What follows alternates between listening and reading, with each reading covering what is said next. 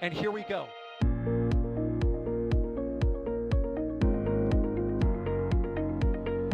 There's the deluge. Here's ignition. Doubling up. Did it just do a Kerbal? Back to the moon and beyond. Put that in the big bag, Gino. Back at home, we all have a lot of work to do, but from here, it sure looks like a perfect world. Propulsion continues to be normal. We did have an observation. Equinox. 343 unfolds to go. It's orange. Water towers can fly!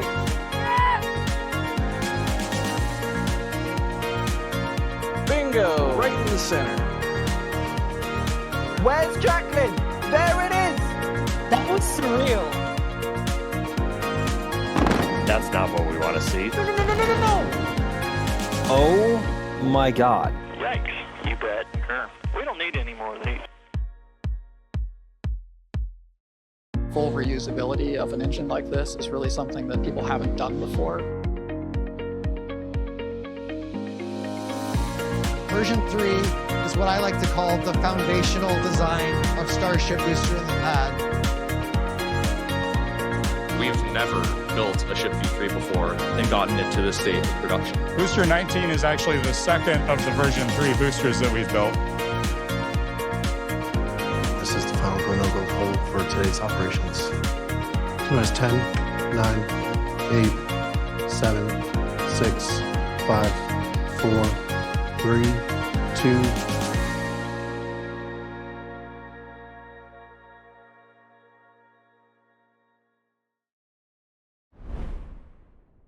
Hello, everybody.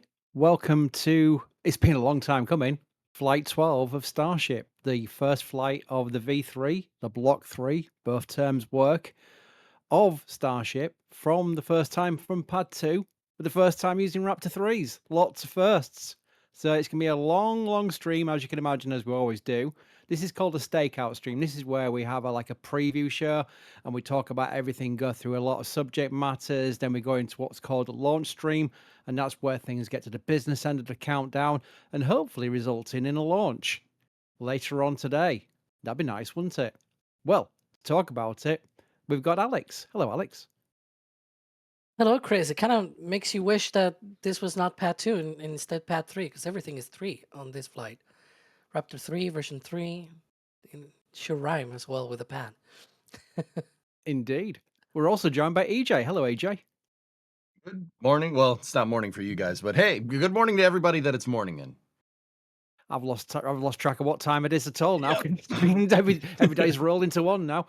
Also in the background, because I always thank the producer, I never forget to thank the producer, is Ryan Caton, who you'll be hearing from later. So Ryan is multitasking right now, doing the production of the Stakeout stream at this part of the juncture. But as you know by now, the regular thing, we do make this interactive as possible. If you've got any questions, do at NSF or at NASA Space Flight, follow by your question. That way, it doesn't matter if it rolls off the end of chat, which it will do because chat's already going fast, and this is the start of the stream. It'll go into our panel, so we can come back and refer to it and basically answer the question best we can. So that's what I always suggest. If you've got a good question, make sure you do it at NASA Space Flight first or at NSF first. And that way it ensures it goes into the panel. If you don't do it that way, it'll scroll off chat. We'll never get a chance to see it. So that's the best way of doing it. I think the best way to start this one off is because we do have sections. We're going to cover subject matters. And guess what? Because I'm the old person, I get to cover a bit of the historical part of this. But let's do a status check, shall we, Alex? Because people be joining going, oh, rocket on the pad launch. I see T-minus 9 minutes, 51 minutes. Where are we? What do we do? This part is kind of quiet. Are they still loading the tank farm with tankers? Yeah, you can see one of them there on the road. It's sort of right now above the ticker, like where it says launch. And passing hopper. There we go. There we go. Yeah, so basically they're still just doing clears and everything, clearing the area and whatnot. They're still delivering cryogenic fluids and things like that, like nitrogen and oxygen and the likes. It's quite funny because it's been nonstop since yesterday's wet dress rehearsal, and it was like a continuous just line of these trucks unloading to this tank farm. It's kind of crazy. But they gotta get ready because today the weather has been a little bit iffy today. It's not been great. Let's put it that way.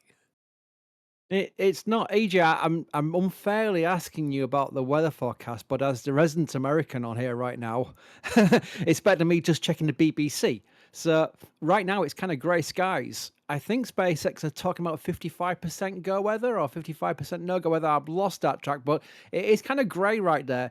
Texas, South Texas, this time of year, is it notorious for this kind of like moody, thunderstormish weather, or is it something that we're hoping will clear? It's definitely spring weather for the Rio Grande Valley. I was down there for Flight 7 and Flight 8, and this tracks.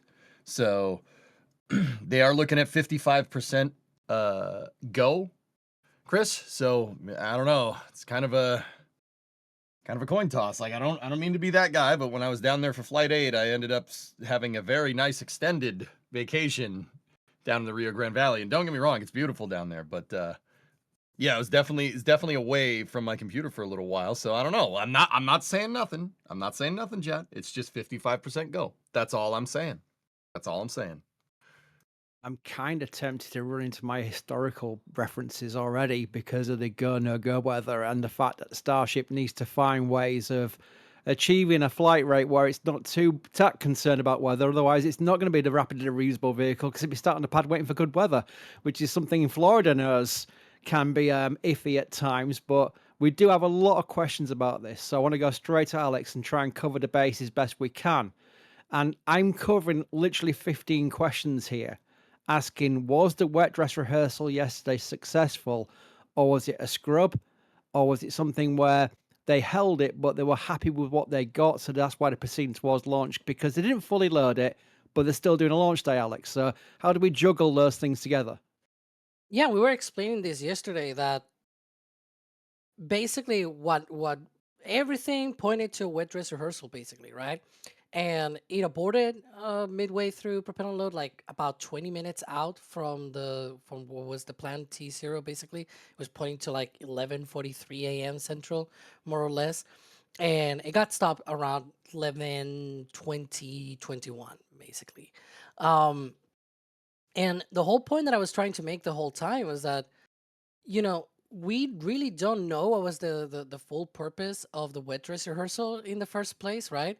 We know that there had been potentially some work on the pad. There might have been also work on the vehicles. And just like we saw with Booster 19's first engine test campaign when it got out to the pad with just 10 engines, they did a brief static fire test that was nowhere near the length that they wanted, and they still proceeded to the next step in the process with 33 engines instead of replacing those 10 engines and coming back again with 10 engines, right? And so it can be both at the same time that they did not complete a planned wet dress rehearsal, but they got enough test data to proceed into a launch countdown today that they were comfortable with that data to be able to come back here today and say, let's try this, let's launch it, right?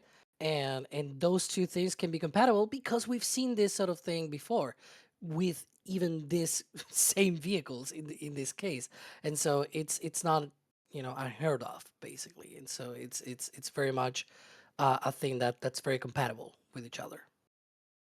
Yeah, I'm trying to find a segue, but I'm finding lots of segues already. I'm almost just tempted to go straight into this and just mention my go-to line, which is Starship is everything shuttle wanted to be. And people go, what do you mean by that, Chris? And I go, that's fine. It does sound a bit weird, doesn't it? Because they look completely different. And they do look completely different, but the shuttle was brought in with a goal of rapid reusability. It was meant to be like an airline type operation. I put out on X just the other day an old render pre-1980s, so it was before the shuttle launched, of what they envisioned would be. And EJ, I'm going to bring you right in on this one. Yep, because shuttle, yep. It basically was a situation where they thought they would launch the vehicle, they would bring the vehicle back, they would land it, they'd bring it back into an aircraft-like hangar, not the OPFs with all the scaffolding and what have you, and all the gantries, literally a hangar, like you'd see an airplane in, put a new payload in, send it back out to the VAB, put it back on the pad with the ET and SRBs, send it back out to launch pad and launch again. But then they found out the TPS needed like 3 months of renovation. So how does Starship avoid that, EJ? I mean, Elon makes a big point about the TPS and how the shuttle was basically curtailed by the fact they had to do refurbishment after every single launch. What does Starship need to do? Do they need to focus on the TPS more than anything else? Because if they're going to relaunch this vehicle within a short amount of period, they can't just take it back to a high bay and spend weeks and weeks redoing a TPS, can they? Chris, I think they could, to be honest with you. I know that's going to sound ridiculous, but if you're employing it in scale, sure, why not? Think about it, right? The shuttles, we had 4 operational orbiters at any given time during the shuttle program, right? It ended up being 3, not for a good reason, right, by the end of the program. But, there's those hangar pictures, man. Yeah. They could have done that. I want to, like, I'm not trying to be like, no, Chris, that like I think they could have gotten away with it, but that's we can save that for a whole nother debate, I suppose. In terms of the tiles on Starship, so the Starship's tiles use mechanical adhesion, meaning that they're like kind of bolted to the stainless steel, right? The shuttles were glued. All right, and that was one of the reasons why they had to overlook the whole thermal protection system. Now, the real big thing, the real unknown with the tiles from the shuttle program was water intrusion. Believe it or not, I know that sounds ridiculous. It's like you think it's like the shuttle, a seaplane. No. It's not. You got to think about where the shuttle lands. Now, when it lands in California, when the shuttle was doing landings at Edwards Air Force Base, not so much of a problem. Pretty dry out there. Florida is the opposite of that. Very humid. Right? So they had to deal with water ingress because when the shuttle got down into the lower parts of the atmosphere, the tiles actually started absorbing water. And the glue that they used to glue the tiles to the shuttle was water soluble. So the tiles started falling off. In fact, they were working all the way up to the end of the program to try and inhibit water ingress to the tiles because the tiles are very porous. They're kind of almost spongy, I'd say. And water would get stuck in there. And if it gets stuck in there, the tile's going to fall off. That's part of the reason why they had to go and look over the tiles, et cetera, et cetera. But with Starship, you have mechanical adhesion. Now, some of Starship's tiles are glued. Some of them are glued in position, but they have a silica blanket backer, right? They call the crunch wrap. And then they're using that as a gap filler. And then the tile is actually bolted to it. Now, the mechanical adhesion you can get away with Starship. You can get away with it because it's made out of stainless steel. On the shuttle, not so much. The shuttle, it was made out of aluminum, or you guys would say aluminum. I say aluminum just because I like. We say it the correct way, AJ. Yeah. No. No, aluminum. We're gonna I'll meet you in the middle. All right, that's good enough compromise. Yeah. Yeah, fair enough. All right, cool. So because the shuttle is made out of aluminum, right? When they were going through reentry, some of the heat from reentry would get passed through the tiles, through the glue, into the aluminum. The shuttle frame would actually stretch, similar to the Concorde. Concorde would do the same thing, but for different reasons. You get thermal expansion, and that's the reason why they needed the glue, because they needed to take into account that slight expansion of the shuttle's airframe during reentry because it's getting superheated, right? With Starship, you don't necessarily need to worry about that as much. Now, don't get me wrong. I'm not saying that reentry is negligible here by any means, but the mechanical adhesion with the stainless and the silica backer to the tile makes it so it can tank a little bit more heat. We've seen that from the past Starship missions, right? Because SpaceX they bolted some Starlink antennas to this thing, and we've actually been able to see the reentry, which is pretty crazy. But Starship is aiming to get around that problem because, 2 basic things, if we're going to narrow it down: mechanical adhesion of the tiles and the vehicle being made out of stainless. So we'll see. I mean, only time is going to tell if this thing is as reusable as what the original shuttle engineers promised with the shuttle. We don't know for sure, but we'll see. Hopefully we see some action today. Yeah, absolutely. And well done to Ryan Caton for bringing up this tweet I was referencing, because it wasn't something I was planning. It was someone had tweeted something in reference to TPS and Elon retweeted it. So I got to see it and I thought, well, I'll just chime in. Even though the tweet was correctly mentioning the fact that TPS was a problem with the space shuttle, I thought I'd bring up the example of what they envisioned and what the reality was And with all the best hope in the world, SpaceX needs to learn how to avoid this issue. But again, with the caveat on top of that, from what EJ's saying, is that it's not going to be a case of where SpaceX is going to have only 4 ships, like the 4 operational shuttles were at the maximum. And remember, EJ, of course, they actually took a shuttle out of the rotation to send to California, to Palmdale, for their maintenance, the MMDs, their maintenance periods. So it was never really the maximum capacity of orbiters, even when they had all of them around. It was crazy, you know, but it's a different situation now with SpaceX. They're going to have a number of vehicles. We've seen, like, Alex, I'll bring you in on Falcon 9 now. There's a fleet of Falcon 9 boosters that they rotate through. That's why we've seen the numbers on the end. We've seen the new boosters with the 2s on the end. We've seen the older boosters with the 30s on the end. It's that they've got a stable of Falcon 9s. I've actually forgotten how many they've got. Do you know how many they've got in rotation right now, Alex? Oh boy, it's usually around 20 nowadays, a little bit over 20, but it's always changing. So it's not like I can keep really a good track of any of that. There's not a cell in my spreadsheet that says these are the many, how many active boosters there are.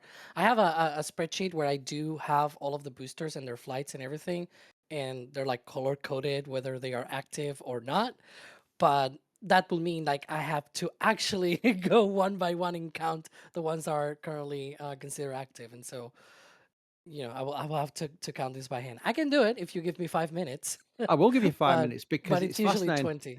Yeah. It is fascinating because they do rotate them, and that's something we're probably going to see in the future, in the years to come, with Starship and SpaceX Starship, with the boosters and the ships.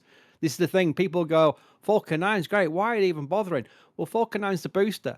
They don't bring back the upper stage. The ship on the booster on Starship is the upper stage. They're going to bring it all back. That's the full reusability. That's the game changer. So that's where Okay. it all comes into play. That was Done. less than 5 minutes, Alex. It turned out to be just one. So it's 25 right now if we count every single booster that could be available for a launch. On normal rotation, about 5 or 6 of those 25 boosters are either already like fairly new and already assigned to other customer missions and things like that. And so it's like maybe the rest 18 to 19 boosters are the actual ones that are sort of more actively in rotation. There are a few others that are even like not flown yet, and we know that they have been tested because we've seen them at Premiere. So sometimes they really keep new boosters around as well, just waiting to launch. Right. While I was referencing shuttle, I caught corner of my eye, so I made sure I saved it, and it was from Bruce TV Tube. Great username. Was Greenham Common UK ever a shuttle emergency runway? No, it was RAF Fairford. But the emergency shuttle landing facilities, in the event of an immediate abort, a deorbit, sorry, I should say, such as like a strike to the Freon lines on the cooling, which is the radiators on the outside of the payload base, or the inside, as the case would be, but it'd open up the payload base so that the radiators would be in space. Would be Fairford for the UK, but they had like 50 sites, and there's a map. We've got a PDF in L2 which shows all the maps and all the nav aids and what have you. And there's some really crazy small islands which happen to have long, like military runways on them, as you can imagine, around the world, that were allowable for shuttle emergency returns. How did they ever get them back to KSC from that would be a big question, but the main priority was to bring the crew back. So there are many, but the UK one was RAF Fairford. I just remember that one. Put it on screen so people know what I'm talking about there. There we go. Also, some thanks, because we always get great support, and I always want to make sure. Ryan's so fast with the pit. Look at this. We always get lots of support, and I want to make sure we always appreciate it by mentioning it on chat. Schrodinger's cat, just here's a small gift to the team for the best intro theme music on YouTube. Love you guys. Keep up the great work. Yeah, it is iconic now, isn't it? Yeah, I think there'd be a riot if we ever changed it. There'd also be a riot if we ever removed the moo from our intros. That's never going to go. Justin's been busy in the store. Let me put them on display here. The comment, because when you get something from the store while we're live, you can actually put a comment in as well, which is like a question, like a super chat in its own rights. Oh, you got the hat. I've got that hat. I've got the NSF hat. That's cool. The new Raptor V3 seems unreal to me. What an improvement. Go SpaceX, go Starship. Yeah, so much so that poor Tori Bruno still gets referenced in saying, people saying, wow, 33 unfinished engines on the after booster 19, because he did think it was an unfinished engine. It's been so streamlined. It's incredible. EJ, let's talk about Raptor 3 just for a second, because it is an incredible engine. the famous Tory Bruno tweet referencing what looked like an incomplete Raptor 3 was actually a complete Raptor 3. They've streamlined this engine down really impressively, haven't they? Oh yeah, between Raptor 2 and Raptor 3, they increased the thrust from on the sea level engines to 551,000 pounds force, up from 507,000 pounds force. That's basically about 2,400 kilonewtons up to almost 2,500 kilonewtons of thrust. That's pretty crazy. They've also been able to shave off about 100. I'm looking at this right. About 105 kilos. So that's about 220 pounds off of each engine. That's in overall mass savings is about 1 ton per engine through simplification. Like, because they took all the sensors and everything, instead of having them all on the outside, they're on the inside of the castings, or well, they're not necessarily castings, but yeah, they really have simplified these engines. And yeah, you know, I can't blame anybody for looking at a Raptor 3 that didn't know, right? It'd be like, oh yeah, that's unfinished. They don't have any of their commodity lines attached or anything like that. No, it's extremely simplified because these engines are designed to be mass produced. SpaceX is all about scale. It's the same, you know, Chris, it's the same as beating the tile problem. You could beat the tile problem with, if you have 100 starships, if each one of them needs some downtime for their tiles, you have 100 starships. It's not a big deal, right? You could do the same thing with the engines, and that's ultimately why Raptor 3 looks so simplified, in my opinion, because they're trying to, well, not in my opinion, they're trying to mass produce these things, and they have some insane mass savings this time around. Raptor 3 is crazy. It is a crazy piece of equipment. Like, I don't know about you guys, but when we watched that booster static fire, I was kind of taken aback from the overpressure, like it igniting. It was, Chris, dare I say it, it was almost solid rocket booster like. Just with the big blast, right, of 33 engines firing all at the same time. I'm like, whoa, okay. Yeah, with the shuttle launch, you'd get the SSMEs firing up, and you'd get the big, massive cloud that come out the trench. And then when the SRBs lit up, it was like a shockwave. You know, you could tell the difference. It was impressive, and I'm looking forward to seeing what this looks like during the actual launch and the static fire test. So this is where we're going to get a real view of what 33 Raptor 3s look like. But there is on screen a brilliant response by Miss Shotwell. Works pretty good for a partially assembled engine. Winky face. We know who that was aimed at. Again, you know, it's all good fun, but I love it when, you know, executives, and in Miss Shotwell's case is the president of SpaceX, you know, just having a bit of fun on X. That's kind of fun. Terrence, please can you say sorry to my wife, as I did not get the housework done now due to watching amazing coverage from NSF. Apologies to Terrence's wife. But yes, it is the first flight of the Block 3, the V3. I will say both because people get arguments about what is called Block 3 or V3. It's called both.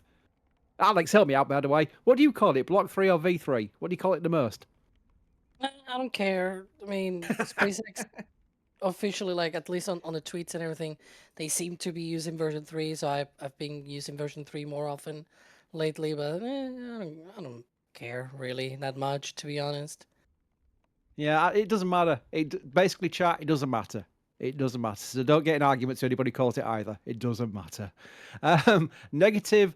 Oh, Ascent Specialist. What a username. That's great. Good morning, SF. Thanks for the launch. Full entertainment as always. What do we think the odds are of success today out of 10? I'm a 7.5. Right. Well, that covers about 15 other people asking the same thing in chat. So let's take that one and go around the houses, starting with EJ. Out of 10, and you have to qualify, I assume, by what you mean by a rating that you provide, do you give for the success chances of Flight 12 today? I'm going to go with a 9. 9 out of 10. I really honestly think that SpaceX has had some time to cook with this booster. They've isolated a lot of unknown unknowns. Booster 18, I'm thinking here. They've isolated a lot of unknown unknowns. They've had 8 months to figure this out. They've done all the testing. I think they've done their due diligence here. I think this thing is going to go, and I think it's going to be really awesome when it does. Alex?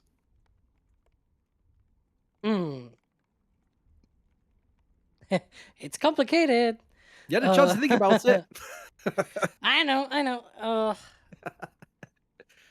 I'm about also the same as this supporter. It's probably 7.5. So yeah, Yeah. 7 to 8. We'll See, see. I'm gonna do the same, and I'm gonna just qualify it by saying they'll probably lose the booster, during its landing burn or something like that. And that's fine. And people will go, Chris, you've been a SpaceX fanboy by saying that's fine. It's the first flight of the V3 Block 3. I'm going to say both again. As long as the thing don't fall back on the pad, you're already into bonus territory. Get to staging. That's great. The ship fires up, gets through its burn. Wow, okay, now we're cooking. The booster comes back, does a boost back burn. Great. It loses itself on landing burn. Not terrible. That's where I'm going with this one. So that will work for me. If it does everything perfectly, wow. But again, we've been around, and most of you in chat, because you're the hardcore audience in from the Stakeout stream, literally like just under 10 hours to launch.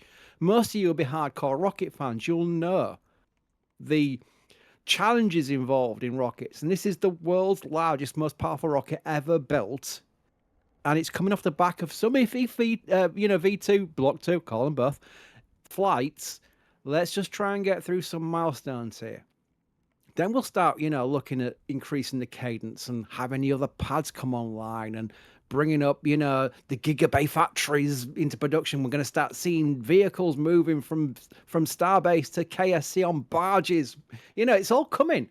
It's all coming. So let's get to the point where we just get through these teething issues that you fully expect with test flights, because it is still a test flight. There we go. That's my little speech. Williams, become a pad member. Sorry, EJ's going to say something, EJ. Dude, I'm kind of with you on that one, but also at the same time, dude, look, I just want to bring your attention to the picture on the screen. Look at the pad 1, all right? Or pad A, or that pad, or whatever you want to call it. Look, they're already building the commodities bunker over there.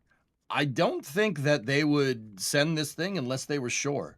We know that the pad at 39A at the Cape is in a pretty far along state of being, like, not completed, but it's definitely there.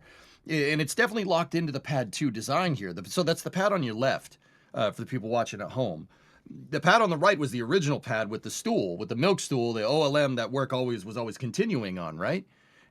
But you could already see that they're retooling that to build out that pyramid structure on the far right of your screen. They're already building it out to be like pad 2, to be like the one with Starship on it right now. Dude, I'm going to err on the side of optimism here. I think they wouldn't send this thing unless they were absolutely ready. Because I really don't think this thing, you don't want, I think we're past the kind of quirky iterative design. Oh, it blew up, whatever. SpaceX needs to produce, man. They got to get going. Like, if not for HLS, but, well, hey, they got some pretty ambitious plans here now. The scope of the project has very much changed over the last couple of months, right? Like, you go back a year ago at this time, it's just like, okay, let's, build out HLS, then we go to Mars. Now it's so much more than that. I really think there's a lot riding on this launch, and I don't think they'd send it unless they were absolutely sure. But anyway, yeah, just thought I'd chime in. A comment well made. It's kind of amazing that I got very excited about the first, as everyone did, about the first flight to Starship. But you see the difference, as JJ just pointed out, between the milk stool of pad 1, which is now gone, and what looks like a proper pad. I mean, this looks like a proper launch site now on pad 2. And I've said it on Raptor sites almost every single time that I absolutely love pad 2's design. It just looks great. And it looks like something that can handle an increasing cadence. It was always like, oh, maybe it'll paint the legs a bit more, make it look a bit more presentable on pad 1. But now it's not a case of that. It's a case of robust pad. And I do like the orbital launch mount on this. And this is the template going forward for 39A and 37 and pad 1 eventually. So I'm looking forward to that. Jeff, row your boat. Because Jeff is such a regular member, he's actually got his own Nightbot command as gifted a Red Team membership. If you do get gifted a membership, by the way, do say thank you. It means you've got access not only to having your name in green chat, which is no bonus at all, other than you get shown as a member, but you do get actual benefits from it, such as the multi-view streams that we'll be showing during the entire coverage we'll be doing on this one, where you get the producer's chair of looking at all our cameras that are live, and we're literally putting more and more cameras on as we speak. Our team are out there at Starbase right now turning things on. So you'll get access to all of that. And also that's kind of fun because when the launch stream happens, you'll see chat running at 1,000 miles an hour because there's so many people in. In the member areas, there's a chat room there as well on the production screens, on the multi-streams. So you'll get to be able to chat more calmly in there because obviously by the less numbers, you'll find the chat scrolling less. Joseph, shout out to the Lerma team South Texas watching live stream. Thank you to all who bring live coverage. Well, thank you for your support. You got something from the store. You got two things from the store. So I'm going to put them on screen. There we go. You got the Flight 12 patch. Less than 40% now remaining. By the way, we say every time people go, well, you were just saying as a sales tactic. No, I actually mean it. Once they run out, they run out. We can't just buy to order. It costs too much and we can't put prices on that. That'd be ridiculous. So we get a bulk order in. We go for it. We try and get the right number in. And we always find the sell so fast, but there's less than 40% remaining now. So it's a pre-warning that once they're gone, and that's that's how we've always done it with the patches. Chris Tuttle, how does high humidity improve rocket ascent performance by reducing air density and drag, or is it affects negligible like rockets like Starship? AJ, that's one for you. Okay. Does the Unity improve rocket ascent performance by reducing air density and drag, or is the effect negligible? It's not a negligible effect. It's something you got to take into account.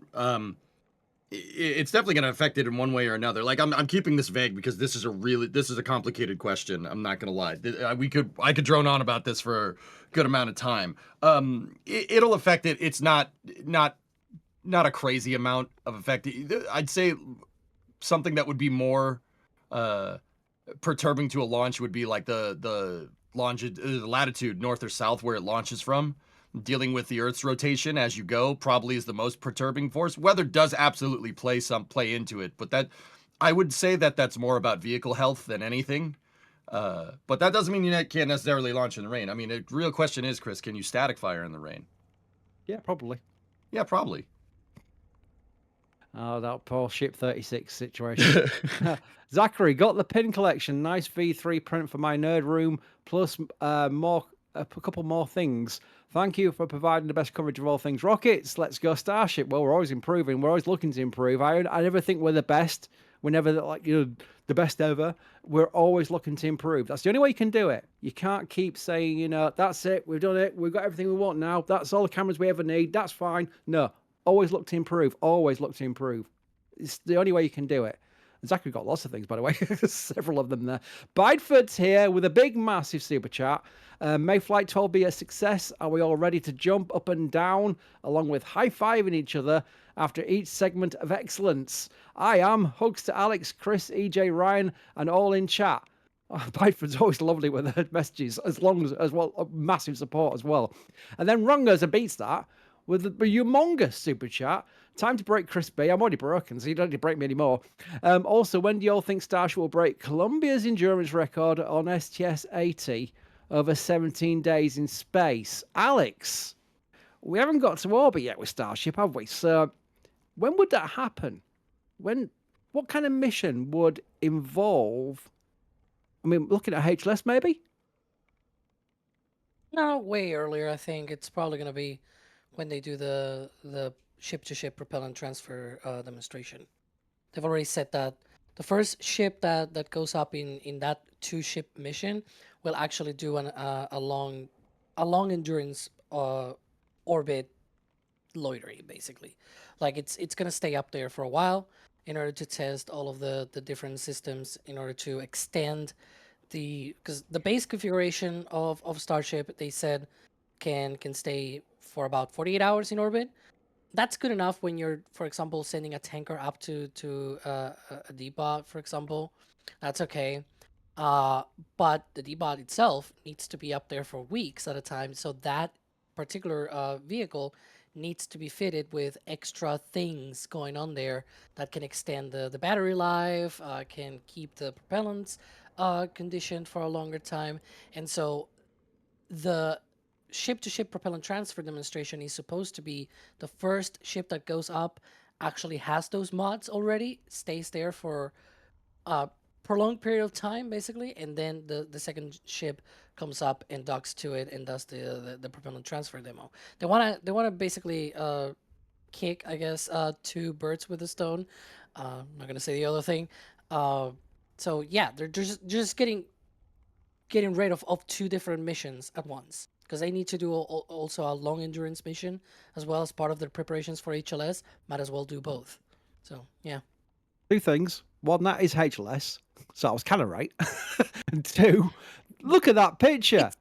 But it's not Look at HLS. It's Oh, just it's kind of preparation. HLS. It's kind of related, isn't it? But it's also useful for Mars and all the other things. Yeah, that's true. Yeah. Should But I do again, JFK? I'm going to this picture. This picture's awesome, right? Ryan's pulled up what looked like SCS-80's landing. Look at that. I mean, AJ, help me out. I get soft feelings and kind of like warm, fuzzy glows when I see shuttle landing photographs. I know the program had its challenges and whatever, and we don't want to go back to it, but it was amazing, wasn't it? One of the best things we've ever made, Chris. Yeah. Yeah, it's that's an awesome vehicle. You guys, for the shuttle nerds, you can tell that that's Columbia because of the pod on the top of the wing. Yep. Silt pod. Yep. There she is. Beautiful. Chris, like it's what we were saying before. Like I'm not trying to open up this can of worms. It is early for me, but yeah, I think that the shuttle could have been made to fly every week. You could beat it with scale if you made more orbiters. You could beat this problem with scale. I mean, you said programmatic. That's very much it. Complacency very much got that program, which really sucks twice, but yeah, man, if it wasn't a cool vehicle, man, that thing is sick. I love that thing. It's so cool. If you like Chad, I know we have a lot of younger viewers that are really a big fan of Starship. Like, if you guys watch the Artemis 2 mission, every shuttle launch was like that. It was just magic, man. Just magic. I mean, not as cool as going to the moon. I'm not going to lie to you. Going to the moon was cooler. But every shuttle mission had that vibe, and it was just so special. If you grew up with it, there's a reason why Chris and me and Sawyer, the guys that, I'm not going to say the older crowd. Let's say the ones with more orbits, right? We're the ones with more orbits, right? Like we grew up with that thing, and it was a monster. It was an awesome vehicle. Yeah, hopefully we get to see that same magic with Starship soon. Yep. Back to Starship itself. I do have a look. I've just seen Doug Moody. Yorkshire skies is the reference to the weather there, but then spoilt it by putting LUFC at the end of it, which is Legion United Football Club. No, we won't do that. Doggy, you know what you're doing there. You know you're trying to rile me there, and it's not working. It has worked. It has worked because I literally just referenced it. But let's go back to today's attempt because Ravshan O'Day kind of rounds it up. A lot of people asking the same question. I will tend to gravitate towards one to answer several people, if you don't mind, because I think it's best we ask the question on behalf of everybody via one. And this one is, what is the whole crew's expectations for today's launch? Scrub, long hold, or go? So I'm going to go for Alex first. Do you think they'll go today, but after maybe a hold? So we'll get the drama of a hold, but then they'll eventually go, let's go and send it. Or do you think we'll get a scrub? Or do you think it'll go literally start the window? I wouldn't be surprised if we see a slip into the window. This horrible weather will continue for a few more hours, and that can delay some of the preparations. So I wouldn't be surprised if we end up seeing the T0 sliding into the window. It's a 1.5 hour window, so they have time for the T0 to slide comfortably into the window with no worries about losing margins, things like that. They have plenty of time there. And so that's my prediction for today. I think it might go. They are very much ready, or at least it kind of seems like it. Indeed. EJ, what's your expectations for today's attempt? Well, the weather is supposed to clear up around noontime, like around lunchtime, local time. If anything, I think Alex is probably right. It might delay some pre-launch operations. But I think maybe a slight slip into the window, but I think we'll see some action today. I really do. October Sky just made me chuckle. I've never been accused of being hardcore till just now. Thanks, NSF. Well, think about it. You know, majority. You'll see what it's like when we get to the actual like T-minus 10 minutes. You'll see the watching now figure be probably 3 figures. You know, it'd be a crazy amount of people. There's 6,300 in right now, which is a lot of people to be fair, but it's like still over 9 hours to launch. You know, for you to tune in to a stakeout stream of a launch that's not happening for the 9 hours at least, I would consider you hardcore rocket fans. So take that as a positive, take it as a compliment, as it's meant. And I really do think that is, you know, it's something I would do. I'd be like, okay, let's get the YouTube all riled up and get ready to watch this. You know, I want to digest all of it. And that's what you're all doing. So there we go. Well done. Ruby's been busy in the store. Go Ship 39, go Booster 19, go Pad 2, go Block 3, go Starship. Hope these NSDLs provide some good exterior views. Let's see what you got. Hang on. Because when I display that actual message on screen, it'll show, oh, you got some pins. Nice. And you got more, because I got 2 of them there. So let's see what the other one was. More pins. You got lots of pins. Daniel asks, when do you think Starship will support rideshare? Oh, and got something from the store as well, so put it on screen. Alex, ride shares, because that's something even SLS and Atomus do, isn't it? Starship ride shares? Like they should have CubeSat dispensers, like they do with ICPS. 1,000 CubeSats. Yeah, right. I mean, they might fit out of the piss dispenser, but I mean, yeah, sure. If you've got the right size satellite that can fit in the piss dispenser, sure, you might be able to fly it along with the Starlink satellites. Who knows? Or the AI satellites, or the DTC satellites. So many different satellites that they're planning to launch on this thing. Well, it's crazy because I've mentioned this Raptorcides, and I've kind of like sort of like doubted myself as I was saying it. But Alex, help me out here. I mean, maybe not now, but eventually, will it be cheaper payload to orbit on Starship for a customer? I know it will be economically for SpaceX, but for a customer to buy a ride on a Starship than it will be on a Falcon 9. Eventually, that's sort of the goal of Starship, right? Eventually, customers will transition fully to Starship and out of Falcon 9. But that's sort of the point of test flights like today. They got to prove that Starship is actually up to specs and that the design works, and then ramp up cadence and lower the costs and reuse vehicles. It's a trend rather than, excuse me, boy, it's a trend rather than a night to day sort of thing where, you know, suddenly everything changes out of the blue. Falcon 9 took a long time to ramp up to the cadence that it's got right now. It might take a few years to get there, but Starship can definitely, you know, if there's a company that can do it, it's SpaceX, and Starship is their approach. Yeah, well said. I like that. We're watching more tankers arrive. I did see UK Hudson in chat say, Chris, someone just mentioned invoked shuttle tankers. There are 2. We know there's 2 at Genox. We actually talked to them as well about it with shuttle paintings on their tanks, and we do spot the shuttle tankers. There's actually one made a visit to Florida recently. It was kind of like, is that another one? Apparently there's 2 of them, 2 tankers. Obviously the cabs will change and what have you. I'm not a truck driver, but I don't think the cabins are associated with just one particular tanker they pull. They can swap them around. But there are 2 shuttle tankers out there, and we always like spotting them. It's kind of fun. They're very nicely done, by the way, as well. Reblob, man, I can't pronounce your name. I butchered it. It's not your fault. It's my fault.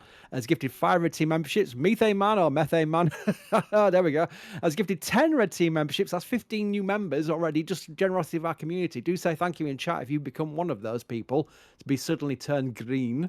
ODST Moody. It happened on Artemis 2 and now happening again. My co-workers will be waiting for my 5:30 clock in for at least 8 minutes and 11 seconds. Someone's got their spreadsheets out there. Aaron's been busy in the store. Been here since Starhopper. Thanks for the coverage. Wow, yeah. Alex, remember the Starhopper days? There's Starhopper on screen right now. Wow. It is.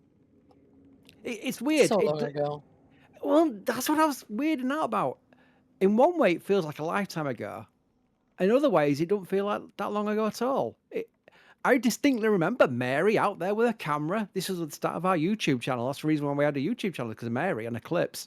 But then we started live streaming it, and and we still remember Tim on Nomad's roof with Jack. Going, that's when Tim on the intro shouts, "Water towers can fly." Yeah. It doesn't seem that long ago, weirdly. Yeah, a lot of people think that's actually because we sort of clipped from Tim's videos or something like that. He yells so loud that he can be heard on Jack's camera. Like, it's not that we clipped it from Tim or anything like that. He just yelled out loud. That was the excitement at the time, of course. Now we've gone through many more things. Oh, look at that. We've gone through many more things, right? And so we're now excited about much bigger things. Like today's launch, of course. I remember a story from the Cape where Chris G, now at SpaceX, was streaming for us, and there was quite a big distance between him, and Tim was streaming for his channel, Everyday Astronaut. And because Tim and Chris G are both very loud, Chris G could be heard on Tim's stream, and Tim could be heard on our stream. Lift off, screaming lift off, or whatever it was. It was hilarious. I remember that story. They were both coming out here because they're both very loud. One Wolfie has gifted 10 red team memberships. John, let's go Starship. Got something from the store. Got a couple of things from the store. Clicking on them, so you'll see them on screen. You've got pins as well. Awesome, thank you. Julie's got, thank you, Jet. Fingers crossed. Here hoping for a great launch today, as we all got the patch. EJ, I can't pronounce YouTube. It's YouTube's fault. YouTube changed it from people's names to their names, their usernames. I don't know why. I think they're trying to be X or something stupid, but it makes it hard for someone like me who's an umpty to try and pronounce people's names. Became a Capcom member. There we go. It's a long way of doing it. Nathan Muller. Nathan. OG Shuttle. Our first photographs that we weren't like taking from NASA.gov were from the Max Q guys, now Astro Media. But they were taking photographs for themselves and providing them to NSF as well. It was so cool back in the very early days of NSF, because NSF started 21 years ago, but it was like not the YouTube channel. It was just a news site and a forum. But it was really, really cool that we could get photographs for articles that were actually done by guys who were going out there, with us. It was so cool. Nathan was one of those guys with a $100 tip, by the way. Nathan, wow. Couldn't make this one, but wanted to contribute to the festivities. We'll be toasting with a Whataburger from Houston, which I thought wasn't a real thing. I thought it was in movies, but apparently it is a real thing. Good luck to the field team and Godspeed Flight 12. You didn't know Whataburger was a thing? No, I thought Panda Burger was made up as well. Apparently that's a real thing as well. Dude, if it has to do with food and us, it's most likely a real thing, man. That's all I'm going to say. You meant to say that Raising Cane's doesn't sell canes? No, it's a candy cane store. You get candy canes from Raising Cane. Yeah, obviously, right? Like, it's totally not chicken. I love canes. Yeah, Jack said, I'm going to Panda Burger for lunch. I'm like, you're making it up. Also, shout out to Nathan. Nathan, you rule. Yeah, absolutely. I don't know. We got onto burgers from Nathan's amazing tip. Anyway, it's mostly my fault. What a burger! That's why. Yeah, on my way to South Padre right now. Weather has been crazy, says Dultmer. But good luck. Hopefully, there's a launch you're going to be seeing. Ethan driving down to SPI now. Hopefully, to catch my first rocket launch. Fingers crossed. Lots of people actually going to the launch. That's awesome. Vanishing Image, thank you for becoming a Red Team member. And Chris Turtle, could future damaged spacecraft in orbit be disposed of by sending them into deep space instead of burning them up in Earth's atmosphere? Is that too impractical? What about the sun? Well, a bit like Battlestar Galactica, the end of Battlestar Galactica. Yeah, so say we all. Yeah. EJ, what do you think? I mean, disposal is something they like to have, isn't it? Because if something goes wrong or if it's end of life, it can at least re-enter and be disposed of that way. Is there any benefit doing the other way and sending it out in deep space? Well, so Chris, you're about to learn, so listen up. So, hey, baby, it's a nice S4 right there. You like it? Yeah. So, Chris, gather round. Time to learn. So it depends on the mission, to be 100% honest with you. It depends. So if we're getting a geo launch, so that is a rocket that's going to shoot something out to geostationary orbit, not transfer. Differences. Geostationary transfer and geostationary orbit are two different things. The transfer is just the uphill ride. A full geo insertion is going to have the second stage ride all the way out to geosynchronous and then circularize out there. Now, for those missions, you oftentimes don't have enough fuel to deorbit a stage and bring it all the way back down to Earth. So they actually shoot it further out into space. It's called a graveyard orbit. Now, graveyard orbits aren't deep space technically. They're still around Earth. They're just a little bit higher than geostationary, because if you think about it like musical chairs almost, like you have slots for your geostationary satellites, right? And, you know, it's like real estate. You know, you park one in a slot and you leave it there, and then when the satellite's done, you vacate the slot, right? You don't want to leave stages around those areas. So they do shoot them off further into space. Now, they don't go like out of Earth's grav well. I mean, except for that S4. That one is absolutely out of Earth's grav well. The ones that we use to shoot off for the Apollo missions, like that's an S4B-500. Those ones are either crashed into the moon or way out into heliocentric orbit. Those ones did get shot off into deep space.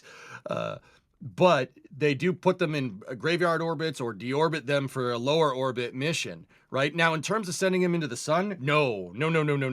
You need an incredible amount of delta V. You need a lot of fuel to be able to get anywhere near what's called the solar corona, which is basically the sun.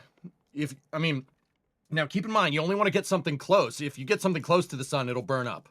I don't know if you guys realize this. The sun is hot. It's extremely hot. You don't need to crash it into the surface. You just need to get it close. But even getting it close requires an incredible amount of delta V. You have to slow down.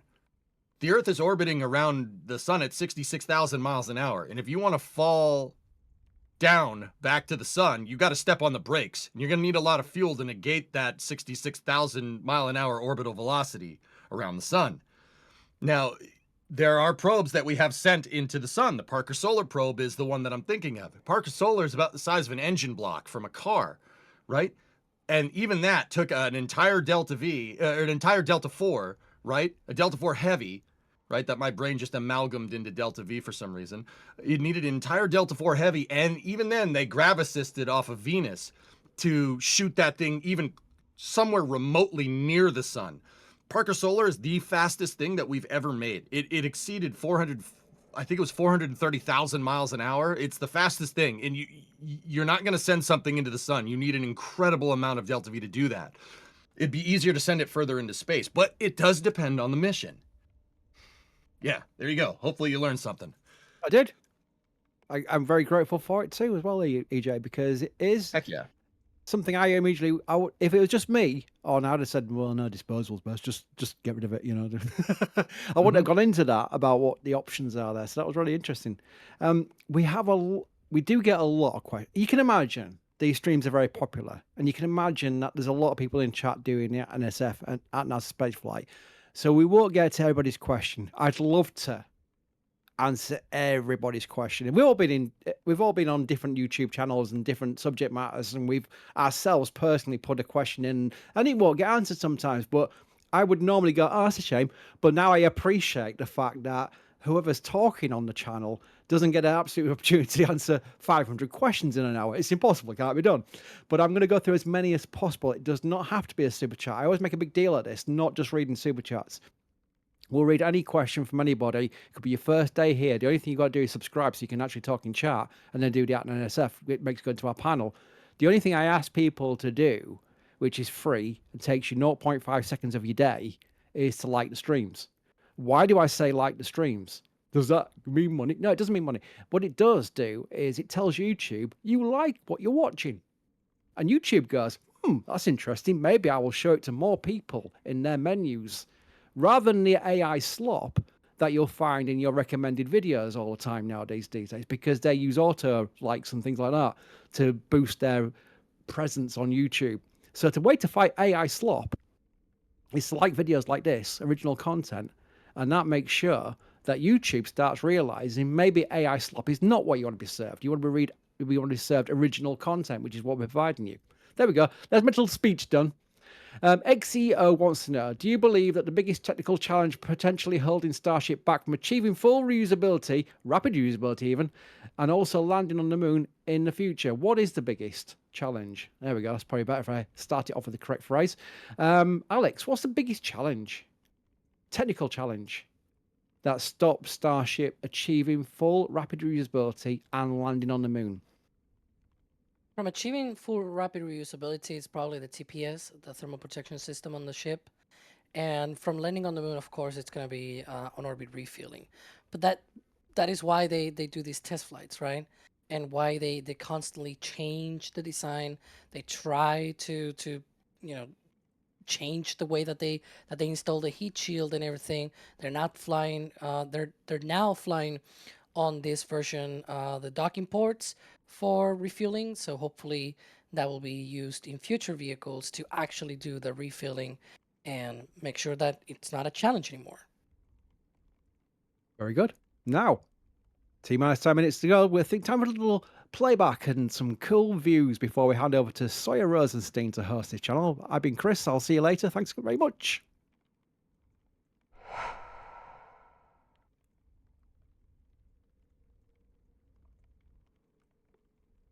After all, you don't want anyone close to the rocket when it's time to go. For that reason, there are a series of maritime, aerial, and ground closeout areas that are enforced on the day of the launch as the clock counts down to 0. In the air, a set of temporary flight restrictions and notices to airmen are issued for the day of launch. On the water, a similar set of restriction areas and navigational warnings are issued as well. These areas are not only noted to cover the initial rocket's ascent, but also to cover the ship's re-entry area halfway around the world in the Indian Ocean. SpaceX works alongside the U.S. Coast Guard and the Federal Aviation Administration to coordinate their clearing ahead of launch. On the ground, a set of 3 roadblocks are set up along Highway 4, the only road that leads to Starbase and its launch site.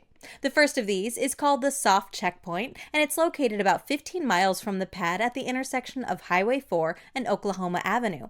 Beyond this roadblock, only those with property there and law enforcement officials can pass. This also includes SpaceX employees. A second roadblock, also known as the Hard Checkpoint, will be set up much closer to the launch site at the intersection of Highway 4 and Richardson Avenue, rather close to our own river site. Beyond this roadblock, only SpaceX personnel and law enforcement can pass. A third and final roadblock is set up at the intersection of Highway 4 and Lyndon B. Johnson at the end of the Starbase Village. This roadblock will be helpful to coordinate the clearing of Boca Chica Beach, as it's the last intersection before reaching the launch site. Once that clearing is complete and the launch site tank farm is ready to start propellant load operations, the roadblock will be vacated as it's too close to safely remain there during launch. Speaking of the tank farm, despite being new for this flight, it still needs to be chilled down and conditioned ahead of its use for propellant loading.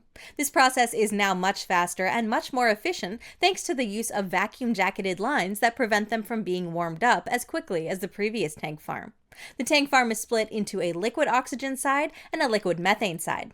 From what we've seen so far, the chill down of the oxygen side could start several hours before propellant load starts, while the methane side often starts later. During the conditioning process, we'll see vents, just like last time, but they'll be a bit different. In this new tank farm, all of the venting from conditioning the liquid oxygen pumps and subcoolers is routed to a single location where a fan blows this venting upwards. In the case of the gaseous methane created as a result of chill down of the methane side of the tank farm, it'll be condensed back into a liquid and returned to the storage tanks. This reclaiming system will also be visibly venting and will give us an indication of when this process is underway. With the tank farm conditioned, it'll next be time to condition the propellant lines that go to the launch mount and tower. For the previous pad, there was a vent on the launch mount that indicated when this happened. Now, instead of venting it off the mount, there are a series of pipes located closer to the tank farm that vent when this process is underway. There is still a tower vent, though, and while we're still learning its behavior during countdown, it appears to work similarly to the one that we saw on the first pad. It first starts weak and vents for a few minutes, then dies out and nearly disappears for another few minutes, to then return again much stronger. The vent will then completely disappear right before propellant load starts on the ship. But for that, everything needs to be go as we count down to launch. Thank you very much, Alicia Siegel, for that, and welcome, everybody. I am Sawyer Rosenstein, filling in here for Chris Bergen. I'm sorry my accent isn't as cool as his. But anyway, we are under 9 hours to go now until the opening of the launch window for Starship Flight 12. boy, those words feel weird to say at this point. It's one of those where you know the day's coming, and you're still waiting for it, and yet here it is. We are now potentially 9 hours away from seeing version 3 of Starship finally take to the air. All right. So, getting caught up here, it looks like the weather's still on the rough side there a little bit with the rain happening. And already the jokes were coming in of, can they static fire in the rain? Can they launch in the rain? I guess, Alex, we'll actually tackle that first here. Cosmic Exploration asking, is light rain any problem during launch, or are there any anvil cloud rule issues? Well, generally for a rocket launch, the like light clouds and light rain are not a huge concern. We've seen this in the past, like Falcon 9s and even shuttles as well, sort of flew through that kind of weather.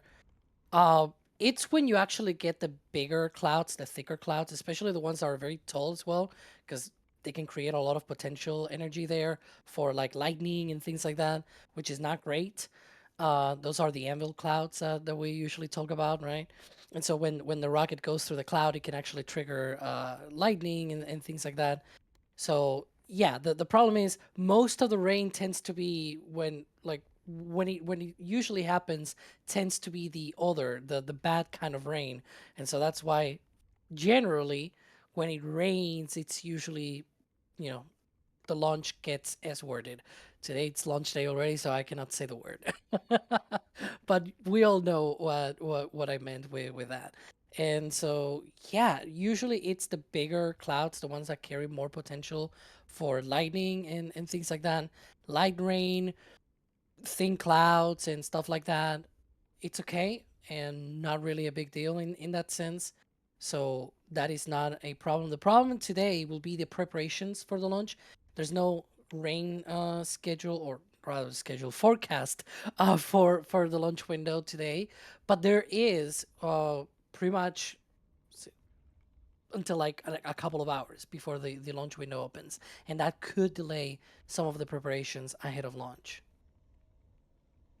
Yeah, that's the thing most people don't realize. It's not just the launch time itself, it's all the things that get done ahead of time. And obviously, you saw there with the roadblock timing from Alicia's video, that's something they need to take into account. And of course, if they're late leaving and setting up those roadblocks, that could always push the time back. But again, thankfully, they have a window today. And that is why, again, the clock you see is counting down to the opening of that window. SpaceX has plenty of time if they need to shift things around a little bit. And if you watch any of the Falcon 9 launches, especially Starlinks, you know that happens quite often. One of the interesting things, though, compared to Falcon 9, especially with those Starlink launches, is the fact that, hey, if they start fueling with Falcon 9, they are committed. That's not the case, right? The booster and the ship now can actually hold for a bit. Do you know about how long, or do we know about how long for Block 3 or version 3 that they can hold with propellants? Alex? We don't know specifically for this for this version, but they might be able to hold about 10 to 15 minutes like the previous version. It's not something that we know for sure because it's the first launch, right? And so we have not had a previous sort of update from SpaceX about those sort of things. We usually tend to hear about that sort of thing when we go into a launch attempt like today and we get close to launch, and then they start their own coverage and all that, and they explain things and all that. And then usually Dan here, he's like, oh well, we have like 15 minutes or something like that of hold capability and that sort of thing, and that's when we get to know that sort of information. So hopefully we get to hear about that today, although I hope they don't have to exercise that option. I want a clean countdown, just go through that T minus 40-second mark in the countdown and just light the engines and go. Although it wouldn't be a new thing for them to just hold a T minus 40 seconds for a minute or two anyway, just double check everything, say, yes, we are really go, we are going to proceed. We've seen them do that before, where they just take a minute or two, and then randomly the clock just restarts again. So I wouldn't hold your breath if that does happen, if it's not a bad thing. Let's see here. Things obviously getting really exciting now with this new ship, and in particular also the new booster. I want to talk about the booster a little bit because, yeah, it's somewhat similar, but admittedly, if you compare the ship versus the boosters of V2 and V3, booster kind of stands out as the one with the most obvious change, especially with that integrated hot staging ring at the top. So, how is that different from the other hot staging ring that they had on V2 that they would jettison mid-flight? Besides the fact that it's not jettisoned. Well, right now it's as you said, it's not jettison. It is actually integrated into the forward dome, so that's really good because it means that you instead of having like some sort of shield in between, which takes up space, you can basically raise that forward dome and gain some tank volume, right? The booster overall extended. It was stretched by about 1.3 meters, and yet it got an extra 300 to 400 metric tons of propellant, which you definitely don't get by just a 1.3-meter stretch unless you do other things. And those other things was, as I mentioned, one of the benefits of having the integrated hot staging interface there now is that you can raise that top dome, that forward dome of the methane tank, and gain a little bit of volume from that. Also on the bottom of the booster, instead of having like an aft dome sort of thing, they have like a plate that it's welded right at the bottommost ring of the booster. It's like really taking as much. It's basically a tube with engines. Like they're just trying to use as much volume as they can in order to be able to hold as much propellant as they can in the little space that they have. And so that's why you see a lot of things repackaged. In the engine section, for example, they have all the pressurization systems, the junction boxes and all of the different pipelines and everything for the autogenous pressurization that they take from the engines. All of that is right at the bottom and on the outside. It's not integrated in some kind of, hidden compartment or anything like that. It's out in the open. They just don't care about that. They are very sturdy, very tough pipes and things like that. So it's really an optimization of the versions that we saw in the past in that sense, trying to take up as much out of the booster size in terms of just being tanks and hold as much propellant as possible to optimize that. Yeah, it also the size and scale of it. Of course, you're getting more propellant and things like that in there, but there's essentially also an entire Falcon 9 sized transfer tube slash Yeah, downcomer, depending on what you want to call it, right down the middle of it. that is true. That is bonkers because of course, the previous it's not like the previous fuel transfer tube was sort of bad or anything like that, but it could be improved, right? And that's what they did with this one, where they made that transfer tube be thicker, and that meant, especially at the bottom, the way that it connects to the engines and things like that, it is much easier for them to start all 33 engines at ignition when the engines ignite, because the delivery of the methane is a little bit more better, I guess, is it should be the word, I guess. um, and then also when you are on boost back burn, right, when the booster separates and it has to flip back, the longer it takes to flip back and start that boost back burn, the more it sort of drifts out downrange, right? Because it still has momentum out into the Gulf, and so the faster it can flip, the less time it has to go out there, and therefore the shorter burn it needs to do in order to be able to come back to the launch site. And so that big transfer tube allows for a faster flip because now the majority of or basically all of the methane that you're going to need for that boost back burn and landing burn is just in that transfer tube. That transfer tube can hold about 15% of all of the methane, and that's basically all you need. You need only like 10%, maybe 12% just to return the booster back to the launch site. So it has way more than they need for that. And so because of that column of fuel, they can flip back the booster really quickly compared to the previous versions and start the boost back burn much more quicker as well. So it's not that the previous one was bad, it's just that this one is better. It's an improved way of doing things that is more efficient, right? And they could have flown with the previous version many more times, but then they will not have this improvement in performance, which is very much needed for Starship. Absolutely. You already have the extra performance from the Raptor V3s, Why not get all the extra performance you can out of this vehicle? Exactly.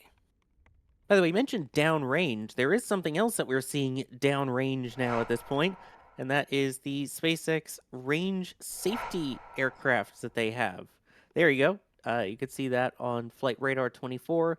That is their Beechcraft that they have to keep track of things going on in the range. Now, EJ, I think it's important to note the difference here because when we see launches from Cape Canaveral and even from Wallops in Virginia, there is something called the Eastern Range that tracks everything and deals with a lot of this.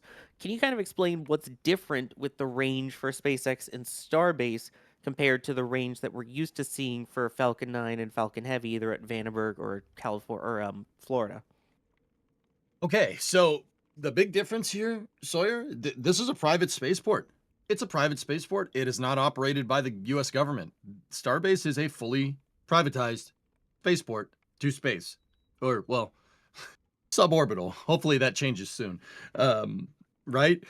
So you're not going to see the same type of range safety planes flying around. This is all. It's a privatized plane. That's just, I believe that's a Beechcraft right there. Oh yeah, no, it looks like we got a Super King Air. Nice. Ooh. Nice. I was around a lot of those when we were at the design build fly competition that I did a couple weeks ago. Yeah, no, those are sweet airplanes. So that is they can't be relying on the Air Force or the Coast Guard or anything to enforce these areas, so they do it themselves with private aircraft. That's the big difference. I mean, hey, Beechcraft 350 is Super King 350 is a nice plane. I mean, UH-60s are good too. Like if you want to launch out of the Cape, I like those too. But yeah, everything is privatized here. It's a fully privatized spaceport, first one of its kind. It's so strange because you're used to hearing the range safety officers and the range downrange, the 45th Squadron, and all of that. They're not really involved, especially given that the trajectory now kind of is slightly different and goes even further south than what we saw for the previous flights. You can see now the launch air hazard area there now going closer to between Cuba instead of closer to Florida. It's amazing that they're patrolling most of this. Of course, there's obviously still other areas that need to be made aware besides just the area near SpaceX's range, right, EJ? Yeah, you're enforcing that corridor basically all the way down. You don't want to be there when Starship launches, just in case. Just in case, I'm not going to say it. I'm not going to elaborate any further. You got to enforce that whole corridor, and also the reentry area as well. You don't need a ship sailing through there and getting potentially peppered with parts. We don't want that though. We only want one part coming down in one piece, right? That's what we're hoping for. Yeah, well, at least until it hits the water. Yeah.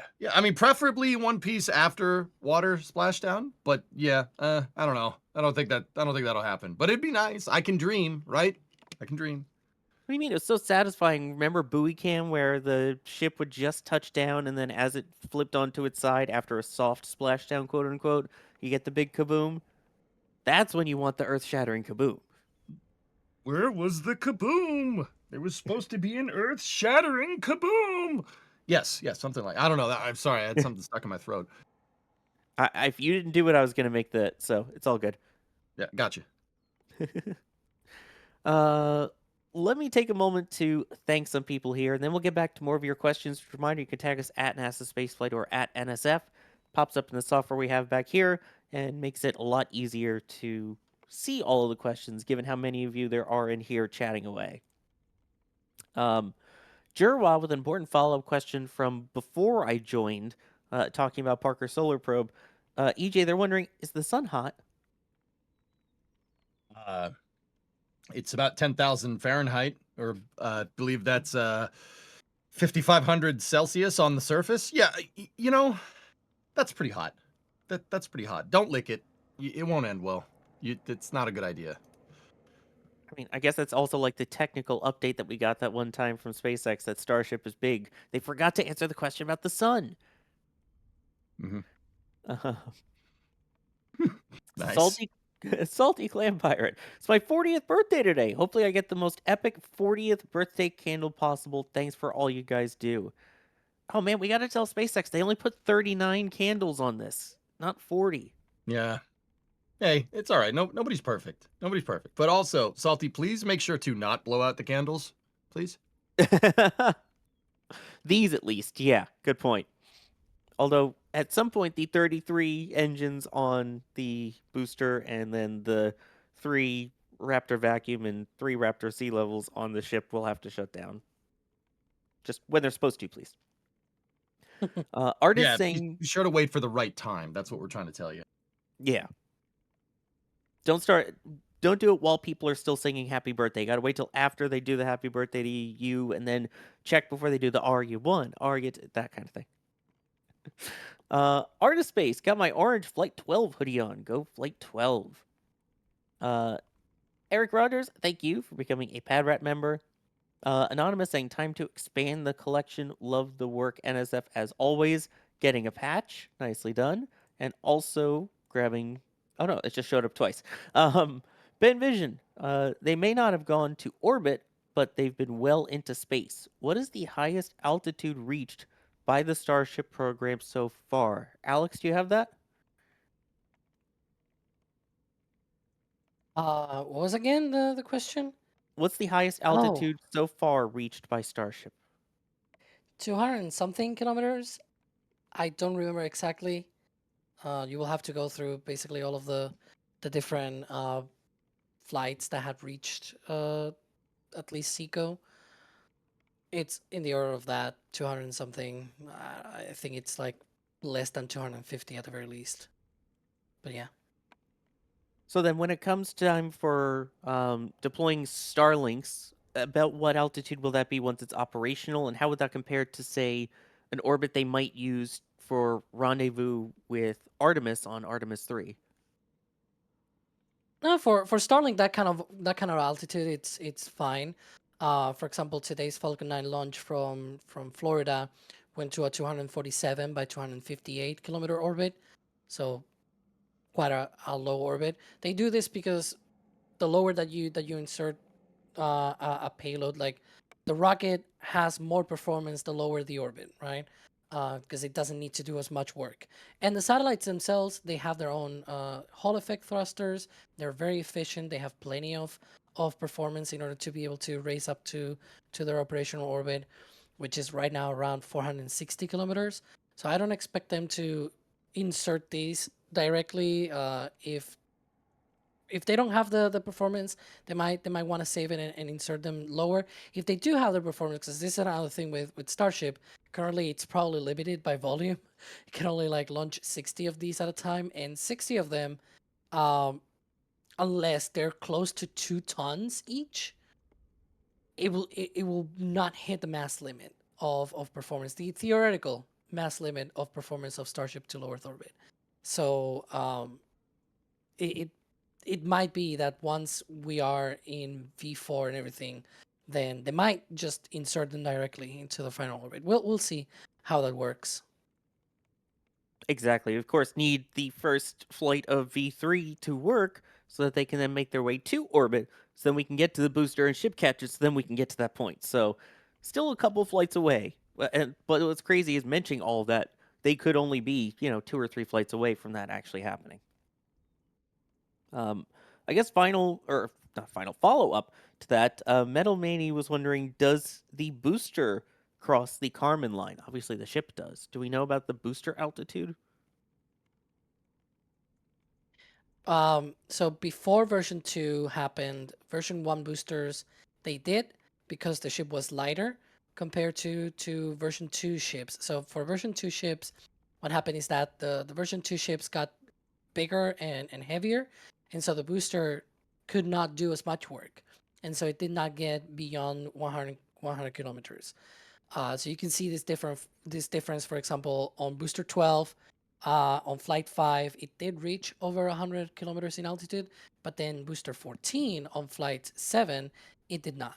And subsequent boosters pretty much went through the same thing, where it's like, because the ship got heavier, while the booster sort of maintained its thrust, its performance and everything got kept the same, then that meant the booster did not go as far up as the other ones. So I would expect version 3 to go back to 100 to be sort of like version 1 in that sense, where now it's got more performance, it's got more thrust, more propellant, and meanwhile the ship, it got an extra 100 tons of propellant, but it's not a huge amount of weight increase compared to how much performance the booster got in return. So I expect today's launch, potentially the booster will get beyond the Carmen line. And for those who don't know, by the way, the Carmen line is the delineation of where space starts. It's recognized pretty much everywhere on Earth unless you're Virgin Galactic. Yeah, and not to be confused also with the Carmen line, which is a bit of a flamenco thing. Anyways, whatever.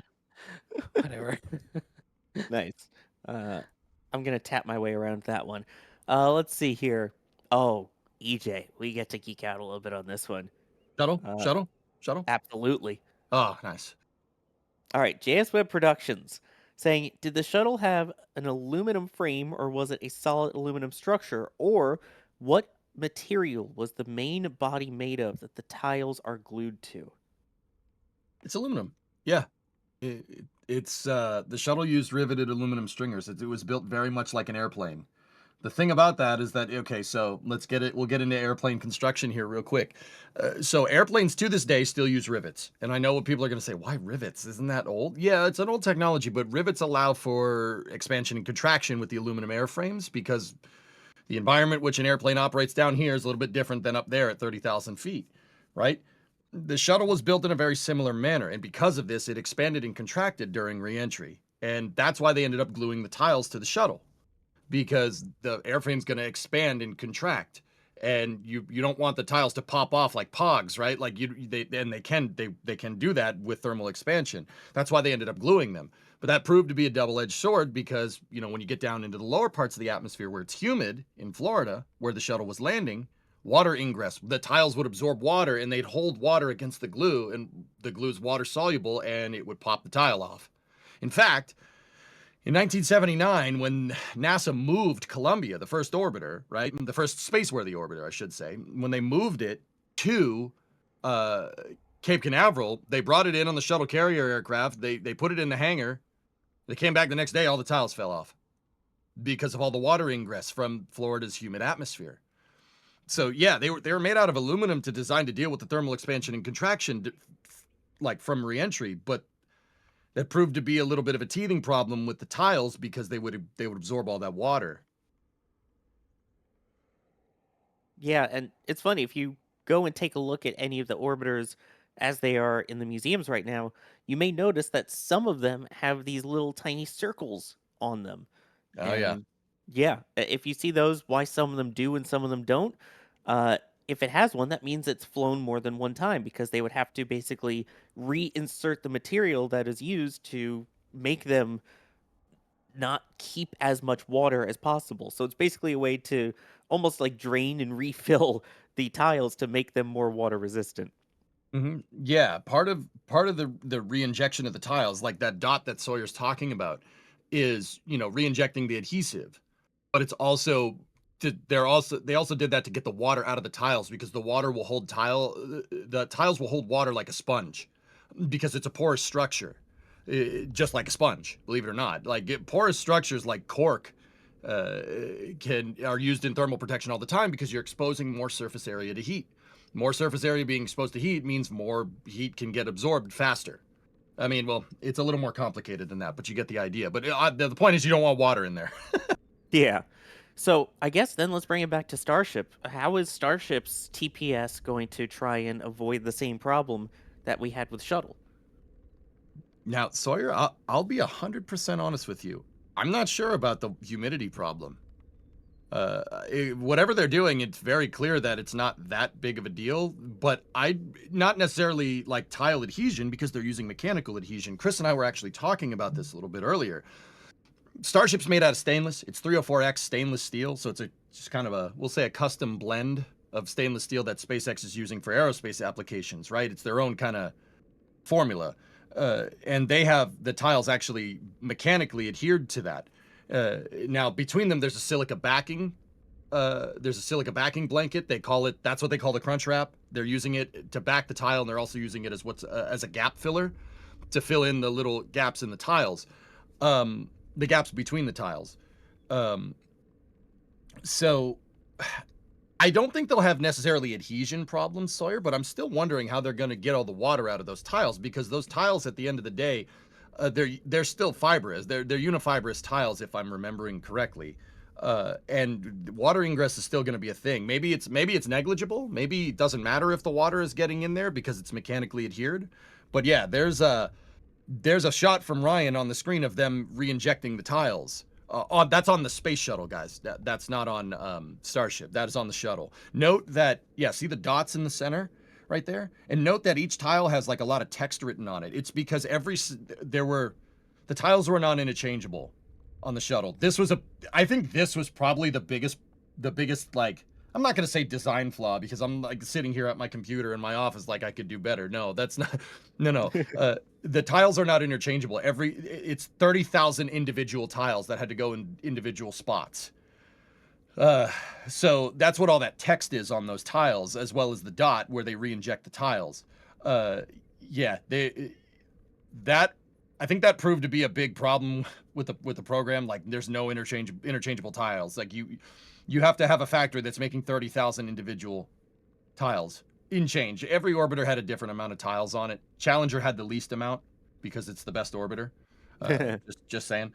Yeah, I'm not sure if water ingress is even a problem with Starship, Sawyer. I don't even know. Like, the water ingress is a problem with the shuttle because it melted the glue. Well, not melted. It loosens the adhesive. Yeah, it loosens the adhesive. Like, I'm not sure if they have that problem. Do they even have to worry about water ingress with Starship tiles? It's possible, but it might not. Maybe SpaceX doesn't care. I don't know.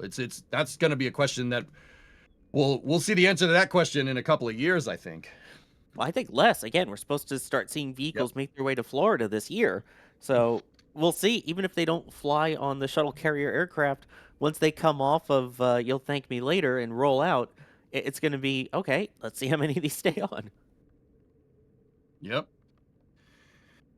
Yeah. Which, by the way, what are the materials made of on the Starship TPS? Just so people are aware, because you had the silica-based ones for shuttle. Yeah. The shuttle tiles are kind of more analogous to a bunch of rocks that they glued to the bottom of the thing. Yeah, they made it fly better by gluing rocks to it.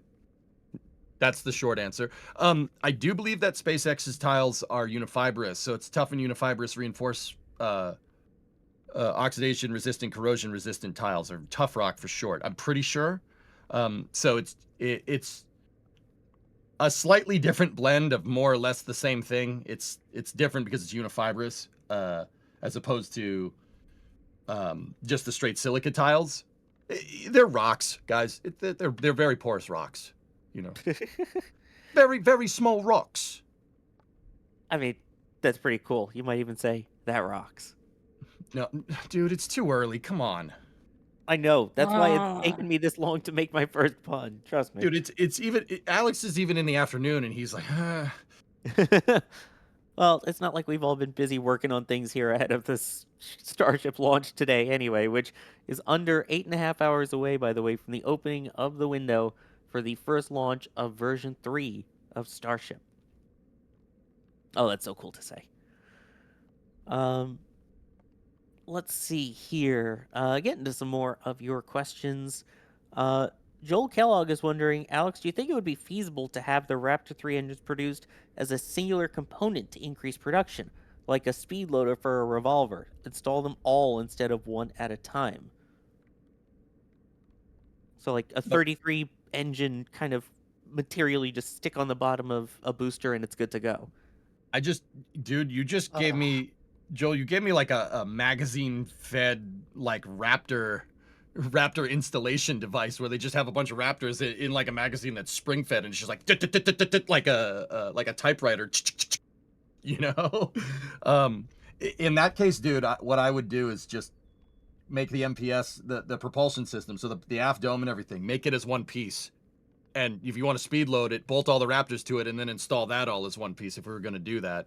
But yeah, I don't know. Maybe I think mass producing rockets is something that we're not really familiar with, right? Like, look at the, you look at a Raptor 3, you're like, is that gonna work? That doesn't look like any other rocket engine flying. Like, as this kind of whole Starship programs unfolds in front of our eyes, right? We don't, like, what does mass producing a rocket look like? What does that mean, right? So maybe they have ways to do it. Alex, what do you think? Well, I was gonna say, I got a bit stunned by, like, at first when it started saying Raptor 3 engines produce as one component to increase production. I was like, wait, you mean like just single thing? Because that's definitely not possible right now with how many things go on a Raptor 3. But then with the comparison with the speed loader revolver, I don't think that will be a great idea. And the reason for this is there's a reason why they don't do it with Super Heavy. And that is that the way that you build Super Heavy means that you basically right now do it in two halves. And making a separate aft that already has all of the engines integrated, you can probably do that. The problem is then that sort of drags you on the construction of the full booster, because then the sort of bottom half of the booster will not get done until that engine section is completed, right? And it's a very complicated engine section. It seems simple from the outside, right? But there's a lot of things going on there. There's a lot of plumbing, lots of connections that they need to hook up with the rest of the booster. And it's much better if you do first the welding of the booster itself. Like, it's not a separate thing. It's not like Falcon 9 where you have the octaweb, and they do this with Falcon 9. You may see this in certain streams from them where you see the Hawthorne factory and there's in the background an octaweb with engines being installed, right? And that's separate from the booster. There's not a booster on top of there.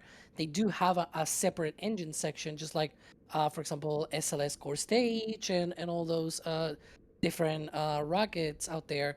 Super Heavy is just not like that, and so you cannot really just do something where it's like plug and play with the Raptor engines as you build the booster. You need to first weld the whole thing and then install the engines.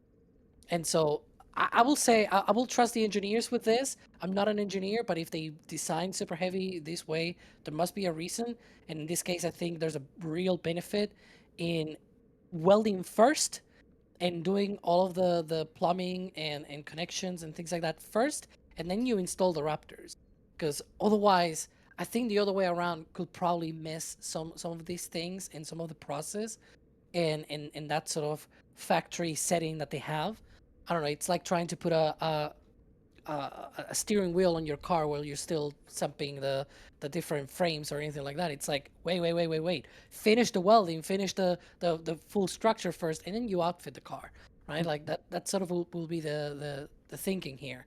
So the idea is fine in essence, but when you dive deep into it and you dig down to it and you're like, actually, no. It sounds great, but when you try to implement it, it doesn't really work that way. Now, that being said, so corollary to all of this long answer, what you can try is at least fit all of the 33 engines at the bottom. Like the boosters are located in a work stand with an elevator to install the engines. What you can do is already preset the engines on that elevator, and then you raise the elevator and allow the engineers to do all the connections to the 33 engines at once. That could be in the future a thing. They do that for the ship engines. They install the engines in like they have even silhouettes drawn on the platform, and they place the engine where it needs to go, and then they raise the platform and connect the engines. Like, that's a very simple way to speed up the process. Instead of going one engine after the other, you just install all of them at once. Alex, I actually have a question for you. And you might not know this. I don't mean to put you on the spot. Are the tanks pressurized when they're like, obviously with inert gas, like to an extent when they're inside of the mega bay? Because you said do the welding first. I'm wondering now, like, if the tank isn't pressurized, then, you go to install one engine, is that going to deform your aft bulkhead a little bit? You know what I mean? I'm wondering now. When they weld them, of course not, because they're Well, yeah, open. obviously. I'm talking about But during like engine installation. I don't think so. Maybe they do. There are connections for the boosters. There are quick disconnects. Well, they're not quick and not disconnect, I guess. But there are connections for both boosters and ships. We've seen this. There are connections for pressurizing the vehicles, but I don't think they're pressurized all the time. The benefit of these vehicles is that they can stand by themselves on their own without any pressurization, right? The benefit of the pressurization side of things is that it can take loads better. So if you have, for example, during a transport, that can be very useful because a pressurized can, it's usually tougher to break and bend and do all that sort of thing when it's pressurized. And so if you're moving it around and you're doing things on it, it's usually better to do that sort of thing. I think in the bays themselves, they do that sort of thing sort of as a preparation. Like once it's built and you have integrated all of the tanks, all of the different systems, you can do pressure checks before you roll it out for cryoproofing, for example. Or once you install the engines, you might be able to run some high pressure gas there. It's a bit of a crowded environment, but it's not high risk operations. Let's put it that way, right? And so that sort of thing might be very useful for them with those connections that they hook up. I don't think it's all the time pressurized though. I think it's mostly useful for when they do rollouts and the likes.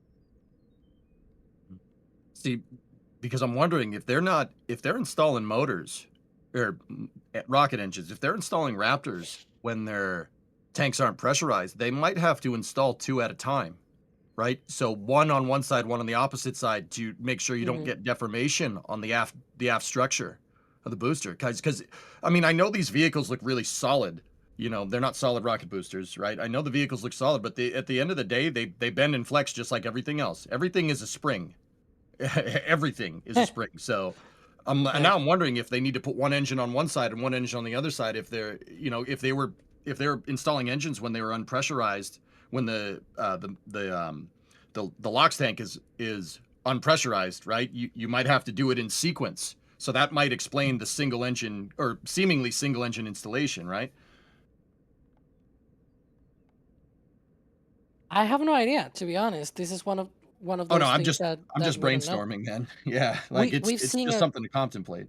Yeah, we've seen at least for the ships they do at least 3, like the 3 centers and 3 RVACs at a time. Not all 6 at once, but they can install 3 at a time, which obviously it's faster than installing 1 at a time, of course. Yeah, as long as you still have the ability to change them out in case, say, you do a test and one of the engines is like, I'm not happy, so that you can just go and swap it out. One thing that doesn't look happy as well, you can see there is the radar on the left side of the screen. Of course, watching the weather at this point, the official post that we saw most recently from SpaceX is that weather is 55% favorable, the opening of the window. And again, they have a window to work with. So if it doesn't go right at the top, if the weather's iffy, that's not so much an issue at least. But of course, keep an eye on that. And even on the right side of the screen with the live view from our cameras down at Starbase, it doesn't look terrible. I mean, obviously we like nice clear skies, especially because we want to be able to see the booster and ship once they launch, but it could be worse. Let me thank some people here really quick, then we'll get back to more questions, because I see a lot of people talking about the rain going away and the weather and all that, but I want to talk about something positive, and that's the people who are allowing us to do what we do and have so many cameras out at Starbase and all the people there today. Boxford, thank you for becoming a launch director. That is one of the highest levels of support here at NSF. In addition to all of the regular perks, in addition to the Discord, you also get your name at the end of Flame Trench and NSF Live. So thank you so much for doing that. Sausage Man saying, during staging, could you theoretically hear something for a few seconds as the exhaust creates a medium of the sound waves to travel through? I mean, Alex, we hear that engine start when they actually stream Rocket Lab launches. so I don't think it would be impossible. Especially if you have your ear against the wall of the ship. Yeah. Right? Because if you have your ear against the wall of the ship, you're definitely going to hear something. That's for sure. Because all of the vibrations will just go through your ear and everything. You don't even need your ear actually against the wall. Like if you have like your hand or your elbow or something like that. I don't know if people have tried that sort of thing of like trying to hear through their elbows. That's a neat thing that usually I got taught about this in music school when I was a kid, where it's like you have the tuning fork sort of thing, and then you put it in your elbow and you can hear it. Like if you have your finger in your ear and then you hit it in your elbow, you can actually hear the tuning fork through your elbow, which is really cool because the bones sort of basically let the sound go through your body, and it's so cool. So yeah, materials. How do they work? You don't need air to transmit any sound through it. You just need any material, and solids are really good at conducting all of that sound. So just yeah, touch the wall of the ship. Oh my goodness. I have never done that. Chat, has anyone else done the tuning fork to your elbow thing? Also, very much the difference between the education system in Spain and in America when it comes to the arts. Tom, saying go Flight 12. Man. Did you ever do it, EJ? Yeah, we had music class too. You well, didn't? Yeah, music class, but I've never done the listening through your elbow thing. Huh. Okay. I'm kind of with Alex on this one. Just saying.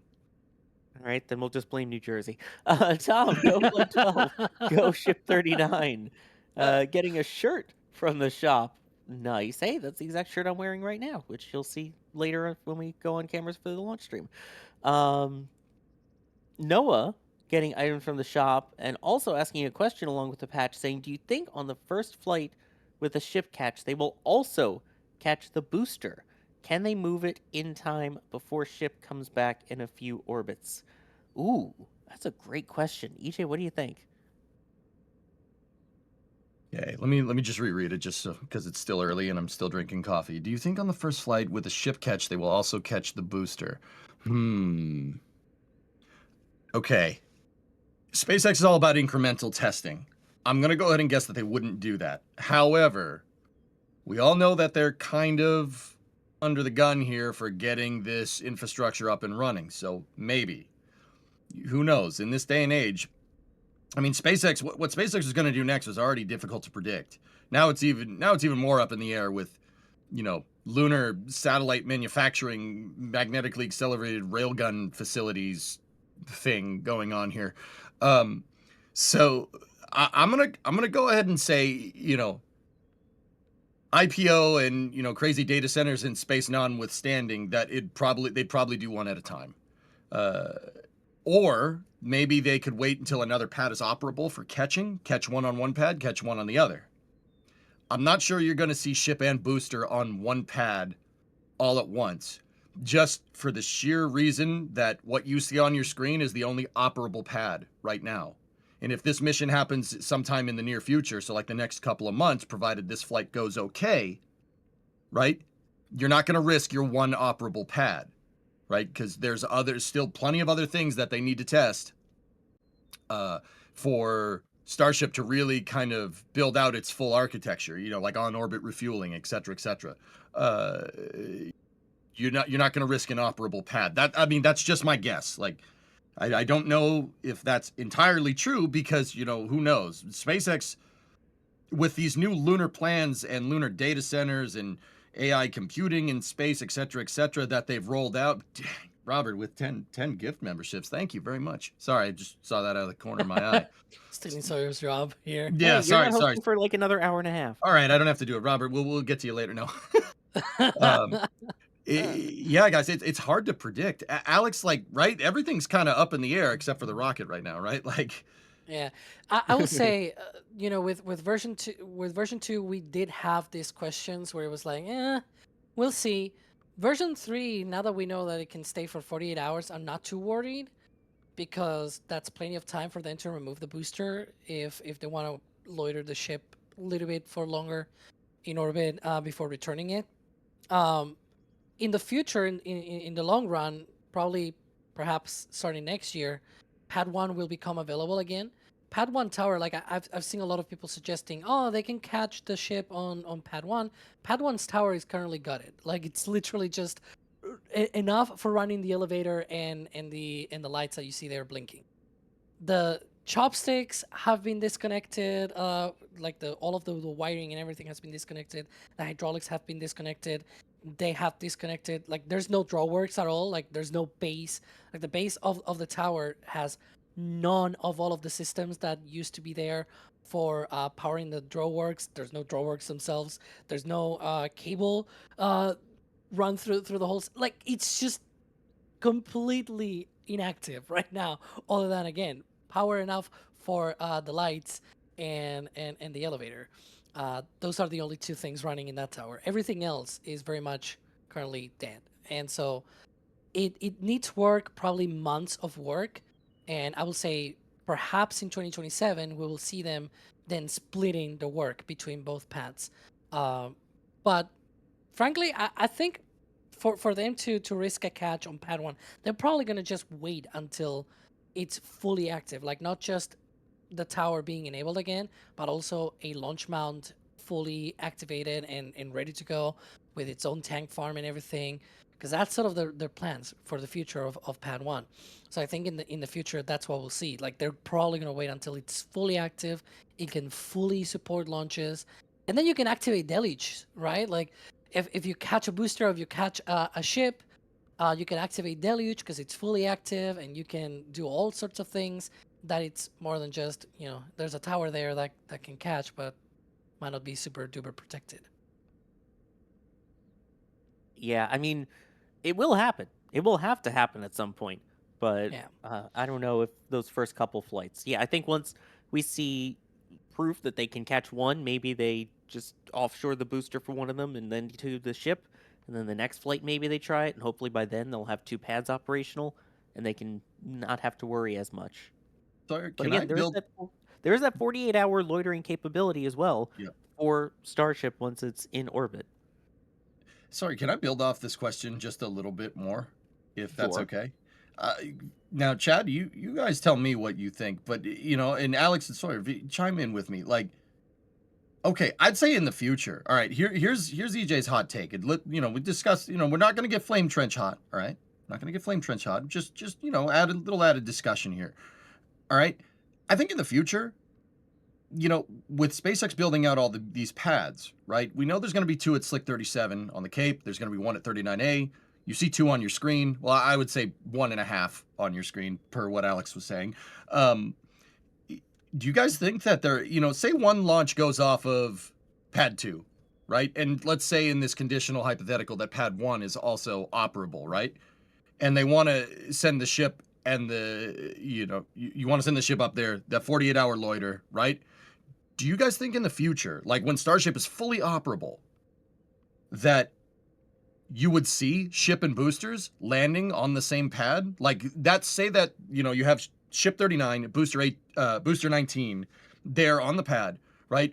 In the future, let's say 5 years down the road when Starship is completely operable, everything's working. Would you see that stack return to that pad? Because the more I think about this, the more I think that you're not going to necessarily have a tower for catching, or a tower just for launching, but it's somewhere in between, right? If you want to do these tanking operations, right, and a super heavy lands back down at the pad that it just launched a ship to, right, you're going to want to get another ship up and on that thing as soon as possible.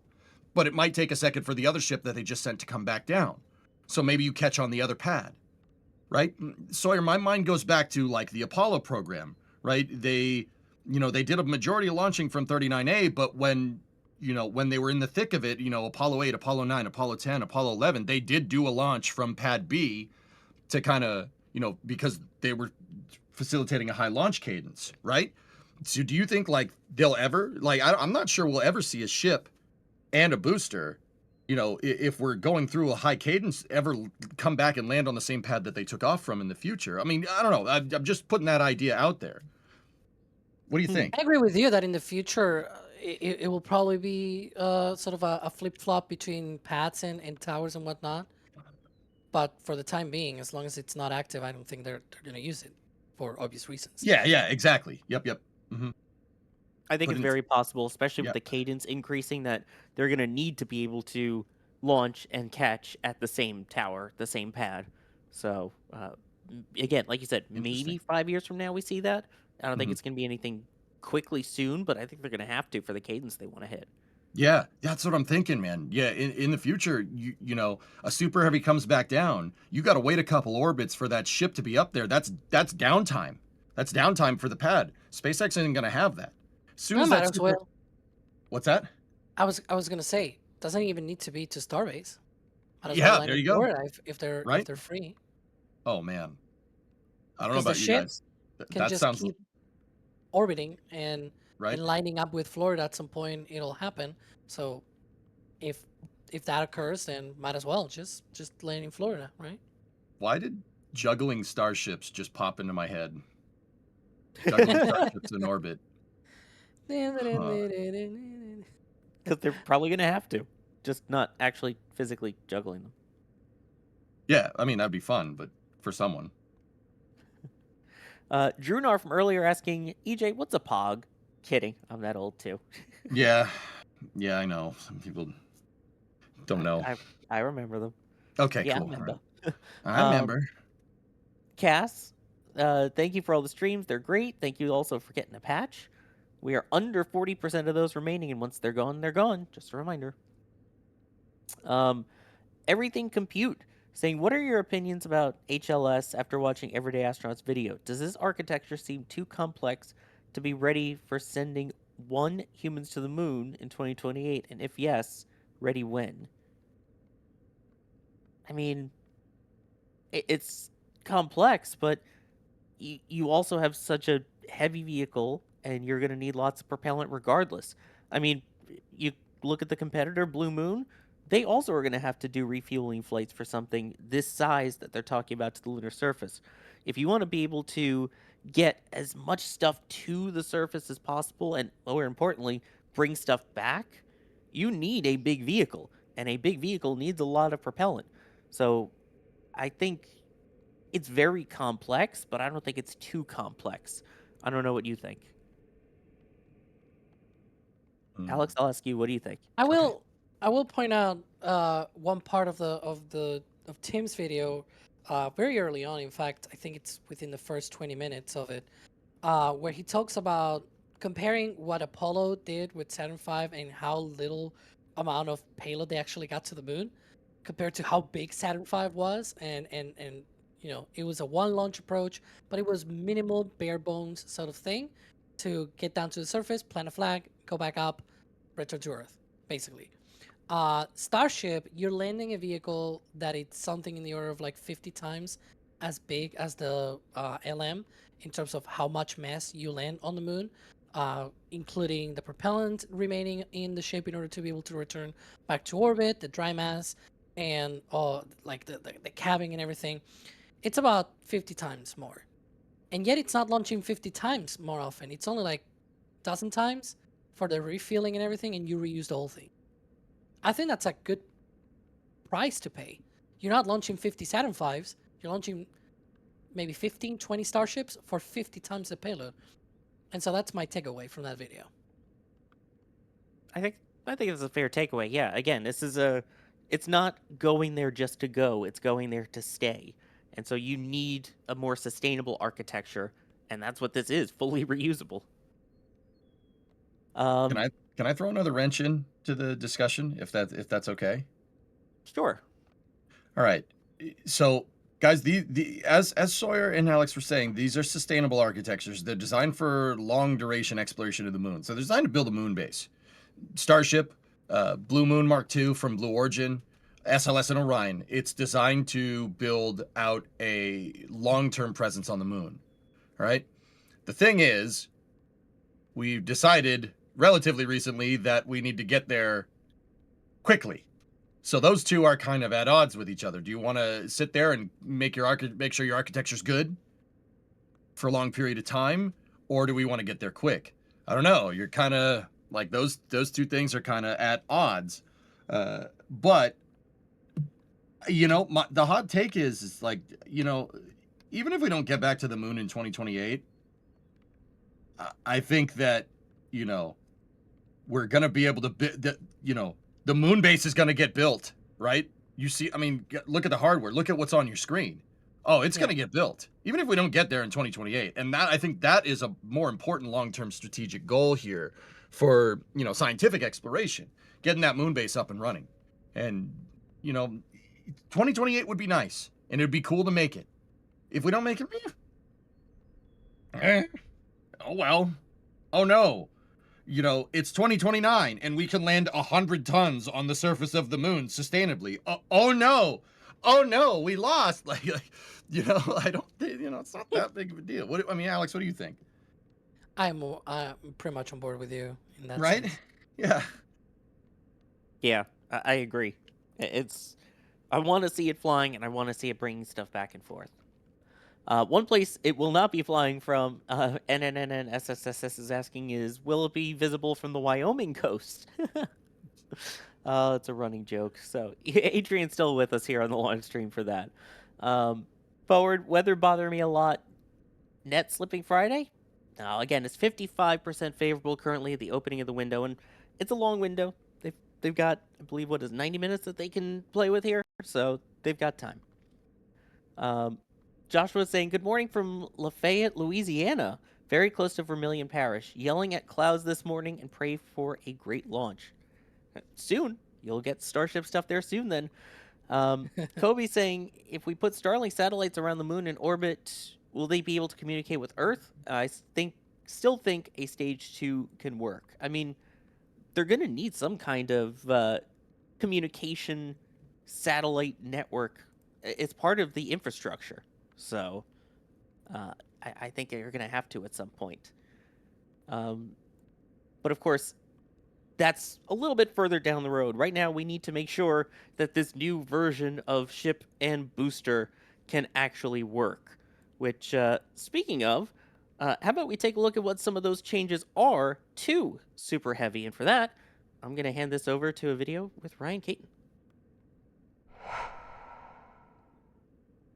The stage of Starship, the Super Heavy booster, has already undergone many changes during its development. The most recent design change from Block 1/2 boosters to Block 3 is by far the biggest leap. This new design we are about to cover is a clean sheet design built from the ground up, informed by lessons learned over the last 7 years.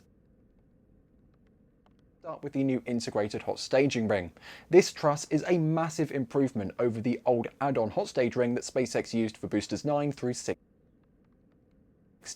This new design uses an N1 rocket style hot stage truss system, which is more open, and instead of a separate surface for the ship exhaust to hit, the exhaust hits the booster's forward dome. The forward dome also has added.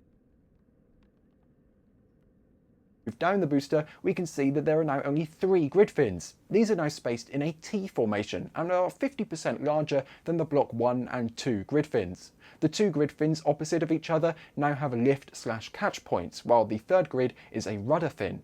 Deleting the 4th fin saves weight, and with the new glide back profile, it is no longer needed. I've tried to fly a Super Heavy booster with 3 grid fins in Kerbal Space Program. I haven't seen much success. I'm hoping SpaceX can pull it off though. Now moving to the propellant tanks, the raceway has been redesigned and runs only about half the booster before going internal and splitting off to one of the taller chines. The booster flight termination system is now inside the raceway at the forward dome and common dome. The chines on the raceway side are taller and closer together, and the chines opposite the raceway on the rudder fin side are shorter and farther apart. Inside these chines are upgraded avionics, COPVs and batteries. The large steel CO2 tanks have been deleted, since the engine shielding cavities were deleted as well. These COPVs, or composite overwrap pressure vessels, contain all the needed gases for the booster: gaseous methane and oxygen for spin start and igniters, nitrogen for actuating pneumatic valves, and possibly helium for subcooling and other uses. With all the requirements, SpaceX has nearly doubled the amount of COPVs located on the booster. As for the tanks themselves, the methane tank is now shorter and the LOX tank is longer, but the methane tank capacity was made up for by the new transfer tube. This transfer tube is nearly the size of a Falcon 9 booster, measuring about 50 meters tall and 3 meters wide. With this new transfer tube and the updated engine plumbing, SpaceX can ignite all 33 Raptor 3 engines simultaneously. This will allow for quicker ignition on boostback burns as well. The aft section is where SpaceX has made the most changes. First off, the quick disconnect is now split in two, with oxygen ports on one and methane ports on the other. This split simplifies interior plumbing and reduces complexity by using dual QDs on the launch mount itself. Also, it helps so that the main fill/drain ports can be larger without causing issues with a single QD. Inside the newly designed aft sits a brand new propellant distribution system, which includes a separate LOX landing tank that feeds all 13 inner engines. This is part of Block 3 booster's new landing burn startup and gives SpaceX the ability to start any of the inner 13 engines should one fail, for redundancy. Moving slightly down, you'll notice a large number of pipes going around the outside of the booster aft with many junction boxes. These are all of the commodities needed for the Raptor 3 engines, as well as the autogenous pressurization manifolds for pressurizing the main propellant tanks. In these conduits are power and data cables, spin start and igniter gases. All of these used to be in manifolds and conduits inside the primary engine shielding under the aft dome. However, as we move lower, we can see that almost all engine shielding has been deleted from around the Raptor engines. With Raptor 3, by deleting several flanges and addressing heat issues, SpaceX eliminated the cumbersome engine shielding and switched to protection only around the main propellant valves, thrust vector control actuators, and primary propellant inlets. Now the engines themselves are no longer attached to a dome, but rather to a steel plate that carries the thrust of all 33 Raptor 3 engines.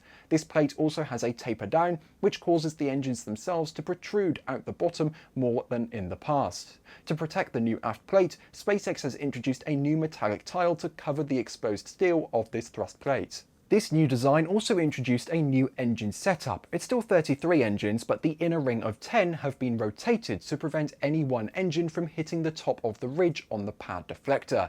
And the center 3 engines are no longer all 120 degrees apart. They are now clocked 108, 108, 144. This also prevents any one engine from hitting the ridge cap. This is an effort to increase the lifespan of the launch pad. This new booster design is set to propel SpaceX forward with the Starship program. Thank you, Ryan, who, by the way, is also pushing the buttons, pulling the levers at the moment. But now we take a look at one of the roadblocks here. Alex, which roadblock is this? Because we're finally starting to see sheriffs show up there.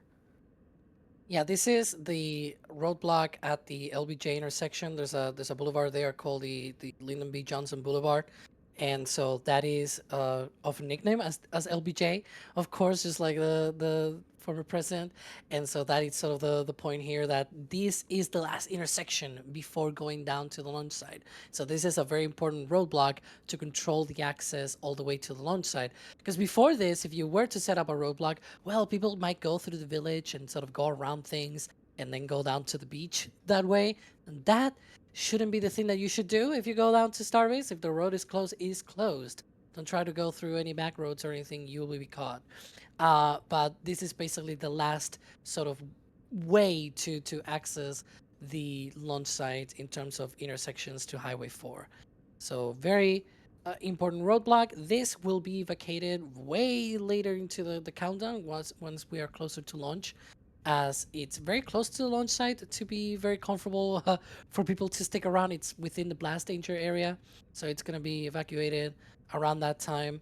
If you see the sort of Cybertruck there in the background, that's more or less where the blast danger area ends, and so the people and everything usually sort of stay.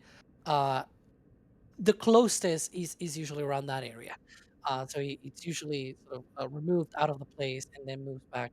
There's like another boulevard as well. There's a Martin Boulevard where it usually retreats, basically. But yeah, there we go. That's the standard closure point, as we're showing here our graphic of where the roadblocks is. That alternate closure point is the one that I was mentioning at the San Martin Boulevard. There's another one at the Richardson Avenue intersection with Highway 4. That's the hard roadblock, as it's called, or hard checkpoint. And then the soft roadblock or soft checkpoint at the Oklahoma Avenue intersection with Highway 4, all the way back basically at the end of Brownsville. So that is, I think, 15 miles away from the launch pad, but it's the only highway that goes down to the launch site. So the earlier that you can start closing the road, the better. Makes things easier for law enforcement. Yeah, the earlier the better, unless you're actually trying to get somewhere. Let's see. By the way, you mentioned this earlier. Robert with the 10 gifted Red Team memberships. Thank you very much for that. And Just Gurnick also gifting 10 Red Team memberships. If you got one of those, definitely give them a thank you. And again, you get all of the perks that come with it, including some multi-views that will be happening during launch, and you are not going to want to miss them. There's a lot of cameras we have out, so you'll get to see them basically at any member level, too. Robert also with a $50 super chat saying, got a great metal print from the Artemis 2 launch via the NSF store. Big fan. Thank you. Enjoy the print. Trust me, we love going out there and taking the photos, and I'm just amazed as a photographer that people actually want to hang it up on their walls. So we're all very appreciative of that. Virgo the Drewski wondering, EJ, if all goes well, do you think they might surprise us with a booster catch? I mean, they did update the launch license to talk about that kind of stuff with the booster and the ship. This flight? I mean, I'd like to be surprised just as much as the next guy, but I'm not. All right. I'm gonna say that that's not in the cards, but you know, I'd love to be surprised. That'd be great. That'd be really cool. I mean, I'd say the chances are probably slim to none because they've basically said that they're not trying to on this one. Also, this is a brand new booster and a brand new launch pad and a brand new tower. You might want to make sure that the booster actually works properly and has a good descent profile before sending it towards your currently only working pad. Yeah, So it's all about that incremental testing, Sawyer, right? Like, yeah, you don't want to risk the pad. If that booster comes down and something goes wrong, now you have no pads. We don't want that. I think in the future, when they have more data on the booster, like how it flies, you know, et cetera, you'll see landings. But for now, it's incremental. Guys, there's so many changes on this vehicle comparatively to Flight 11. I would, dare I say it, you're basically starting from square one.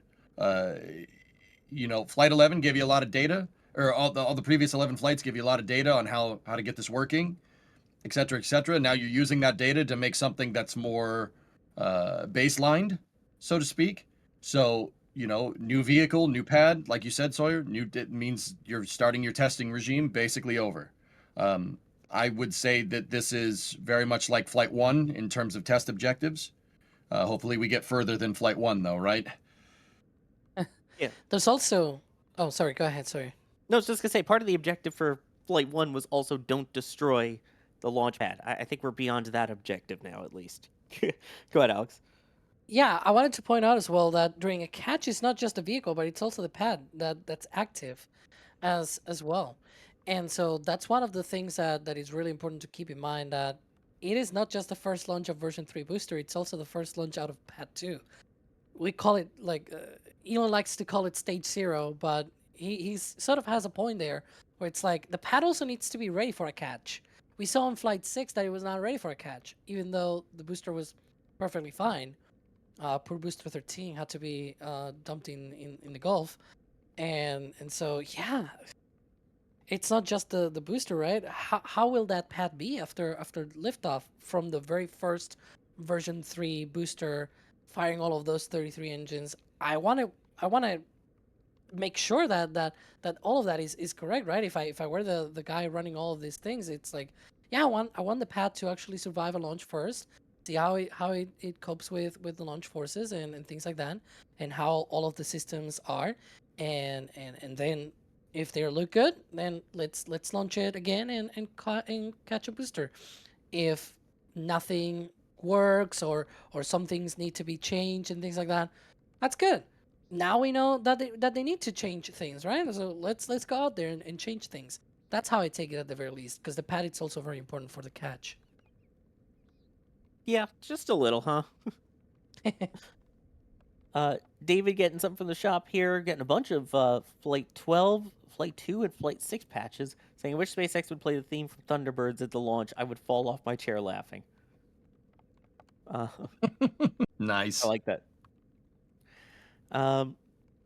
Here's one from Rearden Bentley in chat who's asking, will they do the quote-unquote blocking some of the vents thing on the hot staging ring to force the booster to flip a certain way, like they did with the disposable hot stage ring. So again, obviously we have that new integrated hot stage ring, but it looks like it's mostly uniform around it. Alex? Yeah, they don't need that in this version. So for the previous version, what happened is that the ship engines would all ignite very much. Well, RVACs and sea levels will ignite at different times of it, but all three will ignite at the same time, right? All three RVACs ignite at the same time. All three sea levels ignite at the same time. Just those two groups are in different points in time. But when they did that, they all just were told, "Yeah, start up," and they all three started up, and that meant very much a random push of the ship against the booster top. And so depending on the different little differences on how one engine throttles up relative to the other and things like that, like little differences, basically randomness in that sort of sequence, right? That's what decided what the push was for the booster when it did the boost back burn and flip back. So on flight 9, what they did in order to convert the randomness into a directional flip, they blocked off a little part of the hot staging interface on version 2. That happened on flights 9, 10, 11. We saw that. This is what this question is all about. Now, why do I preface this answer with that explanation? It is because for this kind of version of the ship, in this flight, in subsequent flights, they will no longer tell the engines, "Oh yeah, all ignite at once. All RVACs ignite at once, and then all the sea levels ignite at once." There'll be potentially a delay and also a different throttle setting in order to be able to push the booster in a different direction. And so the ship will already, it's smart enough to push the booster already in the desired direction when it lights up the engines. It'll already be told, push the booster in this direction, and so the booster will be pushed in that direction. You don't need to close off the hot staging interface for that. There you go. And that's, you could see what the hot staging looked like on the previous flights there, with the part that was kind of blocked off. It was funny when we were told, "Oh no, the flip is totally random. Now we're doing it directional," and we were like, "Oh, what?" And then they explained, "Yeah, it's because the push of the ship engines, all of the things that I explained basically." And it was like, "Oh, okay, now it's interesting." And yeah, and then they said for version 3, we will not need this. We'll just do differential thrust and things like that on the ship engines in order to push differently the booster away for the flip. SpaceX coming through. Yep. Here's a question from Stephen Lewis, and I want to kind of go deeper into this whole procedure itself. So, EJ, they're wondering, how much fuel do they use in the orbital docking maneuver? And I guess the kind of follow-on to that is, how exactly will it be maneuvering for the docking, and what type of docking mechanism is it using? So I know that Starship is going to be using a probe and drogue because of what we saw roll out on Ship 39. But in terms of maneuvering thrusters, I've been a little bit out of the loop for Ship 39's kind of test campaign. Alex, what type of thrusters do we have on this thing? I know they're there, but I don't really know too much about them. They have lots and lots of different thrusters on the ship, especially on the radially outward, if you will, sort of part of the ships. Basically, there's, for example, on the liquid oxygen tank, there's one vent on each side, on the left and right side, that point out. So that is very useful when you have the two ships docked together. Sort of like, imagine in this view here, the tower is the other ship connected to the ship right now. It's stacked there, sort of as if the chopsticks were the docking system. And now you have these two sort of almost radially outward jets of the coal gas thrusters now firing out from the leeward side, left and right. And so you have a positive, like a net positive force down sort of to the belly side of that ship. That means on the other ship, which is connected leeward to leeward, the fluids are going to basically move all the way down to the bottom of the leeward side. Basically, it's sort of as if the leeward eventually became the floor, so to speak. And then that is where the quick disconnect is. That is where the interface is for fueling and everything. So that means the fluids will just be able to be settled against that interface. You open a valve, do a bit of pressure differential and whatnot, and the fluids just go through. So those sorts of things are really important for them. There's other radially outward jets, for example, on the sides, and instead of going leeward, they go more left and right, like starboard and port in that sense. They have a bunch of these all around. There's also a few of them that point down to the heat shield. There's clusters of thrusters as well below the aft flaps. They have so many thrusters on this thing. There's even thrusters that are flush against the heat shield. It's bonkers. It's just such an improvement compared from the previous version. It is beyond impressive how many there are on there. And while we're talking about that kind of refueling and docking and everything, Dave Dustbin is wondering, will they need male and female propellant ports on the tanker and depot? And EJ, we already kind of have some of that hardware on here. Can you talk about how the docking mechanism works? Yeah, so those are the drogue. That's the probe and drogue system that I was talking about here. So if you look, it kind of looks like a funnel around the rim there. And what happens is you. Okay, I'm trying to explain this without saying weird things. What happened is you have a guide rod, and the guide rod will basically get moved into that funnel, and then it'll get centered in the funnel, and that will center everything to get lined up for refueling and transfer operations. There's 4 of them on Starship. There's 2 kind of up. You're looking at the port bow drogue right there. Actually, I think that's the port aft.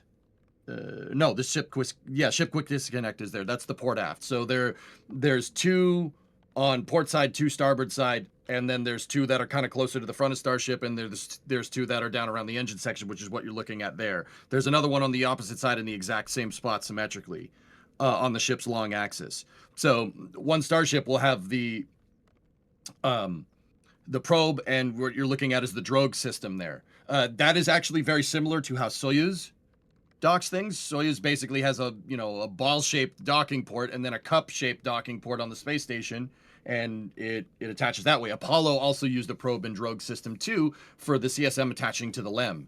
It's basically ball in a cup if you ever use that toy. I'm mentioning Pogs and ball in a cup. I'm mentioning all these toys that nobody knows anymore, Sawyer. I feel bad, but yeah, that's what's going on there. That it's funnel shaped because it's a guide to center everything and get all the umbilicals lined up for propellant transfer.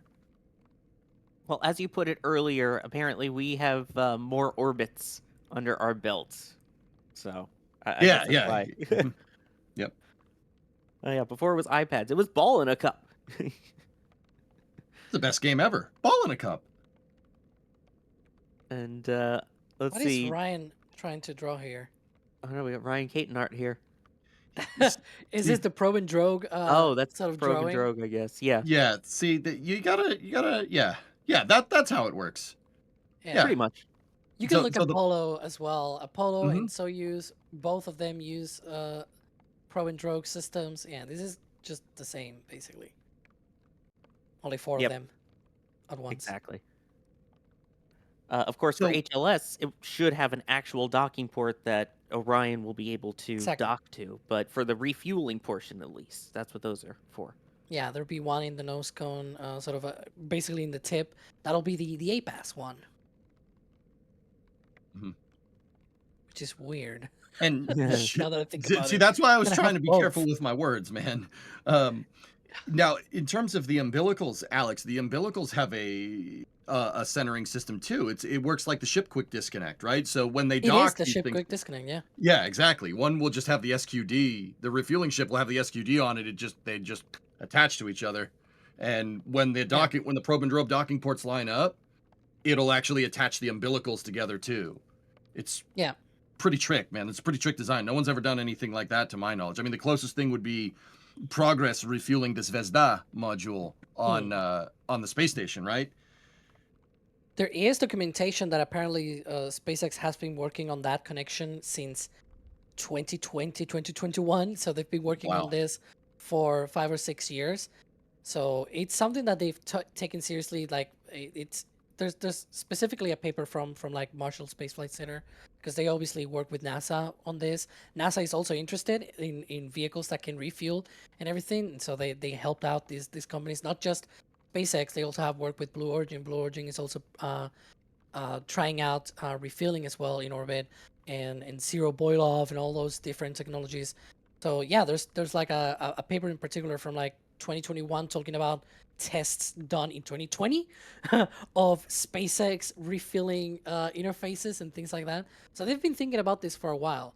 It's not something that they just sort of threw together and yeah, let's see if it works. They've done testing on the ground, very thorough testing. By the way, we can see the mass exodus on the way away from the launch site, heading out as we see the cop car, or the sheriff's deputy's car there still. So that's a good sign as they get closer to launch and as those roadblocks will start going up. It's also what, 10 a.m. About to be 10 a.m. in. Yep, 9:54 a.m. Central. Yeah.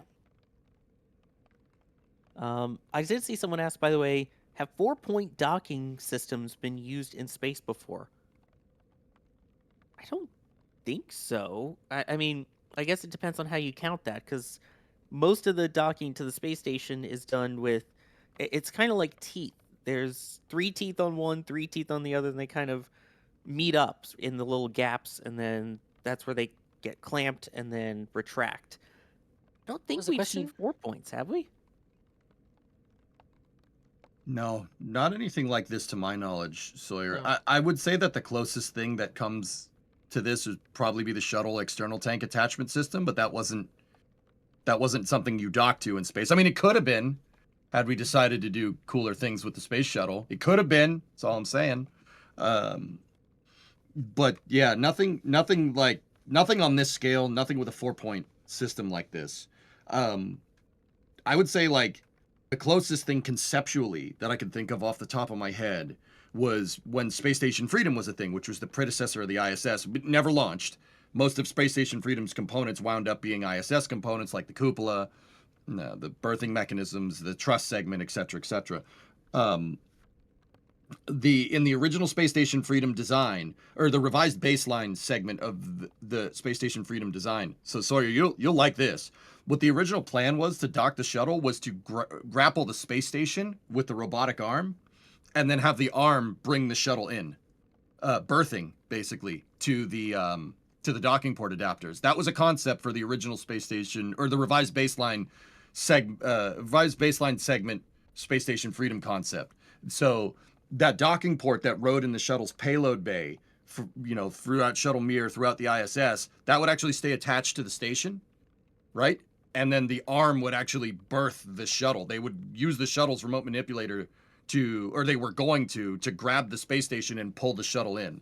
So I don't know. If you want to call that a 2-point docking system, technically you'd be right, but that system was never employed because that sounds a little bit complicated. I like the way they ended up doing it with APAS. But that's the closest thing conceptually off the top of my head. But yeah, no, nothing like this has ever been done. We are in uncharted territory here with this type of docking system. Oh, I was gonna further point out things in that dragon picture. I don't know if Ryan can put it back up. I was gonna mention that even though there's 4 docking ports on Starship, it's still way simpler. Because probe and drogue, in the case of what we see on Starship, it's just basically put the probe in the drogue and retract, and you do the hard mating actually through the quick disconnect. Yes, they're fully closing the road. I'm seeing it.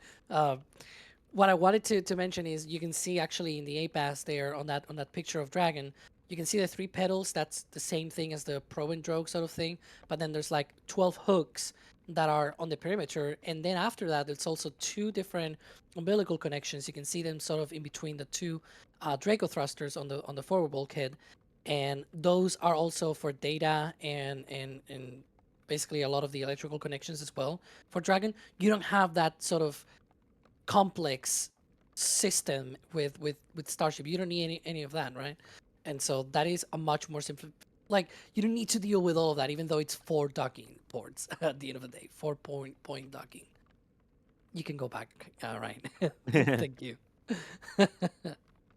There we go. Except for the occasional truck or two there, most of it is going away from the launch site as they start setting up that roadblock there. This now about 7.5 hours until the opening of the launch window, and so I believe that's right on schedule at this point still. Let me take a moment, thank some people, then we'll get back to more of your questions, which you can tag at NSF or at NASA Spaceflight. JNMP1 saying, "Hey panel, great show. Question for everyone. What other non-Starship ships do you envision being launched on a Starship booster in the near/medium future?" I don't think we would see anything besides a Starship launching on the Starship system. I guess maybe it would be a different kind of payload, though. Obviously, something that isn't flat packed with a different way of deployment. But I don't think they would launch anything atop the Starship booster that isn't Starship. Perhaps something different in the payload bay? That's the only thing I could think of, is obviously having a different way, a different payload deployment method. Goodness gracious. Actually, Sawyer, I mean, if we want to speak to the con-ops of doing something like that, that was my alarm. It's time to wake up. I did the math out one time of a Starship. This is a conceptual thing, guys. This is just EJ being weird, so just bear with me here. Like if you took a LEM, the Apollo Lunar Excursion Module, right? And you put that and a crew complement, inside a Starship's payload base. So think like the shuttle, you have a crew compartment and then you have the LEM kind of behind you, right? If it was a small crew compartment, we're not talking like something as big as the mid deck on the space shuttle. So maybe something like Orion, okay? Starship with 100-ton payload capacity, if SpaceX can do that, could shoot that all the way to low lunar. And then the LEM could go land on the moon and come back, right? And then the Starship just barely wouldn't have enough delta V to be able to get all the way back. But I don't know. It's just a fun kind of theory craft that I had in my mind. Like if you had a 2-stage hypergol lander and some crew complement, like a small crew complement, maybe the LEM was 16 tons, right? And then you maybe have 10 tons for a crew tank inside of it. I'm talking like it's Kerbal, right? And sorry about that. But Starship with 100-ton payload capacity could move that all the way to low lunar. Where you'd really have some trouble is trying to get that whole thing back to Earth, like doing a trans-Earth injection return trajectory. But maybe we'd see something like that in the future. Who knows? Only the future will tell. And of course, we'll be covering it all. So I'm sure it'll be a spicy flame trench if we hear to hear about that. Astro Wanderer becoming a Red Team member. Richard becoming a Pad Rat member. Thank you very much for that. And Chance Cash becoming a launch director. Again, one of the highest levels of support here at NSF. Getting the Discord access, getting your name at the end of NSF Lives and the Flame Trench. Thank you for that extremely generous support. That's why we're able to have all the different cameras that you see on screen. Every camera that you've seen so far on this stream is our cameras. That's what we've deployed. Some of them are robotically operated. We also have teams out in the field doing it, getting photos, getting videos. Every single one of these that you see, these are all our cameras out there, and we can only do that because of your support. So thank you, everybody, for allowing us to have all of these different views. And a reminder for any level of membership, once we get in towards closer to launch, we have the members multi-view where you can look at every single one of these cameras.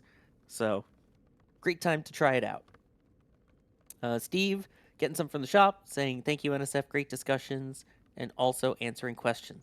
That's what we love doing. That's why we're here. Robert Blake, let's go for launch. Arya, thank you for the support. And Sergeant Vosh saying new gridfin locations may help rotation too. So we talked a little bit about that in that playback video, which again, our team also working on all of that. Let's kind of talk about that. I know initially when we talked about the 3 gridfin design, it was kind of like, oh wow, this looks ugly.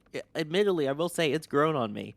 But I don't know. EJ, what are your thoughts on the new design? Obviously now with only 3 of them, with the different purpose, and also basically having the catch mechanism integrated right into that. Ooh, a little bit of a rabbit hole here. Absolutely. All right. Okay, so Big thing, guys. A big thing to understand is that look. All right, I don't mean to reduce it to its base element, and I know that steel is not stainless steel. Those are two different things. But at the end of the day, you're looking at a gigantic steel tube on your screen. Steel is a lot of mass. It is very comparatively to like an aluminum ship. The reason why SpaceX made this thing out of stainless steel is because stainless steel is readily available. It's easier to manufacture it comparatively to the aluminum counterparts, so that favors mass production. But engineering isn't without every trade-offs. Steel is heavy, and I know that it's mass, it's not weight. Steel is heavy. So SpaceX needs to squeeze as much dry mass out of this design as possible. I think that is one of the big driving reasons why they're using 3 grid fins instead of 4. The fourth grid fin is redundant. You don't need it. You can have 3-axis effective control, or 3 degrees of freedom effective control with 3 grid fins, in the very similar manner to, like, if you think about like a 737 or an A320. Pick which passenger plane brand you like, right? They have 1 vertical stabilizer, 2 horizontal stabilizers. With that type of design, so 3 grid fins, 1's the rudder, so to speak, and 2 are the elevators, so to speak, right? You can have effective control there. I mean, I'm not trying to say that Super Heavy is going to fly through the atmosphere like an airplane. I'm saying it's going to fall with style, but you can do that with 3 grid fins, which is a pretty trick solution there. But I really think the driving reason why you have 3 grid fins is because of mass. You built a rocket out of steel, and that comes with trade-offs, right? It's heavy. Weight has nothing to do with it. It's high mass. You don't have as good of a mass fraction, is what it's called. But yeah, the new grid fins look great. They're bigger for sure.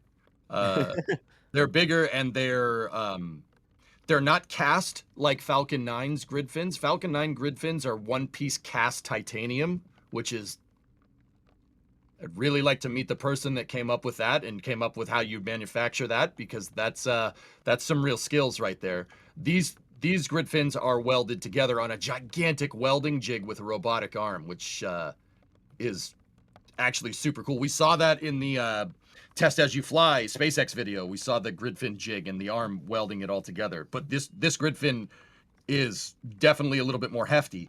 Part of the reason is because they're going to land it on the grid fins. I'd often theorize. Whoa, what's up, Alex? Oh, sorry. I thought you were done. No. Point out. They're going to land it on the grid fins. You know, we theorized that back in the day that, you could land on the grid fins. But yeah, that's what I was finishing up. Go ahead. Yeah, I was going to point out that it's also more optimized for the trajectory that the booster does. Because it's sort of as if you can imagine, for example, if SpaceX had started the ship with 6 flaps, and the 2 of them are sort of in the leeward side, and it's like, why would you have flaps on the leeward side? The ship re-enters sideways. You will optimize their location and placement and number of them to be useful during re-entry, right? Like, why would you have? And so the original design, while good, it was not optimized for the kind of trajectory that the booster does, because it's only moving out and back, basically. It's not doing a whole 360 something during the atmosphere. It's not doing that sort of thing. And so that means it's always facing the same way, and that means you can use the sort of grid fin that it's on the other side of the booster there. You can use that as the rudder, and then the other ones can be your roll and pitch control. So you also optimize the usage of those grid fins, and so that is actually way better. You have more surface area shared, so to speak, for a certain axis of control of the booster, which is much more efficient, especially for software control. I bet that was probably simplified as well with this new design. Yeah, and it also helps the kind of rigidity to them as well. Obviously, you mentioned how big they are, how strong they are. But Patrick Dugan was wondering, do these grid fins fold down? If not, how much drag is caused on the way up? The answer is no, they don't fold. But I don't know, EJ, if we know the drag coefficient or how much drag that creates. On the grid fins, Sawyer? Yeah, but the fact that they don't fold like we do on Falcon 9. So, there's some trick aerodynamics going on there. So, okay, if you look at the right side of your screen and you kind of squint, and you look at that grid fin. If you look at the bottom of the grid fin, is spiky and the top is not. There's a reason for this. The spikes are the jagged edges that are on the bottom of the grid fin, so facing down towards the engines. They're designed to disrupt the air differently than the top part of the grid fin, which is relatively smooth, or I should say flat. On the way up, it's a negligible amount of drag because the top of the grid fin is flat. But if you look at the bottom of the grid fin, it's got all those jagged edges on it. Where all the, let's say, waffle irons of the waffle iron grid fin kind of meet together, you have a spike. That spike is designed to perturb the air in a way that makes way more drag. You get way more what's called effective moment control with those spikes on the bottom of the grid fin. Falcon 9 has those too. There you go. See the spikes? Those things are designed to pierce the air in a way to create vortexes that enter the square holes on the grid fin. It goes in that's right. The drag goes in the square hole, right? And that is designed to make way more drag than the flat side on the other side, which doesn't pierce through the air. Air just kind of flows through it. Now, don't get me wrong. Even though the air just kind of flows through it, you're still going to create some drag. But on the way up, it's not a negligible amount, but it's enough for the systems on the ship to be able to deal with. Now, on the way down, that thing is designed to. I don't have a better way of saying it. It's designed to do to the air what a cheese grater does to cheese. Like, that's the whole idea. Those jagged edges are just cutting through the air and shredding it into a bunch of small pieces, and that creates way more drag. Shout out to Falcon 9, because these design of the sort of teeth of the grid fin started flying on Falcon 9 with the titanium grid fin. Because the aluminum ones were flat on both sides, and then they introduced this on the titanium ones. Yeah, and I mean, it did the job for Falcon, did the job for the 4 grid fin design. We'll see once we get to the 3 grid fin design and catch here, hopefully sooner than later. And video game developers wondering, do they use those grid fins as active control surfaces on the way up, or is it only on the way down, Alex? They use them only on the way down. So in the past, they will turn them for hot staging. Nowadays, if you can see there, it's relatively quite far down compared to where the hot staging interface is. The idea is that, especially in the near vacuum of space, when the engines ignite on the ship, it will mostly go sideways once it hits the. Well, I was trying to talk about that as we were showing it. Cool. And so it sort of hits the sides of the, like it hits the top of the booster, and then it sort of goes sideways mostly. And so it shouldn't hit the grid fins. In fact, the whole reason why they are lower in the booster, it is precisely because they want to prevent that hot staging exhaust hitting the grid fins, just like we saw on version 1 of the booster. And so that is one of the major differences with what we saw on the previous version. Again, you don't want to roast those grid fins. You want them to be actually reusable. We saw them being a little bit benty. It was fine for a second flight and things like that, but yeah, I want them to keep that shape, and probably SpaceX too. That's why they moved the grid fins lower in the booster. Yeah, it's usually a good idea to not melt your your thicker air control surfaces for landing. SpaceX like literally says that they lower that precisely so that the exhaust doesn't damage the grid fins. But yeah, that's probably a good idea. And while we're talking about that, especially when it separates away, S. Murphy was wondering, can you talk a bit about how the ship attaches and detaches from the booster? So obviously we're talking about during the hot staging portion itself, but this was what we saw on flight or on version 2. How does that work for version 3? Alex, you want to take that? There is a bit of a different design of the clamp system, but there's still clamps that sort of, it's more like a grip in this case on the new version, but you can still call them clamps. There's still a connection system. A lot of people thought way back on flight 1, oh no, it's just gravity. The ship is just sitting on the booster and it flies like that. No, there are actually clamps that hold down, like they physically made together both vehicles. In fact, the hot staging interface clamps, they retract on this version, because when you do this ignition, at first the exhaust is going out through the vents on the hot staging ring, but of course as the ship separates away, the exhaust starts hitting the top of the hot staging, and so what they do is they retract those clamps inside of the hot staging ring in order to be able to prevent from to avoid all of that damage.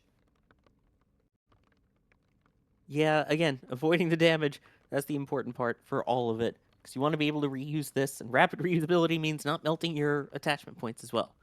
Yep. All right. Now, we are about 7 hours and 15 minutes or so away from the opening of the launch window, and we saw earlier one of the SpaceX range safety King Airs out there. Now, the range helicopters are also on their way out. So you can see there the SpaceX range helicopters starting to do their rounds and hit the air as we get closer to launch. And that little red dot placed there, thankfully, by Ryan Caton, that is the launch site for reference. Trying to see what type of chopper those are. EJ, you able to read what that says or see what kind they use? That looks like a Bell 2. What is it? A 209? It's the twin turbo shaft 412, version of a apparently. Huey. What's that? 212? 412, according to Ryan 412. Caton. Okay. Hey, I was 60% right. I got the 12 right. So that's a twin turbo shaft version of a UH-1. It's a Huey, guys. It's not a Huey, but it is a Huey. It's a civilian version of one with twin turbo shafts. So the military one would be like a UH-1Y Venom that the Marine Corps uses. It's basically that. It's a good helicopter. Nice helicopter. I mean, I like Hueys. I'm a huge Huey fanboy. You know, for all the Av geeks out there. You know, the you can't. That noise is iconic. You could, kind of a bad though because your enemies can hear it too. But whatever, it's fine. There's a good chance if people are joining us here with this long until the opening of the launch window that are space geeks, they may also be Av geeks and enjoy aviation. I'm NSF's resident Av geek. So you guys got plane questions. That King Air 350 and the Bell 412 out there. There you go. Tell you about those. Oh no, the next rotation, that's when it's really going to happen. Because did you know Ryan Weber worked on planes? Really? He mentioned that once or twice. He may be joining so you can geek out on all the planes and helicopters in a little bit. Six String Simpleton is wondering, EJ, do you think that we might expect a catch simulation like on Flight 4, for example, the chopsticks moving and then activating the deluge system? What do you think? No, I don't think so. Not this time around. I don't think all the systems for catching are on the tower just yet. If you guys notice, there's no antenna on top of the tower. But then again, that might be a different design because Pad 2 is different. So actually, I'm going to go ahead and, I don't have any problem admitting this. I'm not sure, dude. I'm not sure. It's entirely possible. Like a good indicator with the Block 1 and Block 2 starships for a catch or not a catch or a simulation would be the antenna that's on top of the tower. But Pad 2 doesn't have that because there's a roof up there. The reason why there's a roof up there is because the top of the tower is going to get blasted by rocket engines when the ship comes down into land because it's going to fly over the tower and then kind of come back in over the catch arms. Oh, soft roadblock? Soft roadblock? Okay, yeah, looks like it. Or at least they're checking the credentials of people as they go through. Yep. But yeah, that's why it's a speculation question, EJ. That's exactly why, because we don't know. Yeah, it's hard to say. There's guys like as much as I want to sit here and be the know-it-all about Block 2 or the Block 3 version of the ship, there's still a lot of unknowns for us as well. That's why we look at this stuff with a magnifying glass all the time. We're like, all right, this pressurized at 3 T-minus 3 minutes and 15 seconds and 2 milliseconds. Like, there's a reason why we do this. There's a reason why we tank watch. But yeah, that's one of those things that's kind of an unknown for us outside observers. A good question. But yeah, I'm not 100% sure of the answer now that I'm really thinking about it. By that, you do know computers have a zoom function. You don't need to use a magnifying glass.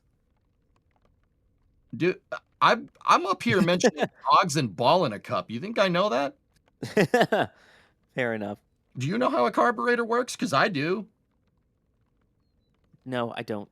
I know how carbonara works, if that counts. Hungry. By the way, I see a bunch of the Av Geeks coming out. Someone's talking about the new VC-25 flying over their house. Someone here said that Cool. they saw the last Starship launch from the flight deck on their 777. Now that's cool. I'm just a little bit jealous there. That's really cool, man. Yeah, Transatlantic Allison saying that, yeah, they saw it from the flight deck on the 777. That is so cool. G90s. You G90s don't miss. All right? That's all I'm saying. If you know, you know. Hopefully, same with Raptor V3s coming up here in a bit, trying to bring it back. Let me take a moment here really quick. Thank you, Board News, for gifting a Red Team membership. Patricia getting from the shop saying, I ordered a second patch and my first one got lost in the mail. Made it to the local post office but never got delivered. Need to keep my collection going. If I end up with 2, I'll gift it to someone. That's really nice. Thank you for that. Anonymous, it's launch day. Go SpaceX, go Starship. Thank you, NSF, for all the hard work. Getting the Flight 11 and 12 patches. John Schwab becoming a PadRat member. And Joseph, either Dubois or Dubois, depending on how it's pronounced, asking, where are the avionics and batteries on the booster, Alex? They have part of that on the engine section, and probably part of that as well in the chines. Other than that, there's a lot of like the engine controller, for example, is already in the engine itself, which is very weird with Raptor 2, with Raptor 3, excuse me. And so yeah, they just simplified and repackaged a lot of the things. Usually you will have the big shielding and everything will be just stuck to the aft dome and all that. Now all of that it's more sort of around the aft end of the booster.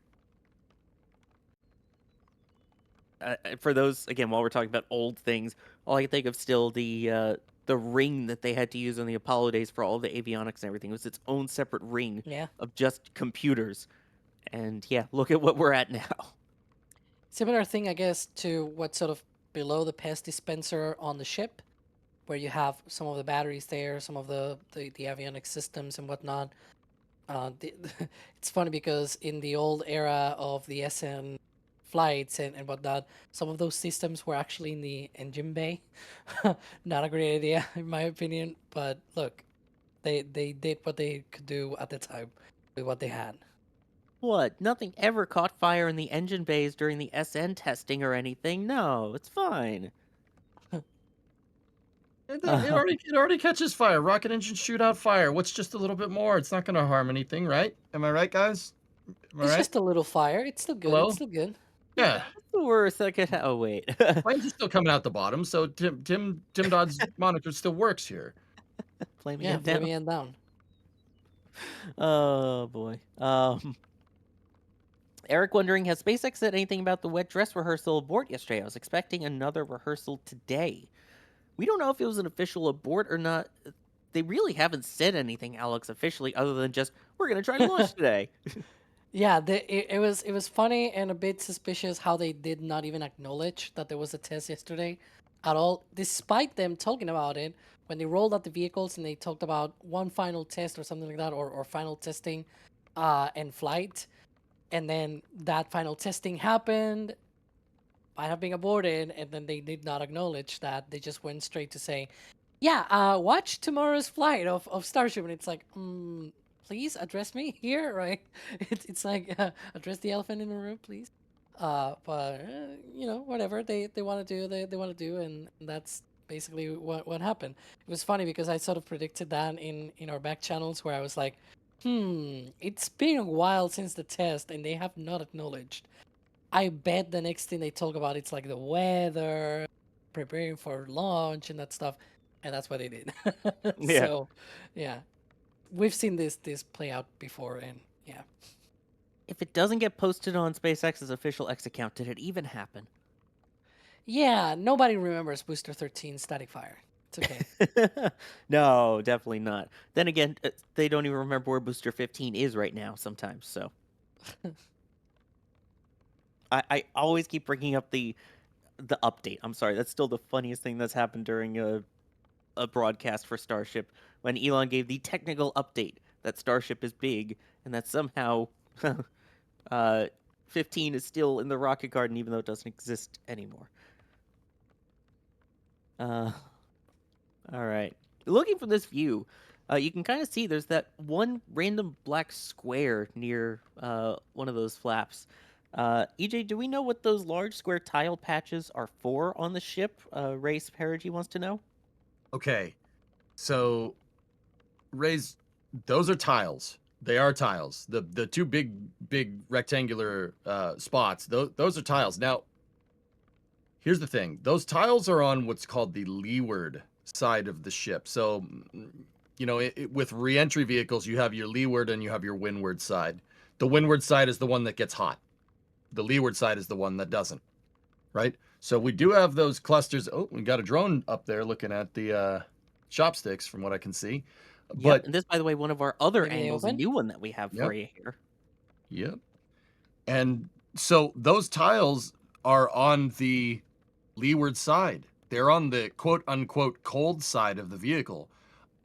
I'll be honest, I'm not entirely sure why you have them there. I'm sure I mean, they also have tiles on the top side of the flaps, on the leeward side of the flaperons, right? I'm not entirely sure why you do that there. I know it's for some type of testing. They're probably testing heat rejection on the leeward side during reentry. That would be my guess. There's really not another reason to just put a splotch of tiles there, I guess.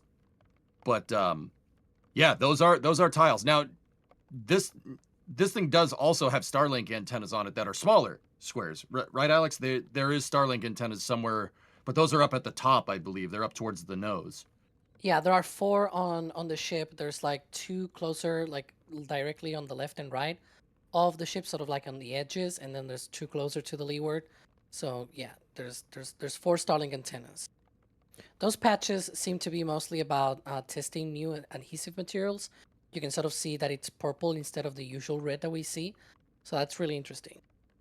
Because you were mentioning this, to expand slightly on this, the majority of the tiles are pinned to the vehicle, but there's a subset of them that are glued because of the geometry and things like that. Kind of doesn't let you pin those tiles, so you have to glue them. And so they have been struggling to find the good adhesive for these. Surprisingly, it is the glued ones, the ones that tend to fall off, instead of the mechanically attached ones. So, same as shuttle. We're talking about this for the last 3 hours, where it's like shuttle used to drop a lot of tiles. Those were glued. Guess what? Starship has also a bit of a challenge with glued tiles. So they might be running those tests just like that, you know, with new glue material and things like that. Yeah, I mean, you had Chris Bergen, EJ, and myself, the three of the 4 main shuttle people here at NSF. All that would be missing is Philip's loss to make it fully complete there. Of course, we're not going to ignore the comparisons between Starship and shuttle, because everything is a shuttle-derived problem still, is it not? Oh, absolutely. For those who watch the Flame Trench, that's our weekly Friday news show where we kind of talk about things a little bit more loosely. We always joke about everything being a shuttle-derived problem. Coming up on almost 7 hours to go until the opening of that launch window. Let's see, Transatlantic Allison, the one who was also, by the way, saying the GE90s, showing the love for those two, saying, I wonder if those tiles on the leeward side are new attachment tests, kind of what we were just talking about there.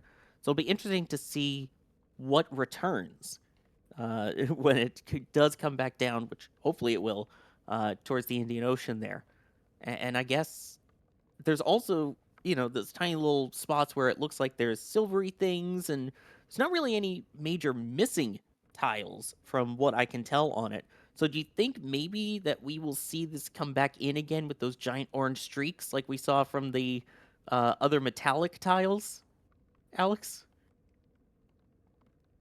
I don't think they are gonna see any orange, because this time around there's no metallic tiles. The things that you see there is just white tiles. They painted white, regular tiles. I don't know what kind of paint they used, but I'm guessing it's probably not metal based, or anything like that. It's probably just normal paint, and that's actually for the imaging of of the tiles. Two of the satellites will be deployed, and then they'll do the imaging of the tiles and everything. That's going to be very useful for that. Yeah, exactly. To finally see what it looks like in orbit, because I'll bring it back to shuttle. You had the Orbiter Boom Sensor System, the OBSS, following Columbia STS-107, where once it was in orbit, they would then use the robotic arm, attach another arm to the robotic arm, and that had not only regular imaging cameras, but also more in-depth, detailed scans that it could do across the entire thermal protection system.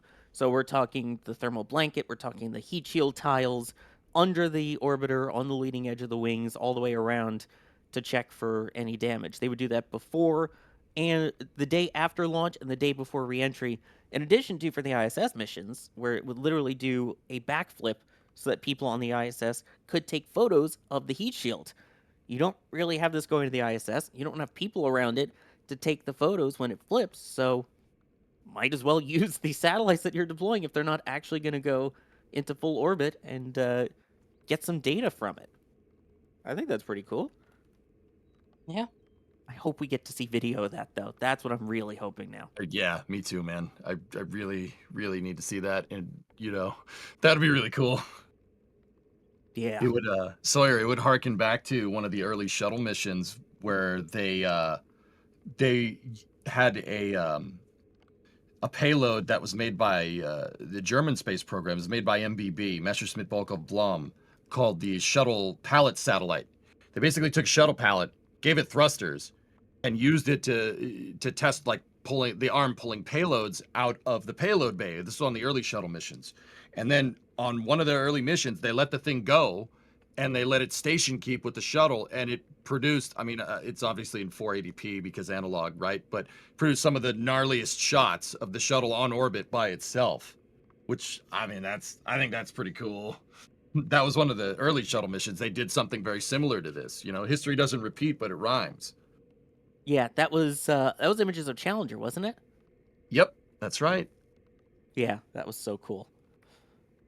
It's also been cool hanging out with you guys, but I'm going to take a short break on my end. But don't worry, we're still staying live. There's still so much to talk about. I will be rejoining you all a little bit later on today as we get closer to launch of this new version 3 booster and version 3 ship. Speaking of the ship, how about we take a look at some of the upgrades on version 3 of the ship here, courtesy of Ryan Caton. The second stage of Starship has undergone many iterations, dating back to the early hop days with SN8 and SN15, and this new update, at least from the outside, isn't the same massive change as Block 1 to Block 2, but it draws on lessons learned over the years to take the better parts of Block 2 and introduce the changes wanted over the last few years. For this, we will also go top to bottom, starting with the nose cone. To start off, the nose cone itself and forward flaps haven't really changed a ton from the outside, that is, compared to Block 2. It's clear that even with the failures of S33 through S36, important changes were still made that have carried over to Block 3. But some of what we do know is that, based on the high pressure outlet lines on the raceways, SpaceX has at least 32 COPVs installed on the ship. Like the booster, these hold igniter, spin up, purge and pneumatic valve gases. Another big piece on the nose cone is the newly designed catch and lift points. These are a bit different from the ones installed on the Block 2 ships and are higher up. With the addition of these, SpaceX deleted the old ship pin sockets, which had been their method of lifting ships using the chopsticks ever since good old Ship 20. Eventually, these points will be used to catch a ship, potentially as soon as Ship 41, assuming Flight 12 and 13 go as planned. Finally, the Starlink dishes have been moved around as well. Two of the dishes are now on the sides of the heat shield, while the other two are on the leeward side. In low Earth orbit, this should give Starship much better coverage and signal with the Starlink network. Going down to around the payload bay, there are some notable changes. First off, there is a new addition to Block 3, the docking ports. Currently, Ship 39 only has the passive side of the probe and drogue system, which will be used to dock ships together for propellant transfer. Moving down to the propellant tanks, SpaceX has redesigned the raceways to hold flight termination charges at the forward and common domes, eliminating the separate raceway for FTS. In terms of the tanks themselves, SpaceX has increased the ship's propellant volume without making it taller. To do this, engineers lowered the common dome and then lowered the aft dome by about 1.106 meters. I say about, but that's a very precise number. You can tell that Ryan Webber wrote this script. Doing this allows more liquid methane and liquid oxygen to be loaded onto the vehicle, thus increasing performance. Now, going down to the aft, some of the biggest changes have occurred. First off, we can see the addition of the other two passive drogue docking ports, which complete the set of 4. In between those is the newly designed ship quick disconnect plate. This plate is split between methane and oxygen systems, but that is still only a single plate on the ground side. This newer design is intended to eventually support in-space refueling, which Block 3 will enable for Starship. On either side of the QD and raceways are a newer, more robust set of vents for the much smaller attic area in the engine bay. This new attic area is only for the very tops of the Raptor vacuum engines, which now also sit slightly recessed into the ship's oxygen tank. This attic is formed by an insulated metal roof to protect the newly flattened thrust puck and aft end of the ship. As for the overall changes to the ship, the reaction control system, or RCS, has been completely redesigned. The placement of the RCS thrusters has been refined for better control, and additional thrusters have been added to support docking and maneuvers in space. For example, there are newer roll thrusters placed on the payload bay section, as well as another set about midway down the ship. The thrusters on the payload bay are arranged in 2 pairs, facing opposite directions for greater control. Another new set of thrusters comes from pipes built into the aft flap hinges, which route gases to a new plate that redirects them in certain directions. Block 3 of the ship has also had improvements to its avionics and battery life, which will help it stay in orbit for 48 hours. This is more than enough time to launch, rendezvous and dock with a depot or another ship, transfer fuel and then return home to Earth. Last but not least, the heat shield has seen some major changes as well. For starters, SpaceX has introduced a new style of tile pin across the entire vehicle. They have also removed an entire horizontal seam from the nose cone to improve sealing during re-entry. The aft end of the ship now uses the same size standard tile that the rest of the primary hull uses. This helps reduce the need for special tiles. However, they then added even more special tiles, including a complete redesign of the aft flap tile setup to improve gap sealing. Block 3 of the ship is set to push the envelope of human exploration, spawning the human landing system, tanker, depot and possibly cargo variants. The hope is that this will be the template for increasing launch cadence and even ship reuse. There you go. That was Ryan Caden with a little infographic there about Starship. Now, it's up to me. What's going on, everybody? I'm EJ. I've been doing kind of, subject matter expert commentary on this Stakeout, but now they gave me the keys to this stream, okay? I'm the master of ceremonies now. So, it's going to be a part. Alex is like, nervous laugh. What's up, Alex? You're still with us, right? Yep, I'm sticking with you for the next hour, and hopefully we'll see if the weather improves at the very least. Nice roadblock that we have now there at the LBJ intersection. It looks real muddy out there. Yeah. You think the weather's going to clear up? It's supposed to. That's what the forecast says. But there's always probabilities to these things because chaos theory and all that stuff. So yeah, it looks like at least you can see there in the radar, most of the rain has already moved. I think. Hang on, let us see here as it sort of rolls through the different slides. Yeah. So yeah, most of the thicker part of that storm is sort of out into the southeast. Mm-hmm. If you guys want to, kind of just getting your bearings of what this picture is showing you, in the very dead center of that shot is where Starbase is. It's at the very southern tip of Texas. So some of that storm is just kind of lingering over Brownsville and Starbase right now, right, Alex? But it looks to be moving out. Yeah. I'd be a bit more concerned if that storm were to, if it were to be gone from the launch site, but it will stick out sort of in that area to the southeast, because that will be where the booster is supposed to splash down. I don't know if they will sort of abort as well for the landing hatch / simulation thing that they want to do with the booster. I want to think that maybe they will want to have good weather so that they can gather good data out of that simulation, but we'll see. Yeah, We will see. I mean, it does look to be clearing up there, but okay. Yeah. So in the meantime, I'm going to get this support queue kind of cleared out. This is if I'm hosting the stream, I don't like it with the support queue getting all jammed up here. So Firth, thank you for becoming a Capcom member right there. We got Tom with a store message here. Go Flight 12. Thank you very much, Tom. We appreciate it. What'd you get? You got a T-shirt?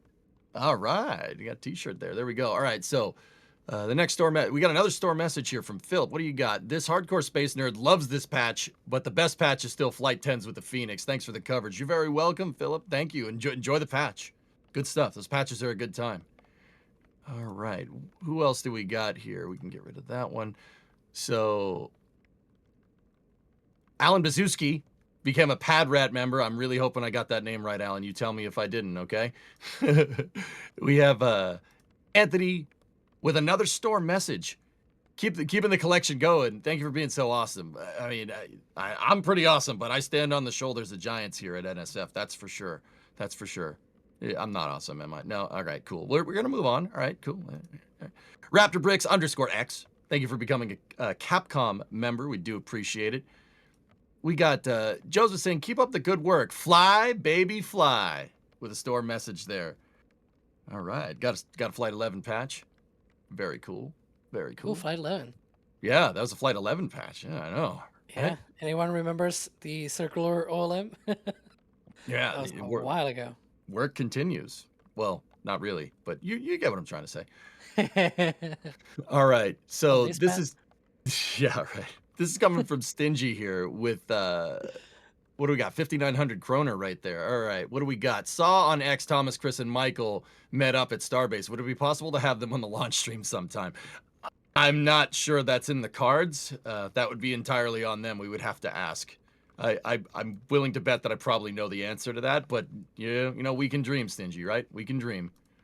All right. This is an anonymous store message here. What do we got? Big fan of y'all's videos and super excited for today's launch. My question for y'all. Okay. If SpaceX ever did liveries for Starship, what designs would you like to see most? Per Aspera ad Astra, rough road to the stars. Alex, it's shuttle livery for me. I'm not going to lie to you. It's just shuttle livery. It's all shuttle livery. What about you? Racing stripes. Yep. Put a bunch of those on the leeward side of the ship. Maybe a few of those as well on the booster. It adds more Delta V. Yeah, yeah. Absolutely. Better than speed holes. Yeah. We don't want speed holes. Yep. We don't want speed holes. We don't want that. We got Colonel Baloney. Thank you for becoming a Pad Rat member. Nice. We have Ryan here having fun trying to. Is that like the American flag that you're trying to draw? I know you're British, but I think you're doing it wrong. I don't mind that. If Isn't it supposed to be 13. It's close enough. It's close enough to get the idea. Two stars. Okay. Yeah. The United States in 1603 or something. I don't know. Well. There was never 2 stars on the flag. We started with 13. I know. That's what the stripes are for. It was a joke. Alternative timeline where the United States starts with just New York or something like that. Well, New Amsterdam at the time, I guess. Move on. All right, I'll allow it. All right, Crafty Geek, what's up, dude? Just finished CSI Starbase Part 3 on the deluge system and Methalox burner that pressurizes it. I saw NSF footage cited as rather critical in the reverse engineering process. Great job, y'all. Tank Watchers and Rocket Forensics for the win.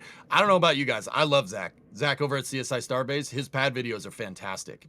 I would say go watch them. They're really good. Zach's a good dude, good buddy of mine. All right. What else we got? We got Apocalypse Cow Boom. Hopefully a Methalox Cow Boom, right? Like, because the cows have methane. All right, cool. Thank you for gifting 10 Red Team memberships. We do appreciate it. Thank you so much. All right, what else do we got? We got Jared. Thank you for the live coverage. Let's light this candle with a store message. What'd you get there? Oh, a collector's pin. All right. All right. You guys bringing home the bacon here. Good stuff. All right. Kobe, we got one more here. $5 super chat. EJ, seeing how you're in charge, a second stage booster on Starship to put it into a higher orbit and possibly a lunar orbit without refueling. Kobe, I think like you could carry like okay, all right. Here, you want to know where EJ's crazy mind goes? How about we put a Centaur 5 inside of Starship's payload bay with a lander on top of it, and you do a standardized Centaur with a Starship think instead of SLS. I think it's the opposite, EJ. What they're trying to propose here is like another stage in between Super Heavy and Starship. Yeah. The ship is the third stage, and then you have sort of like Saturn V, a 3-stage sort of thing. Yeah, I get you. I'm not sure. I'm not sure that physics would like that. So I'm just gonna say Centaur 5 inside of Starship's payload bay, and do what Centaur G was supposed to do with the shuttle back in the day. We'll leave it at that. All right. So Midnight Burner with a $20 tip. That's tips.nasaspaceflight.com. Thank you very much. What do you got for me? I've been watching since Starhopper, but now I can finally show some support and start catching up. Thanks for all you do. Oh, no problem. We love doing this, dudes. I'm sure you've heard this spiel from everybody else here, but guys, look, this job, you have to love this stuff to do this job. And I know you guys do out in the chat, but yeah, we generally do it because we love it. Like, you think Alex goes and compiles spreadsheets because like he wants to do a good job? No, Alex, you compile those spreadsheets because you love this stuff, right? I used to do spreadsheets even before I was at NSF. I was just doing this for free basically before. So I was just a nerd, and NSF was like, let's put that to work and use it. And I was like, cool. Yep. And that's how it happened. I mean, they were talking, we were mentioning like, Michael, Thomas, Trevor, all those guys. They did it because they love this stuff. Exactly. They were doing cool stuff, and they saw NSF, and NSF saw them as well, and they were like, there's a good partnership here. And then, they had also their own lives and their own careers, and they moved on to SpaceX, which I guess they can use now their whole different set of different abilities and work that they can do. I always say, like, nobody gets into the aerospace industry to make money. You get into it because you love it. Like, I mean, I get it. There's some people that just do it for a paycheck, and that's cool. We don't do that here. But also, I'd say the vast majority of people like that are at Starbase, for instance, that are down there putting hands on this thing and getting this vehicle out on this pad ready to go. They do this stuff because they love it. Like, personally, I've talked to a lot of those people that they make our, obsession with rockets look timid. And we really do like this stuff a lot. Tanker truck going around the roadblock, it looks like.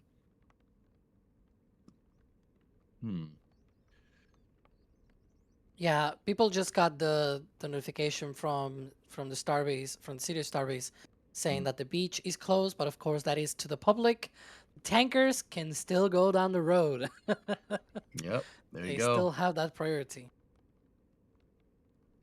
Dude, the ballet act that's going on here between tankers, roadblocks, ship operations is really cool to see. I would invite people, not during a roadblock, to go down there and check this thing out. I mean, the entirety of Starbase is on Highway 4. It's a public road. You can go right up to these things. Don't go where you shouldn't be. There's very clearly indicated signs saying where you should and shouldn't be. But you could still get pretty darn close to this, and it is really cool to see it. No, chat, I'm seeing the comments. You cannot take a tanker and infiltrate inside of the launch site. Please don't do that sort of stuff. Like, there are heavy security. I've seen certain tweets out there showing people trying to sneak in. Don't do that. Don't. Yeah. Don't be a goofus. All right? We don't want to you don't want to be a goofus, right? Yeah, you don't want to be the guy that scrubs this thing today. That's for sure. Yeah, lots of people will be mad at you.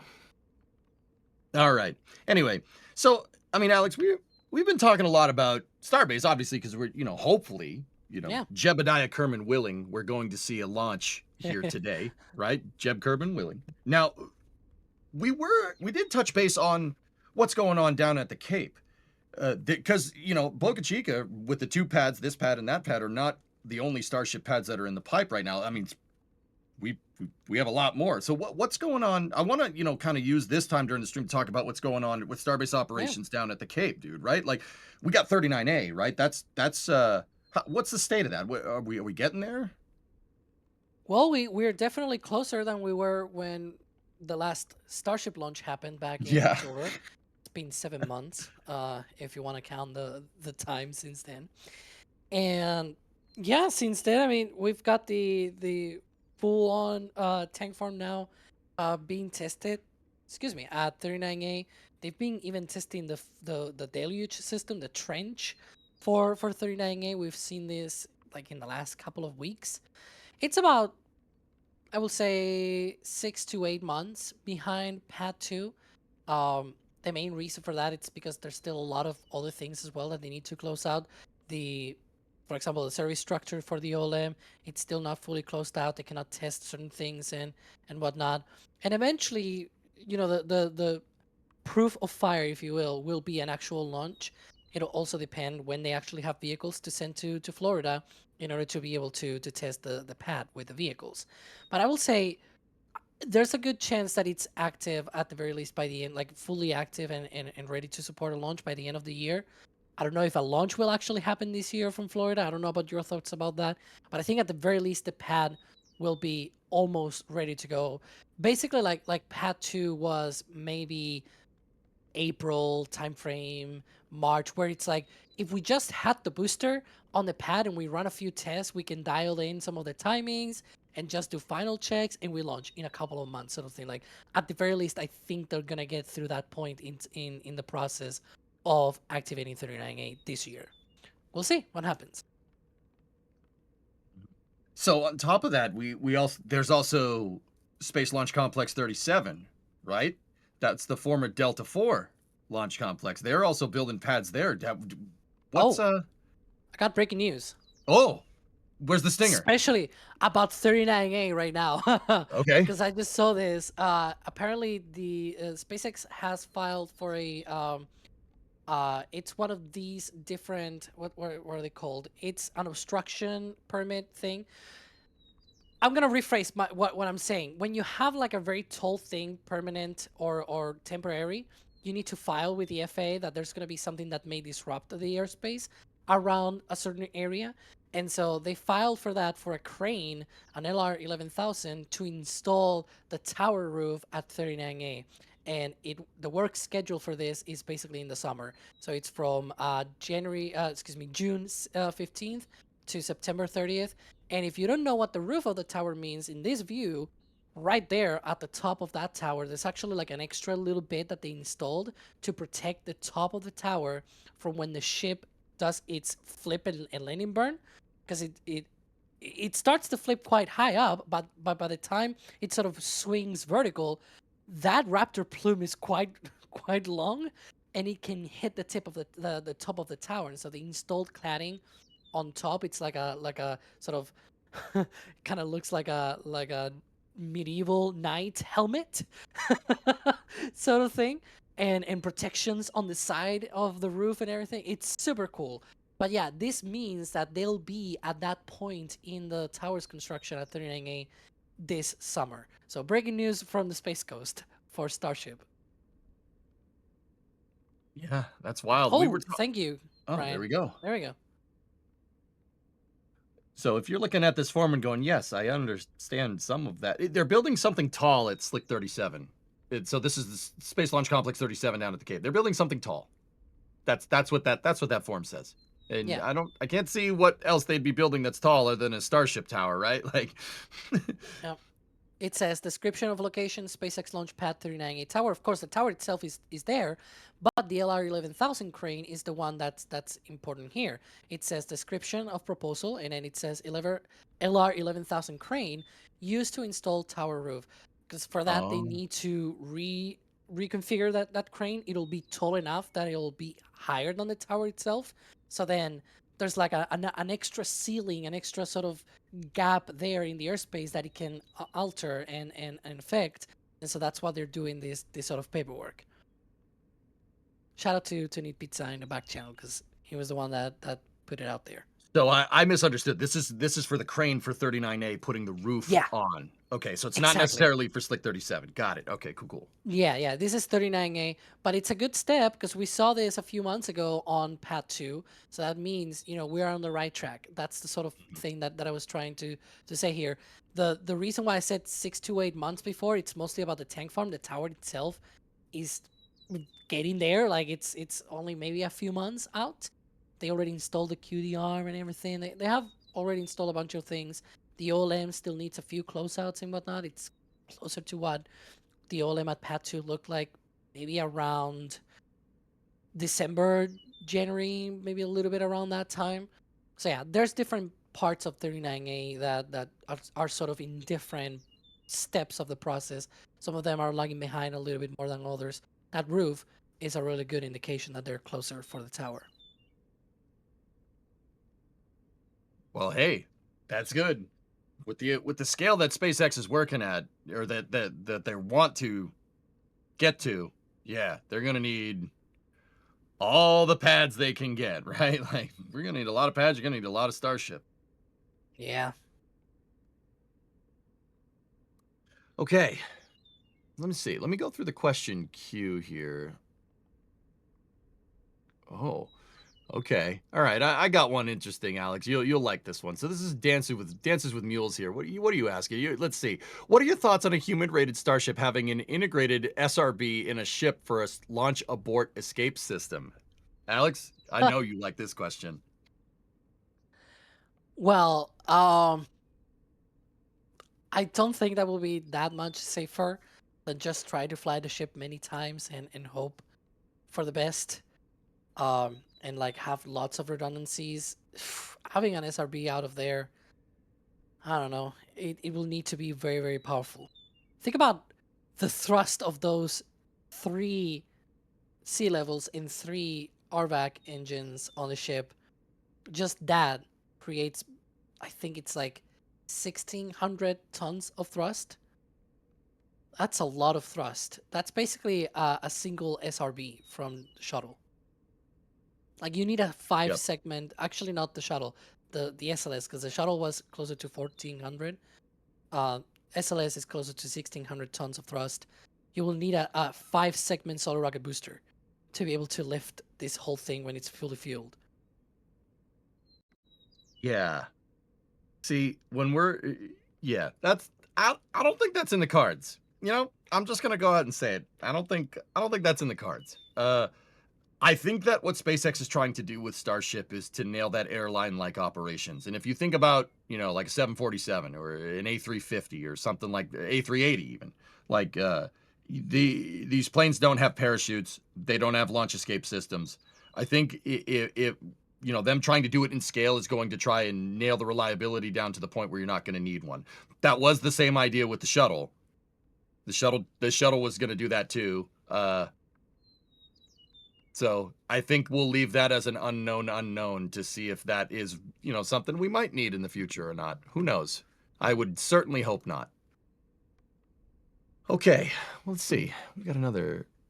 Let me look through the questions queue. There's a lot of good questions in here. Alex, this is AC Gypsy asking, do we know if there was any significant pad work done overnight? They did a bunch of work. Excuse me. Oh, I don't know what's going on today with my throat. They did a lot of work, especially in the ship quick disconnect area. They disconnected the quick disconnect, and there was like a crew of people up there. I don't know if that was to do inspections after the test that they did yesterday, or if it was something that was going on there. I don't know if they might have something else as well going on, because there are parts of the launch site that are not that well visible, unfortunately. Especially in the middle of the night, they don't have as many lights as they used to back in the day. That's mainly for environmental concerns as well, because totals and all that stuff. They don't like some of the lights at night and whatnot. But yeah, that's basically all we saw. Just the quick disconnect itself. I'm gonna be honest, I was not awake for the entirety of the night for obvious reasons. I had to be here today. But other than that, that's basically all that I saw. Apart from, of course, delivering a lot of the commodities that they need for today. Yeah, it's just been a never-ending stream of tanker trucks. Now, while you were replying there, we had Jerwa come in with 20 red team memberships. Jerwa, thank you very, very, very, very much. We appreciate you. That you know, I know it sounds like a broken record when we say this, guys, but we mean it. When I personally, like, when I'm here, when I'm thanking you, I mean it. I mean thanking every person. If I could shake all 12,000 of you in this chat right now, if I could shake everybody's hand, I absolutely would. You know, it would take weeks, but I'd still do it. You know, this is genuinely a privilege to do what we do here, and I don't take it lightly. So very much thank you, Jerwa. We really appreciate it. All right, I'm gonna bust through some support here while we have a little bit of time, and then I got a video for you guys. I got a video for you guys teed up, which I do believe is Alex roasting us our Flight 11 predictions. Oh my goodness. Oh, that's gonna be fun. Oh dear. All right, so we got Papa Hawkeye. Thank you for becoming a flight engineer member. Thank you very much. That's step above. We do appreciate it. All right, Dominic Cardenas. What do you got for me? Big fan. I have both rare NSF patches. Thank you for all you guys do. How long do we think it'll be for Flight 13 after this? Oh, it's entirely dependent on how good this flight goes. Right, Alex? It really depends. Yeah, I think even if it goes well, it might still be July, August timeframe, basically on the timings that we've seen for testing the booster, testing the ship. The ship has already done its cryoproof testing. The booster is already stacked. It needs to go out for a cryo test. We'll see when that happens. Depending on that, of course, we'll see if it is either July or August. I think it's going to be around that time frame. Yeah, I'd say a couple of months at best. But Alex, I think you're leaving us now, right? I am. I got to prepare for the launch stream coming up at T-3 hours, so 3.5 hours from now. And in the meantime, I guess you're going to see me roasting people, I think. Yeah, that's that should be what we're gonna see here. So Alex, I bid you adieu, and adieu. I can't ever say that right, even though I know how to say it. Yeah, let's watch this video, and then we got another person rotating in. Starship's last flight happened in October. Yes, in October. And it was also the last flight of version 2, a version that gave us lots of headaches when it comes to, well, doing what Starship needs to do in order to achieve its goals in the future. It was also the last flight out of Pad 1, which gave us lots of different memories, very fun moments as well. And we gave our team a series of questions about what they hoped or expected for Flight 11 and also what they expected for the future of Starship. What do I think will be the outcome of Flight 11? Honestly, great success. I think Booster 15-2 is going to do everything that it is supposed to and accurately. I think it's going to be a good outcome. I really, really want to see that this is a repeatability of Flight 10. It's one thing if you do it once. It's another thing if you can repeat it over and over again. They learned a lot from the last flight. They're doing basically the same profile. Yes, there's a few changes, but I think that this is going to be a great success. Now, a lot of people in our team were very hopeful for Flight 11, and they were sort of right. It was a success. But there was something. I think version 3 will go through some headaches like version 2 did, but I'm really hoping with all of the component testing that we've been seeing happening so far, that it goes a little bit at least smoother. I mean, as long as they don't blow up another ship at Massey's, it'll be fine, right? Right?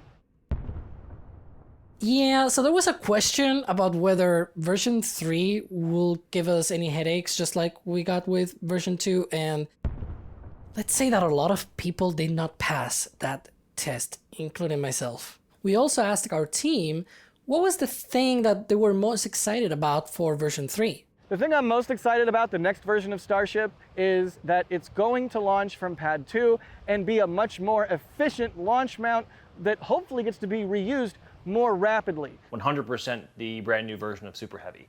While technically we are currently on the Block 2 or Generation 2, as some SpaceX engineers have officially called it, it looks very, very similar to what we began with in Booster 4 and then Booster 7. What excites me about the next version of Starship is seeing the Raptor 3s in action. I'm really looking forward to how the infrastructure holds up. They've learned so much from the current Pad 1, the OLM, the Deluge. And I think we're going to get more pretty photographs and video from a launch mount with a big flame diverter like that. No, Jack, we will not have pretty photographs from you because you went asteroid mining. Thanks, Astroforge. But the prediction that everybody got wrong really wrong was when version 3 will debut. I think we are going to see the first launch of version 3 probably in late winter, early springtime. So probably end of February, early March, probably at the earliest. Well, in March of 2026, maybe right around my birthday?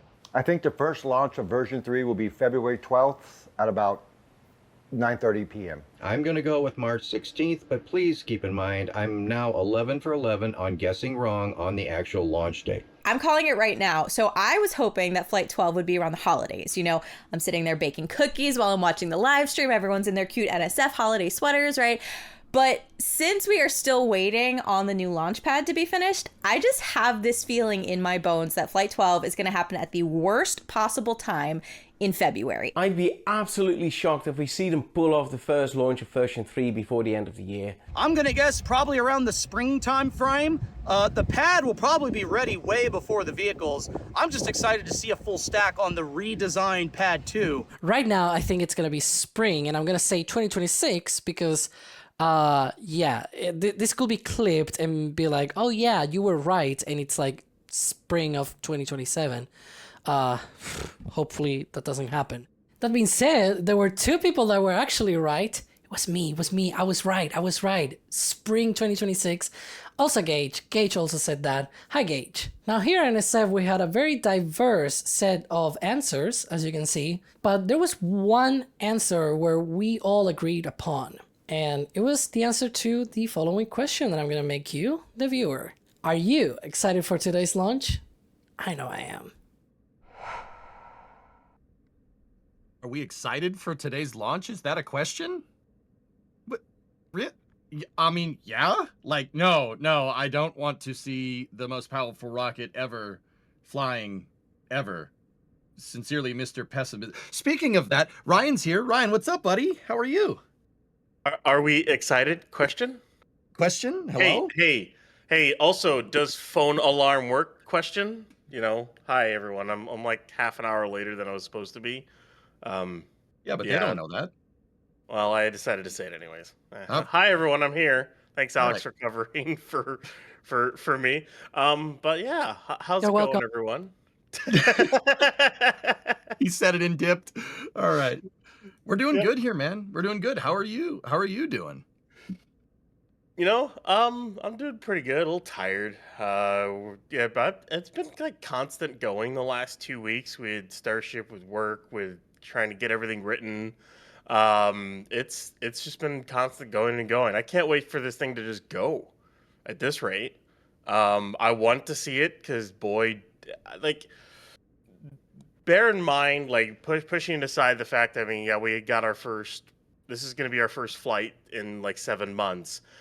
Watching a flight out of this pad has been like 2+ years in the making, since I started to watch them build it in early May of 2024. And then, of course, you get the little snippets of information on Block 3 of the vehicles, on Raptor 3, and then you start seeing the pad get built together, and then you're like, oh my goodness, watching a launch out of here is going to be amazing. I can't wait for it to happen. And here we are. We could be 6 hours and 23 minutes and like 15 seconds away from it happening. Like 2 years in the making, EJ. It feels like it's been a long time coming, to say the least. It's been a long time. Been a long, lonely Yeah. time. Yep. All right. So we're in, let's see, what are we looking at here? We are inside of 6 hour, 30 minutes. So we're T-minus 6 hour, 22 minutes, 47 seconds until the window opens here for Flight 12. The first flight of a Block 3 Starship, Block 3 booster, and redesigned pad. This is, Ryan, we don't really have many parts that are in common with previous Starship variants, do we? This is all new. Like, I was telling people a little bit earlier before you were here, like, this is, for the most part, a brand new vehicle, right? We're kind of along those lines, yeah? Like the ship has a lot of similarities. It's still the same size, relative size as as a Block 2 ship. The forward flap's still the same. The nose cone is still pretty much the same, at least the actual structural design of it from what we can tell. And there's some similarities here and there. There's a lot of added stringers. There's the domes are moved. Raceways are changed. So the ship still has a pretty clean sheet design on it, but still got a lot of similarities to Block 2 of ship. But of course, it's lessons learned after a couple of failures in a row of Block 2. Now, booster, its similarities are, well, it's stainless steel and it's 9 meters wide. That's about where the similarities end. It has 2 tanks and a transfer tube and COPVs. Okay, everything's changed on it. Where those are, what those are holding, or at least how many there are, I should say. There's like 100 to 200% more COPVs on the thing. Grid fins are changed. Integrated hot staging ring. The aft is completely redesigned. There's so many changes between these two vehicles, enough that it took 3 whole articles to add into the launch article when I did it, and I tried to abbreviate as much as I could. So, otherwise I probably could have gone way, way, way more into depth. And then, of course, the pad itself is a whole other beast as a whole. With all of the changes, it's completely brand new from the ground up. About the only thing that's similar is the internal truss design of the tower. Other than that, all the internals are different. So there's so many changes, but it's definitely been a long time coming with all of the lessons learned. You run this program since 2019. It's been 7 years since Starhopper, a little over 7 years since Why are you saying they that? Don't say originally that. fired that engine. That was like 2 years ago, man. All right. That was like 2 years ago. Yeah. It wasn't. Was it? No, it wasn't. The first engine that fired on Starhopper would have been static fire number 1, April 3rd, 2019, when a Raptor first fired on a vehicle. Yep. Nope. Yep. Don't like that. Yeah, it's been a while. Hey, speaking of Starhopper, there he is. There it is. Ever vigilant. Yep. But yeah, I can't wait to see this thing launch. It's gonna look awesome.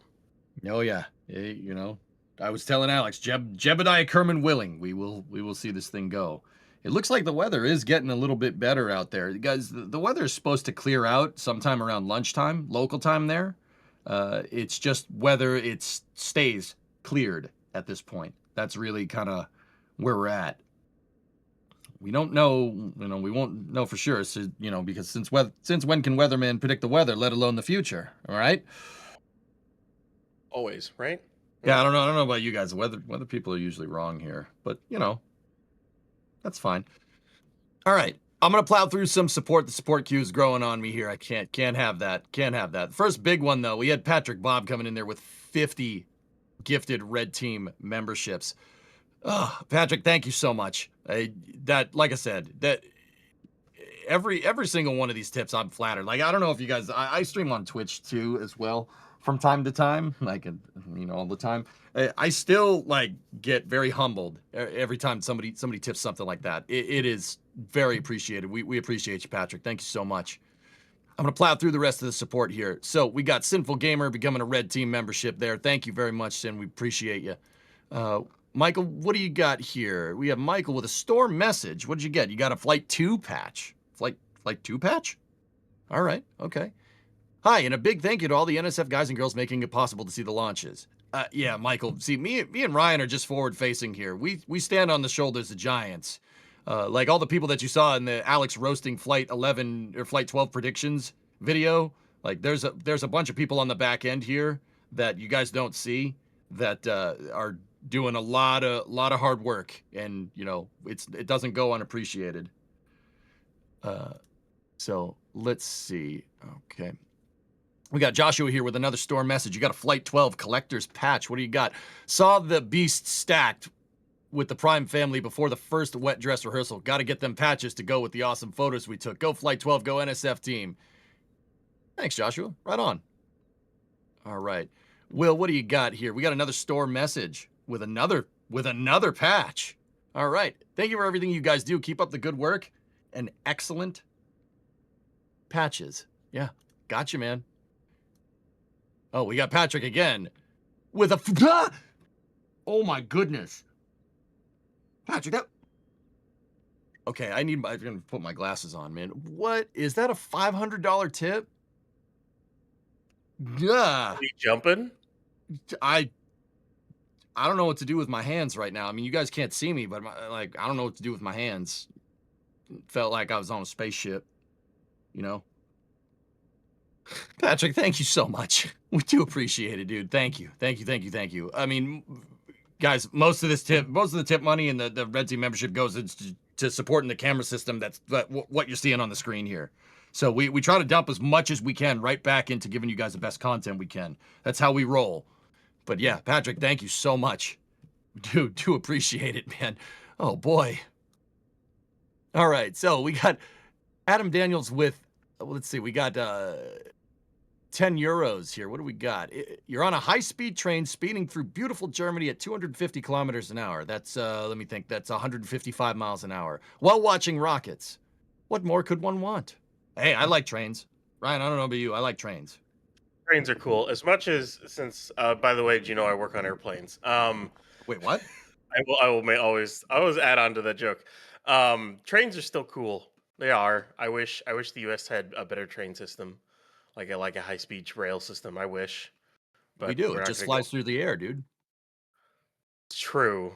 Yeah. See, Okay, you didn't think of that one. No, I Yeah. don't know. Just attach turbofan engines to trains. Why? Right? I mean, I'm not gonna say I don't want that. Like, I'm not gonna say I don't want that. Like, that's a good idea. We should do that. That'd be a good idea.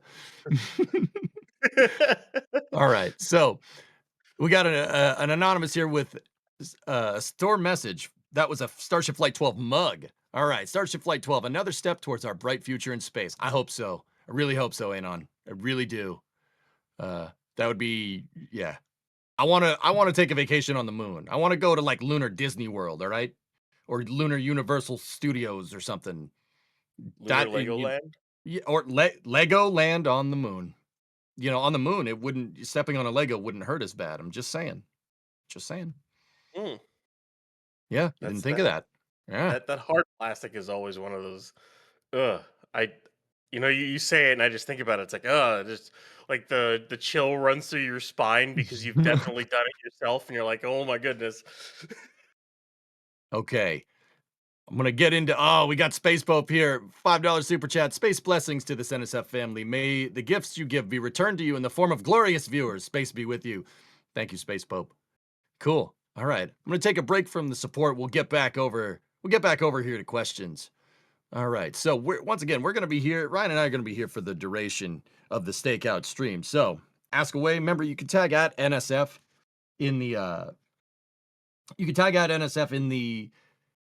the chat here, and the questions will pop up for me. So, if I like it, I'm going to pick it and I'm going to answer it. So give me 1 second here. Let me just dial through the queue and see what we got. Okay. All right. So this is coming from ResistoJet. And if in the future, how many starships and boosters do you think they will have in service at the same time in order to keep the cadence up? Ryan, this is your baby. This is your baby. Ooh. Boy, it really did, because if they want hourly cadence, they're going to see. There comes a couple caveats with that. One, you can have an incredibly large fleet that you constantly switch out boosters of, or you have a slightly smaller fleet where those boosters are constantly flying, and you only take them out for any like heavy maintenance stuff, which the one thing SpaceX is going to have to come up with, which they've had to come up with for Falcon 9, is a maintenance program on like after so many cycles of this flying, are they going to have to do these certain objects on them, or certain tasks, I should say, like inspecting certain parts of the system. How long does a grid fin last for? How long does all that protection on the forward dome last for? That's not like a simple thing to change. You can't just take off welded metal and replace it. You basically just have to keep welding on more metal until the forward dome is, you can't do it anymore, and at that point the forward of the booster is useless. I don't know what their solve is for that down the line. it's going to be interesting to see. They may come up with some kind of ablative they can replace every several flights or something like that. And there's going to be a lot of other things that you're going to have to change out every so often that can only take every so many flights. And that ties into how many boosters you want to have on hot standby. So say you launch a mission, you get a booster back. Oh, well, that booster's not great. All right, well, you got one ready to go. So you just take this one off the mount, get another transport stand, get a new one out there and go, basically. And as long as you have a ship ready to go. But if you don't have those backup boosters, then you got to fix this one and then fly it again.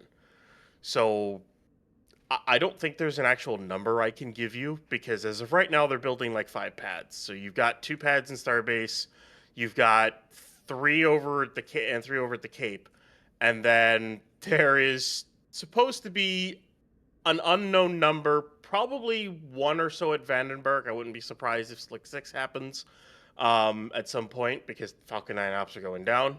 The Louisiana area, I think, which we're going to talk about, that could have several pads. And then the international pads they're going to build.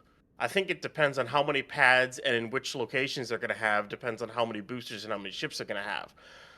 I don't know if there's an upper limit on how many, because if they want an hourly cadence, you're probably talking about hundreds of boosters and ships, which means you're talking about a gigantic infrastructure of gigabays, star factories, and launch pads and payload integration facilities to keep up the massive logistics train of trying to make all of it work. So, like, logistics is going to be one of the craziest things this program is going to have to solve. And it kind of goes into, well, how many ships and boosters do you actually need for that? Okay, let me play off this. Another conditional hypothetical. Let's say that SpaceX wants to do 4 lunar landings, at least like initial baseline capability once HLS gets up and running. So say the year's like 2030. SpaceX is planning 4 landings. What type of, so that's 1 landing every 3 months. What do you think the fleet looks like then?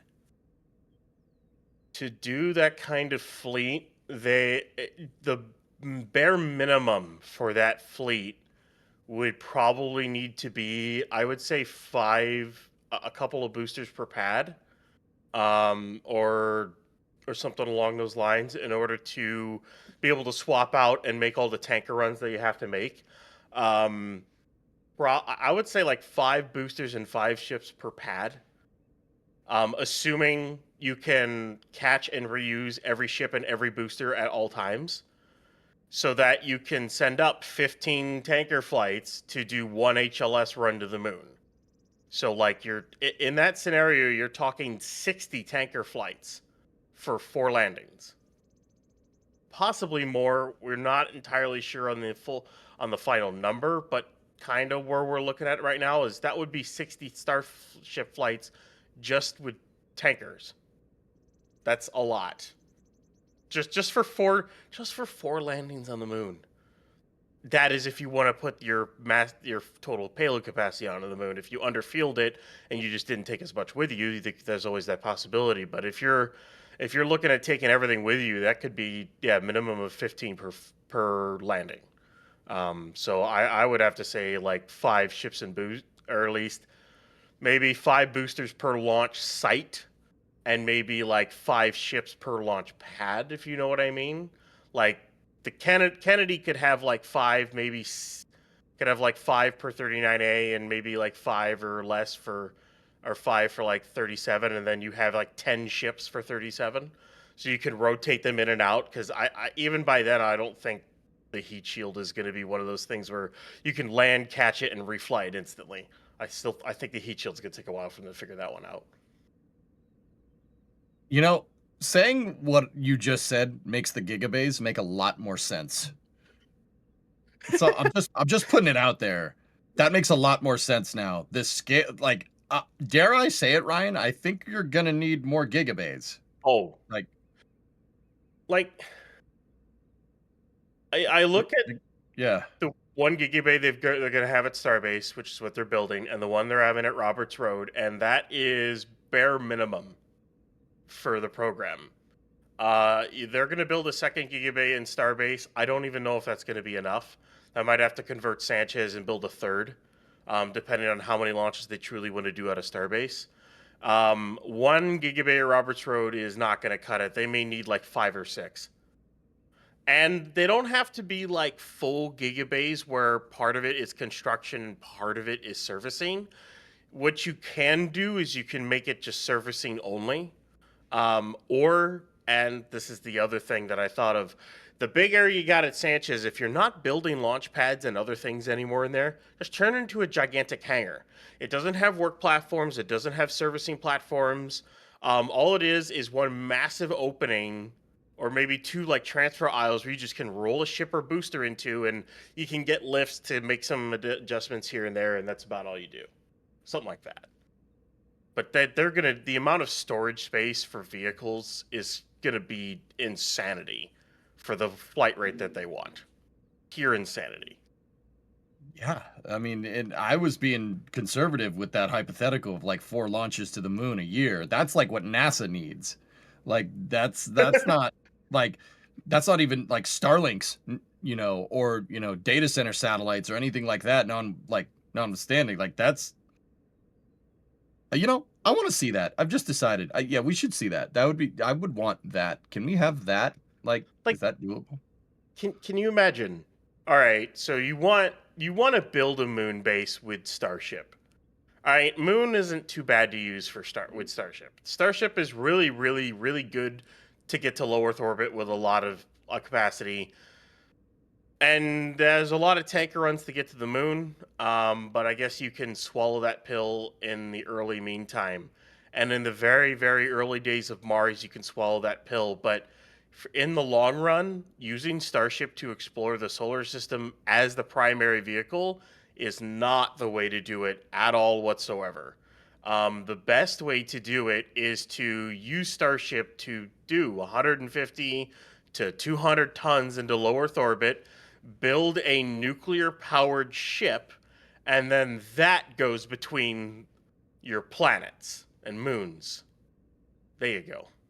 So you want to use Starship like a space shuttle? Yes, shuttle mention. Yes. Oh, it happened. I'm the master of ceremonies here. We're not going to not talk about it. Oh, boy. It works better that way because Starship is not even remotely optimized for anything beyond low Earth orbit. It's not. It's saying it is well. What about going to Mars? Well, you're if you want to get 200 tons to Mars, you still need at least 15 tanker flights, maybe 200 of it. It really depends on what they can do for reusability. Maybe 10 tanker flights per run or something like that. That's still 10 launches for just a single launch of like 200 tons to Mars. What if you could use that capability of 200 tons to low Earth orbit and then having to refuel, you build a massive ship and then you attach a couple of Starships to the side, all loaded with stuff, and you take it all in one single burn, along with a bunch of people, with a centrifugal like habitat ring, and then you take all those Starships and land them on Mars all at once with a bunch of equipment. And then he can do shuttle runs from cargo bays on the ship to transfer materials down, like an M-SAM or a Hopper. For all mankind, we're making, But I want MADV. For all mankind's good, but I want MADV. Yeah. But Yeah. we can dream. I mean, that's certainly an architecture of all time. I mean, I'm not gonna say, don't build a gigantic spaceship in space. I would want that. And speaking of things that you guys would probably want, we have less than 40% of those pins left for this flight here. If you want to go in and score the pins, we have them. We have them in the merch store, but supplies last. Oh boy. Patches, not pins. Excuse me. I'm gonna go ahead and say that I'm not really the best at merch plugging. Sawyer's got that on lockdown, but he's not here right now. So leave a message after the beep. All right, we got 40% of those patches left. Now to take 2. We'll do it right. We got 40% patches left here. for the next for Flight 12. Get them while they're hot, because once they're gone, they're gone. We ain't making any more. We ain't making any more. So yeah, be sure to go in there and see if you could score some of those while supplies last. Sorry, I always think about it like, like I'm, plugging a sealant product or some, clothing cleaner or something. Like this product is the best, Buy it while supplies last. We still have more and more tankers rolling in. Really? It makes me wonder how full the tank farm was when they did the wet dress attempt yesterday. Because I would have thought they would have been topped off by now. I'm not gonna lie. I was at work and I saw how many tankers went in. They must have been close to empty when they tried that yesterday. That's what it feels like, anyways. Or they vented off a lot more than we thought.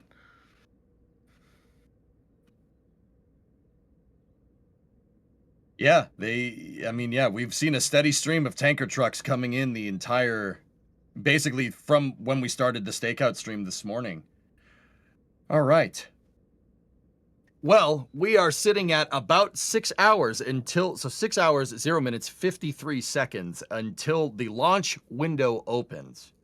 Now, it remains to be seen if SpaceX is targeting the top of the launch window, or if we're going to see the schedule move to the right a little bit, maybe a little later in the day. But we do have another playback talking about Starship on the Space Coast here for you guys. We're kind of peppering these little videos in. They're pretty cool. I mean, you guys tell us if you like them. I think they're pretty neat. They're very informative. I do like them a lot here, and we're going to play this one now, and we will be back with you momentarily. While most attention has been focused here in Starbase, SpaceX is rapidly advancing major Starship infrastructure on Florida's Space Coast, and progress is only speeding up from here. We're covering the upgrades for Launch Complex 39A, the Space Launch Complex 37 build-out, and how Starship will initially be transported from Texas to Florida before local production is ready. So let's go ahead and dive in. First up, Historic Launch Complex 39A. This historic complex, used for the Apollo program, the Space Shuttle, and also supporting Falcon 9 and Falcon Heavy, is being partially converted into a Starship launch site. SpaceX has taken a very methodical approach here, using Starbase as a development testbed before scaling designs to Florida. Now, that experience is being directly applied from Starbase. Progress at 39A is advancing, but not quite finished yet. The tank farm is nearly complete, with only minor hardware still missing. Nearby, work continues on the deluge farm and plumbing for the DSS and FireX systems beneath the launch mount. Some early system tests have already been seen on our live cameras, showing integration is well underway. The launch tower still needs its roof and protective cladding to shield systems and support future booster catches. The chopsticks also have some work left to be done. Cable reeving and stabilization hardware still need installation, all before we can even see them move up and down the tower freely. At the pad itself, the flame trench is coming along very well. Installation is continuing on the 20 hold-down clamps and their protective covers on the launch mount. The booster quick disconnect systems still require final plumbing and shielding, and major groundwork continues around the site. Overall, Launch Complex 39A is close, but still has several major integration steps left before Starship operations can begin here. Overall, it's about 5 to 6 months behind Pad 2 here in Starbase. Next is Space Launch Complex 37. This site previously supported Saturn 1 and 1B launches during the Apollo program, and later the Delta IV family of rockets for ULA. Now, SpaceX plans to transform the entire site into a Starship launch complex, featuring 2 distinct pads. This site is earlier in development compared to 39A, but progress is also moving quickly. The first launch tower base is already mostly assembled, while construction of the flame trench foundation is moving fast. Work has also begun on the vehicle lift station right beside it. Early tank farm and deluge farm foundations are also forming. These 2 sites could potentially support both pads. The very first tower segments are already staged on site, waiting to be stacked with the already assembled tower base using the massive LR-13000 crawler crane. At Roberts Road, SpaceX is building chopsticks, carriage systems, and the water-cooled steel plate top deck sections for the next launch mount. Still missing are the lower and mid launch mount sections and flame diverter hardware. But given the current pace, those are likely coming soon. Now for the bigger picture. Launch cadence. SpaceX's early Florida plan targets up to 120 Starship launches per year, 44 from LC-39A and 76 from Space Launch Complex 37.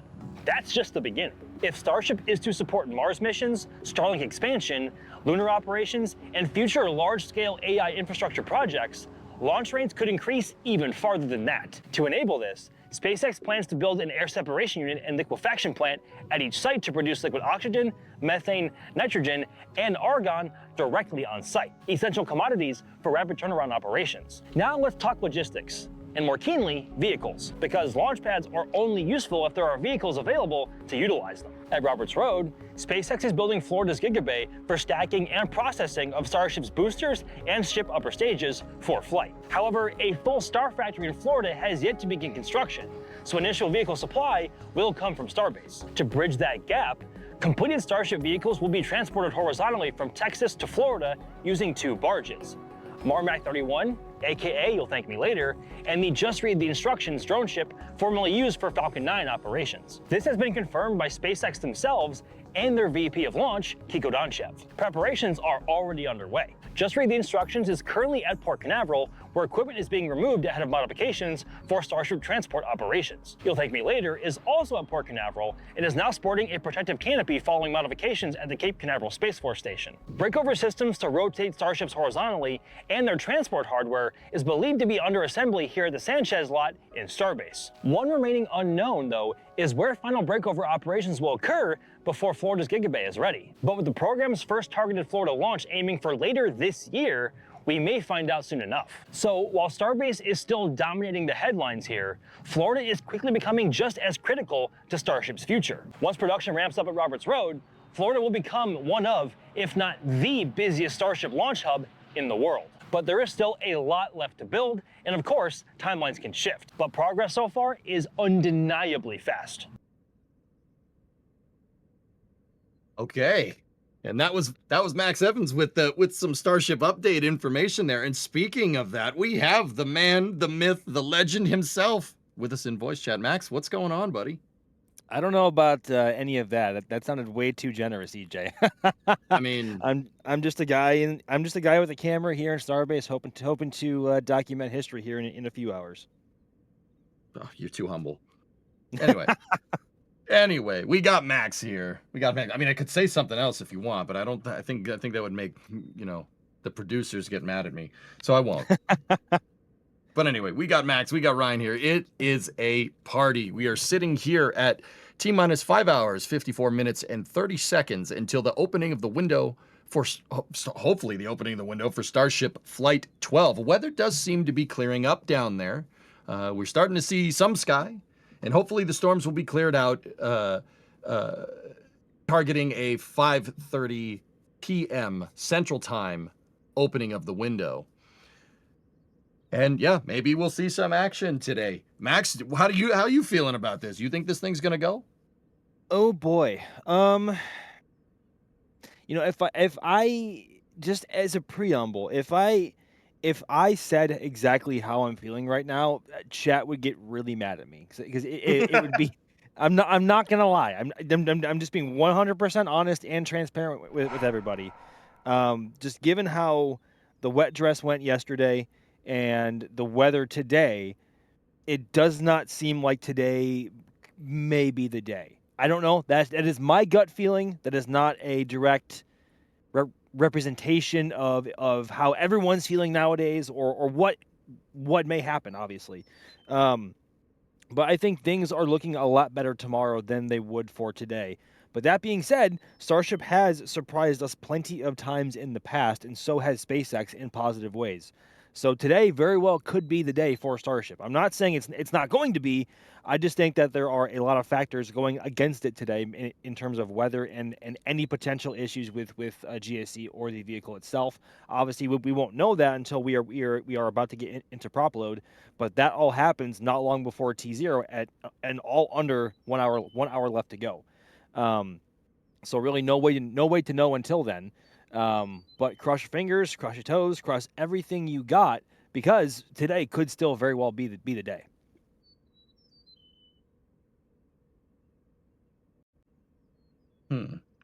Ryan, what do you think? Do you think she's gonna go today? Yeah, it's a, I mean, like, bait. I think like that entire thing, like that said everything. Like Ryan doesn't even need to speak. That was it. Well, you've got the NOAA, or the NOAA, or the National Oceanic Atmospheric Administration. Their current outlook forecast for today is a 50% chance of showers and thunderstorms, mainly before 4 p.m. So that is before the launch window, which right now Starship, or I should say Starbase, might get hit slightly by another rain shower here in a little bit, but it does come. Looks like it's starting to shift more east and more south, so it's a chance that it misses. But of course, there's always, with that 50% chance, there's a chance more forms. There it is, right there. That little northern part to the west there could go impact, but we're still working on it. It's supposed to pass before any window opens. They still got 5 hours, 51 minutes, and then of course that's till the opening of the window, and then the window is an hour and a half long. So they can always push even to like 6:45 if they need to, and launch then. And remember, this is a little bit easier to launch in a window than past vehicles. As you remember, there was the weather scrub back on Flight 10. This is easier to hit an opening because they can fuel it a lot faster. So they can have that pull of, oh, we're go to prop load, and then it's like, all right, we have a 39-minute window to say, or say they have 40 minutes to hit this window. Well, if they start prop load right at it, they'll make it, because they can prop load this thing in 36 minutes and 10 seconds, and then of course there's like about 2 minutes of just finishing a few things up, pressing tanks and all that other fun jazz. But either way, they have a better chance of hitting a smaller window now because they can feel it faster. So that's a plus towards Starship side. What I really want to happen if they really go today, I want, because what it says is it's partly sunny, or at least it's supposed to be partly sunny, I think, later on. I just want all the storms to go away, and if they are going to go, clouds go away, because I want to see the stack rise. Yes. Yes. Like, Amen. come on, please. Amen to that, and that is also why I'm kind of like, maybe that's why I'm like biasing my own opinion like twice over, because tomorrow looks a lot better in terms of cloud cover, and just weather conditions overall in the launch window, or what would be the launch window tomorrow. But that being said, again, it's worth noting that Starbase, because of its close proximity to the Gulf, is its own little microclimate around here. Like weather, just because weather is X and Y over in Brownsville, which is more inland, it could be something completely different over in Starbase, because it's right next to the Gulf, and between weather patterns, winds, everything. It could be way different. It could be cloudy in Brownsville and crystal clear over here. We have seen that numerous times. So with the forecast scheduled, or I shouldn't say scheduled, forecasts aren't scheduled. With the forecast showing that weather, shush, the fact that the forecast is showing that that weather should be improving around 4 o'clock, I guess is boding a lot better than perhaps weather was looking this morning, because it was properly miserable this morning. I was out with Dan, D, Caesar, Gage, the whole field team here, getting everything set up in terms of cameras, trailer, everything, and it was raining pretty much nonstop from the time we left the house this morning up until the road closed for us at 10 a.m. Like it was pretty miserable. And I think it'll still be a bit longer before the rain clears out from the area as a whole. But I think, again, we are just under 6 hours out from the window opening. A lot can happen in 6 hours in terms of weather, especially in an environment like Starbase, in such close proximity to a major body of water. If there is going to be a cloud layer, I hope it's a really high layer, and that Starship reaches transonic speeds before then, because the atmosphere is quite thick today and humid, and that more often than not means that is a great environment for some vapor cone goodness as Starship accelerates through the sound barrier. We saw that with Flight 10. I didn't even know Starship was able to produce such a shock dime, or a vapor cone of sorts. But if the atmosphere is just right, it just may. But again, I'm rambling now. But that, like, again, as bleak as today has looked so far and may still seem, It is not game over by any means whatsoever. There is still a long way left to go. Yeah, I think it's gonna fly. There, I Wow. said it. I think she's gonna fly. Wow. I mean, I shouldn't say wow, because that EJ optimism and Ryan Weber pessimism, like that's like I'm like right in between the spectrum of takes here. I have to balance it out. I don't know. You what? I didn't say it wasn't gonna go. If you Yeah, remember, you Ryan, implied if you Oh, rewind a few minutes when EJ asked you, you're like, like that said more. That said enough. More like maybe. There's a Oh, non-zero right. chance. I got a maybe. Hey, a maybe out of Ryan is good, man. I'll take that.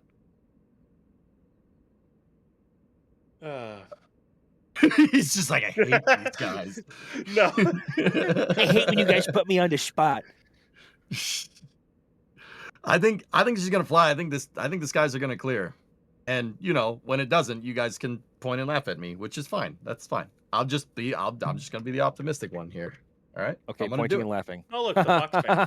I mean, if people are gonna do it anyway. So, Ryan, I mean, so what sure. is that? What do we got there? So that is the box fan vent, as it's come to called, because they have two massive fans going into like a rectangular box, and then there's a bunch of vents that get routed into that box, and then the fans basically draw in air and push it up, thus dissipating any venting that goes into that. And the venting that goes into that is there's the LOX pump chill down, which you can actually see there's a smaller line. It's not frosty at the moment, but one of the smaller lines that kind of goes farther down in there. That is the LOX pump chill down line, and then there is all three primary LOX subcooler exhaust line. So that is the two for the booster subcoolers and the one for the ship subcooler get routed in there. They used to route the LOX bleed into there, but they rerouted that to the lovely new LOX cannon vents that they have. It's basically the new OLM vent, but it's not off the OLM. It's back at the tank farm because they routed it back. But that going right now doesn't really mean anything. That's all I'm gonna say. When this starts, there is nothing to indicate a T0. There's nothing to indicate that the tank farms is close. The biggest things we watch for are when that line of 4 subcoolers in there will start to chill down. You'll start to see all those pumps chill down, whether it's the LOX ones in front or the smaller pumps in back, which are all the methane pumps. There's 8 methane pumps. There's 9 LOX pumps. Those will start to chill down. You start to see the methane side chill down, but we are a long ways away from that. The methane side won't chill down till it's going to be about 2 hours and 20 minutes or 2:15 or so before any T0, or close to that. But then again, SpaceX can always chill the entire thing down and then hold for prop load while they find an opening in the window if there's a weather issue or something like that. So as of right now, they're probably just starting some stuff up, probably doing some pressure building with some LOX and nitrogen, maybe doing some pressurization in the tanks or doing some checkouts on the vehicle at this point in time in the countdown, because it's a brand new count. This is for all intents and purposes, brand new pad, brand new vehicle, all new. There's some similarities, but there's a lot that aren't similar. So we're also kind of watching how they go through their final checks on this one compared to the older stack. So for right now, doesn't really mean much. You'll see that vent probably going all the way until after launch. That goes for a long, long time. The biggest things we watch out for are the new methane reclaim Pope vent, but we're a couple hours away from that.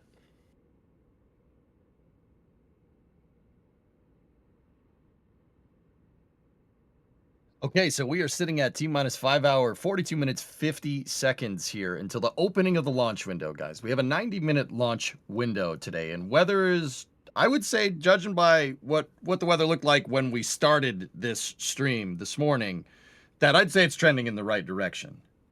Trending in the direction of flight, which is good. That's what we want to see. We want to see all those pesky clouds that you see back there get out of the picture. We need to see some blue sky here.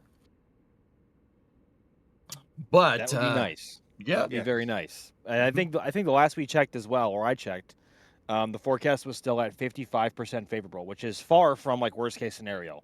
I mean, we've seen Falcon 9 launch in 5 or 10% PGO before, and so 55 is still, I would say, promising. It's when you're under 50 where it's like, okay, things might go really bad today, but obviously it is not that at this point. It didn't look like that this morning because it was miserable this morning. But again, the current cloud layer, as far as we can tell, I mean, obviously we don't have access to any data from weather balloons or anything of the sorts. But the clouds at the moment around here do not seem to be a deal breaker if they wanted to launch like right now. But obviously they are not, and we still have 5.5 hours left to go. But I would hope that weather continues to trend in the right direction. That would be quite nice. But that being said, again, as fast as things can change for the better, they can also change for the worse. But there's no real way to know. Oh, do we have a tweet from SpaceX here? Yep. Yeah, we do. Stand by. Stand by. We'll get it up. So Ryan Caden actually swapped out from producer. We have Daniel Brock or Danny B operating the stream now, pulling the switches, turning the levers, crossing the I's and dotting the T's. Yeah, sure. All right, cool. I need another cup of coffee. But we do have a tweet from SpaceX that's saying that they are on track. They are on track for the Starship flight test, and we'll show you it in a second once we get all that figured out there. The launch window is from 5:30 p.m. Central to 7 p.m. Central, and live coverage starts 45 minutes before the launch. All right, well, that's a good sign. We're trending in the right direction there. Trending in the right direction, as I said. See, I think a Starship launch optimist thinks that that's a good sign. Oh dear. All right. I was just thinking in my head, I'm like, we could be getting I was literally thinking just before that came out, we might get a post from SpaceX soon about saying whether or not we're still on track or something. And I was hoping for like maybe a percentage go update, but maybe it's still 55%. It hasn't changed. That's why I didn't say anything. But literally slightly after I thought that, they then post still if everything's still on track. So I guess I manifested it in my head. Maybe? I think you're lying. I think you're bluffing. I think you're lying. You think I'm lying? I mean, it's all behind us now, so it's super easy to say. I think you're lying. Okay. All right. I don't think he's lying. I think we are peppering Ryan with so much optimism that he is manifesting a flight. Okay, copy that. Hey, okay, copy that. I just want to say 10-4. Texas size 10-4, there by the way. I need to use it before I finish that. As much as people say like I'm a pessimist or a realist or whoever wants to say it one way or the other, like I want to see a Starship flight with clear skies. Like, come on. Like I want to see this thing fly. I've been waiting years for a launch out of this pad. Like they started the pile drilling on this tower and the flame trench in early May of 2024. That was before Flight 4. Like, wow. Yeah. Jeez Louise. When you really think about it, because they had this tower mostly pretty much they had this thing stacked when they went to catch Booster 12. Oof. In October of 2020. Yeah.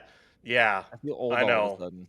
That's kind of hits you like a freight train, doesn't it? It does. But also in terms of timelines for how quickly it takes or how long it takes to build a launch complex, especially one as complex and large as Starships, that was like next to no time at all. And here we are, less than 2 years later, getting ready to launch its first ever flight from Pad 2 and a brand new vehicle. So yeah. Actually, guys, while you were saying that real quick, I don't mean to interrupt. Matt's came in and dropped. That's Mike Alpha Tango Sierra came in and dropped 50 gifted. Sorry, I'm not gonna not be like, yo, Thank you very much, Mats. I appreciate it, and I will get through the rest of this support queue with you guys soon. But yeah, Mats, thank you so much, man. We love you. Anyway, what were you guys saying? I was gonna say to that is, are you guys trying to make sure every single name is green? Is that I'm not asking you to, but geez, guys, thank you. The support Sometimes is always awesome. you wonder. Right? It's like, is there a collusion here? Like, is there? Maybe. That was looking almost Maybe. as green as the weather in range board. Yes. Yes, because it's going to launch. That's right. Yes. Yeesh. There you Yeesh. go. Oh, I think I see a helicopter. So I'm currently at the river lot. I think I see a helicopter off to the right of Gigabay. It's past it because it's smaller. But I think it's somewhat close to the highway spot.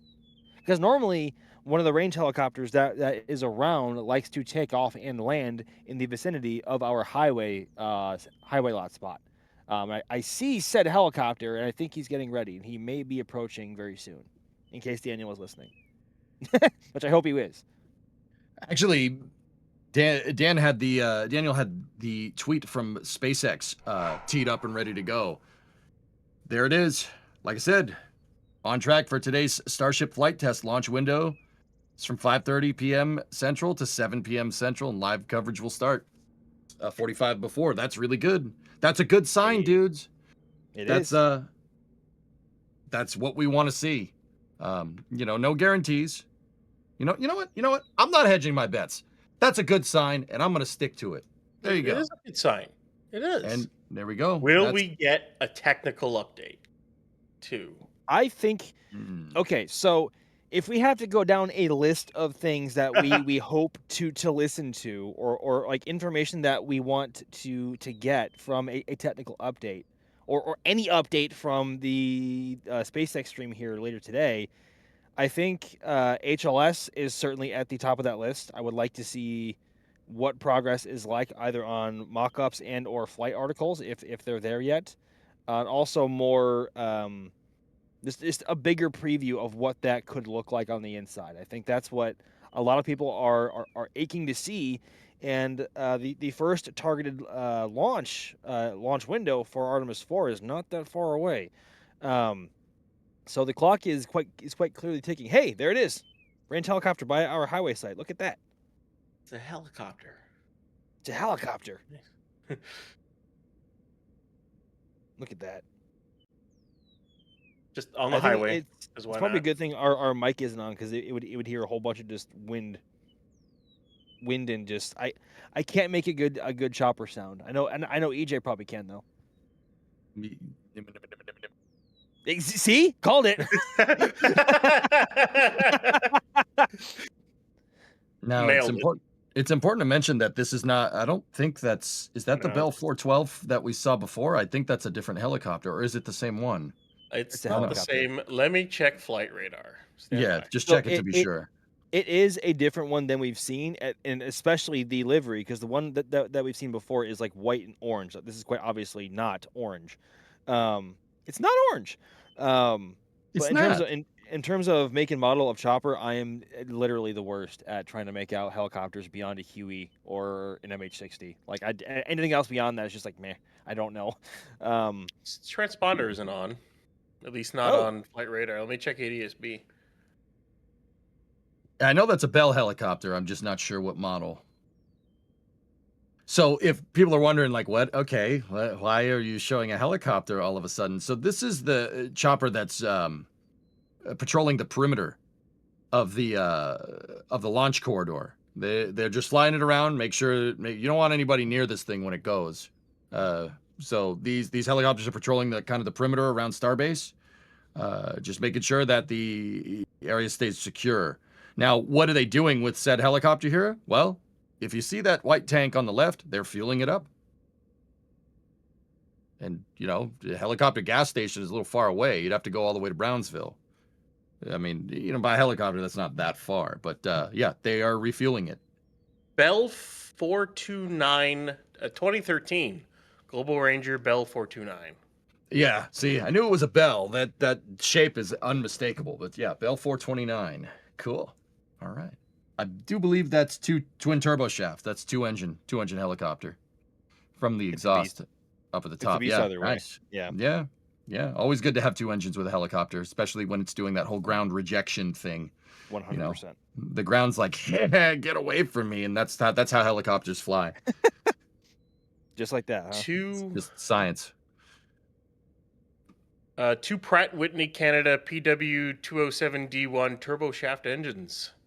How much shaft horsepower? Shaft horsepower looks like maximum continuous is 625, takeoff is 730. Oh, very nice. Yeah. Oh, it's got two of those. Oh yeah, no, that thing probably goes real fast. She's good. She's a nice helicopter. Yeah. Yeah. All right. So yeah, that's what the helicopter's doing. If you see us showing the helicopter, they're refueling them as they're flying around the perimeter. So once again, we are at 5 hours, 31 minutes, 25 seconds until the opening of the launch window for Starship Flight 12. I'm going to plow through some support here. I'm a little bit behind in that support queue. So let's jump into it. So we got Stuart here. Let's go. Patch and pin for Josh. What'd you get? A collector's pin there. There we go. All right, Stuart, thank you very much. We got FWD79. Do we know if we'll see Starlink cam views? That was a £2 super chat. I really hope so, man. I really hope so. I would really love to see that. All right. Two of the 22 Starlink simulator payloads do have cameras on them, and those are for heat shield analysis on Starship. And that is why certain tiles on the windward side of the ship are white, and those are going to be used as image referencing points for said cameras on the actual Starlinks, or at least their sims. So yes, at least on two of them, or as far as we know from what SpaceX has said, at least on two of them. Yes. I really hope we see some cameras there. All right, we got Mr. Blonde here becoming a Pad Rat member. Thank you very much. We got Ninja Decimator gifting 5 red team memberships. Yeah, I did that. That was incredible. I know. Yeah, thank you. And we got a store message from Alex, not our Alex, but another Alex. You might know that Alex. I don't know. Let's see. We got a store message for a collector's patch there. Can't catch the live stream because I'm at Universal with your girlfriend. All right. All right. But I'll be looking south, try to catch a glimpse. Best of luck to you. Oh, best of luck to you at Universal, man. Ride the roller coasters. Ride all of them. Don't puke. All right. Yeah, I mean, maybe, I don't know. Shannon, we have another store message, buying another collector's patch, hoping for a 100% successful test flight. Shannon, I'm with you. I think that's what's going to happen. All right, we got Neil here with another store message. Neil, what did you get for me? What'd you get from the store there? I'm not sure. Either way, thank you for all the great coverage. No, thank you for watching. Seriously, we really appreciate it. All right. We got Marcus Marcuson with €10 super chat. Have you ever thought about an NSF podcast for every live event and the Flame Trench? It would be great for driving or a sport. I mean, I don't know. Would you call Flame Trench a podcast, Max? I mean, I kind of would. I mean, it's almost. I mean, it might be technically. It'd be really cool if we were all in the same room and chatting that way. That would be cool. That would be for sure a podcast. That'd be fun. But also because the Flame Trench isn't called the Flame Trench podcast, but it's kind of structured like a podcast. So I don't know. Maybe pseudo podcast. I don't know. It would just be tough to get all of the NSF team in the same room. I think that would be the biggest challenge there. A firm on that. Yeah. Copy that. All right. 10-4. That would be fun, though. It would be.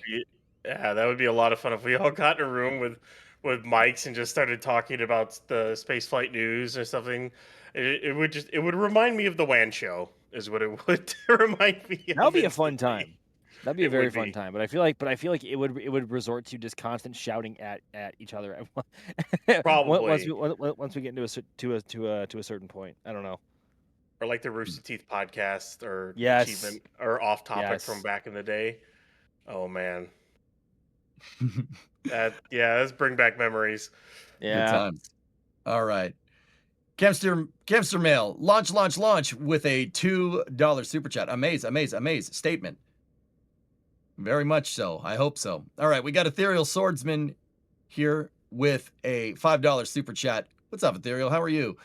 Oh, the supersized version of Nova's flying today? Cool. This time featuring a significantly higher TWR. Let's go thrust stick. I mean, you're not wrong, right? Or a bigger version of well, hang on. Never mind. Disregard. That was exactly the point that the Yeah. Never mind. I know Disregard. you were going with that. Ignore You me. all right? Anyway. You all right? You all right? No, Bame's not having a strong call of bondulance. Ah, yes, the bondulins will do. All right. So we got Spencer Mack becoming a Pad Rat member. Spencer, thank you. Appreciate you. We got Mr. Fluffy here. When Ship 26 patch, Kevin, help? No. Help? Yeah, that's not Help? happening. I'm getting that Help, right help, off help. the screen. Help? That would Nope. be great. A Ship 26 patch would be epic. Nope. I'm getting that right off the Yes. screen and I'm deleting the comment. All No, right. how dare you? Yeah, well, yeah, dude, I'm the master of ceremonies. They gave me, I'm in charge. That's all I'm saying. I'm the All master right. of ceremony. Hey, I can mute you. Oh, can you? Yep.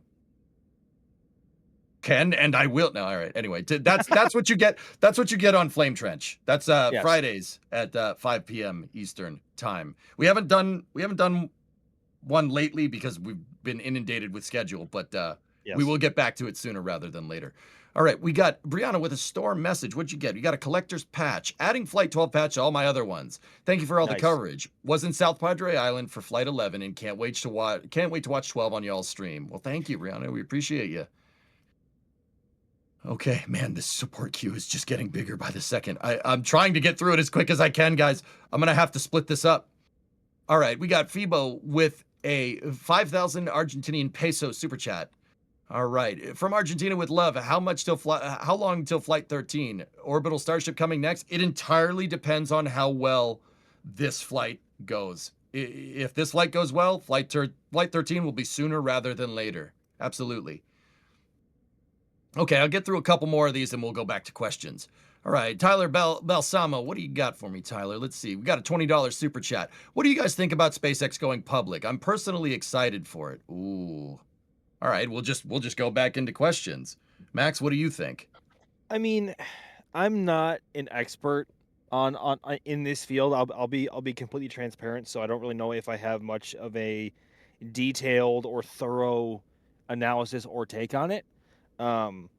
Just based off of I guess surface analysis here. I think it's a positive step to raise capital for what SpaceX wants to do in the long term. I think it's maybe it could be interpreted as a long time coming because SpaceX has remained private all throughout its entire life up until now, or at least until that the S1 was filed. So I think Helicopter's taking off, Max. it is. It is. Look at that. There it goes. EJ, how's it go? Yes, exactly. Actually, you saw the blades as the Yep. pilot on the helicopter increased the collective. You actually saw the blades Lift. change angle a little bit. Yep. Yep. That's super cool. And that is a perfect example of rotary wing. There it is. Whoop. There it is. Anyway, I think getting back to the question, I think generally speaking, from my limited knowledge on the subject, I think it's a positive thing. What do you think, Ryan? I think it has its positives. The way they're doing it is a bit weird, but that's a whole other discussion on how it looks like it's going to be structured towards Elon and everything else. Either way, I think the main reason for it is to just gain as much money as they can because it's coming out that they're spending what I think was it last year? I find that post. I think it was from Ryan Caton. They spent like $3 billion on the Starship program last year, or within the last year, and it's like that's a lot. Like that adds up real quick, and that cost is gonna probably go up exponentially. The more launches they do, the more vehicles they make, the more infrastructure they got to make, like all those, the Star Factory, the gigabays that they're building, the pads that they got to build. The infrastructure like that is not cheap. It's not. No. It'll add up real quick. I think it was it's that number from the Planetary Society, and I think it's from like to the 2020 number, which was I think those tankers are waiting to leave because of the helicopter, but it was like $248 billion for the Apollo, Gemini, and Mercury programs, as well as building all the major infrastructure for NASA to make all that happen, and like the early lunar probes. And I would not be shocked if by the time Starship is really landing on the moon and whatnot like that, I wouldn't be shocked if the Starship program starts hitting those numbers in terms of cost. Like Well, you know you're what? the You know what, Ryan? yeah. I'm sorry to cut you off, but I think that's a something worthy of noting. There is the distinction between the cost of the vehicle that we have talked about with SLS and the cost of Starship. It isn't like SpaceX spent $3 billion just on ring sections for ships and boosters, right? That probably includes that. So, just generally speaking, that probably loops in the costs of finishing Pad 2, Gigabay, Star Factory mods, building Gigabay in Florida, the Space Launch Complex 37 lease, every bit of hardware that needs to go there, yada yada yada, and so on and so on and so on. It's not just Starship vehicles; it's literally the vehicles and every single other element needed to support them, either now or in the future. So, like that being said, like $3 billion for the amount that they're doing almost seems like a bargain, as wild as that sounds for a figure as large as 3 billion. But again, I'm not a financial expert in this field, so I've always said, for the people that kind of knock on SLS, that look, there's really no way to be like fiscally conservative with a super heavy launch vehicle. It's always going to cost what it's going to cost just because you're kind of bottlenecked by the physics. If you want to get something that goes beyond low Earth orbit, you need to be able to accelerate whatever object you're trying to get out there past 25,000 miles an hour. There's no cheap way of doing that. No. Right? There really isn't. I've often speculated over on my end, guys, that the Starship program, if you don't think the Starship program's a multi-billion-dollar program, you're crazy. yeah. And this kind of goes to show you, it's like, it's not necessarily, like a lower price tag. It's basically what you do with the vehicle that you engineered. Starship, we know that Starship is going to launch a lot, and that's great. I'd say that is money well spent if this thing can launch as much as SpaceX wants it to. Now, like with something like SLS, which, believe it or not, guys, carries a pretty similar annual price tag, not necessarily with Orion. With Orion, it's a little expensive. But, we should launch these rockets more because it's not like one rocket is more expensive than the other. They're expensive to develop. And that price tag is always going to be, your price tag is going to go up with capability, with baseline capability of your vehicle, right? So it doesn't matter if it's SLS or Starship. It's always going to cost billions of dollars to make something like that. What you do with it after is the most important part. Amen to that. Mm-hmm. Yep. It's gonna, and I think that's one of the kind of circle it back. I think that's part why they're going public is because their costs, like up to this point, they have spent a lot of money on Starship for the R&D of Raptor, the R&D of the vehicle, and the R&D of the pad, and the R&D of their production facilities. Remember, they've gone from tents, the mid bay and high bay, to building Gigabay and the Star Factory now. So they've R&D'd every single component of this program, and now you're getting to the point where now you need to produce all of this infrastructure and these vehicles at its operational, and I'll put quotations around that right now because it's not really there yet, but it's close to operational status. And that's where your R&D always costs a lot of money, but to kick a program, especially one of this size, into operational gear is going to cost billions and billions. Like, it is not going to be cheap to scale this thing up into like a high cadence. It won't be.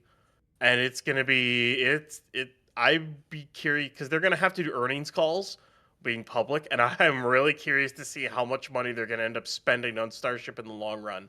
It's going to be nuts. Well, Ryan, you know what's I think the most fascinating part about that is through all of the eras that you were just talking about, from the tents to the mid bays and now obviously the high bays, me- mega bays. Geez, there's the word.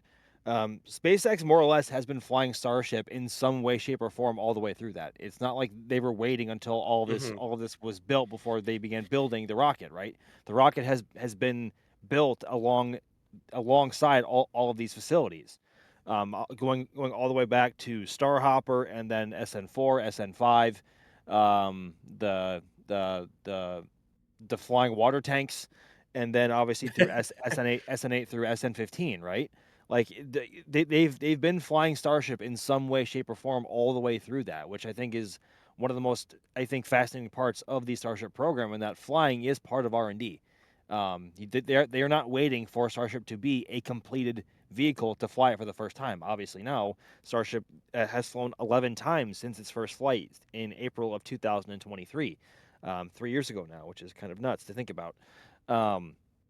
But Starship is closer than it has ever been before to operational status, and version 3 is the first step in that direction. Version 3 is ushering out and in a whole bunch of new things, and there's a lot riding on the line for this flight in particular, in making sure that version 3 demonstrates what SpaceX wants it to. This is not a flight 1 or flight 2 situations where, like, well, if it clears the pad, it's a win, or if it gets just past hot staging, it's a win.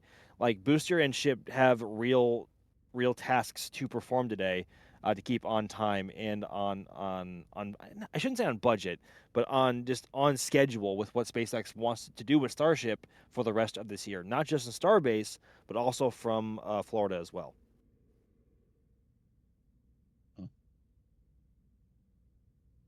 Yeah, they certainly got some challenges. All right, let's see. Do we have another? Let's see, another question in here. Any good ones? Let me rifle through here. Once again, we are at 5 hours, 15 minutes, 26 seconds here until the opening of the launch window for Starship Flight 12, weather permitting. Asterisks. We'll see. Weather's currently 55% go, last we heard from SpaceX. And we'll see. We'll see. Oh, there's a shot of, there's the 412. That's the Bell 412 helicopter that's doing perimeter sweeps here. Beautiful shot. More or less Kiwi. Yeah. Iroquois. Now, yeah, I was gonna say that one doesn't make the Huey noise though. It doesn't make the nim. It has 4 blades. The 412, the turbo shaft versions have more blade. The twin turbo shaft versions have more blades, so it doesn't make the nim noise. But that'd be cool. We can imagine that it does. Okay, let's see. All right, I got a good one here. What's up? Let's say this shot brought to you by Need Pizza using Rode, which is one of the harder cameras to. I'm going to shout it out. I know Need Pizza doesn't like it, but Need Pizza does a ton of awesome things for us. I'm shouting them out because I can.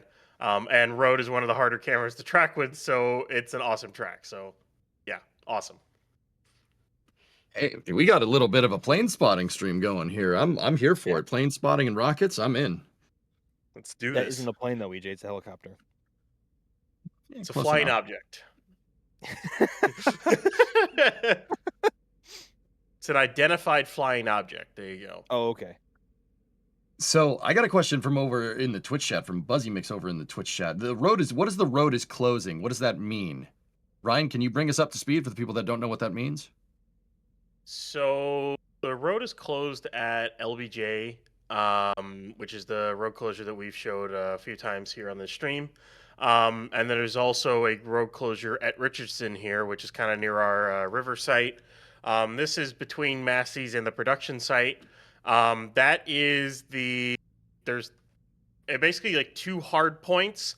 The LBJ one is the hard stop, because after LBJ Boulevard, there is no more turnoffs until you get to the launch site and the beach.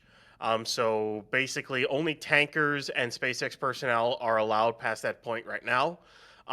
The block at Richardson, only SpaceX personnel and tankers are allowed beyond that as well. But the roadblock at LBJ will move back to Richardson, or at least back to like towards the production site once they're starting to get into fueling, because you don't want you know, the farthest away you can be from a rocket that's going to have 5,000 tons plus of propellant on board, you know, you're a little bit safer that way. So that's why they moved that roadblock back. And then there's a soft checkpoint before you even enter Highway 4 towards Starbase, all the way back in Brownsville. So they have multiple stages of checkpoints to make sure that people don't get past there, don't violate the range, because we don't want that, and we want to keep people safe as at least SpaceX wants to keep people as safe as possible, because you don't want to be that close to a rocket this powerful. It's kind of dangerous. It's a bit dangerous. It will generate a temperature of over 100 million degrees. Don't be around when it goes off. Yeah? It's not 100 million. I was about to say it's not that much, but yeah. That reference sounds familiar. What is that? Really? Yes, Guys. I'm asking. I know. I'm sorry.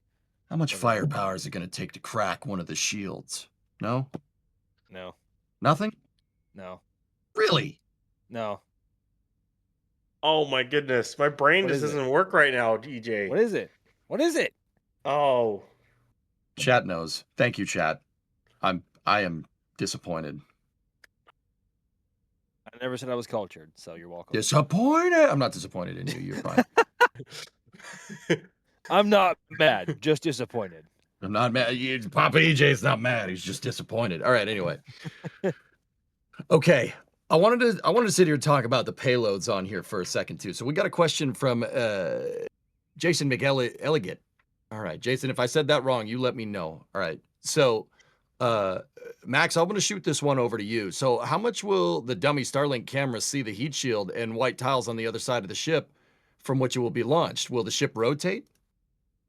I mean, it'll have to, right? Because the Pez dispenser literally disposes the Starlink simulators in the opposite direction of that of the heat shield. Right? So I think I don't know. I don't think SpaceX has put forward a plan as to how they plan on doing that, because obviously the ship will need to be rotated for those cameras to see them.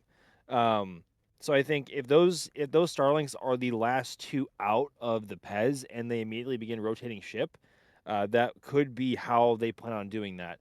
But also, as far as I can tell, unless I've completely misjudged something, they're going to be in orbital night when they do that. So they're not going to have. Go ahead.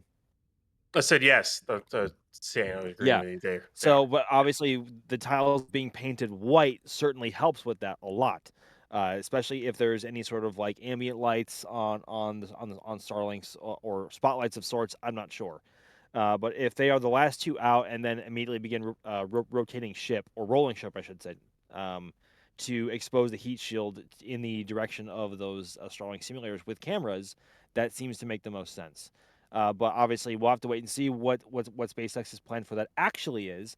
But that's again also assuming that ship makes it that far in flight, which we really hope it does. This is a brand new vehicle from the bottom of the Raptor 3's engine bells on booster to the tip of the nose cone on ship 39. It is a brand new vehicle. Stuff could happen, so I think it's worth prefacing that. But I think, assuming booster can get ship to where it needs to go after hot staging, I think ship is going to do all right. But anyway, back to your question. I think those are going to be the last two out of the Pez, and then the ship should be rolled in that direction to expose the heat shield to those cameras. I wonder if those two Starlinks could have RCS on them too, unless they're so stripped down they don't have anything on them. But they could also have little thrusters. We don't really know. Maybe. I mean, I think the fact that they're simulators, they want to keep that design as simple as possible, and I think also being able to demonstrate the fact that ship can roll like that while in space will accomplish a lot of what SpaceX wants to prove with version 3's design. I think, or maybe I'm wrong on that, and maybe those do have some way to maneuver, but we'll have to wait and find out. So I don't know if you guys have been watching the screen here. We did see some tank farm activity. Ryan, I do believe I saw the box fan working, but I did see some other things getting a little bit frosty in that tank farm. See in the foreground there in front of the wall there. Something's going on there. Ryan, do you know what we're looking at here? Yeah, so you'll actually see a small line. It's kind of going to the box fan. You see that like slightly frosty, smaller line. That is coming off of the vaporizers. So right now, SpaceX is doing some pressure building with if I remember correctly, I think those are that should be the oxygen pressurization systems, or maybe the nitrogen ones. I don't remember off the top of my head. I always get them. I always swap the oxygen and nitrogen ones sometimes. But either way, they're doing some gas pressure building. So basically, just they're taking liquid and then they're vaporizing it using the vaporizers. So they're flowing liquid through the channels and using air, the outside air, to literally heat up the liquid into a gas, and then they use that gas to pressurize the tanks, pressurize the lines, use it as pre-pressed gas to pressurize the tanks on Starship. So this, if I remember correctly, this probably is the LOX. So they might be doing like pressing the tank slightly, doing some pre-press checks on the LOX tanks. They might be doing the same with methane. I'd have to look at those vaporizers to see if they're running or not. But they may be doing a quick like gas check on the stack with about 5 hours, 6 minutes, and 15 seconds to go until the opening of the window. It wouldn't surprise me that much if they were, checking valves, checking the tank pressures, checking sensors, kind of going through their countdown checklist, checking out systems before they really get into closing everything else down, completely clearing the pad once all the tankers are done, and then, of course, eventually chilling the entire tank farm down. Because you want to make sure all your valves are working fine right off the bat. If they're not working fine, well, what's the point of chilling it down if all of a sudden one breaks? So you might as well check them all to begin with. So they're kind of making gas to be able to do that.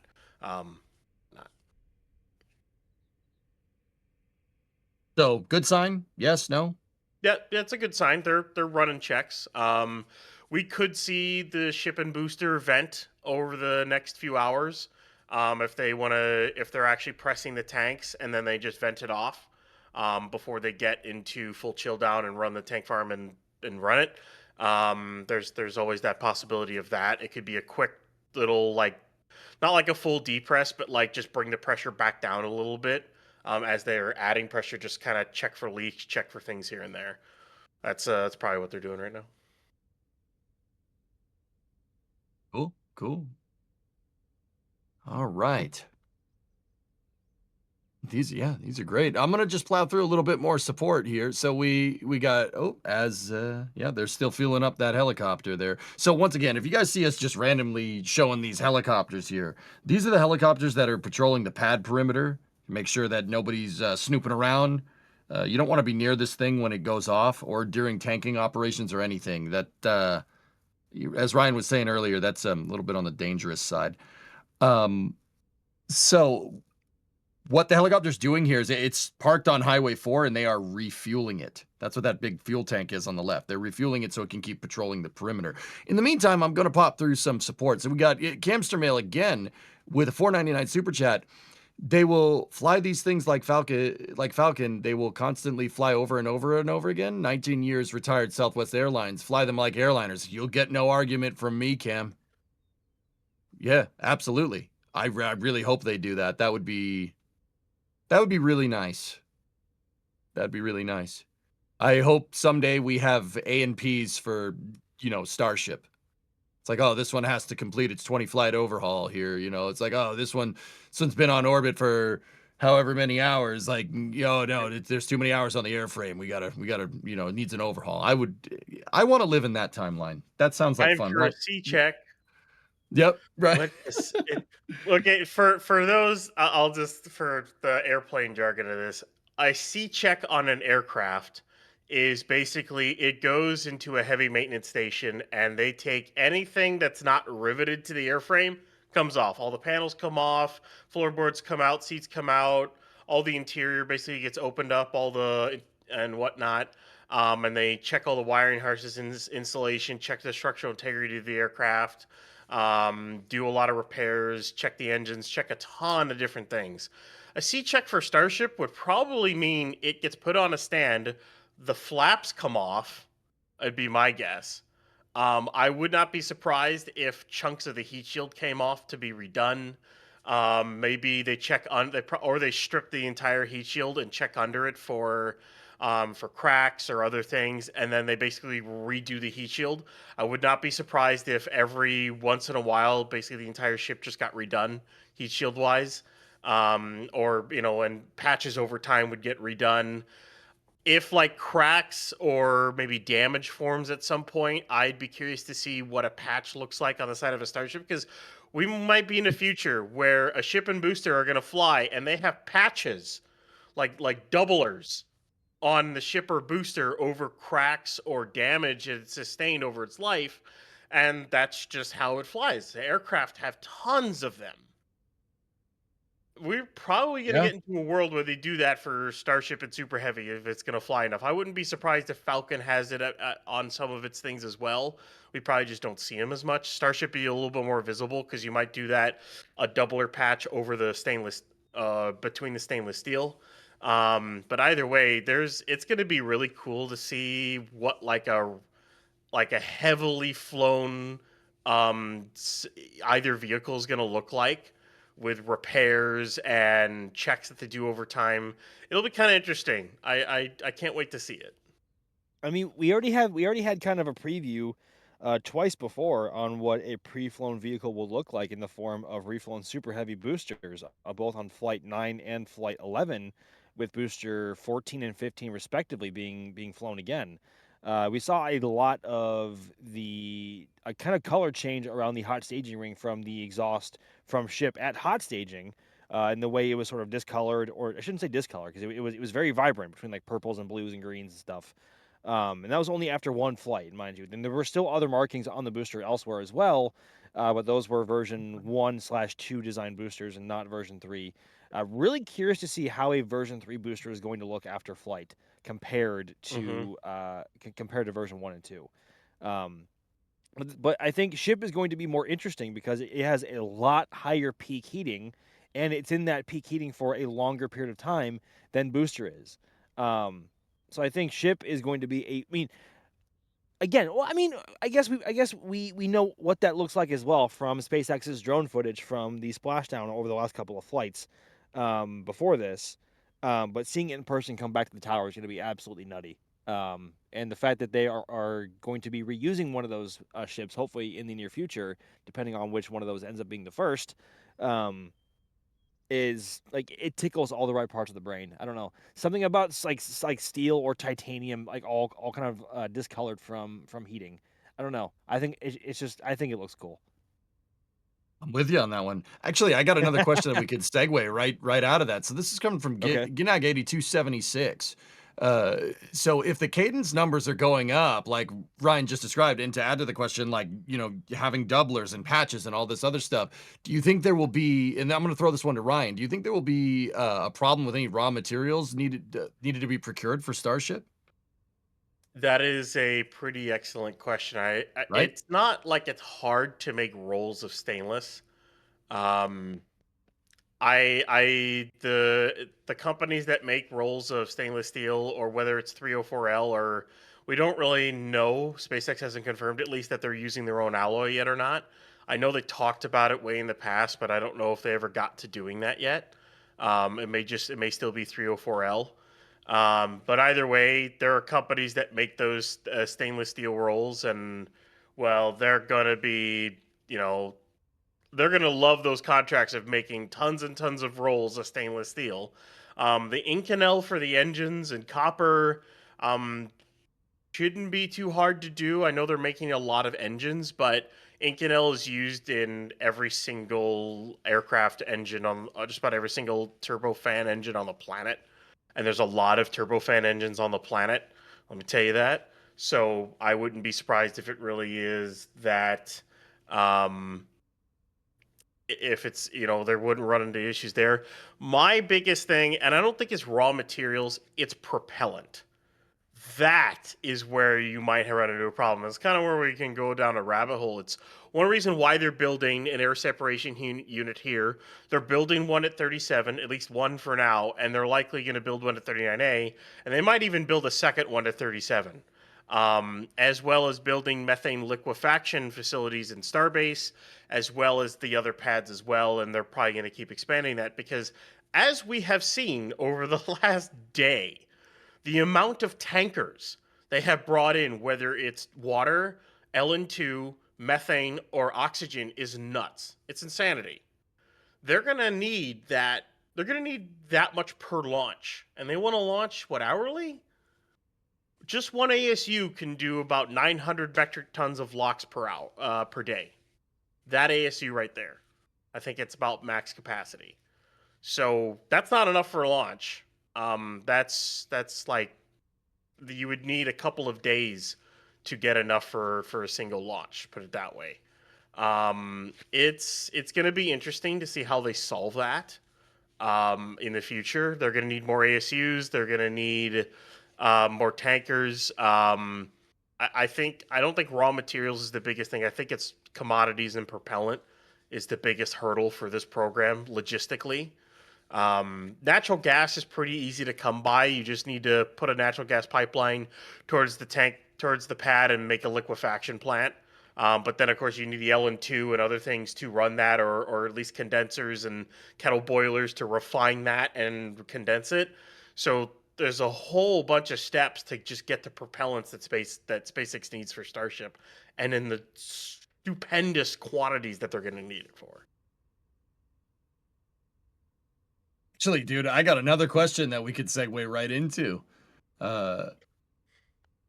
Max, I'm going to throw this one over to you. This is Go for Throttle Up saying, Starship's obviously an engineering marvel. Do you think that it represents about as far as you can push rocket design and performance before you need a substantial advancement in material science?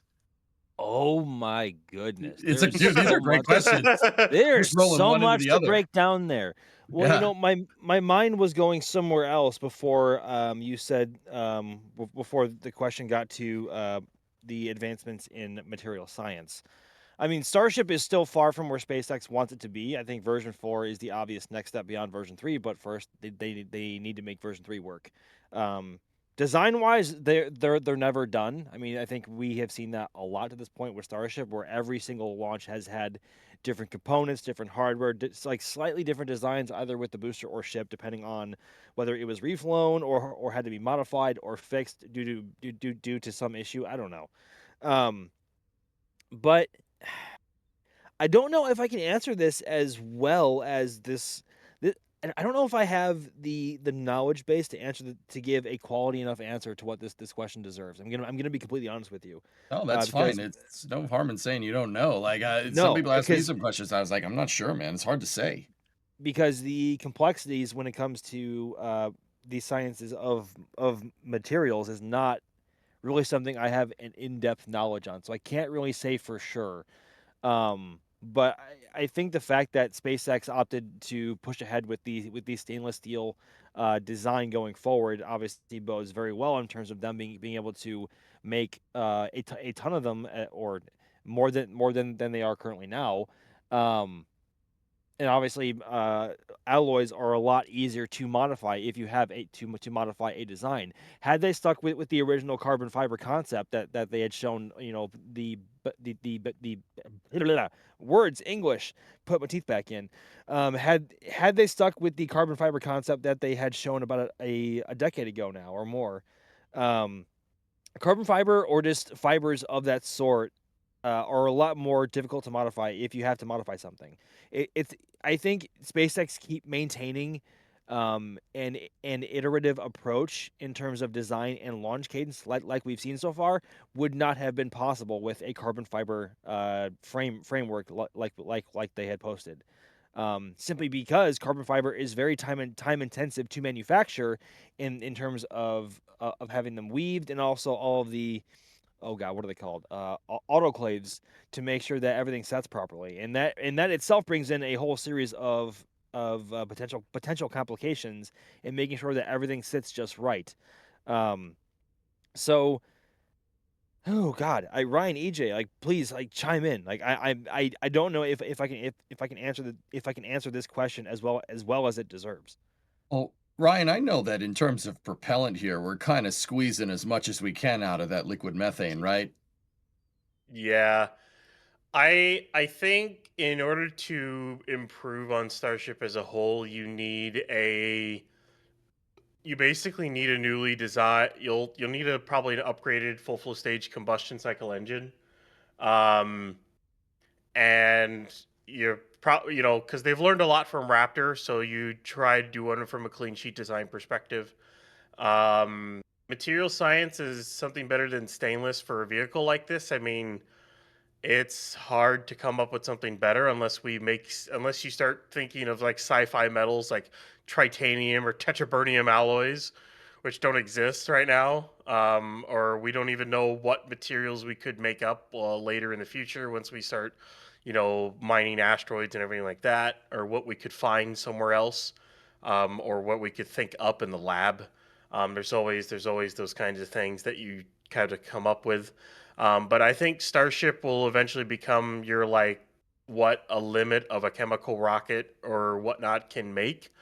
After that point, you're talking about fusion drives and impulse engines, warp drive. You're getting to that point because I don't know how much you can improve on what this can do. At that point, you have to think about something that's far more powerful. So you're getting to the areas of like the Expanse, to where you got to get fusion drives and stuff like that, which we're not there yet. We're not. We don't have the technological prowess to make a fusion drive in space right now. We're just learning how to make fusion reactors work reliably on Earth. So that's a whole other tangent we could go on. But I think Starship will eventually become like the end of what you can do with chemical rockets and liquid propellants. And then at that point, you got to switch over to something that's more towards what we would consider sci-fi, which is fusion and whatnot, and nuclear. And yeah. Isn't NASA working on a nuclear electric propulsion system too? They are working on, what is it, SR1 Freedom, I believe? It is. Yeah, it is a step in the right direction because as I said before, I think Starship isn't really great to go from planet to planet. I think you need a nuclear powered spacecraft, and that's the start of it right there. Learn how to do it with that. Learn how to make reactors in space on the moon and everything, because you're going to need nuclear reactors on Mars, I think, for power requirements and stuff like that. And let's get fusion. Come on. Yeah. I mean, I'm not going to sit here and pretend like I don't want that at all. Oh, there we go. The helicopter's taking off again. It's interesting that thing just November 417 Alpha Charlie just refueled a second ago. It was only up in the air for about 10 minutes and then it just came back. I'm not sure what that means, but either way, guys, we actually have a video that tells you that we have teed up that's going to show you like the differences between Raptor 2 and Raptor 3, just to show where Raptor 3 is in terms of like engineering development and pushing the forefront of material science. I'm going to show you guys this, so you can make your own judgment about where do you think Starship is. Since development began nearly 15 years ago, the full flow stage combustion cycle engine, Raptor, has undergone many iterations. Raptor 1 to 1.5 was a massive improvement in Raptor's reliability, and while it only flew once on SN15, it certainly spurred SpaceX on to develop Raptor 2, which has undergone changes over the years and has flown all 11 full-stack flights to date. Raptor 3 is another leap forward for SpaceX to make an engine reliable enough for it to act like an aircraft turbofan engine, which can be turned on at a moment's notice and is incredibly reliable. To do this, engineers eliminated flanges around the turbopumps and simplified the overall design to make the engine easier to manufacture. Other changes include the use of a brand new igniter system, which we believe to be acoustic igniters. These igniters don't have any moving parts or generate a spark, unlike the igniter on an internal combustion engine or the torch igniters used on Raptor 2. Acoustic igniters rely on the interaction between a supersonic jet flow issuing from a nozzle and a resonance tube placed closely downstream, producing a dramatic increase in temperature in the resonance tube. This increase in temperature will cause the gases to ignite, thus creating an igniter. Using this type of ignition eliminates the electrical systems required for a spark ignition system and can simplify the ignition process. With the igniters just using the propellant, SpaceX also switched the spin-up gases on Raptor 3. In the past, Raptor used helium or nitrogen. However, with Raptor 3, SpaceX switched to using gaseous oxygen and methane to start their respective turbopumps.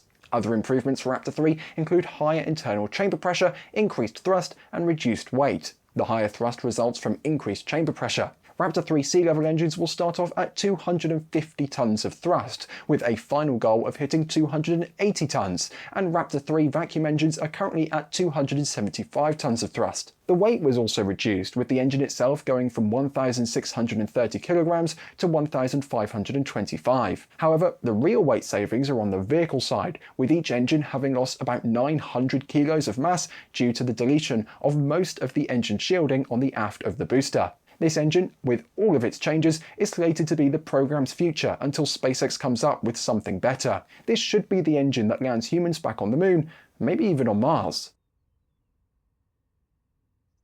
So what do you guys think? You in chat out there, you think that that's pushing the bounds of material science? I'd say it's pretty close.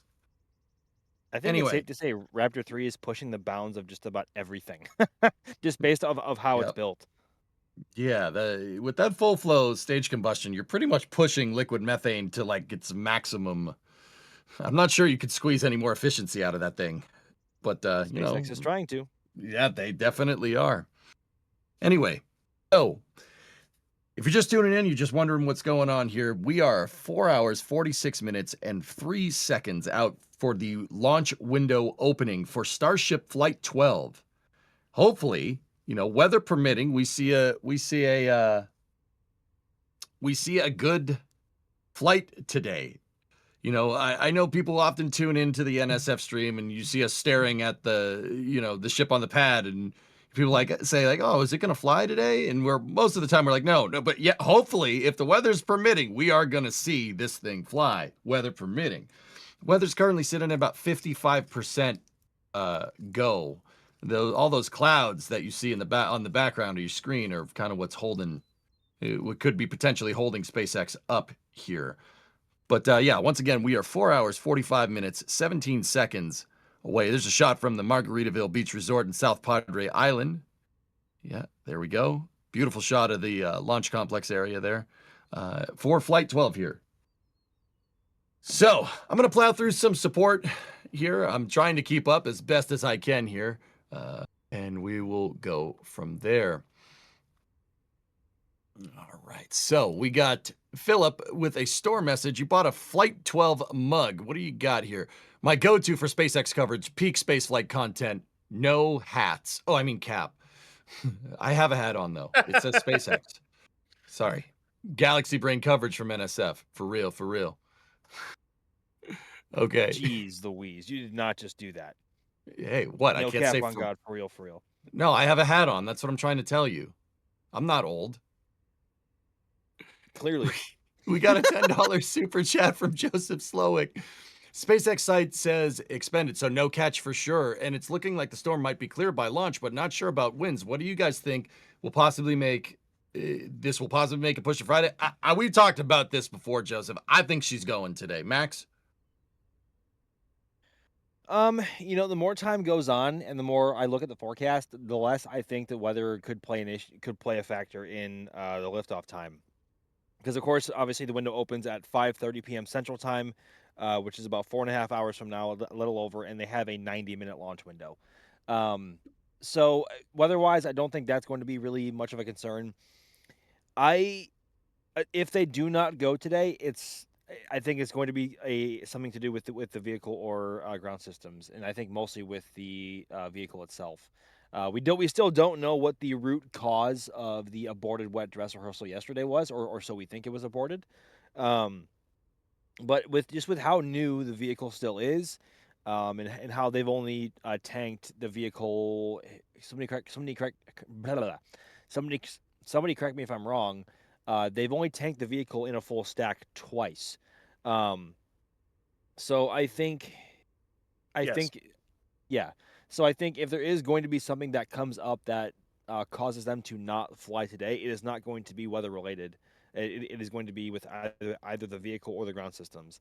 But as you can see on your screen, we have an excellent view of the weather that is still in the area of Starbase and Brownsville. Although it looks a lot better than it did even an hour ago now, or just over, because a lot of that was to our south and borderline surrounding the launch site here. It is now moving out over the Gulf, out towards the east, and that looks like that is going to be, hopefully, the last of the weather that could hold operations here today, at least from a cloud thickness rule and a precipitation. Could be wrong there. I don't want to jinx it. I wish there was some like wood or something to knock on to wash away that bad juju. Knock on your head. But you what? Knock on your head. Knock on my. Wow, you're funny. You're such a funny guy, EJ. You're so funny. You're so funny. Yeah, but I'm still. I have to be completely honest. I'm more on the pessimistic side of whether this is going to go or not today, and that is merely me being cautious of the fact that brand new vehicle, brand new pad. Still, they have still done limited testing with a full stack in this configuration. There's still a lot to go wrong, and they do not have a ton of data that they would have otherwise at Pad 1 from version 1 and version 2 vehicles to push through any known issues that may or may not have come up before. They've been very methodical with version 3, making sure that it passes through all testing properly, making sure the vehicle is checked out and that it is all sound before they want to try and fly. Although the one, I guess, asterisk to that is the aborted wet dress tomorrow. Again, so we think it was aborted, not tomorrow, yesterday.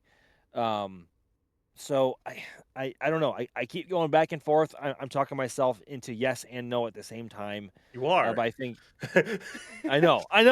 You're like going around in circles here, Max. I know. I'm just trying to break this down here. I'm sorry. But I think at the end of the day, I'm still landing on the more pessimistic side of whether it will or won't launch. And I think today might not be the day, or there's a good chance that it won't be. Gross. Anyway, moving on. It stinks. All right, Mr. Blonde here. What do we got? You legends, take my money with a £2 super chat. Go Starship 39. Yep, go Ship 39. Let's do this. All right, we got Big Steve gifting 10 Red Team memberships here. Big Steve. Thank you, buddy.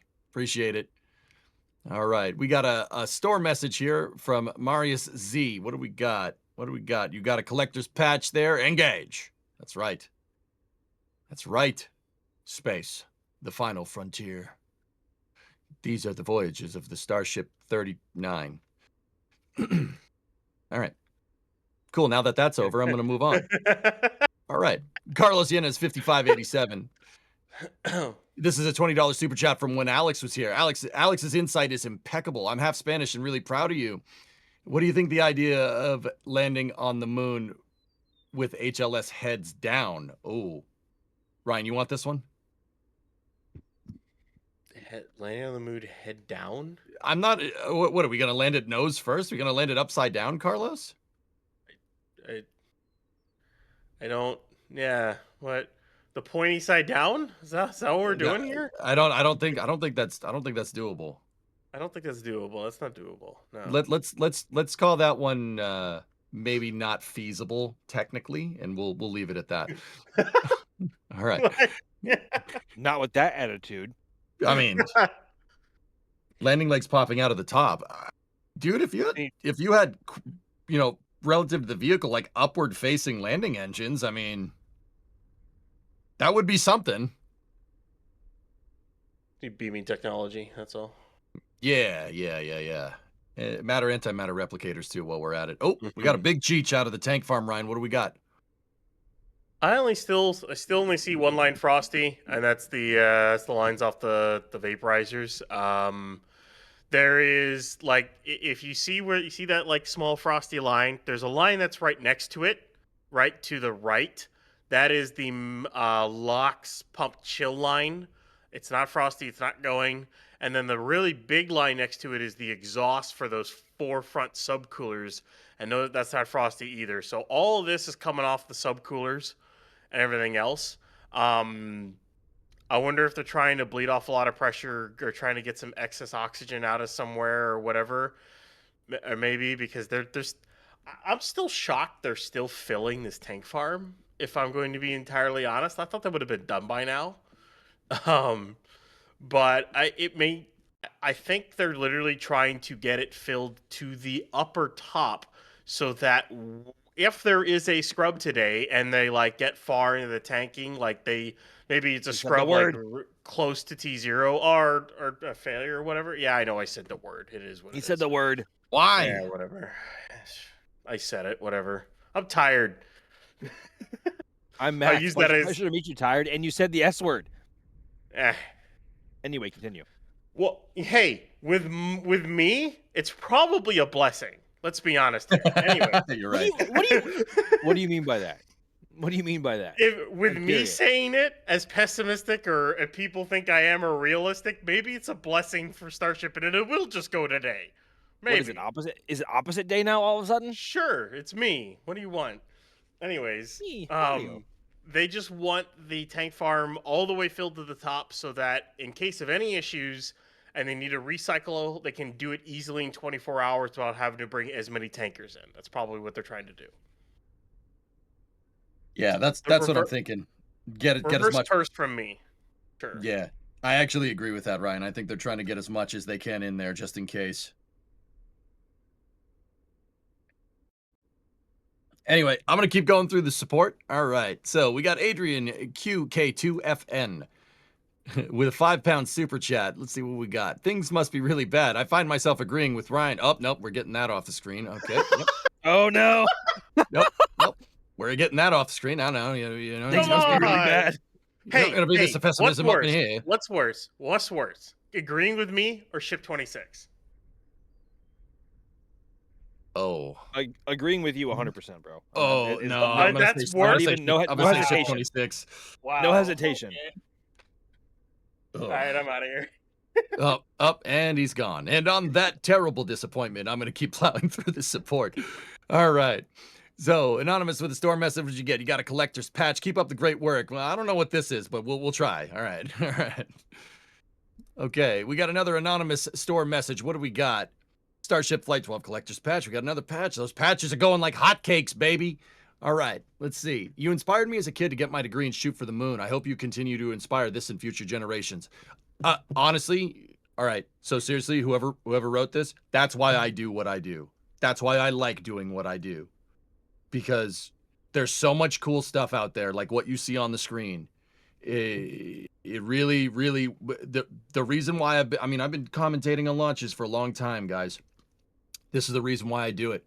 To get messages like that, like what you see on your screen. That's what matters the most to me, by a long shot. So yeah, Anonymous out there, I'm happy. I'm happy you could shoot for the moon, and I hope we can keep it going as best as possible. That's what makes this worth it. Don't get me wrong, you guys are very generous to us, and we appreciate that, to the moon and back. But that is the reason why, me personally, why I do what I do. Get a message like that that makes me the happiest by a long shot. So thank you very much. All right, what else do we got here? Right, we got another store message here. Somebody bought a Flight 12 collector's pin. Can't wait to see this baby fly. Yeah, me neither. That's why I want it to fly today. That's why I want to fly today. All right, we got David England here. What do you got, David? All right, we got a $10 super chat. I don't think a Starship-like vehicle is a good option for a moon landing. Too high center of gravity. How many landers have crashed or tipped over? I mean, you got to remember, dude, that the highest mass part of a ship is actually down at the bottom. It's the 6 engines. So the center of gravity is not as high as you might think. But it is still way up there comparatively because, well, let's be real, Starship is gigantic. Yes. Gigantic is putting it lightly, boys, wouldn't you say? Yeah. Yeah, she's a biggin. So, but yeah, I mean, I am as much as I love my space shuttle, I'm also a big Apollo fanboy. I think the LEM is a very, very good design for what it is. I am a LEM appreciator, as the kids would say. I think if NASA fielded something like that on top of having Starship, that'd be really good. But that's kind of basically what Blue Moon Mark II is. I mean, Yeah. It's not an exact copy of the LEM because it's using different propellants, but that is generally the idea. But I think also there are ways. I mean, as initially alarming as Starship HLS's design can be, I guess upon first glance, you, I think the first, I think it's instinct to see Starship HLS and think, ooh, that looks very top heavy and prone to falling over. There are methods to mitigate any sort of reactionary forces to keep it from tilting over. You could have self leveling landing legs if you land on a slope, which is a strong possibility somewhere on the moon. Maybe not so much on the South Pole if you place it just right. Um, but there are ways to mitigate that. And Starship also, when it comes in for a landing, it could, in theory, cancel out all of its horizontal velocity and just come straight down on the surface with no side to side motion. I think that would be the easiest way to try and I cannot say the word mitigate. There we go. Of doing that, but um, I don't know, but I think also it doesn't help that we have only ever seen renders of it to this point, and we haven't really seen hardware working in action. I think once we begin to see actual hardware for Starship HLS and how SpaceX plans to try and make it work, I think that will bode a lot more confidence in those looking at it and improve morale and think, okay, wow, this system could actually work as a whole. The way SpaceX and NASA both wanted to. Hey, is there Oh a test yeah. of a Raptor happening right now, or is that Merlin? That's Merlin. I think that's Look at Merlin. the exhaust. So, chat, what you're looking at here is not at Starbase. This is from our McGregor Live cameras. These are showing SpaceX's test stands in McGregor, Texas, which is a fair ways north of Brownsville, but they are definitely testing some Merlin engines, which are Falcon 9 engines here. As you can see, there's a lot of hot gas being blown around there. It's just like me when I commentate. It's great. No? Geez. All right. I thought people would like that cell phone a little better. All right. Okay. All right. We're back to Starbase. All right. T-minus 4 hours, 30 minutes, 43 seconds till the window opening for Flight 12 here. Sorry, Jeez. I've been looking at the amount of tankers coming in and trying to figure out. I have a question in my head. It seems silly to think, but considering the amount of tankers coming in, I'm wondering if they even had enough prop for a wet dress yesterday. Like, I'm not kidding, but then again, that would have been like, well, how the heck would you even targeted the 19th to begin with? But man, they just keep adding more and more tankers. There's like 20 some odd tankers that are waiting to unload, and they take like an hour, I think an hour and 15 to unload per tanker. And we're 4.5 hours away. They basically need to clear out by like 2.5 hours prior before they can start up the methane side, because they can chill down the lock side if they want to with tankers still there. That's not really big an issue, but they like to have everything clear before they chill down the methane side. And that needs to happen at like 2.5 hours to 2 hours before the T0. So I'm really curious to see how long this is going to go for and when they finally stop bringing tankers in, because there comes a point at which you just won't be able to drop your load off, like unload your vehicle. Like, I don't know when the cutoff's going to be here, but probably I would say within the next hour and a half, 2 hours at most. They got to stop having tankers in probably within the next like hour. So it's kind of nuts to see this amount. I don't think I've ever seen this many tankers in this short a time coming into Starbase. I don't think I truly have. Even like launch aborts, it's kind of nuts how many are coming in. Now, keep in mind, guys. Yeah, that's a lot.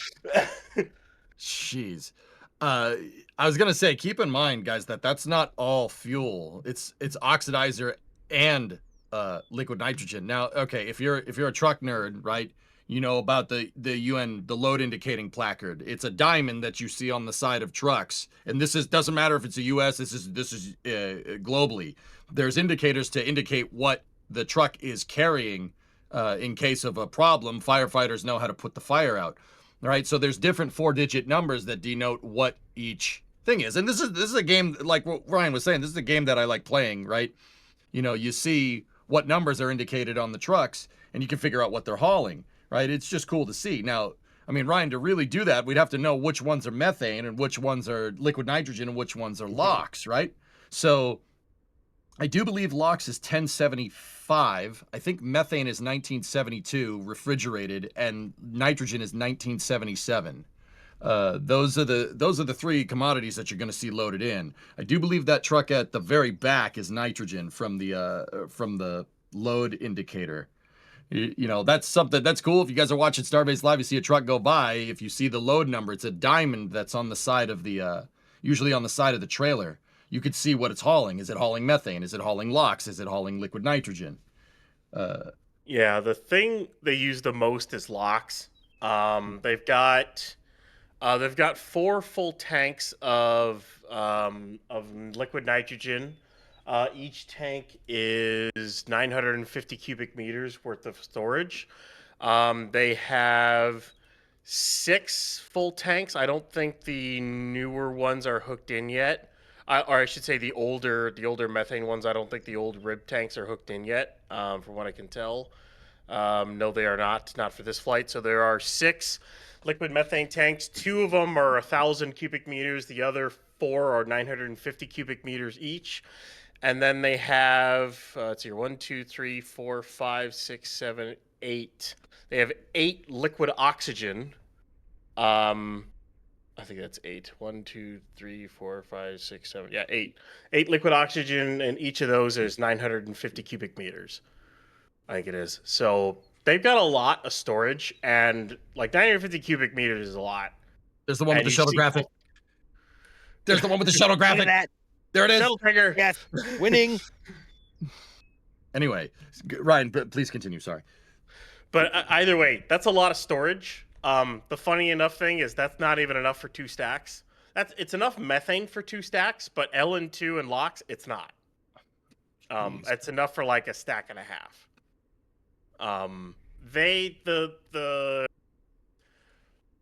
The ideal ratio is like to have your tank farm for 2.5 stacks worth, I guess I think is what they're aiming for. That's about what it's going to be over at 39A. 37 could be bigger because it's running 2 pads and they got a lot more room than they do at Starbase. They are going to add more LN2 and LOX to this tank farm. They just moved around. They got rid of a bunch of really old small methane ones because they didn't need them anymore. They just brought in a bunch of new ones. They'll probably bring in even more LN2 and LOX to hook into it. Probably the first expansion will be LN2 since they haven't expanded LN2 since they brought this entire horizontal tank farm online, and that was like flight 4, basically. So they haven't expanded it since then. So they kind of need that expansion at this point, especially with bigger rockets and the increased subcooling that they're doing as well.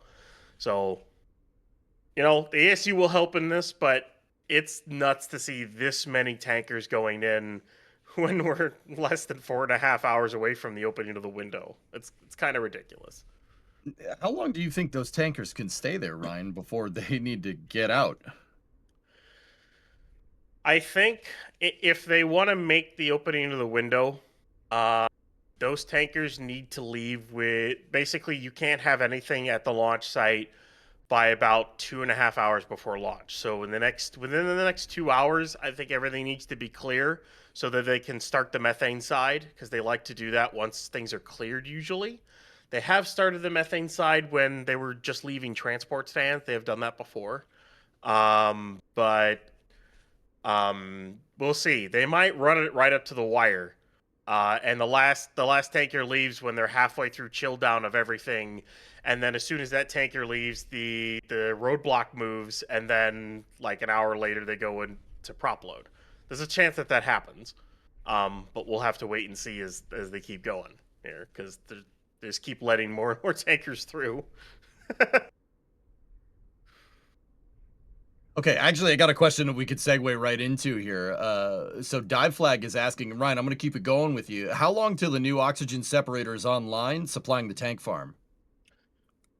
So the air separation unit is still a ways away.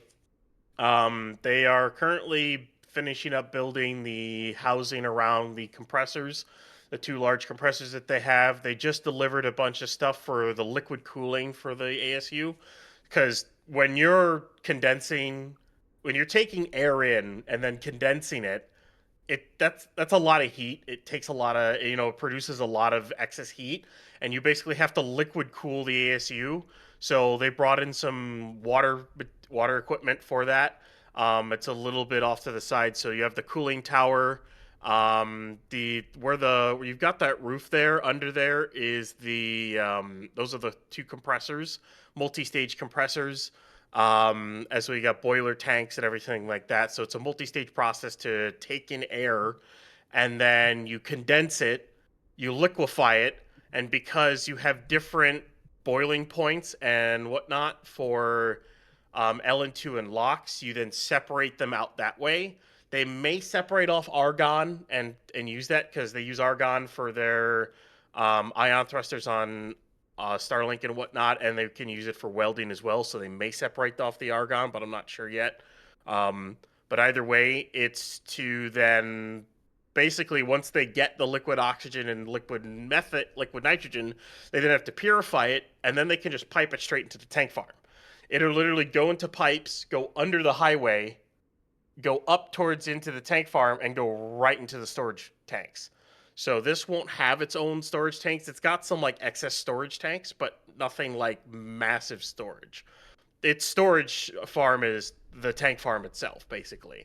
They're just going to continuously supplying it. And between those 2 compressors, you're talking like I think it's like 900 tons of liquid oxygen a day is the max it can do. So it's a decent amount. But as we know, Starship uses it's the full stack is like 3,500 metric tons of LOX. So like 4 days to make that much, which is nuts. Which it'll work for Starbase, because they can only launch 25 times a year right now. But for some places like 37, that's not enough. They probably needed to build a second ASU, if not a third, or a really, really big ASU, because I think the biggest ASUs in the world can do like 5,000 metric tons of liquid oxygen a day or something like that. And the biggest thing also is they're a power hog. It takes a lot of energy and electricity to take air out of the atmosphere and then condense it. It's energy intensive. So Yeah, they do. I mean, SpaceX had some high voltage lines installed going down Highway 4. They took those solar panels out and they put I think it's transmission towers. So they got 3-phase AC out there at probably very high voltage. In 2024, they ran the entire launch site off of generators for the longest time. I think and whatnot. Yeah, they did. In 2024 is when they did the massive energy upgrade. They ran a line, high voltage line, down Highway 4. It hooks into Sanchez, hooks into the production site, and then it goes down and splits off and hooks into both sides of the launch site. They probably can't tap off that for the ASU. There's a chance they may have to run an entirely new line all the way from Brownsville just for the ASU and for some of the methane liquefaction they want to do, because of the amount of power that all that uses. Like what they ran probably is not enough. So that's a massive infrastructure project, alongside running a natural gas line, running a water main line so they can use a water main to refill the deluge tank, so they don't have to truck all that in as well. So massive infrastructure things that they got to do for the launch site here, and it's the same thing as almost any pad they got to do it at. So definitely. I mean, I like infrastructure. I'm an infrastructure nerd too. Actually, here's a good questions from N8HSU255. I'm going to answer this one, dudes. Do the tanker trucks the tanker trucks don't appear to vent? Do they not have a boil off?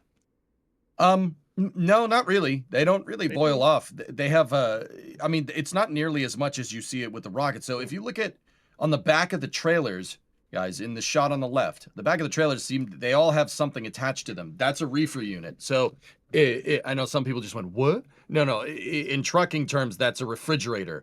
The whole tank is attached to a refrigerator to keep the temperature low. There is a little bit of boil off, but not nearly as much, because you could put this thing in a big steel tank that's insulated on the truck, right? It's not the rocket tank that, they fast fuel it and then it's flying up into space and it's sitting in the sunlight.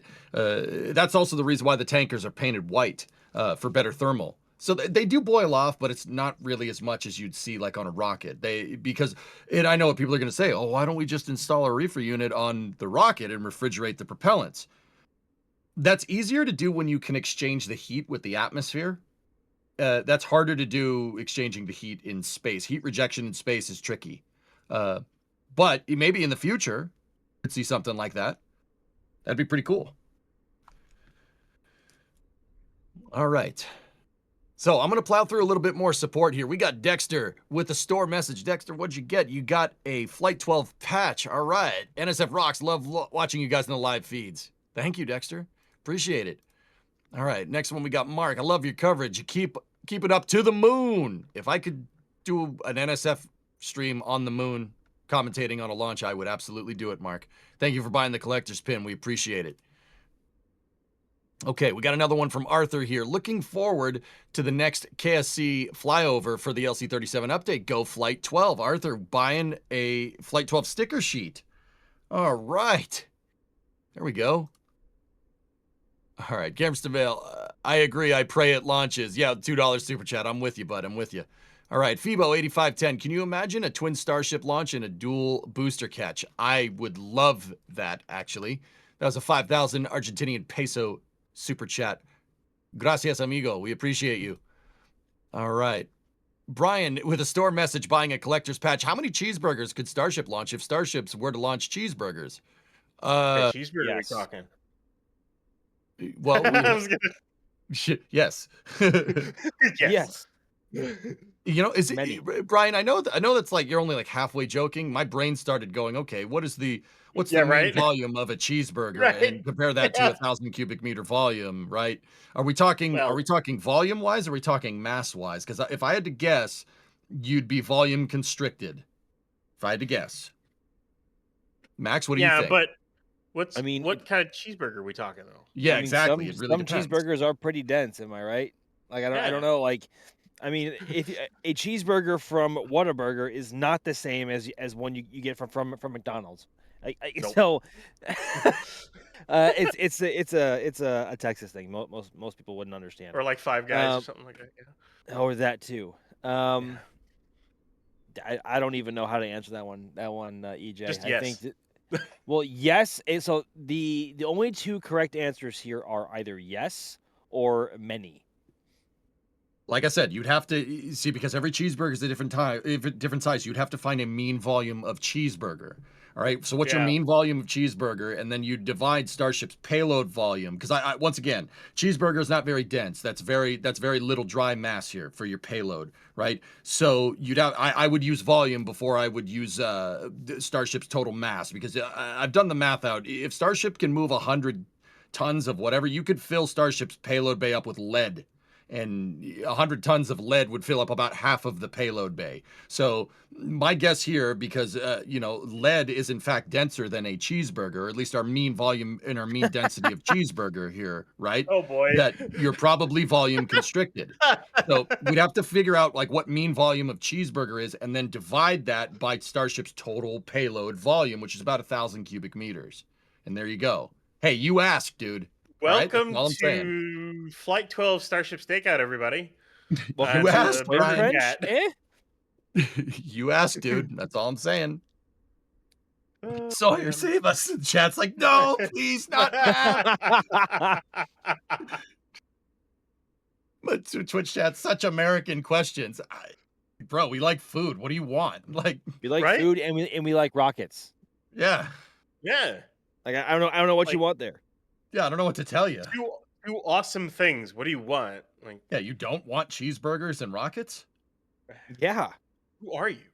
Two things. Never mind. I'm not going to finish that. Never mind. All All right. I'm gonna get through more of the support. All right, Freak. We got a store message. What'd you get? You got the Texas Tank Watchers mug. That's awesome. One day I will visit Starship. One day I'll visit, but Starship could launch pretty much any second of any vehicle in any space. It could pretty much launch anything. You're right. You're absolutely right. Took me a second to read through there.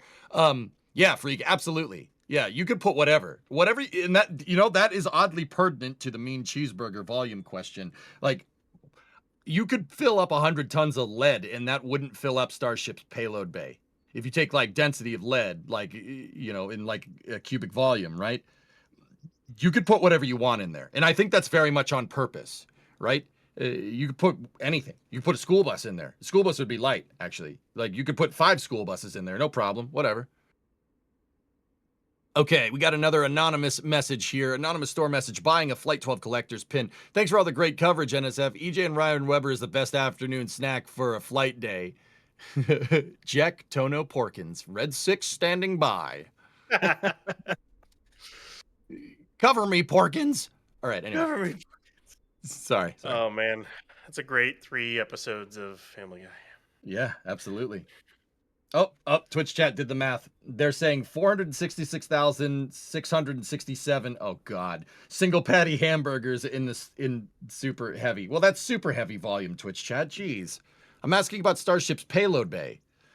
What's wrong with you? About 600 cubic meters is Starship payloads bay for Block 3 because there's you can't really use the upper part of the nose cone. It's filled with COPVs like crazy. So and header tanks.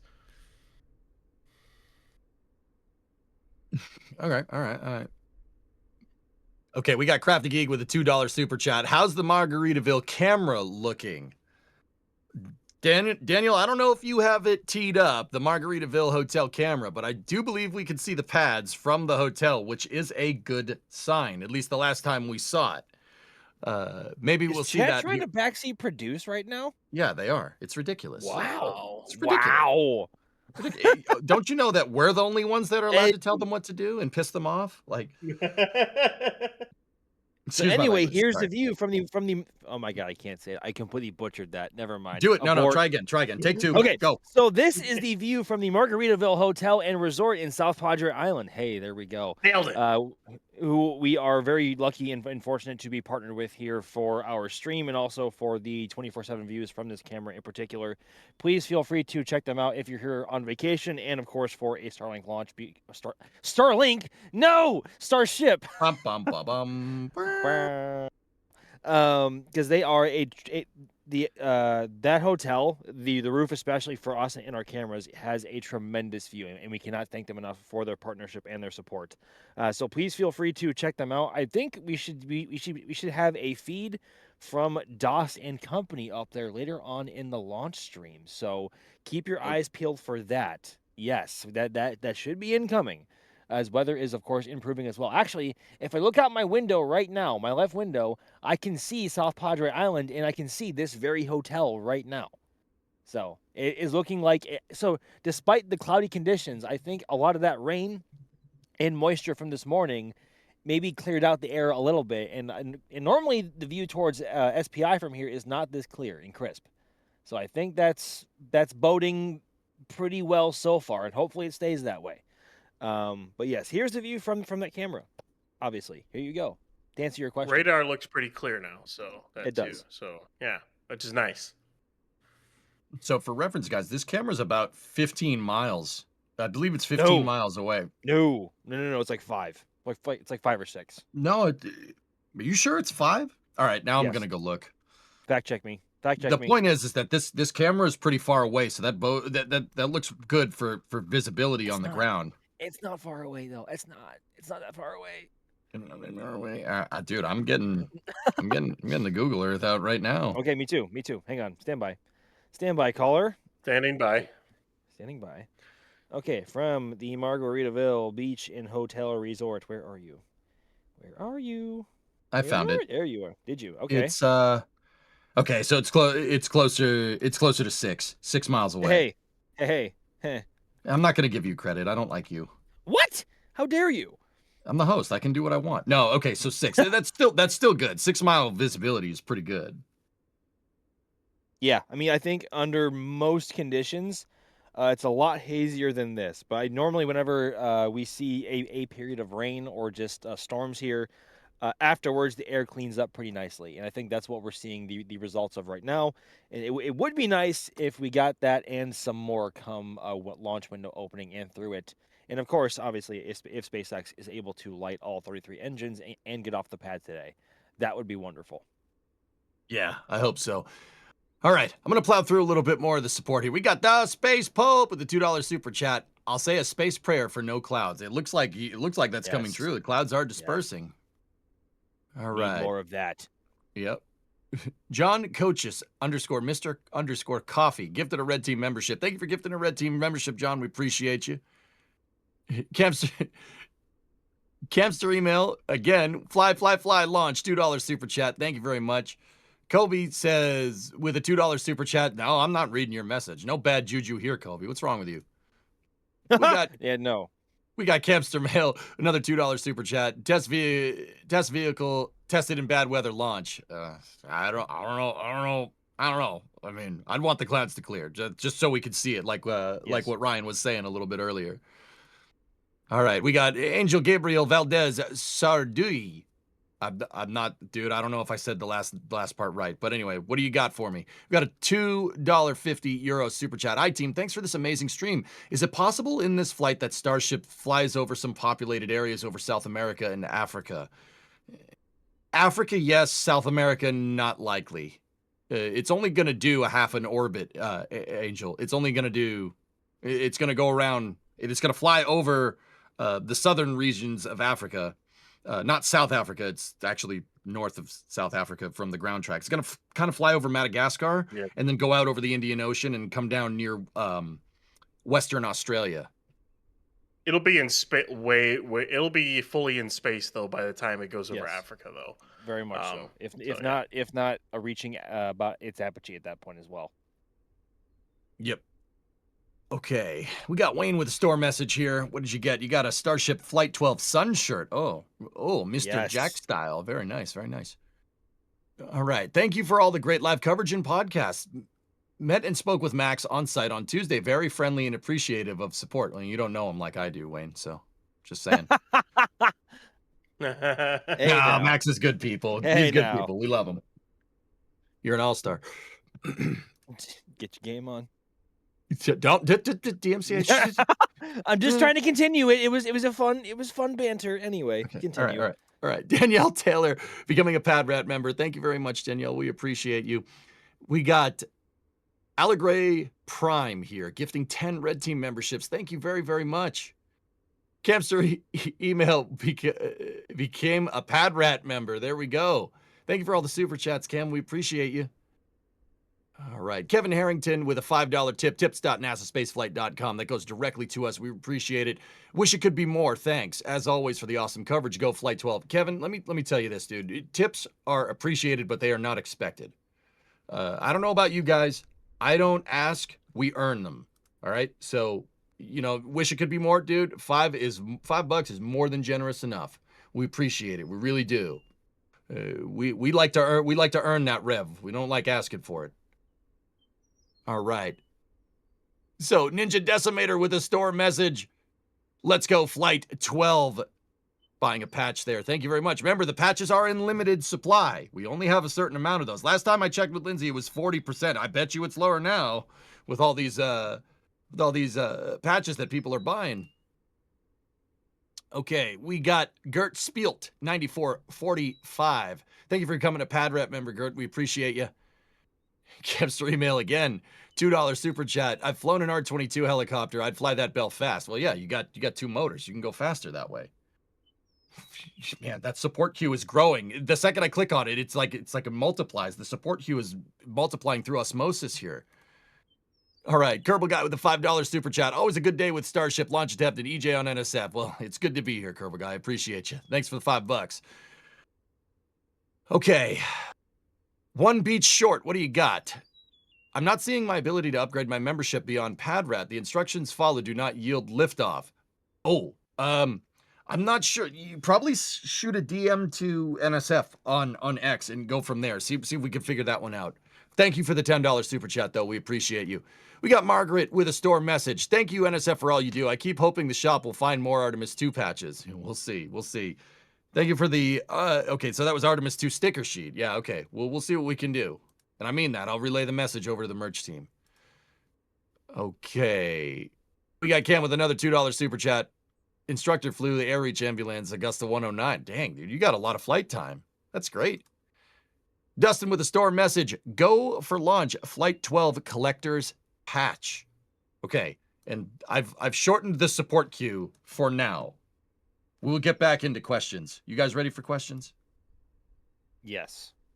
Yes? Yeah. Okay, so in the show notes here, we should be talking about Artemis and beyond. So I'll start with a question here in chat. You guys build off my question with the subject matter here, if you can. Remember, at NSF in the YouTube chat, and it'll show up in my questions queue. And if, there's a lot of you guys, and I do appreciate it. I try to read as much as I can, but, maybe we tee that question up. So here's my question.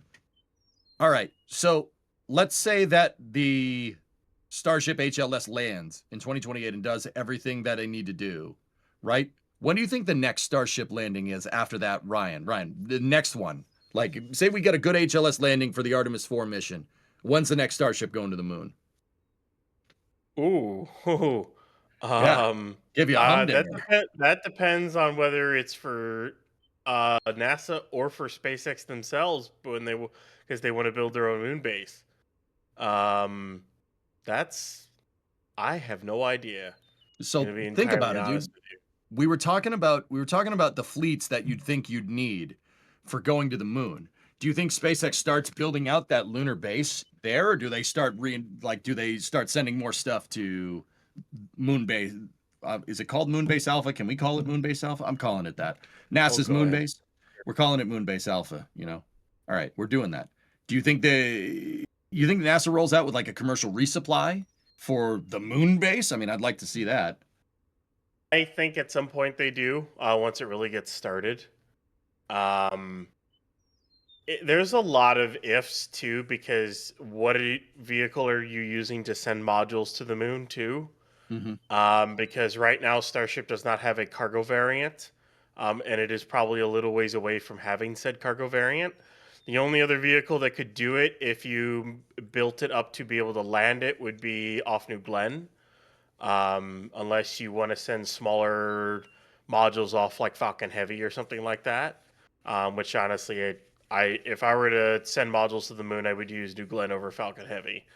Especially like 9X4 New Glenn. It's a pretty powerful rocket, and it's got a lot more space in its fairing. While Falcon Heavy is cool, 9X4 is pretty capable, to say the least, based on the numbers they're giving us. So between Starship and that, you start building out the modules. I don't know if it would be an HLS to land the next time. It could be a cargo variant with modules. It could be another, maybe like Artemis 6. Because Artemis 5 would likely be Blue Moon, and then Artemis 6 would be probably be another HLS, but then my guess is it still called Artemis at that point? Like, because I don't even know where the Artemis program is going with the fact that they're switching to Centaur, the fact that they're doing all this other stuff.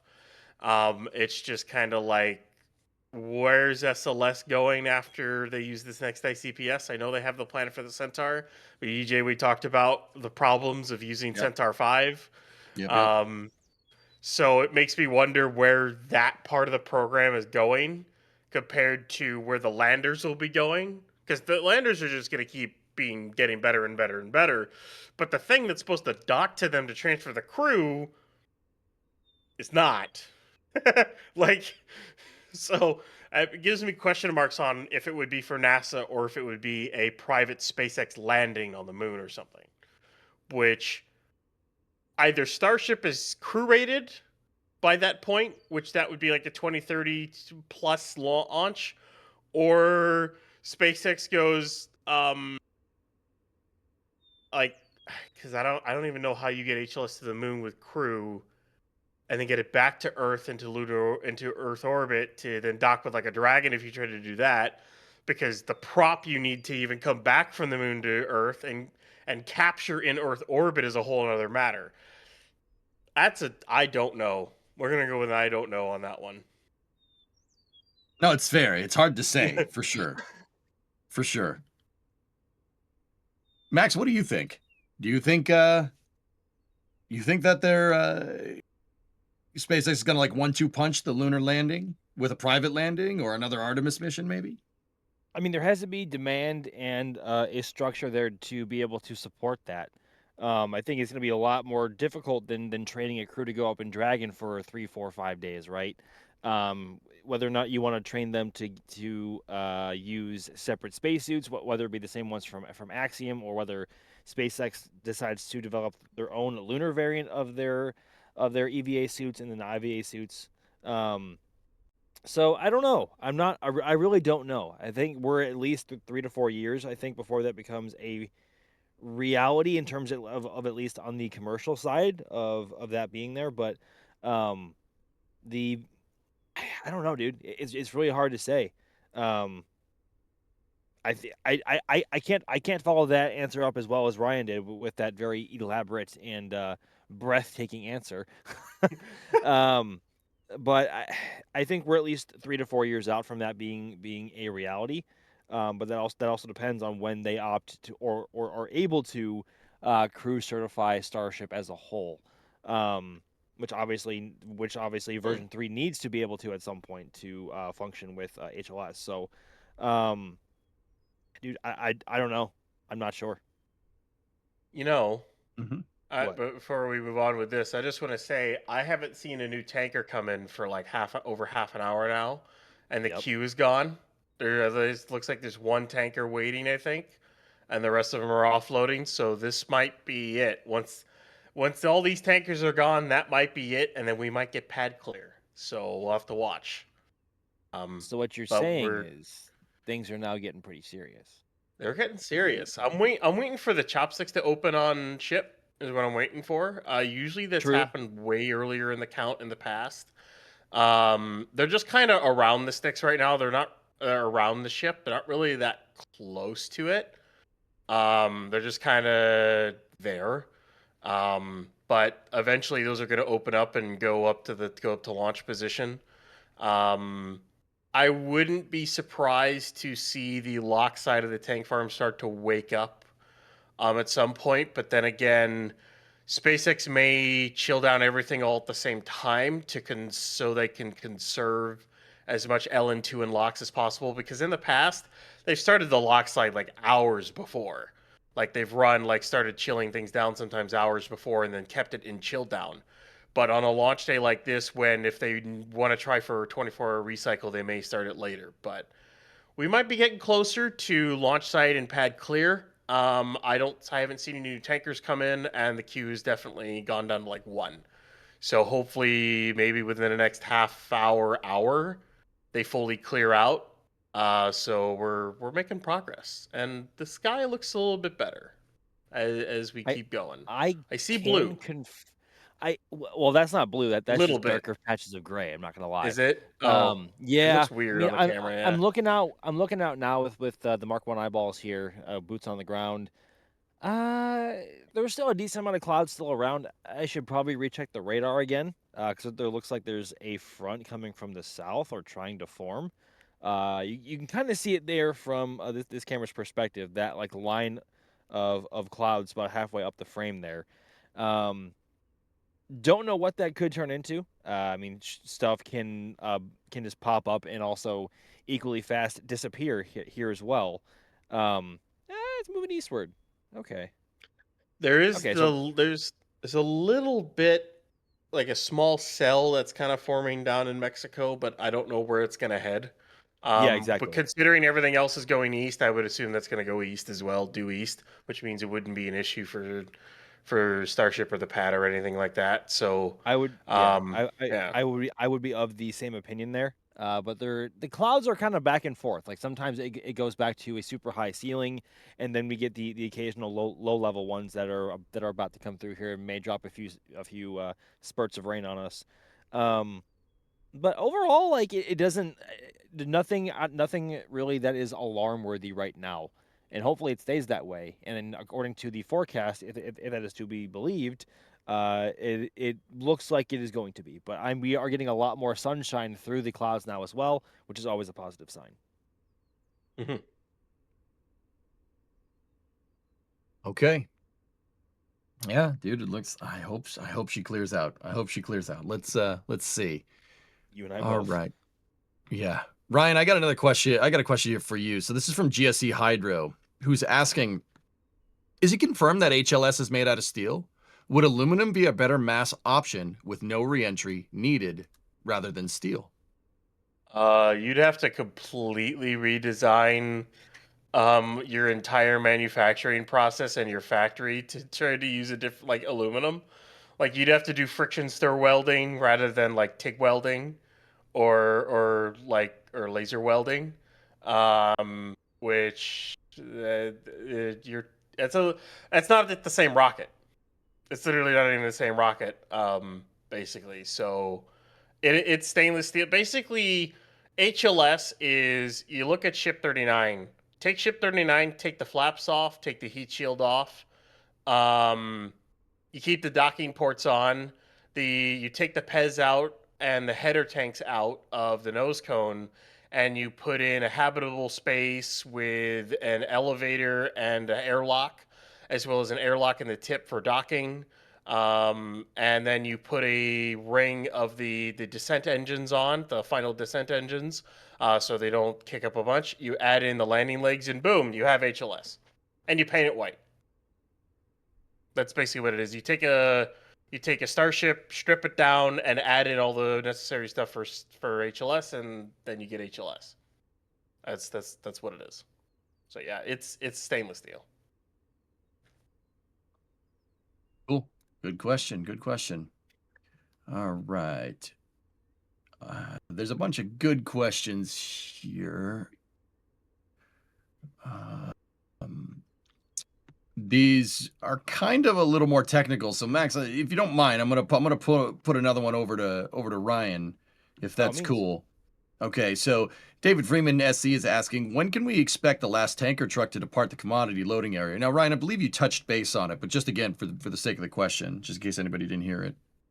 Yeah, I wouldn't. Well, they haven't had any new tankers come in like 30 to 40 minutes or so.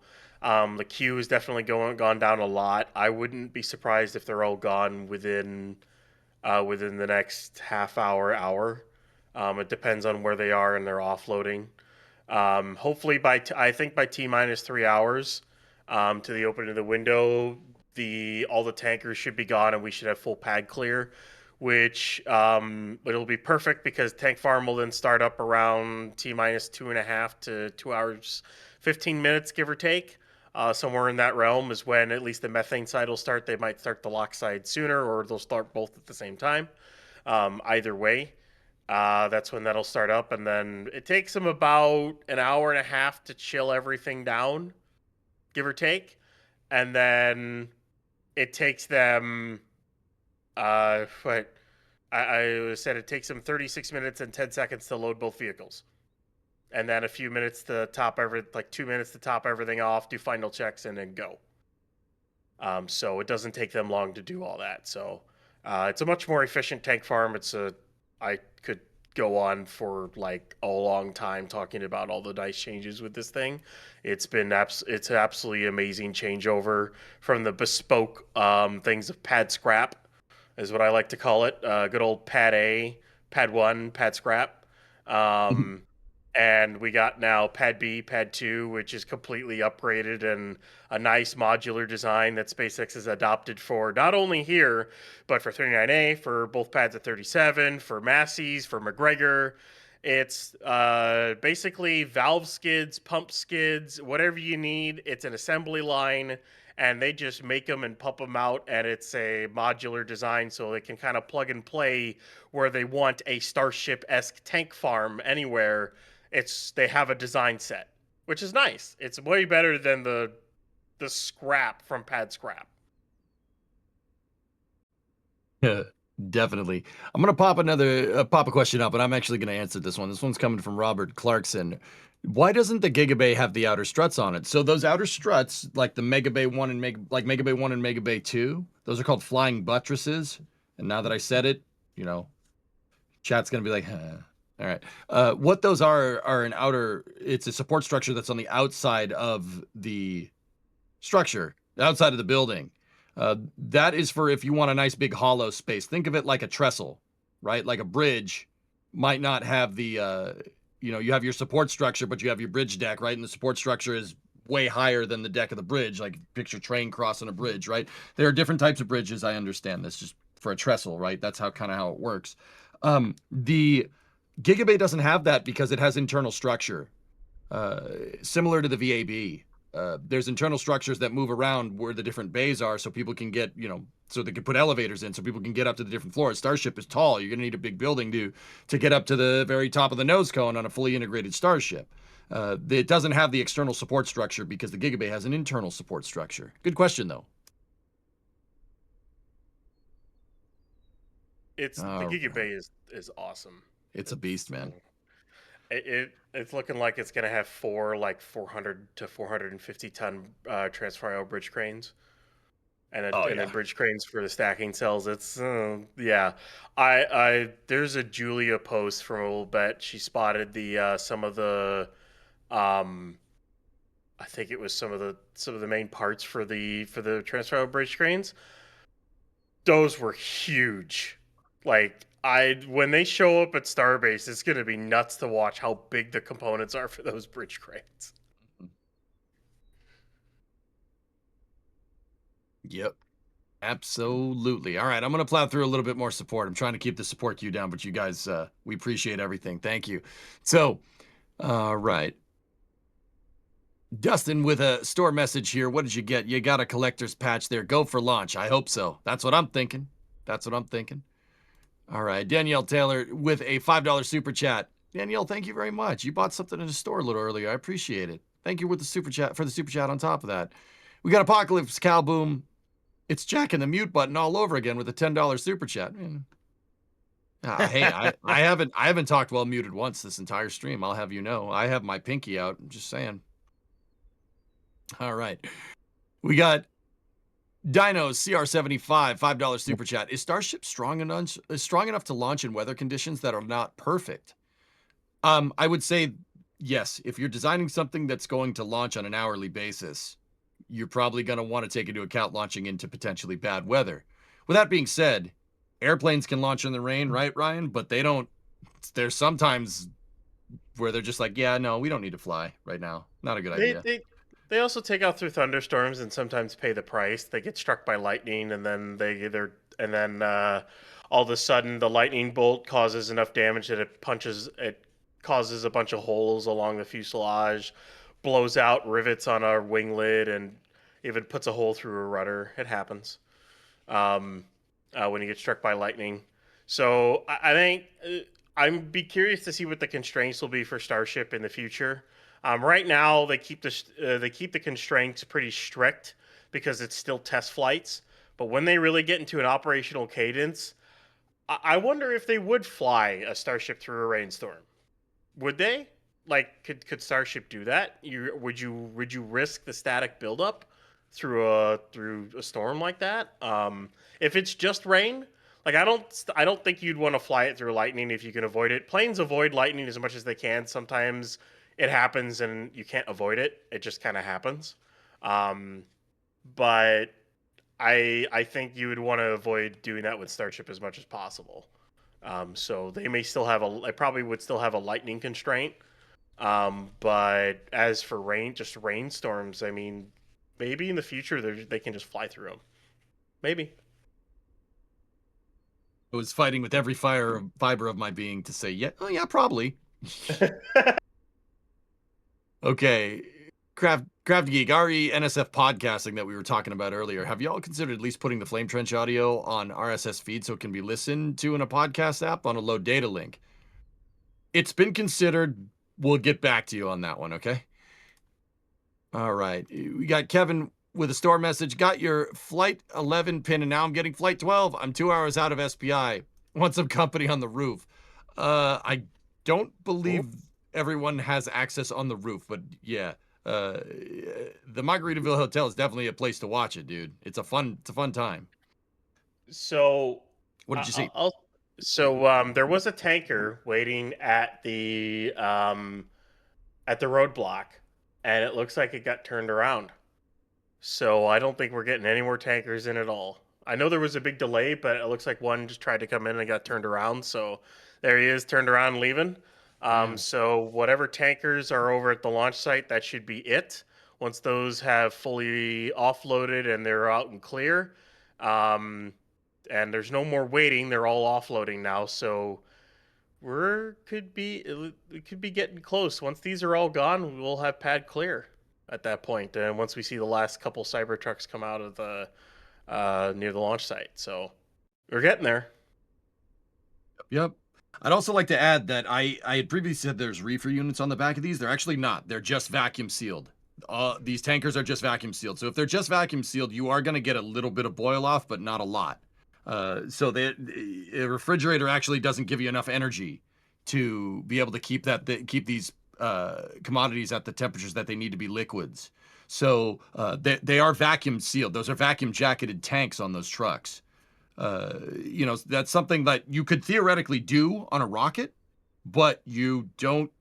Once again, mass is your enemy on the rocket. You don't want more rocket on your rocket. So, more fuel on the rocket is better instead of more mass. Your rocket will go further that way. But for the trailers and the trucks that fuel up the pad, they're actually vacuum jacketed trailers. There's no reefer unit on board. So just a little bit of clarification there. Okay. Let's see. I'm going to keep plowing through the support. I am determined to get the support queue down, but I think Chad is determined to, foil my plans here. We got Kevin with a store message. Bought a Flight 12 collector's pin. Okay, we already had that one. That was a duplicate. I'm going to tell Jay about that. All right. Danielle Taylor, what do you got? $5 super chat. South Padre Island shout out. Today is the spacecraft Ale's groundbreaking during the launch. Cheers, NSF, and good luck. Oh yeah, all right. There you go. Spacecraft ales. It took me a second. You're talking about beer. All right, I'll drink to that. I only got Gatorade though, so sorry, Danielle. Maybe in the future. It's too early where I'm at. All right. So we got No Wife 5, $2 super chat. How do they plan to safe the ship after a catch? Max, you haven't talked in a little while. You want this one? I mean, so it's not quite as simple as the booster, where if it's on the chopsticks, it's as simple as lowering it back onto the launch mount and reconnecting both twin BQDs and then beginning to offload propellant. Because once the ship is hanging in the sticks, I don't think it's stable enough to go ahead and reinsert the SQD arm. Maybe I'm wrong on that one. Maybe when if they insert the chopstick stabilizers, it'll be stable enough to then reconnect the SQD and begin offload. But that's a really good question, because otherwise they'll be waiting around a long time for both propellants to be boiled off and vented away. Although that being said, with the ship being caught, that is the most time-consuming part of the mission. With the booster, it is up and back within 10 minutes, like that, easily, no question. And then they can get that saved and then probably removed from the launch mount and transported back to the launch site within, I don't know, between 4 to 8 hours, somewhere in there after catch, maybe, if things go well and once they're in a routine. But also, like, SpaceX has a decent amount of experience now with booster, both obviously with launching and with catching, since they have caught the booster 3 times now, both on Flight 5, 7, and 8. They still have yet to catch a ship, and I think they may or may not be still working out a plan as to figure out how to safe it once they do have it in the sticks. I think they're going to take their sweet time with it, just like they did with Booster 12 on Flight 5. But I don't know for certain. But maybe if the actual chopstick stabilizers are inserted, they can prevent the ship trying to push away from the SQD plate once they try to attach it up and try and offload it. But I'm not really sure. Dude, I think it's got to be the SQD. Ryan, what's up? No, they'll vent it. That's all they'll do. You think so? Like the header tanks don't hold that much prop, and they're mostly used up on the landing burn. They'll just dump it and vent it, and safe That's it that fair. way.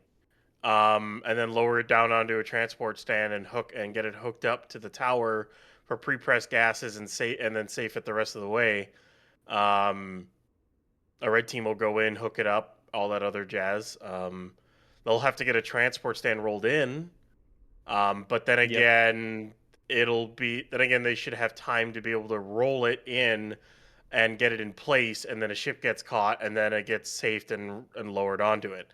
Because hooking up the QD, I mean, you might be able to do that with just the ship hanging in the air. It's a maybe.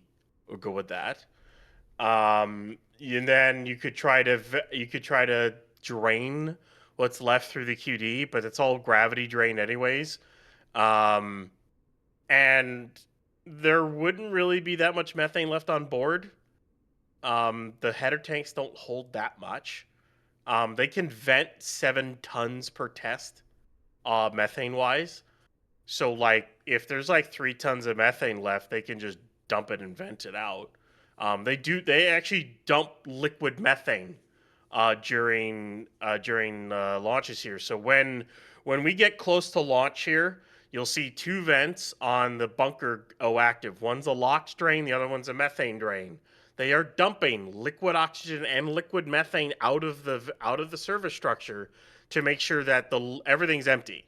And they also do the same thing on the tower too. There's a LOX drain, there's a methane drain. They actually just dump it and vent it out. It's not much. People think, oh, it's really bad. Well, it's not really that much that they do. They have a large quota for being able to dump out over the course of a year, and as I said, it's about 7 tons per test or so. So just vent it when you catch it. That's a good point. I was saying ship quick disconnect, and now that I'm thinking, like, yeah, there's not going to be much fuel left in that thing. Just dump it. Yeah, that's a good point, dude. Yeah, you changed my mind about that. Thank you. It's not, it's a very simple solution to it. Honestly, it's the booster is easy because you can just lower it down and hook it up and do that, and then whatever. But and it will probably have less prop left over in it in later missions because I know they're probably slightly underfueled in it, but as they refine it, there will be less and less prop left over, which means they may even be able to just vent the booster off and then put it on a transport stand and roll it away. Unless they're going to reuse it right away, then it'll just go on the pad and wait for a new ship to come in, basically. So.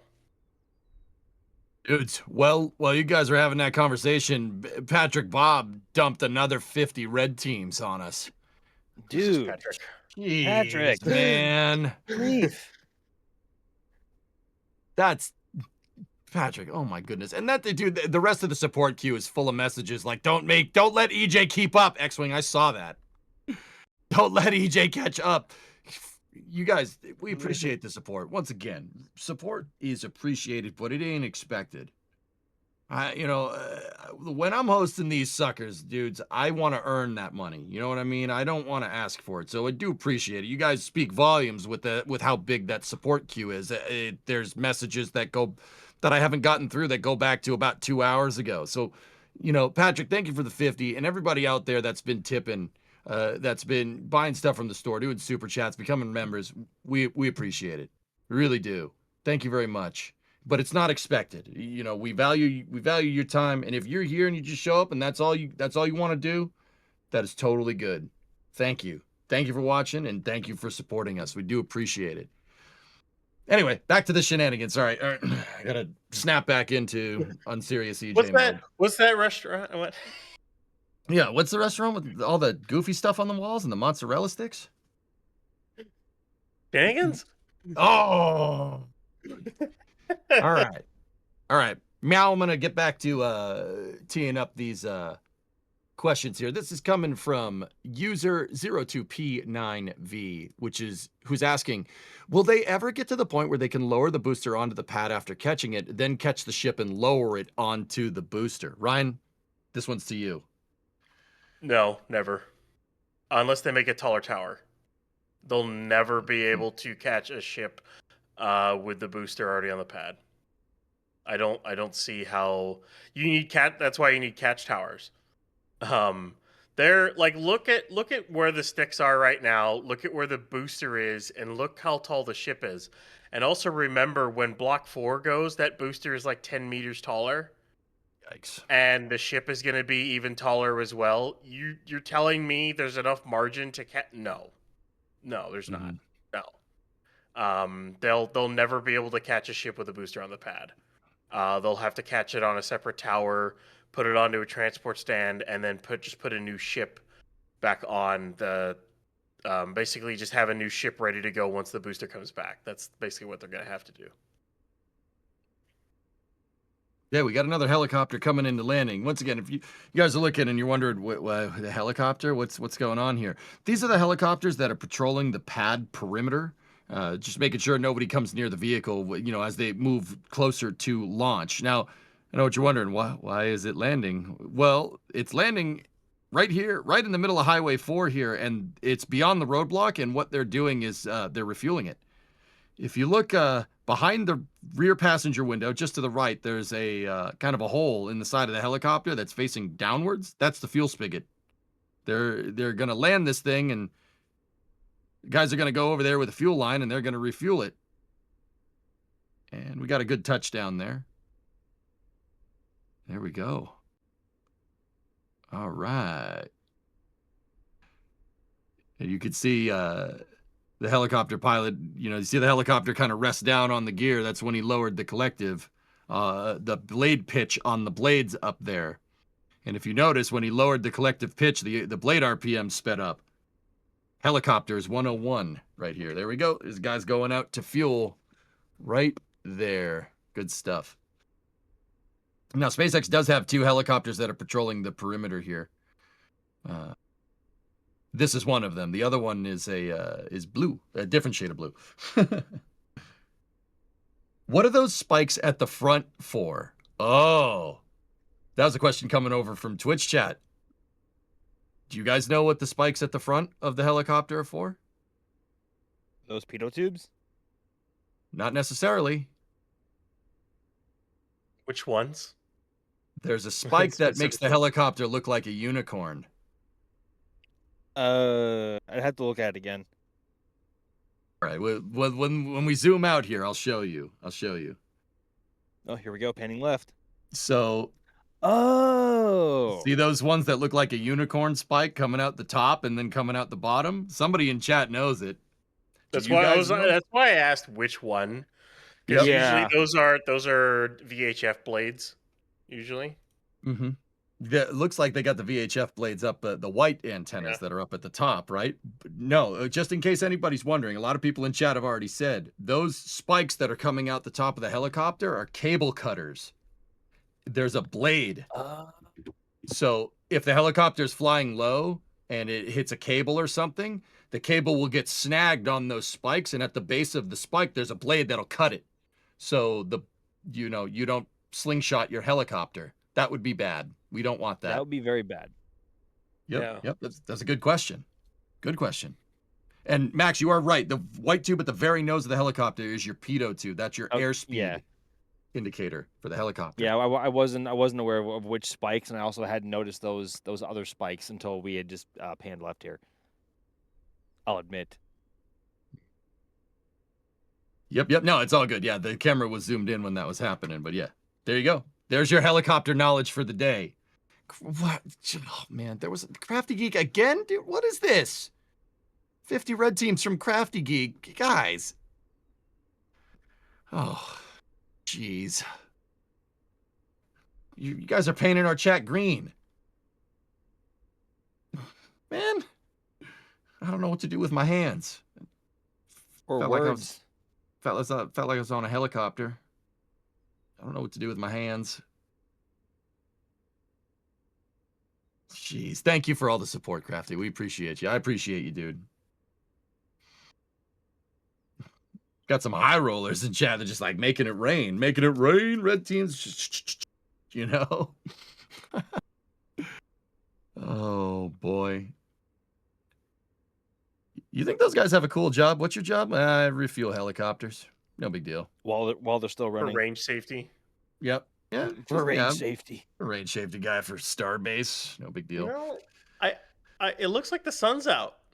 I It agree. I is. see shadows. Yep. The sun has been poking through a lot more in the last half hour or so. Actually, if I look in one of my rear view mirrors right now, I can actually see a patch of blue sky to my west. So if the weather pattern continues what it's doing now, it looks like it's trending in the right direction. But actually, if I look south, it looks like there is a bit of a rain cell to our south, although I cannot tell if the way it's evolving is coming this way or if it is continuing east. I'll have to check the radar again one more time if Daniel beats me to it.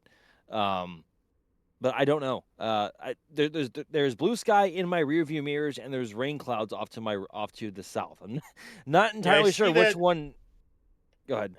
So I see that cell forming, but it doesn't have a direction currently. I'm on radar scope on my phone. We'll see what happens to it, but I would expect with everything else, it's going to go due east, as it has been. That'd be But nice. It could easily. It could go over the pad real quick, but it wouldn't really slow anything down because they're not even close to the launch window yet. They're still 3.5 hours away from the launch window. So you see that stuff that formed down there. There's that little speck right below the border there that's forming. But we'll see where that goes. That may dissipate quick, or it may just go off into the Gulf and completely dissipate. The stuff I would be a little bit worried about is the stuff off to the west. If that dissipates or if that goes over the pad or something. But maybe it goes down to the south and around. But that's about the only stuff I'd be worried about. Unless it's just clouds and it's not actual rain, because it depends on. Because sometimes it may just be clouds and not actual like rain. So. I mean, that does look pretty light, so I'm not too worried about it right now.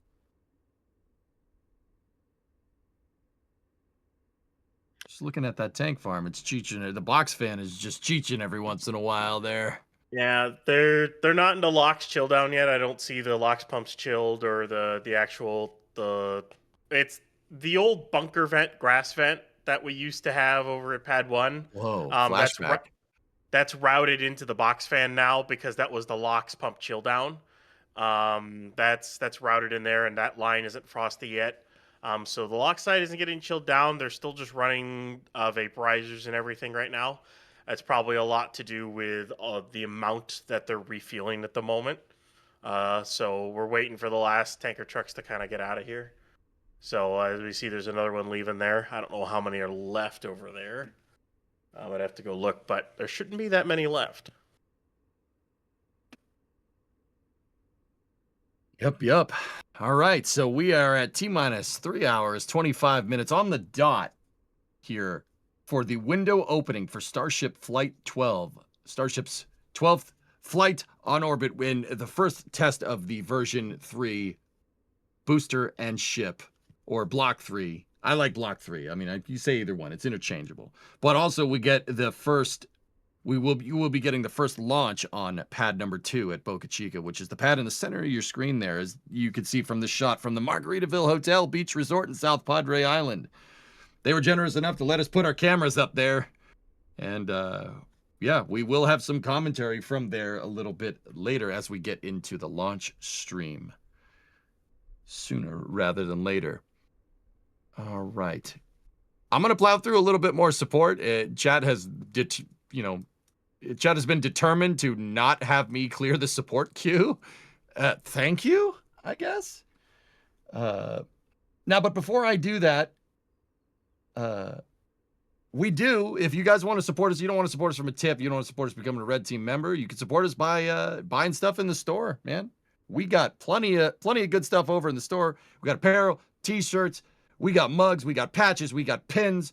Patches for Flight 12 are in limited supply, but we got everything you need for the space flight nut in yourself or significant other. Great birthday gifts, just saying. Great birthday gifts. Yes, you would love this. Look at these patches, very nice. We got mugs. We even have, hard drink glasses over there or soft drink glasses, depending on how you're feeling. Depends. Is it Friday? Is it Wednesday? It says whiskey glass on there. That's all I'm saying. It says whiskey glass. I mean, you can fill it with orange juice or apple juice if you want. Depends on the time of day, right? It's 5 p.m. somewhere. I believe it's 5 p.m. in the Atlantic Ocean right now. But hey, whatever. It's fine. It's fine. But anyway, guys, yeah, if you want to support us that way, get some cool merch out of it. We do appreciate it. We got a whole plethora of stuff from the merch team. So, And I want to give a quick shout out real quick Go ahead. to the actual sun shirts that we have as well, because I think I have almost every single one in some way, shape, or form now, because they are like what I'm wearing like 90% of the time during summer here in Starbase, and of course in Central Florida, because the sun in both locations can be extremely brutal. But we have designs from Starship TPS designs to my much beloved SLS designs or themed sun shirt, and also just ones with the basic colors and NSF logos on them. So check those out if you haven't already as well. Great way to keep your skin from not burning in the summertime, although I always seem to find a way. Gonna lie, I kind of want one of those whiskey glasses. Not for drinking whiskey. They are pretty sweet. For drinking Gatorade or something. Sure. All right. Yeah, you could put 6 packs of soda in there.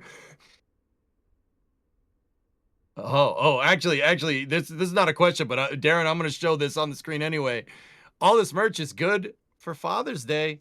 I'm just saying, you miss Mother's Day, could be good for Father's Day. That's a good point. That you bring up a good point, Darren. That's all I'm saying. That's all I'm saying, dude. Yeah, I don't need to put questions down there. I can put whatever I want down there in the lower third. All right. If I want to agree with the viewer and emphasize a viewer's statement, I will. All the producers in the back are going, who are you? They're like, what are you doing? Stop it.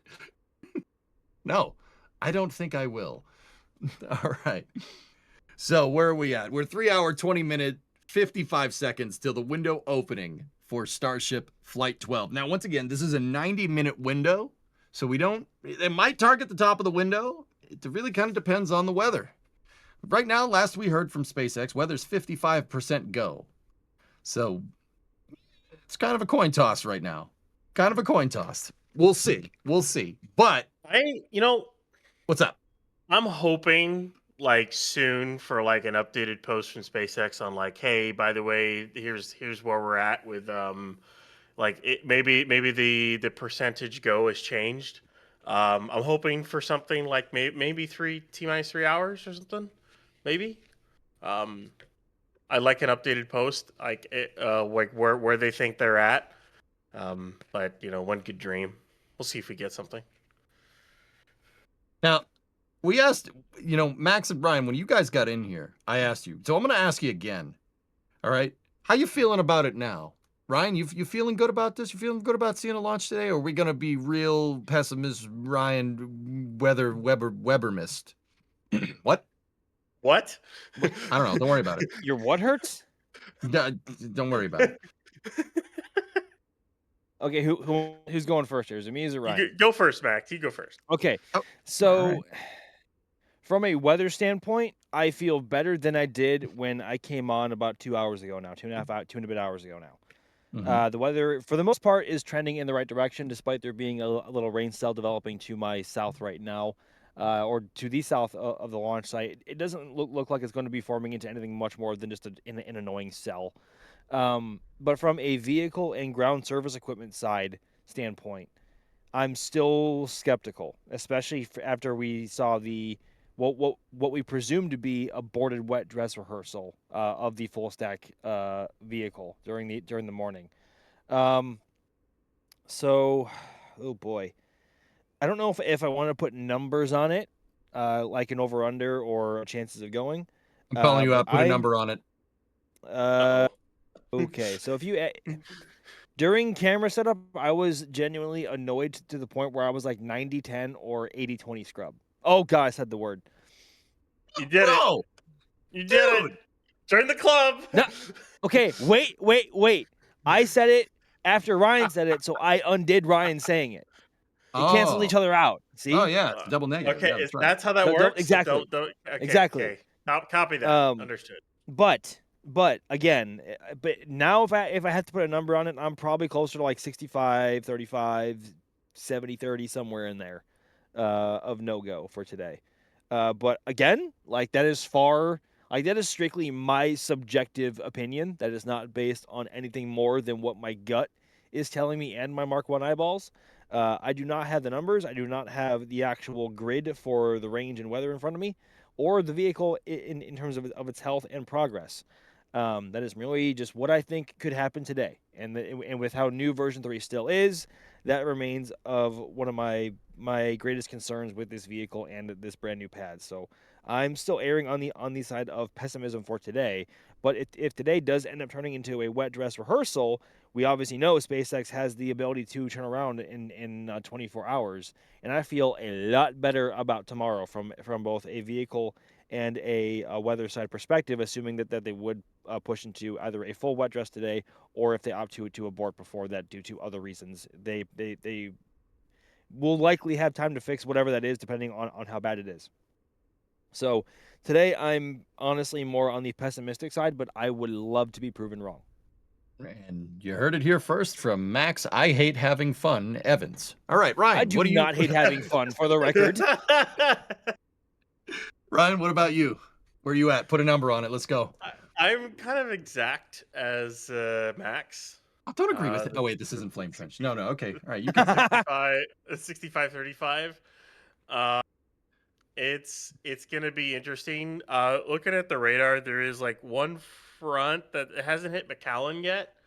We'll see where it is in like the next 3 hours. If hopefully that does not arrive before Starship decides to go. They might be able to get it off in that, or that dissipates. That's probably like the only thing I'm watching. Plus the little thing that it looks like it formed in the south and it's already starting to dissipate a little bit. So I don't think that's going to be that much of an issue. But actual vehicle and tank farm side, I mean, trucks are leaving. Yeah, they are, which is a good thing. There's not many left down there, which is that's a good thing. They've tested the booster side a lot. They even tested the ship side even more, and they had and there's another one going. We had what we think was an abort yesterday on the wet dress.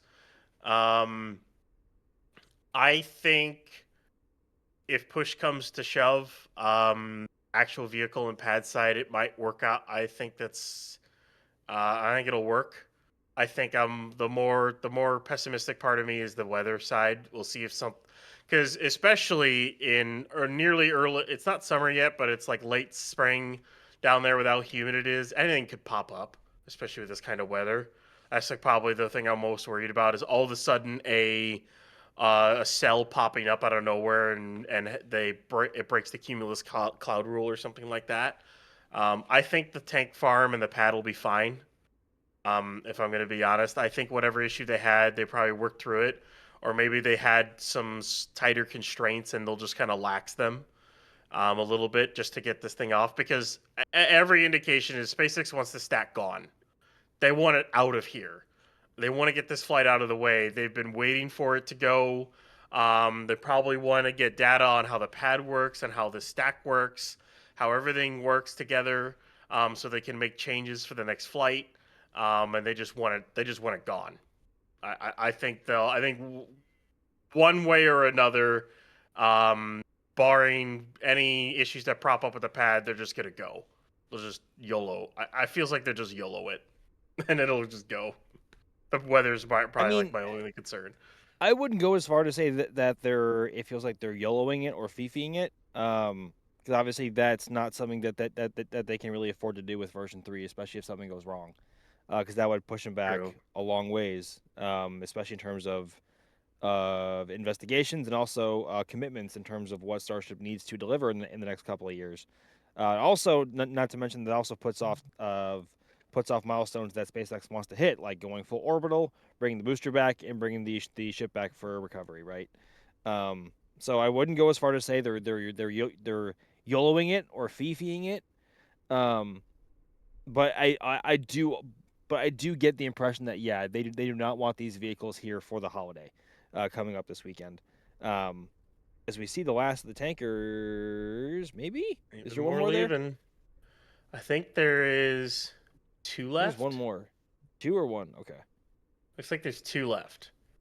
So and even some more SpaceX trucks, Cybertrucks starting to leave. So once those 2 leave, they'll probably do one last sweep around, and then we might have a clear pad pretty close here. So we're getting there.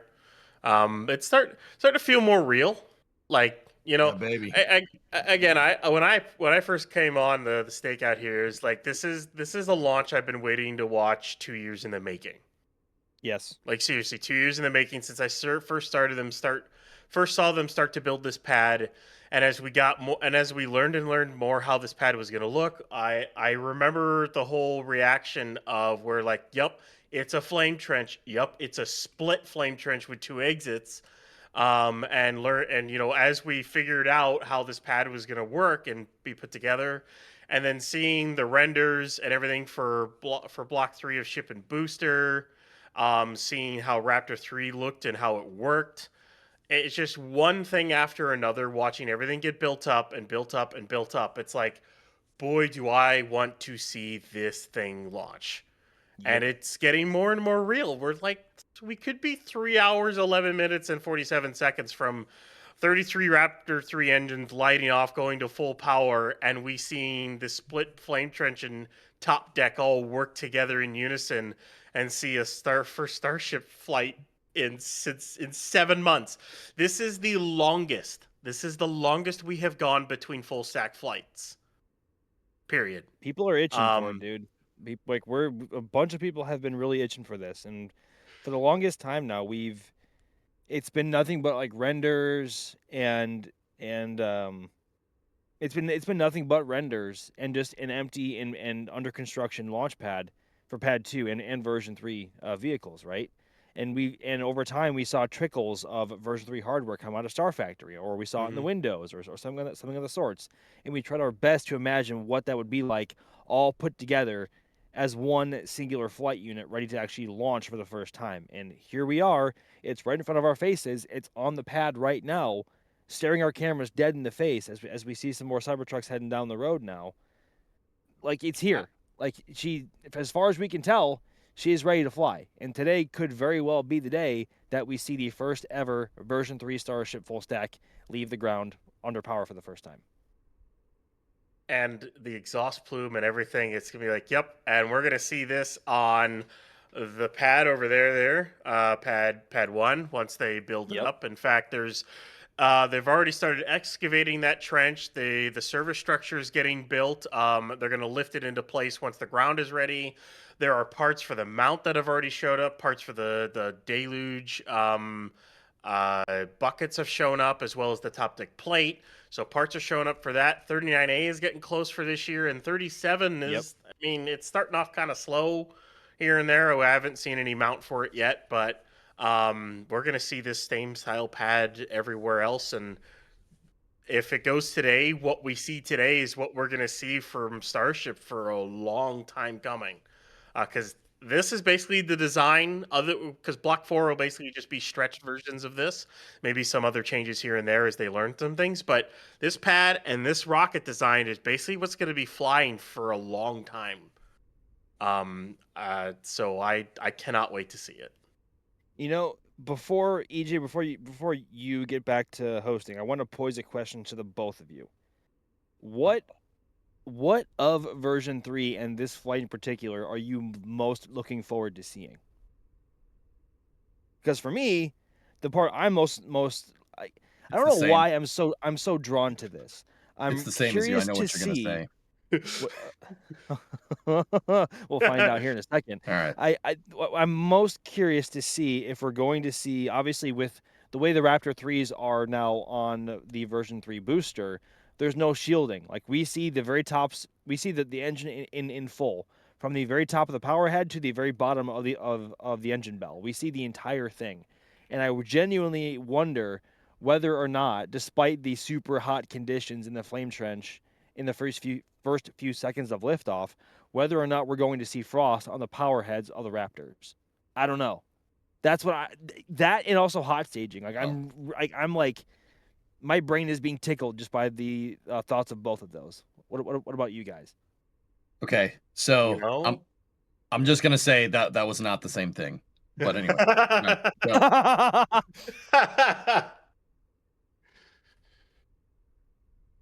go. Or didn't know if EJ was gonna go first for me. No, you go. Okay, the most thing I'm excited to see. Oh boy, oh, I have like a list of things. I gotta trying to think of one particular thing I'm most excited to see. I would have to say it's how the plume and the split exhaust looks on liftoff. We've Yeah. seen it what it looks like with a static fire, but I want to see how it looks with the rocket lifting off, and I want to see if we're gonna get Saturn V vibes out of this thing. Yep. With that split exhaust coming out, I want to see if we're gonna get something like that. And then I guess in relation to that, I want to see what the color of the exhaust is with Raptor 3, 33 Raptor 3s. I wonder if it's still going to be like purplish or if it's going to be more blue. And whether or not that's dependent on lighting. Because I know this burns a little bit cleaner. It's a little bit better of an engine. So I'd be really curious to see what that looks like. So the initial stages of liftoff is kind of what it is for me. And that's just for this flight. The next flight, or whenever they decide to catch booster, oh boy, I can't wait to see how this booster gets caught, and the ship eventually. Obviously. Yeah, for sure. From this particular flight, for me, guys, look, some of my, I wasn't alive during the Apollo program. All right, I wasn't here. I'm a shuttle guy, right? But some of my earliest kind of run-ins with the Apollo program is obviously some footage that you saw like on the Discovery Channel, a documentary about the Apollo program, et cetera, et cetera. And I have this picture in my head of the Saturn V lighting its 5 F1s and then shooting flames out the deflector, Yeah. 500 to 1,000 feet long in either direction. And I have a feeling, maybe here when this thing launches that we're going to see something similar with this. And I think it'll be a joy to see that for the first time. Yes. Agreed. Agreed. I just want to see the 1,000-foot flames going out either side of that dang deflector when they go to let this thing fly. Because guys, something that is a little bit different. We didn't touch base on it too much, but something that's a little bit different with this Starship per SpaceX's updates is that they're going to hold this thing down to the pad until all the engines are good to go and then let it go. It's not like in the past where they've sequenced an ignition and then, it just goes up, right? They just let it go, and once they get enough thrust, the thing goes up in the air. They're actually, for a split second, they're going to hold this thing to the pad, and it is going to shoot flames out for miles at every direction. Not miles, but you get the idea. And that's what I want to see. That is what I am ready for. I need it, man. I need it in my life.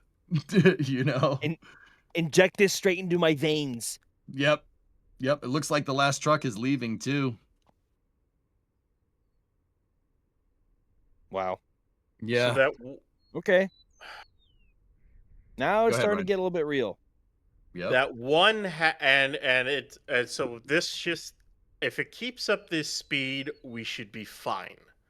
There's a line of like rain showers in a cell that's literally heading directly for Starbase. Great. It's probably gonna get to Brownsville around, I would say, like 4. So if it keeps at its current pace, it should be beyond the launch site by like 5:30. At which point, if that's the case and nothing else forms, it should be clear, unless it dissolves before then. That's about the only thing I'm looking at in terms of weather.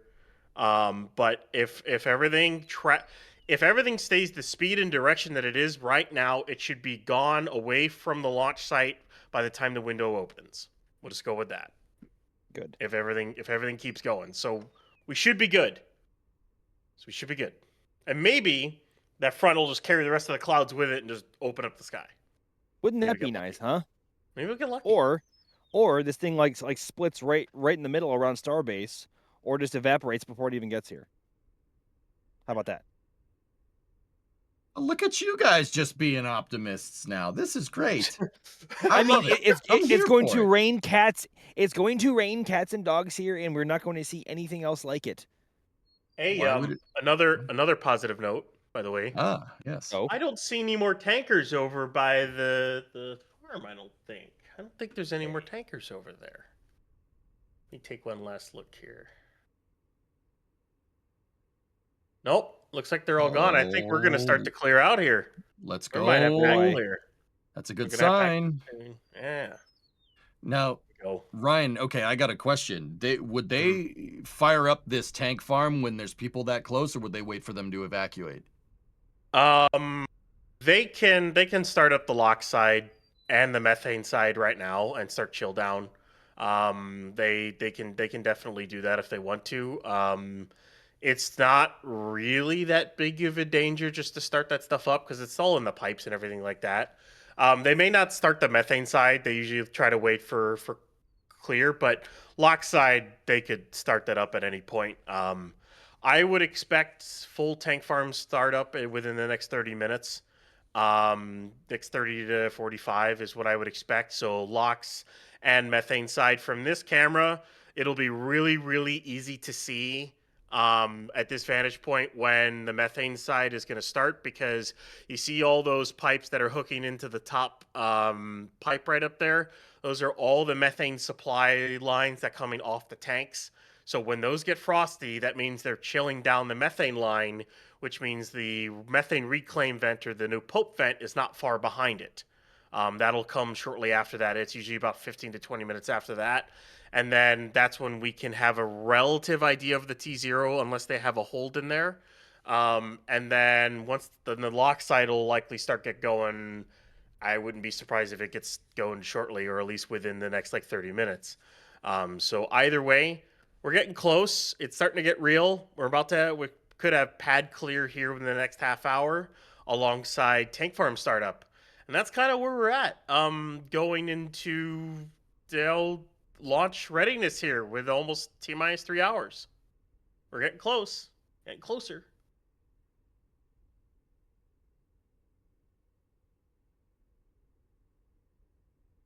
Okay. Yep.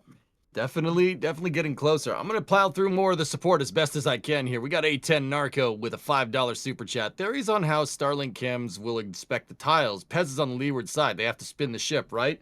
Yeah, we did talk about that, A10. Yeah, they have thrusters on it. I talked to Alex about that earlier in the Stakeout. Yeah, they have thrusters. They'll be able to roll that thing. All right, what else do we got here? We got a store message from an anonymous store message buying the Flight 12 mug. How many engines does the helicopter have? Both of the helicopters are what's called twin turbo shafts. They have 2 jet engines on them, but the jet engines are designed to spin the blades, not provide thrust necessarily. It's called a turbo shaft. It happens when you take a turbojet and a drive shaft and you combine them into one. Also known as a gas turbine. Good stuff. Gas generator, gas turbine, it's all the same thing. Yeah. Yep. All right. Camster email. You want 3 to 4 blades, less chance of a mast bump. Yeah, absolutely. Hey, you guys like the helicopter talk. I'm here for it. All right. We got Chris Batherton with $4.23 super chat. Let's go, dude. Hey, we got Tyler Bell 6796. Shout out to Dynamo Metallic Innovators, one of the greatest supporters of the Starship program. Right on, Tyler, for $4.99 super chat. Appreciate it. Good stuff. We got Dimez Recon. Ship 26 will outlast assault. Yeah, I'm getting that off the screen. All right. Yep. Nope. Nope. Grissu 19840. Boo, ship 26. Indeed. Yeah, see, we'll leave that on the screen for a little while. Hey, we're not going to take any more ship 26 slander on this stream, okay? No, yeah, you say that, but the lower thirds is still there. That's weird. Oh, that's weird. Oh, it still says boo ship 26. That's really strange. Grissu, we appreciate you. Anyway. We appreciate you, Grissu, and your beautiful €2 super chat. Look at that. Look at it. Isn't it great? Would you just look at Would you just look at it? Divis Recon with another $2 super chat. Ship 26 and Starliner have the same success rate. Oh my God. Dude, I'm gonna Oh keep my laughing God. too much. I'm gonna keep laughing too much if I keep that on there. So question there. Is that a compliment to ship 26 or a diss on Starliner? Yes. Yes. Yes. Ship 26 superiority. Let's go. Yeah, it's a tube. What are you gonna do with a tube? So is Starship. Yet here you are. Here we It are. has wings and grid fins. He was a man. He had a beard. Okay, so is Starship HLS just a freaking tube? Yes, but it has landing legs, so it's different. Boom.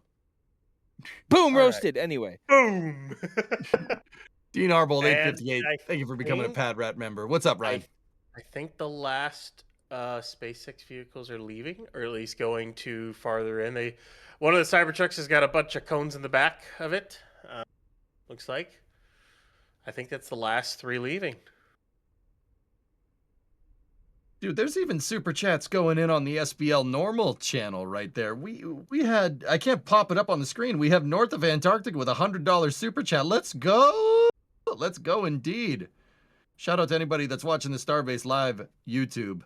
I lurked that channel hard, so good stuff. Good stuff. What else we got in here? Dude, there's so much support, guys, in here. It's absolutely, this is just ridiculous. Oh, wait, Ryan, what do we got there? Oh, and that vent is, I think that is booster or ship. No, that might be booster CH4 chilled down is what that one might be. So we should, it looks like they might be starting to chill down subcoolers then. All right. That looks like. Yeah, I think so. Trying to get a better angle on it here. Guys, I don't want to alarm you, but the smoke is coming from 2 things now instead of 1. Oh yeah. Oh. Let's go. No, this is SpaceX starting to turn on the launch pad. This is a good sign for launching, for, you know. I mean, I give you guys crap, but I'm just as interested in like smoke coming out of 2 different vents as anybody else is. Like, you know, it's kind of making fun of myself there, but yeah, there you go. So once again, we are at mission.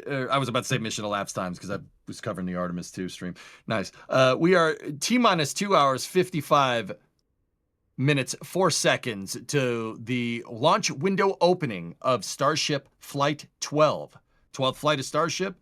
First flight off of this pad. This is a brand new pad here. We got a brand new booster design, and for all intents and purposes, pretty much a brand new tower and ship design. The ship is more or less kind of similar, but with plenty of upgrades on board.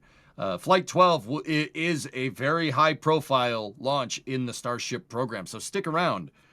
We will be here for the duration with a launch stream that should be coming up here sooner rather than later. Now, once again, the window starts at 5:30 p.m. Central Time and goes to 7 p.m. Central Time.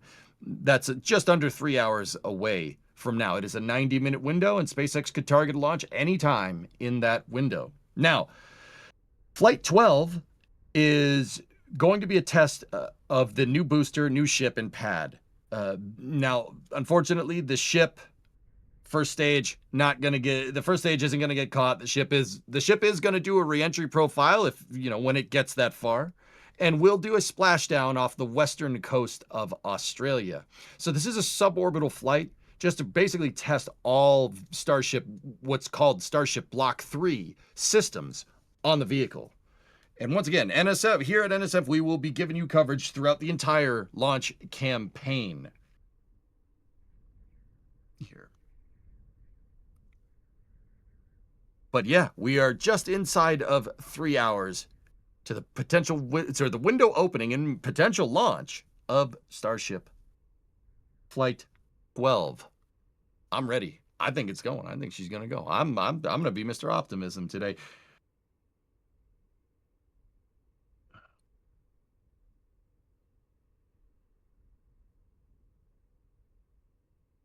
Right. So I'm going to pop through more support while we're here. We have Chief Dalmatian becoming a launch director member. Thank you. That's one of the higher memberships. We appreciate it, Chief. Thank you very much. We got DeForest Hobbies with $100 super chat. Thanks, NSF, for covering Starship. Here's for a perfect day in launch. Thank you. Yeah, let's see. Let's see, Forrest. We'll see what we got. Okay. Liz getting a cornucopia of stuff from the store here. We got fully reusable tote bag, our Apollo to Artemis t-shirt, Artemis 2 stickers, Canopy Moonjoy. We got all kinds of stuff. Liz, thank you. What's your message? 5 months unemployed, first paycheck, and hitting the shop. It's a must. Thanks not only for this coverage, but SLS too. Yeah, Liz, thank you. Thank you. Appreciate you. We got Campster email. Speed tape for aircraft Starship. Speed tape for aircraft Starship will get it. Speed tape? Yeah, that was when we were talking about having to maintain the Starship fleet when it's operational, Cam. Absolutely. All right. Josh with a store message. What do you got here? You got a collector's patch. Nope, can't get on the Ship 26 hate train unless there's a future with expendable ship. It was probably our only chance to see a fully stainless vehicle. Well, agree to disagree. Thank you for buying stuff from the store. Okay. It looks like we do got the link up in the YouTube chat here for the NSF launch stream that will be starting very, very, very shortly here. But in the meantime, I'm going to plow through the support here as much as I can. I want to get to, if I could thank every single person here, I would. David Falk, what do you got? Will Starship version 3 be the stable version for HLS or version 4? I think 3. 3 is going to be the one, David. All right. Okay, so while we kind of tee up the launch stream and get going, yeah, we're going to be with you for a little bit longer here, so you can enjoy my annoying voice along with Max and Ryan, who, I mean, they don't have annoying voices. They're good. You guys still out there with me, Ryan? You still out there? I'm still here. Yeah, Max, yeah. You still here, bud? Oh, I'm still here. Of course I am. Cool. All right. And the chat is determined to keep the support queue full, so I can't complete it. And you're making me feel really bad that I'm not going to be able to thank every single person. But here we are. All right. Okay. We're talking about Ship 26. Max, I'm going to put this one towards you because you like Ship 26. So, all right. Retro Clinic is asking, won't tanker variants be Ship 26 like, as in no flaps or TPS as they stay on orbit? So it sounds like the depots are going to be the ones lacking flaps and heat shields, because the actual depots themselves are going to be the ones staying in orbit for longer periods of time, and those are what the tanker variants of Starship, which are essentially going to look like ship 39 as you see it now. Like that's essentially from the outside or from a more general stance what a tanker variant of Starship is going to look like. Especially with the docking ports on its exterior as well. The actual depot will be a little bit longer and will also lack the forward and aft flaps and heat shield, because that will be in orbit for a long time, and that is also what will mate to other vehicles in orbit to refill them, especially the Starship HLS variant. So there will be it's not. I don't know if it's confirmed yet beyond just renders. But from our best understanding, the finless and heat shieldless Starship going to orbit is going to be the actual depot, not the tankers themselves.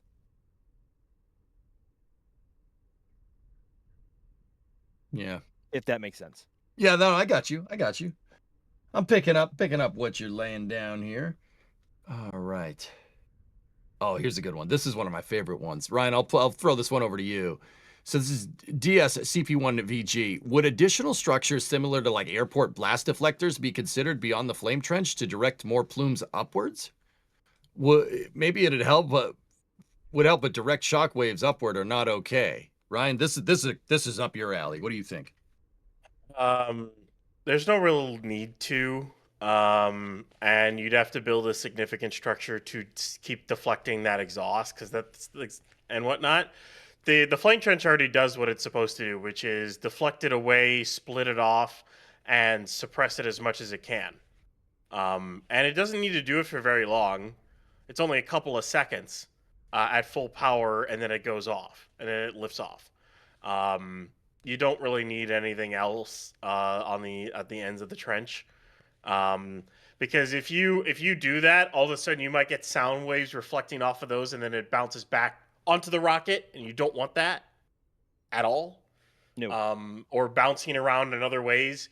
The way it's done right now is the plume interacts with where it is, and it kind of works just fine the way it is, and I would leave the trench the way it is. Unless they run into a problem after a bunch of flights or whatever. I mean, right now, the trench should work perfectly fine for a long time as it is. Yep.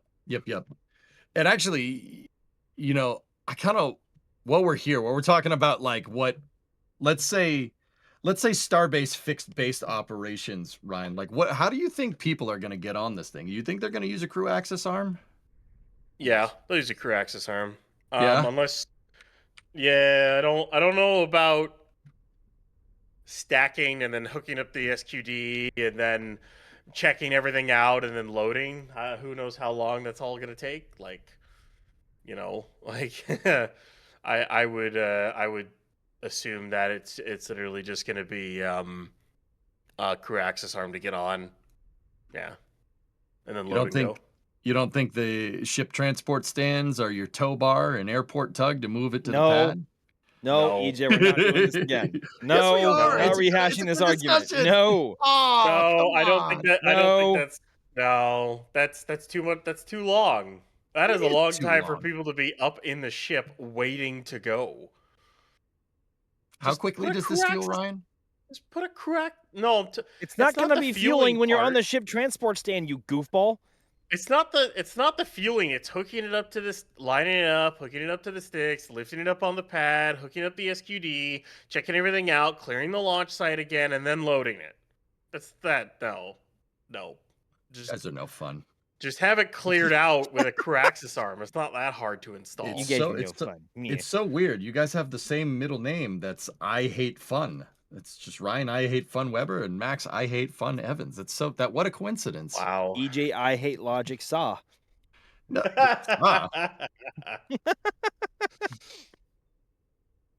We're having a good time. I hate you both. Love you too. Love you too, Max. All right. Are we losing our minds here? Is that what we're doing right now? Yeah, a little bit. Yeah. We're Starship fun. tends to fry the brain if exposed for too long. That's possible. Yeah, that's true. No, it's not possible. We're seeing it live. I have burned myself out within the last 2 months. The amount of paid attention to Starship to try to make sure everything is right with these two ships and the pad and everything, so we're covered on some stuff. It's holy cow. It's a lot of information to take in, and I will be glad once Flight 12 is done. It'll be a nice little lull until Flight 13, because the vehicles aren't really close. So it'll be a nice break after the fact, but yeah, it's a lot. I can't get. I'm really struggling to get my head around the fact that there's a version 3 Starship vehicle on the pad right now. I don't know, because possibly 2 hours and 44 minutes to launch. Right, exactly. I mean, it's just I know I went on about this earlier, like how we've only ever seen like renders and bits and bobs of hardware for a while, and we were only left to our own imaginations as to how they look put together. And even when Booster 18 happened, when it popped over at Massey's, it was like, oh my gosh, like how far is that going to set SpaceX back? And sure enough, there's a fully stacked version 3 vehicle, both booster and ship, on pad 2, a brand new launch pad, aiming to fly today. Not like in a month from now. This isn't a wet dress. Well, it might be a wet dress, but we'll see. But the intent today is to fly. And we haven't had that in 7 months, just about, since Flight 11. And it's wild. It's a wild feeling being back here again. But I could not be more grateful for it. And hopefully today it does end up being the day of destiny for both Booster 19 and Ship 39. The day of destiny. I like that. That's good. I also call it Judgment Day, but hey. Why would you call it that? Well, I mean, we're making AI sats here, so Skynet's going to take over and it's going to destroy the human race. That's already known. Oh, yeah. Yeah. Yeah, okay. Starship's going to start Skynet. Yeah. Well, wouldn't it be Starnet? Sorry. No, God. Oh my God. No. Yes, I've ruined your apocalypse.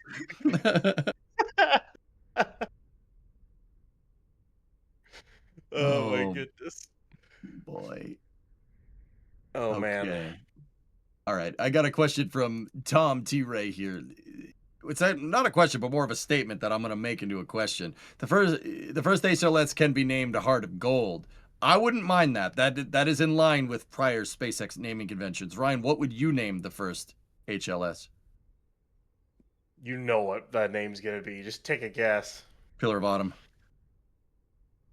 You know, here's the funny thing is, I was gonna say Enterprise, but the more I think about it, I'm like, I have a lot of good ship names like Yorktown, Lexington, Intrepid, Yes. Enterprise, Pillar of Autumn, the Forward Unto Dawn, the Normandy. In Emberclad.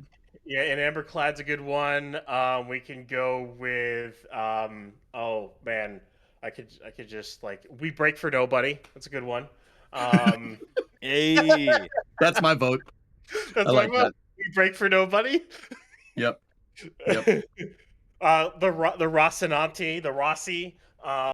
That's the Tachi. Thank you very much. There's the Tachi. We can name one the Tachi, name one the Rocinante. No. That was the name that was bestowed upon the Tachi by dissidents. The Donager. The Nonager. Yeah, now we're talking. I mean, Voyager, the Defiant. I could just keep going and going. There's a bunch of good ones. There's a lot of really good ship names out there you can put on it, and I hope, like Integrity is a good one. I mean, Endurance. I mean, I mean, Discovery, Atlantis, Endeavor, Columbia, Challenger. But I mean, come on, like, there's a lot of good like sci-fi names out there. I really hope they use. A lot of people in chat are saying legitimate salvage. You know what they got a word for that, guys. It's called stealing. Oh my God. All right, anyway, Max, go. I have one, and I hope you both get this one. I would name the first ever lunar starship Jeff. My name's That's Jeff. good. What? Oh. No. You don't watch Top Gear, do you? Hammerhead Eagle Eye Thrust. I got that from, what was it, 22 Jump Street, I think it was? Also, my name's Jeff. Yeah. Also, my name Jeff. But no, Jeff was the electric car that the Top Gear trio made well over a decade ago now, and the name just Jeff just stuck out to me like a sore thumb. I don't know. Yep. Yup, sure. Hammerhead Eagle Great Eye choice. Thrust. Yep. Eagle Hammerhead Eye Thrust. Gideon's Hammer, that's a good one. The Agamemnon. Yep. Agamemnon. I mean, the Odyssey, the Daedalus. Odysseus. The Apollo, the ships, and Prometheus, the ships from Stargate. You know, Charlie Brown. We're gonna need a lot of starships, so we're gonna need a lot of ship names. That's all I'm saying. Right. We need a big list. There's a lot of good Star Trek names out there to use. I mean, I think a lot of the old like carrier names are cool, like Yorktown, Lexington, Intrepid, Essex, Antietam is pretty good. Antietam, Ticonderoga. Like there's a Valley lot of really Forge, good. baby. Yeah, Valley Forge. USS Bunker Hill. Gettysburg. Yeah. Well, I don't think there was a carrier. Oh. There's we just name one. You could just name one the USS Samuel B. Roberts, or and nickname it the Sammy B, or USS Johnston. I don't know. Dude, are you making Laffy? The Are you making the Galactica, the Pegasus, the Trident, the like? I'm in the middle of a Battlestar Galactica rewatch, so.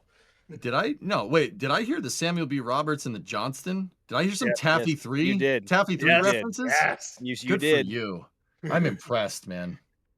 Good for you. If you know, you know. The USS Gambier Bay, the USS San Lo, the USS what is it? I'm trying to remember the other destroyers in that group off the top of my head now. What about what about naming it after? So, I know you guys like your aircraft carriers. I get that, but obviously spacecraft with people on board are pressure vessels, right? So why not name them after submarines? Well, subs a lot of times are like cities or states. Like when you go to the Los Angeles class, like you could do the Archerfish. Gato. One you could do. Yeah.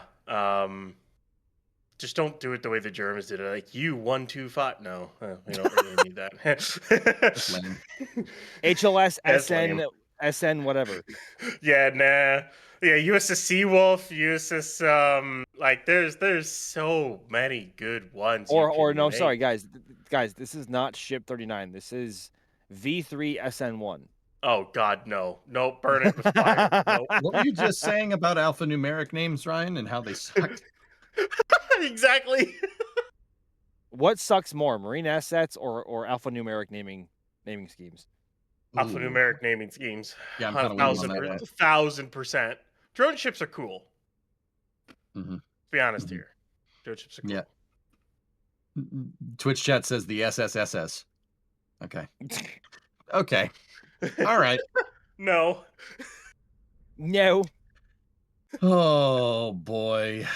Are they ready on the launch stream yet? Jeez. We could be just naming off. We could just keep naming off names for a long time here. It's a lot. I wonder why they haven't opened the sticks yet. Me too. I would have expected it would be open now. Maybe they're gonna do it when they get real close to prop load. Which, by the way, the tank farm should start up and could start up within the next 10 minutes here. I'm waiting to see real chill down of the pumps, the subcoolers, and the methane start. I would not be surprised if that happens within the next 10 to 15 minutes. Here, so we're getting real close. Which is it's also rawr. It's also worth noting that the chopsticks could be opening at literally any point. There's no if they don't open the sticks by X or Y time, then they'll stand down for the day. I mean, obviously before T0, duh. It'll be but there isn't. for prop. You what? It'll be open before prop load.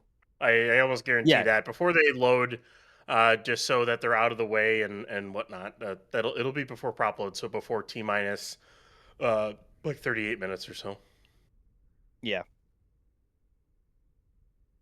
Oh, dude, I saw a ship name over in Twitch chat that I like.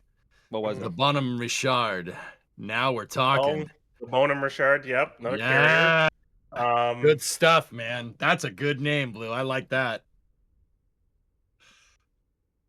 Yeah, because then they also started naming them after battles. So they started naming them after the USS Leyte Gulf and USS Philippine Sea and stuff like that. Some of the later Essex classes.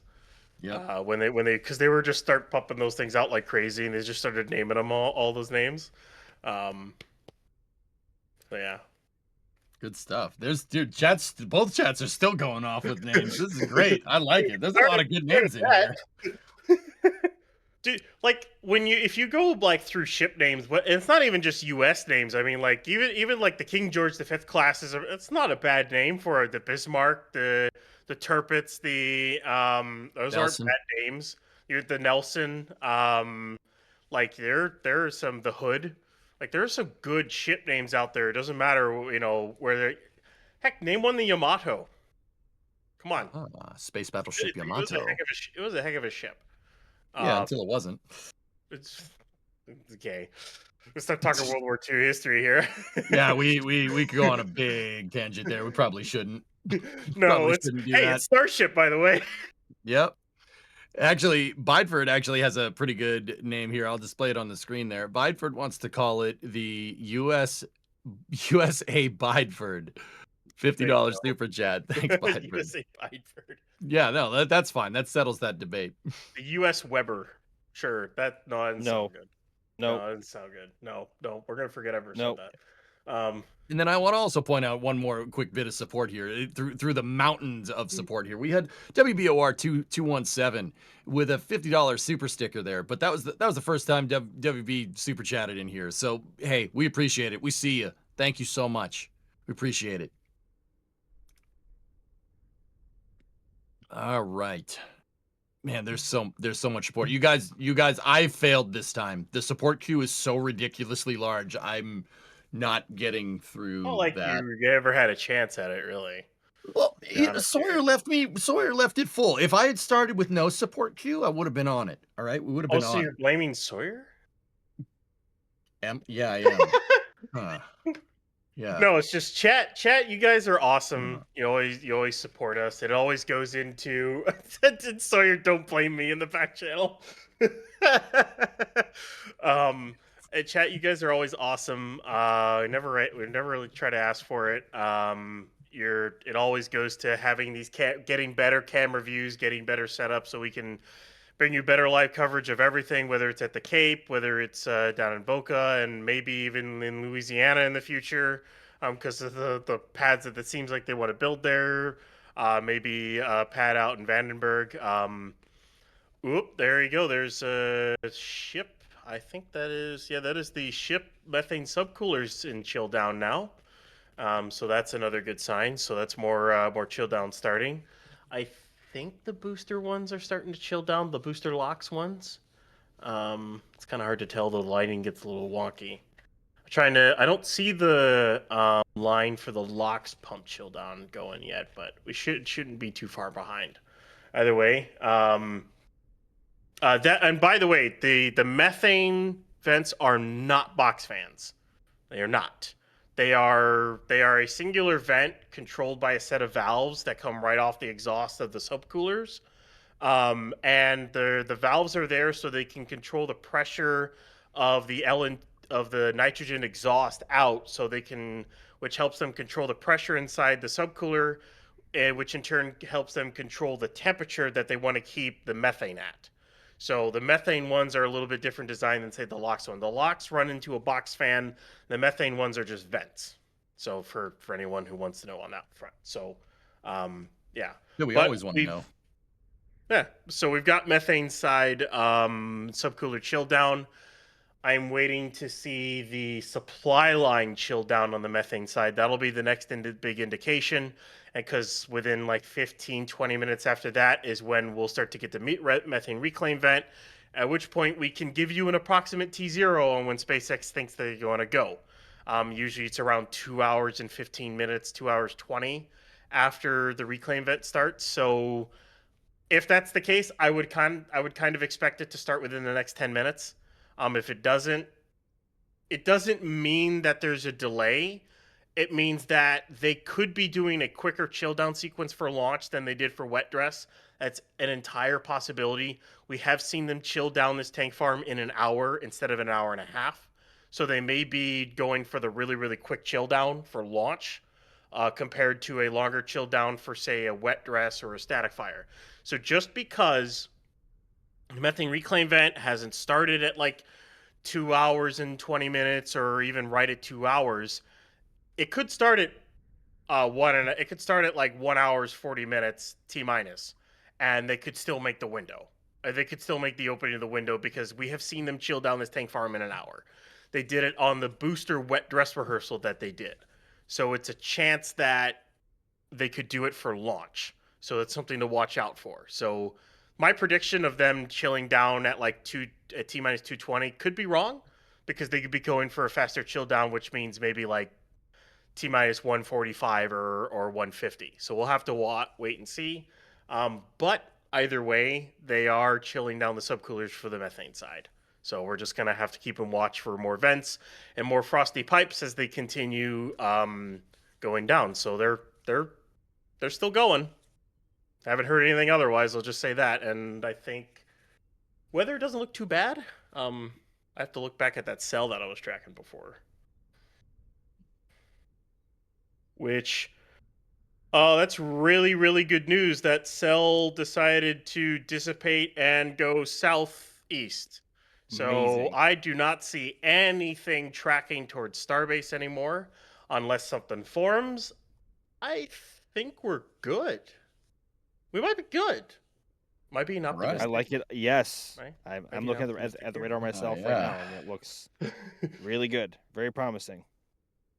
It just feels so good. It feels so good hearing those getting- words. It's feeling real. Is it? And you know it what, feeling guys? real here? Like it's. I'm looking out and around my windows right now, and I'm seeing a lot more blue sky. I do have to say. I like to hear that. I like to hear that. There we go. That's that set of clouds off to the west there. You can just see them just dissipate away. Yeah, baby. That's what Let's we like go. to see. That's what we like to see. All right, so we got some positive trends here for a launch. So once again, we are T-minus 2 hours, 27 minutes, and 15 seconds out from the opening of the window for Starship Flight 12. Starship Flight 12 is the first launch of the newest version of the booster ship and launch pad. This is a brand new pad, brand new booster design. The ship is kind of similar to previous ones, but Got a lot big, of changes, though. yeah, a lot of changes, exactly. The flight today, Jebediah Kermit willing, if this thing goes, the flight today is just to get up there and then do a splashdown with the ship on the other side of the world. It's very similar to the flight regime of the first Starship flight back in 2023. Back in 2023. I hate that. All right, cool. Just decided right now. So there will be no catch today, no ship catch, no booster catch. They just want to get this thing going. Part of the big reason why we have the Block 3 or version 3 version of Starship here is because of the propulsion. There is a new version of SpaceX's Raptor engine, beneath Starship and Super Heavy here. It's called Raptor 3.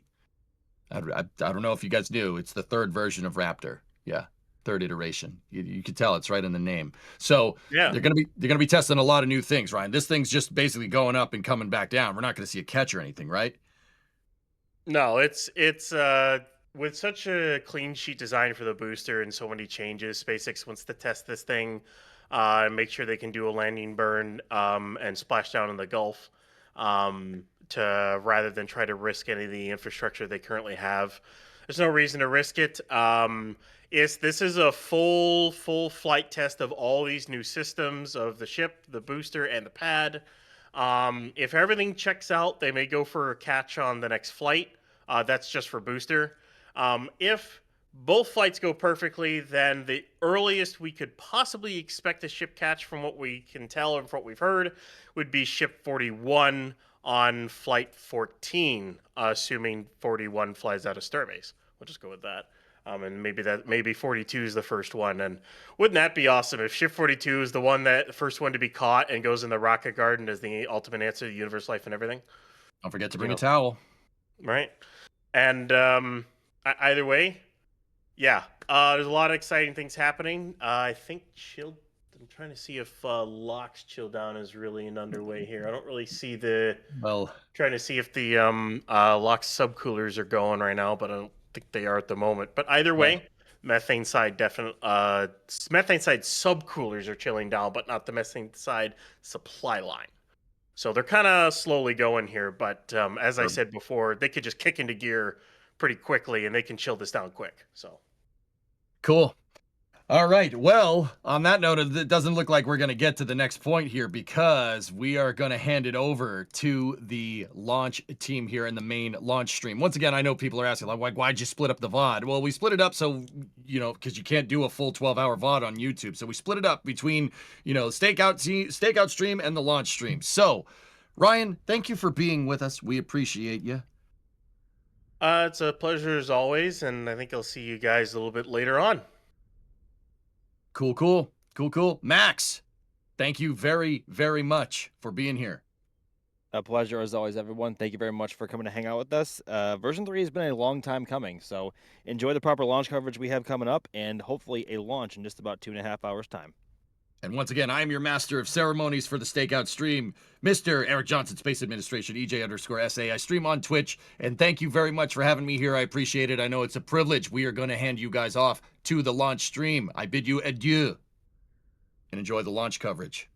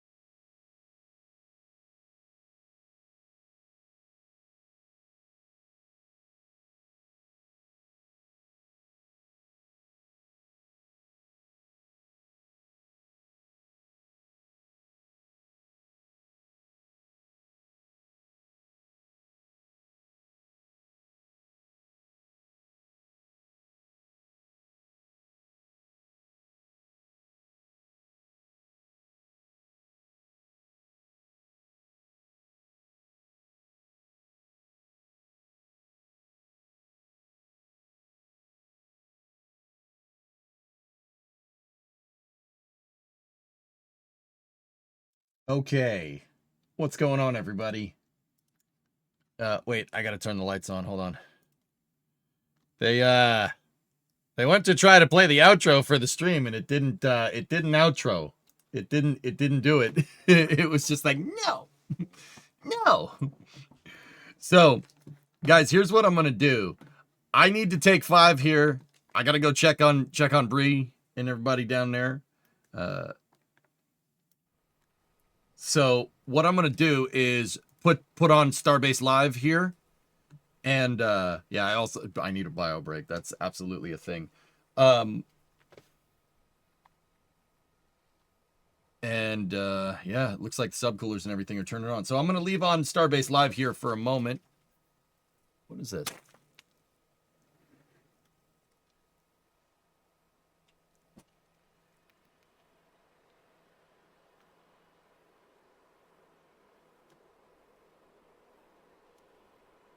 Seems we have gifts.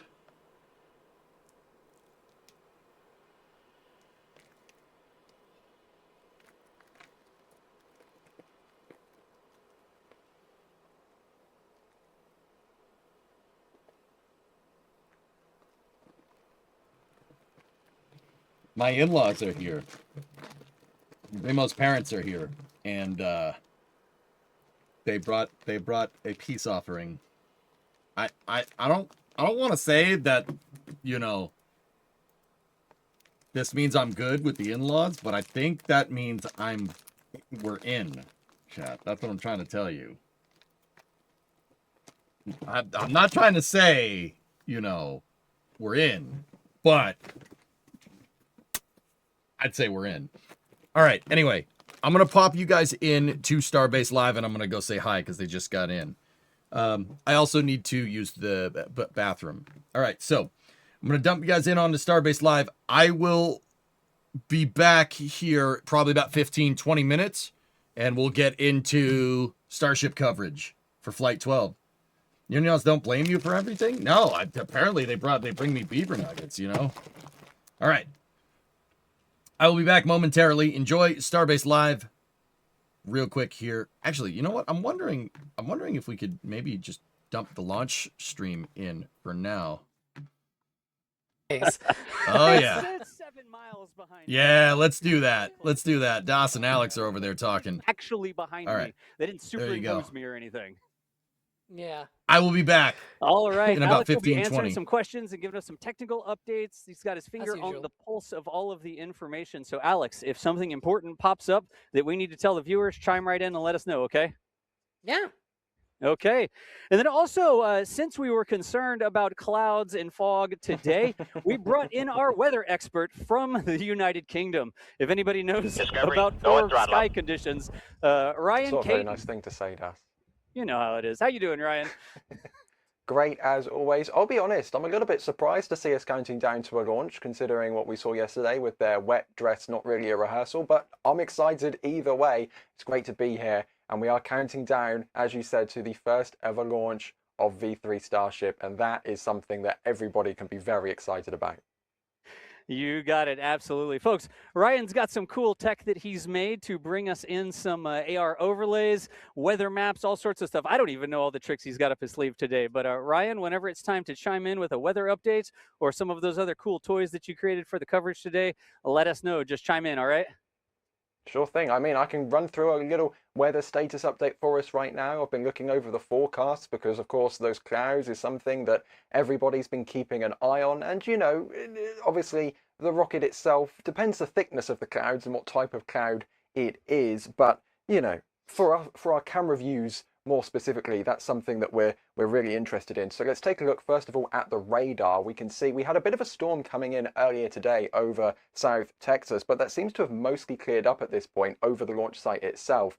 And fingers crossed that rain stays away, because we don't want any rain because it makes our camera lenses dirty, and it means that SpaceX can't launch because of those thicker rain clouds they can't launch through.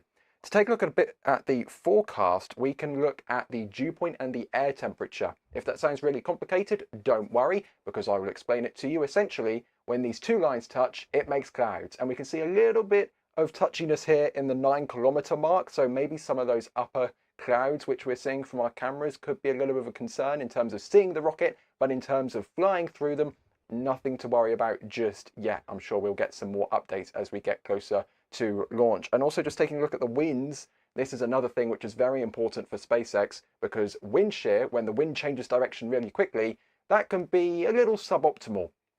So as we head up through altitude here, I'll move over to the other side, you can see we're around 10 knots of winds and we're blowing towards the east right now, but then we have a bit of a change in direction as we head up through the altitudes, heading up through 5 kilometers now, and you can see the wind really starting to pick up. We're at 30 knots here at 7 kilometers in altitude. You know, that's a gusty day. That's, you know, a little bit tricky for airplanes to land in, but then things start to get really windy as we head up into the upper atmosphere. Through 10 kilometers, we're going through 50 knots of wind, and it keeps picking up because as we pass through 11, get all the way up to 15 kilometers in altitude, we're looking at 85 knot winds. That's, that's quite windy. Nothing that the vehicle can't handle. Airplanes flying that at the upper altitudes all the time, but just something to keep an eye out for, of course, because if this wind starts changing direction very quickly, then that could end up in a bad day for Starship. And there's one of the criteria that SpaceX will be looking out for as they get ready for launch.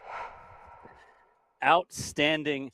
Ryan, when you were growing up, did you want to be like a weatherman or something? Not intentionally, but Just here we are. accidentally? Outstanding. Appreciate you putting that together. We will check in a couple times here, but do you think they're looking too hard at that wind shear? Is that sort of close to the limits, or does that look like it's pretty nominal right now? Do you think that's the primary concern we're fighting today? I think the clouds are probably what's going to be on top of everybody's mind, mainly because we've been scarred by, 3 or 2 scrubs and a final third launch. Very recent memory of the Starship program because of an anvil cloud hanging over the launch site. But this is a huge rocket. This is the biggest rocket that has ever been made, and when it launches, it'll be the biggest rocket ever flown. So if Falcon 9, a smaller rocket, can handle winds like these, and Falcon 9 is smaller, it can get bounced around much more by the wind. This rocket is way bigger. It's got much more mass. So I think we'll probably be able to handle it. We talk about that a lot. Like, you get into the different rockets and the weather conditions that they launch in, the limits that they can withstand. And you get to some of the smaller rockets, right? The carbon fiber composites, the super sort of red line optimized lightweight materials. And the things that those rockets can do aren't exactly the limits that Starship can handle. Starship's stainless steel. It's not carbon composites. It's a big, huge structure. It's more wind that can hit it from the side, like a larger area for the wind to act on. But it's a huge, powerful rocket. It's light years, orders of magnitude heavier than the smaller rockets. So something that maybe a smaller rocket couldn't do because it's too lightweight, Starship might be able to just plow right through. So we'll keep watching that as we go on today. But let's keep on going. Now, a couple of things with housekeeping here. We're able to come out here because of y'all's support. You keep showing up. We're basically a bunch of rocket nerds who hit critical mass. We're not owned by a big media conglomerate or anything like that. We don't have some international organization bankrolling us or some independently wealthy person. We're here because y'all are here.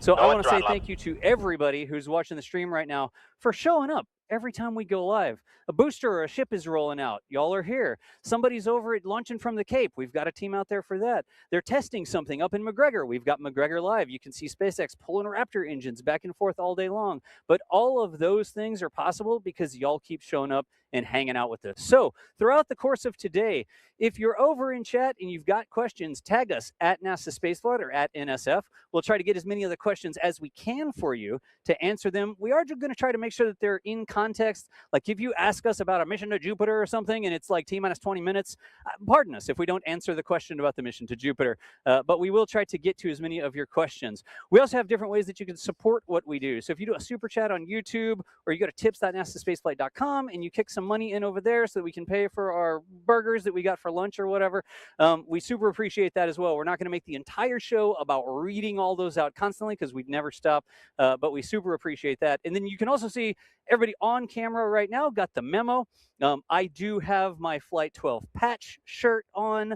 If I turn around here, I think, maybe we'll be able to see it. Let's see here. There you go. All right. Yeah. I've got my Flight 12 patch shirt on. Alex and Ryan also have their flight shirts on as well. We get those from the shop just like y'all can. We've got the sun shirts and t-shirts and patches and pins, all sorts of different stuff. If you want a little bit of cool swag, what happened? Oh yeah, we're showing up everything else. Nice. If you want a little bit of cool swag so that you can be walking down the street and self-identify to other space nerds and be like, oh, hey, Starship, you're awesome. We should hang out. You can visit the shop over there as well and grab some of the stuff. And when you go to the shop, you can actually put a little message. Some of those messages we'll read out for you. We won't try to get them all because we want this to be about the rocket. But we wouldn't be here if it wasn't for y'all, so we appreciate y'all showing up. Now, let's go back over to Alex. And Alex, where are we at in the count right now? What's sort of going on at the pad? And is everything looking good to you visually? Are all the pumps pumping and the vents venting that you would expect at this point in the count? Yeah, so obviously it's a new tank farm, but it that doesn't mean that things run differently when it comes to conditioning it, as in you still have to condition the whole thing, basically chilling it down to the correct temperatures ahead of flowing all of that liquid oxygen and liquid methane through the pipes and different subcoolers and pumps and all the things that you need to do in order to be able to fool that thing that is right behind me here and also right behind you as well. And so right now we are looking, or at least I am looking at the tank farm activity. Right now it seems like everything is being chilled down right now. The pumps and subcoolers for both sides are going right now. The reclaiming system has already started for the methane. You can see there 2 vertical tanks, 1 vent right next to it. Those 2 vertical tanks are part of the system that turns the gaseous methane that is generated either through these chill down sequence or through the vehicle itself. That gas methane is reclaimed basically from every single part of the system and then turned back into a liquid and returned back to the storage tanks instead of being burned off. For example, New Glenn does that for their LNG, as they call it, the liquefied natural gas, which is basically a bit less purified version of methane. They do flare stacks. They flare it off and things like that. Here, it's a bit more rare commodity. They use a lot more of it, and so it takes a lot of trucks to truck that in. We've seen waves of trucks since yesterday. And that's actually mostly liquid nitrogen and oxygen because those are not reclaimed. Some of the vents that you see there, I know a lot of people in chat might be new to this. So no, these are not smoke, nothing is burning or anything like that. That is just nitrogen or oxygen. Depending on the vent itself, it can be either nitrogen or oxygen, but you know, those are parts of our atmosphere. That's the 2 most common gases in our atmosphere. It's normal for those things to be there. Anyways, it's not a hazard by itself with nobody out there. The pad hasn't been cleared. The road is closed. We're actually looking at the roadblock. At least I am looking at the roadblock to keep an eye on the people at that roadblock, making sure whether they stay there or not, because once they go out, they evacuate that roadblock when they are close to launch, so that will be an indication that we are closer to that propellant load start. So everything still continue on track, and that's sort of the short version of this very long Alex answer. Good deal. Thank you, Alex. I'm going to ask, and I'm not supposed to do this, but I'm going to do it anyways. That shot that we were just on, showing sort of the close-up looking up at the rocket, that shot there is coming from Hopper Lot, which is, if you've been around Starbase, you see sort of the shots, the old original Hopper, right? The Starship Hopper that they did some of the first tests with. That is our deployable camera trailer. And it was curious this morning because when we got there to deploy that camera trailer, massive thanks to SpaceX for letting us put it there, it looked like not everyone was brave enough to put their equipment there today. We do expect some damage to that trailer because what is it? Is it 700 feet from the launch pad, 900 feet from the launch pad? It is very close to the launch pad. Of course, we do this at our own risk. SpaceX gives us permission to put that camera trailer there. We use that to get these live views for you. We send those back via radio RF links so that we can mix them into the live show. But that camera trailer is danger close to the launch mount today. We put it there at our own risk. SpaceX knows it. We know it. We know it. It has solar panels on it. We have the cameras sort of armored as much as we can. We have some really cool new tech that we've put there to help protect the cameras a little bit.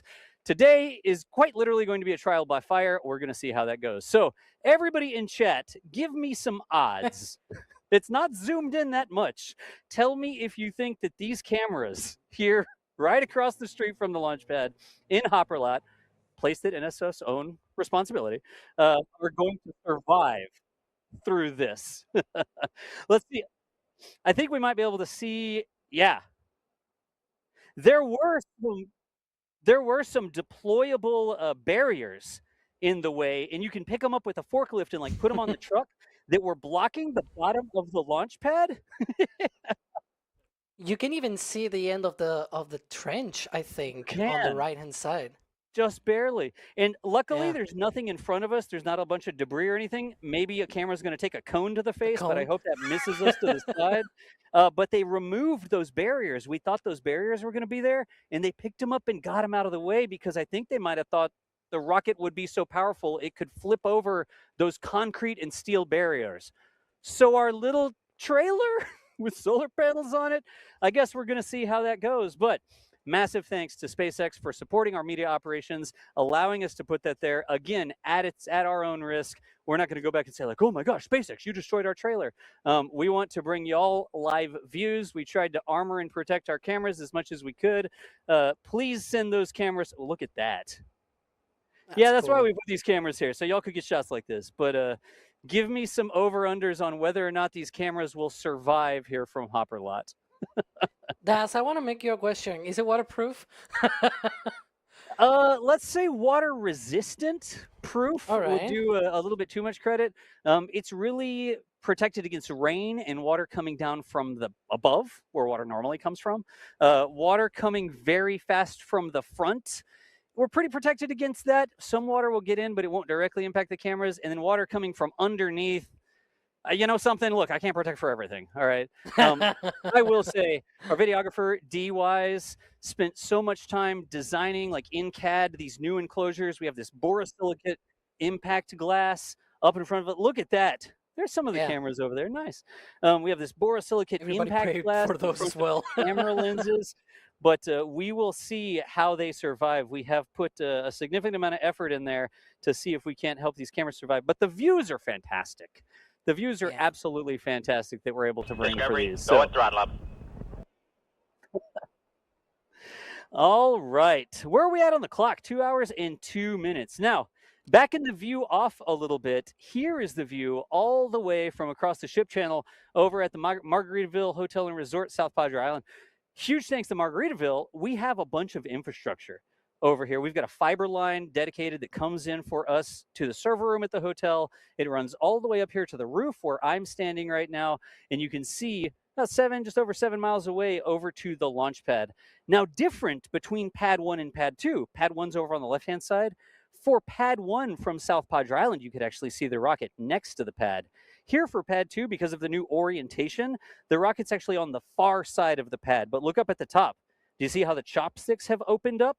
You actually see those chopsticks opening side to side with the rocket. I think we've got some Starship fins there about the middle. We're going to have the cutie arm in there as well. I think, I'm seeing that over on that side. But if you're coming over here to visit, you're looking for a place to stay, Margaritaville Hotel and Resort. They're fantastic people.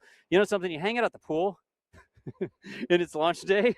And it's like, okay, let's hang out at the pool. All right, 10 minutes, 15 minutes. The whole time you've been watching NSF, of course, on your phone or whatever. And then you walk out to the beach. You see if it goes. If it goes, fantastic. You saw a rocket launch. If it doesn't go, you walk right back in. They got like a swim-up bar, and you really can't complain about that. But that is where we got all of our stuff set up over here on the roof of the hotel. Massive thanks to Margaritaville as well. If you're looking for a place to stay, it really is a cool place if you want that view of the launch pad. So what do we have next on the agenda here, Ryan or Alex? Any updates, news? I like the blue sky in the shot behind this. And only a thin cloud there. Yeah. From our perspective here, sort of looking to the south, inland, I see blue skies. There's some puffy clouds way in the background down into Mexico, but here it's pretty blue, pretty clear.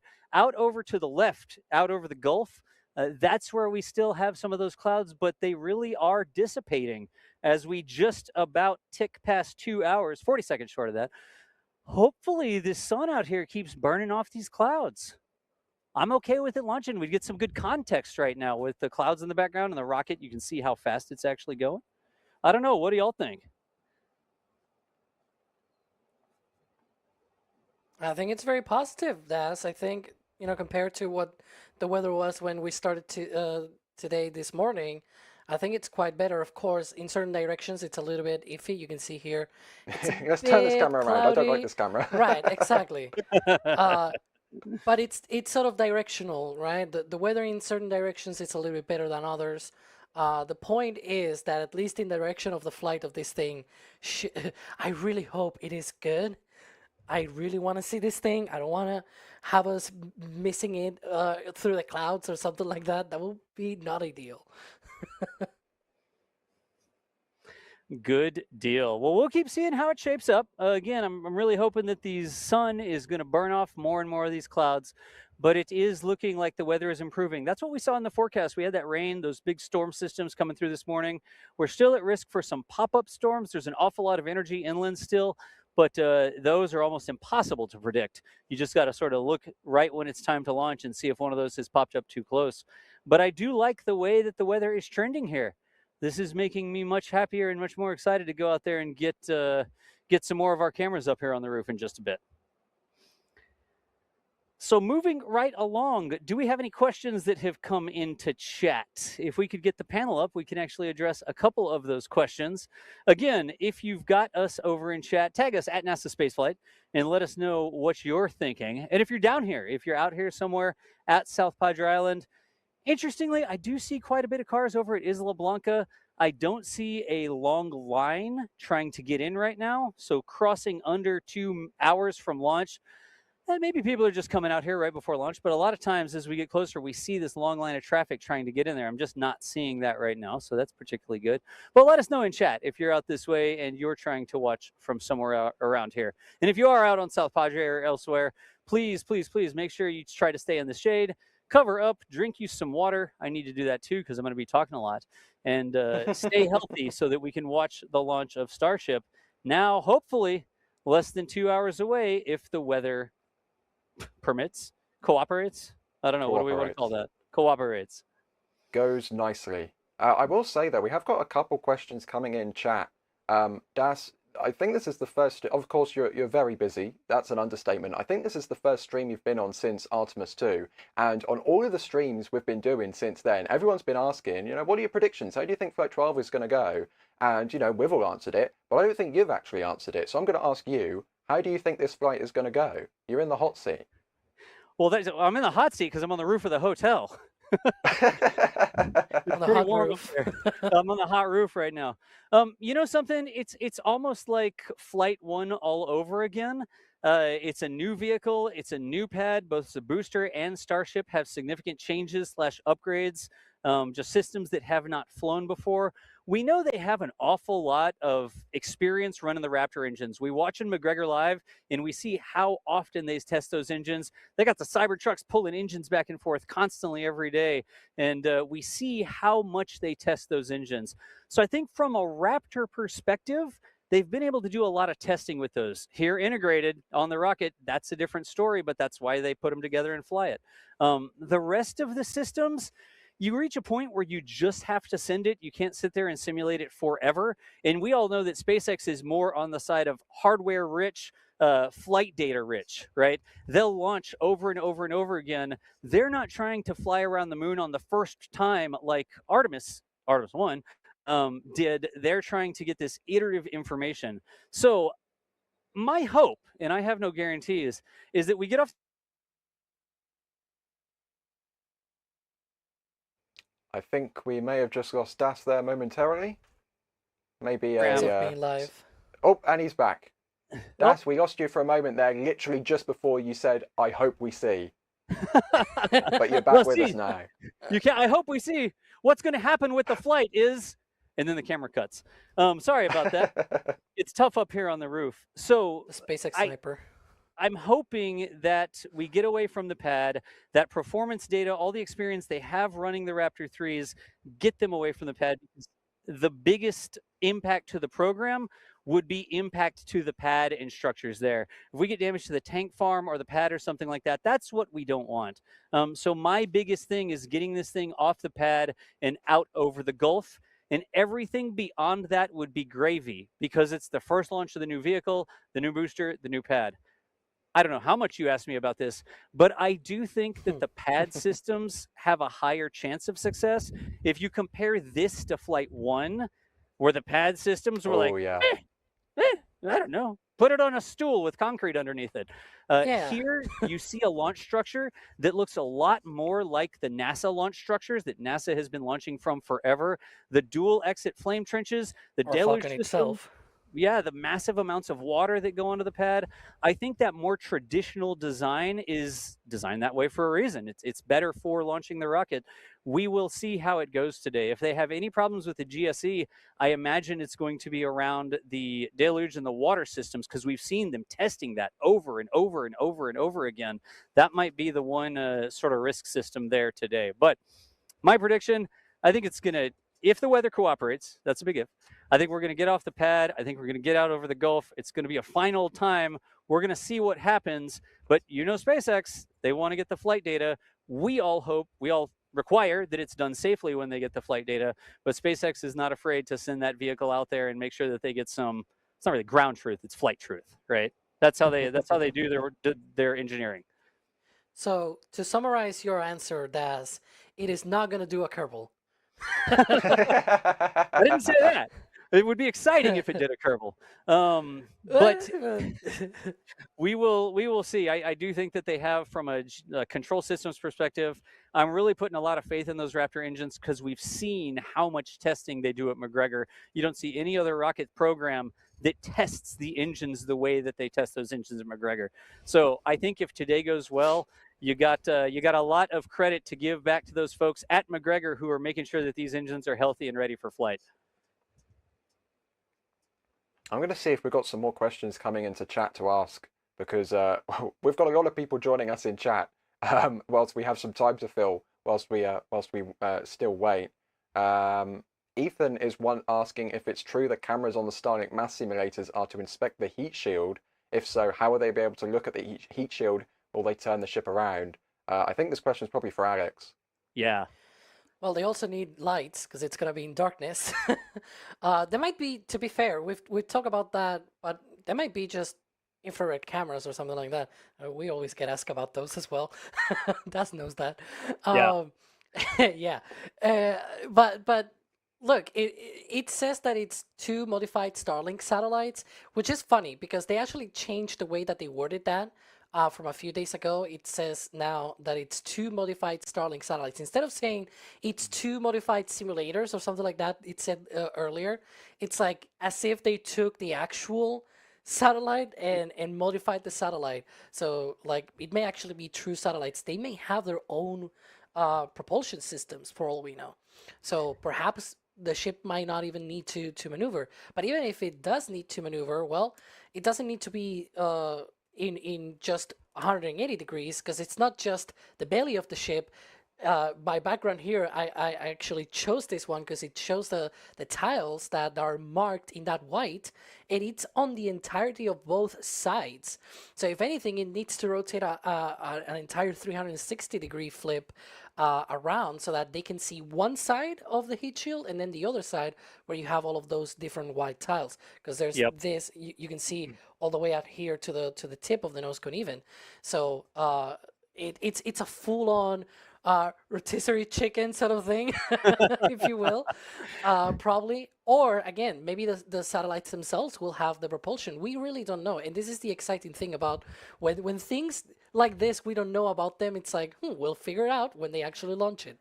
It's going to be one of those places where it's like, oh, we're getting live views from the ship, and oh, look at that, the curve of the Earth in the background. Then all of a sudden, they're going to cut to whatever this satellite is, if they have that capability. I'm not confirming or denying that they do, but then everybody's going to lose their mind. They're going to like, oh, no way, look at that, that's from the satellite, and you're going to hear that sort of reaction. Minds. Yeah, SpaceX loves to put little things, absolutely huge things like that.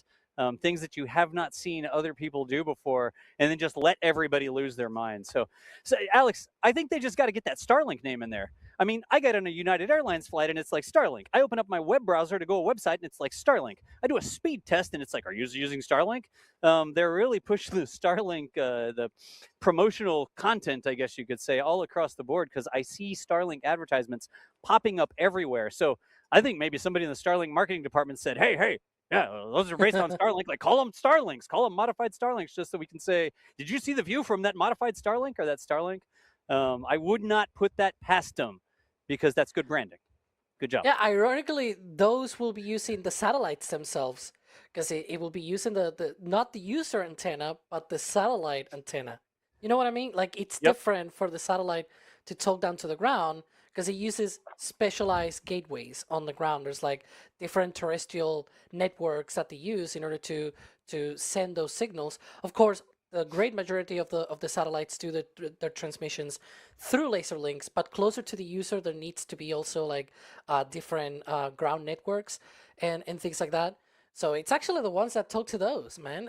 So they may use whatever they want to use, but reality is that's not the user antenna. If anything, it's the one on the Starship. The Starship does have user antennas. Of course, they're modified for the environments that Starship goes through. We can see at least 2 of them in this view on the great view there on the left, right near the nose cone there. You can see 2 black squares.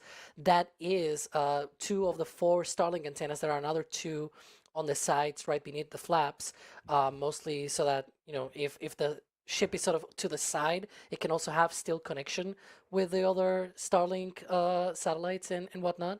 But yeah, those are the actual, again, modified for the environment of this ship. But of course, it's different frequencies and everything. It's not like you can just sort back and through and flip flop these antennas or anything like that. It's not how it works. Yeah. I think the important thing there is that it's all part of the Starlink network. Like regardless of whether it's this antenna or this terminal or that terminal, it all works because SpaceX has built this infrastructure for literally orbital communications, orbit to orbit, orbit to ground, across the board. So, you know, I don't get too hung up on the details there. Is it this one? Is it that one? Because it all works because of all the work that SpaceX has done to shoot these signals through space, quite literally, right? Yeah. All right, so the clock is continuing to tick down, not quite to an hour and 45 minutes today. Alex, how long of a window are we working with? Let's talk through that, and are we currently expecting to see anything on the tank farm that you're seeing or that you're not seeing that would give you cause to start a stopwatch that says, oh, yep, there you go, hour 45, that's when that vent should happen. How's it looking to you? Yeah, so the window opens at 5:30 p.m. Central Time and will run until 7 p.m. Central. So that will be 1.5 hours to play with. So in theory, they could launch even 3 hours from now if they wanted to. Like if you were to add to our countdown clock another hour and a half, you will get a little bit over 3 hours. So in theory, they can still extend that T0 till the end of that window and still be good to go. The current tank farm activity does show that they're trying to do a more faster chill down that we see for testing. This is not unusual. We've seen this even with the old tank farm from Pad 1, where it used to be a bit different. The chill downs, timings, and everything used to be a bit faster for a launch day. Perhaps because on a test day, they want to take it slow and they want to, you know, take their time looking at everything and all that stuff that engineers do, right? But then as you get to a launch day, you probably want to take more time on all of the other stuff rather than the pre-launch sequencing of chill downs and everything, because that's just looking at temperatures and things like that by the end of the day. At that point, there's nothing much to learn. You're already on launch day. You just gotta go. So right now, you just gotta go. Exactly. I'm just waiting for the tower vent to start. That will be one of the greatest indicators that we're getting much closer to propellant load. Could be in the next 30 minutes, basically, maybe 40 minutes, 45 minutes tops, if they are still on track for the top of the window, of course. Now, one last thing to add to this, I know a lot of people are also asking when is propellant load starting. Well, in about an hour or so, we should already know whether SpaceX is go or no go for propellant load operations, because that happens at T-minus 50 minutes. It has changed from the previous timeline. It used to happen at T-minus 1 hour and 15 minutes. They brought that up by 25 minutes in this case to T-minus 50 minutes. The propellant load sequence will start then about 12 minutes after that at T-minus 38 minutes and 53 seconds, with the ship LOX load starting, and then booster LOX load will continue with that. When we talk about LOX, that is liquid oxygen, but sort of shorthand for that. But that's very basically what we are sort of trying to see here as we get close to launch. And of course, a lot of people might be asking, okay, that's the pre-launch stuff. What are we actually going to see on this flight? How different it is from previous flights, and what is it all about sort of in a nutshell? So this is a little bit of a summary of what you're going to see today. Nice, good deal. Flight 12 serves as a major step in the evolution of Starship. SpaceX has introduced brand new designs for both booster and ship from the ground up, both also sporting brand new Raptor 3 engines. All of these changes allow for improved performance and a more simplified design, which helps a lot when it comes to reuse. For this flight in particular though, Booster 19 will not be flying back to the launch site for a catch. It will instead attempt a similar flight profile out in the Gulf. This isn't surprising though, given it's the first flight of a version 3 booster and also the first flight from Pad 2. Both the vehicle and the pad need to be demonstrated before advancing. Some of the most important changes to the version 3 ship have to do with its future missions in space. For example, the entire thrust system has been revamped, with more vents facing in different directions for better control of the ship while in space. Additionally, and a first in the Starship program, Ship 39 is flying with 4 docking drogues that will be used by ships in the future for docking to depots for in-orbit refilling. We expect that in a future mission, we'll see a ship equipped with 4 probes, aka the active side of the docking system. For version 3, SpaceX also got rid of the old sockets that were used for lifting the ship, and they now use the catch pins instead. These are going to be tested on this mission, not just for stacking, but also to see whether these pins can survive re-entry. And there is no other way to test than to go fly. The heat shield itself is also a crucial piece of the Starship puzzle. Without it, Starship does not make it home. Recall the white tiles we saw on Ship 39 last week? SpaceX said these are actually for image referencing that will be performed during this mission. For this flight in particular, Ship 39 will be deploying 22 Starlink V3 simulators that will be deployed during the coast phase, and 2 of them are fitted with cameras to perform imaging of the heat shield. This will allow SpaceX to develop methods in the future where they may have to check the heat shield before the ship returns. Kind of like how the Space Shuttle performed a backflip maneuver known as the rendezvous pitch maneuver for heat shield analysis, especially around the space station. And speaking of Starlink deployment, the PEZ dispenser has also been upgraded to be faster. So now, we'll see double the number of Starlink simulators deployed in roughly the same amount of time compared to before. According to SpaceX, this new version of ship also includes vacuum jacketed coverage of the header tank feed system, a cryogenic recirculation system,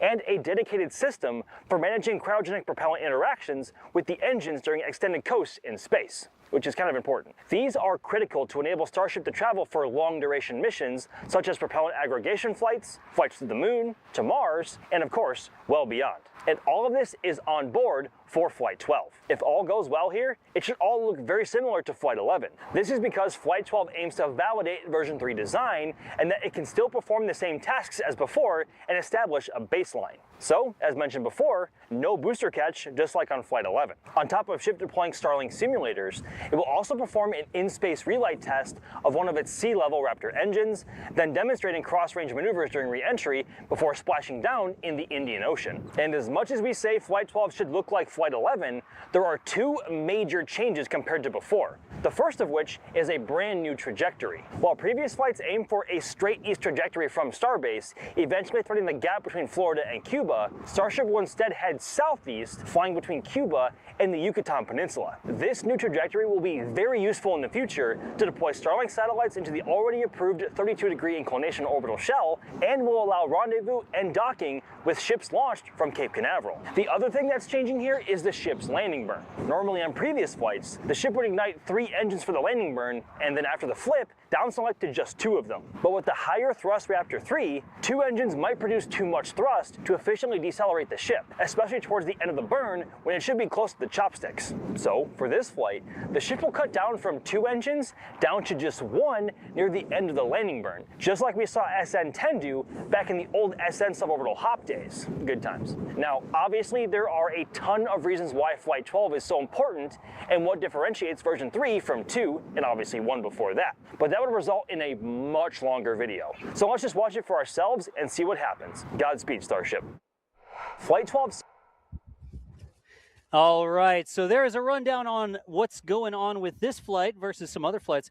But what we've zoomed in now, that's a critical thing we were looking out for, isn't it, Alex? Yeah, I was actually mentioning this before we went to that playback, and indeed, we have now a tower event. For those that may not know, this is the start of the chill down of the lines that go up to the tower for the ship quick disconnect arm. These are the lines that will eventually load propellant into the ship. And before that happens, of course, they need to be conditioned. They need to be at the right temperatures for that. So they're flowing a little bit of that liquid oxygen through that line. This venting that you see there is actually that oxygen escaping through one of the vents on that line, as you know, otherwise it will build up pressure, and you don't want that kind of thing, because otherwise things go boom. And the whole idea here, right? Oh, hey, we got a helicopter. Look at that. It's almost like if you lined it up just right, it would look like the Cybertruck had the helicopter blades on top. Be like sort of a not futuristic Airwolf looking thing. Alex, we were talking about the tower vent there. Let me say this. We see the lines going up there. You said it's oxygen coming out of that, right? Did I get that right? Mm-hmm. Yep. And they're thermally conditioning all the lines in the tower. For the folks at home who aren't rocket engineers, have you ever taken a tray of ice cubes out of the freezer? Ooh. Right? Remember ice cubes in the freezer? You take the ice cubes out of the freezer and they start to pop and crack because you're taking those cold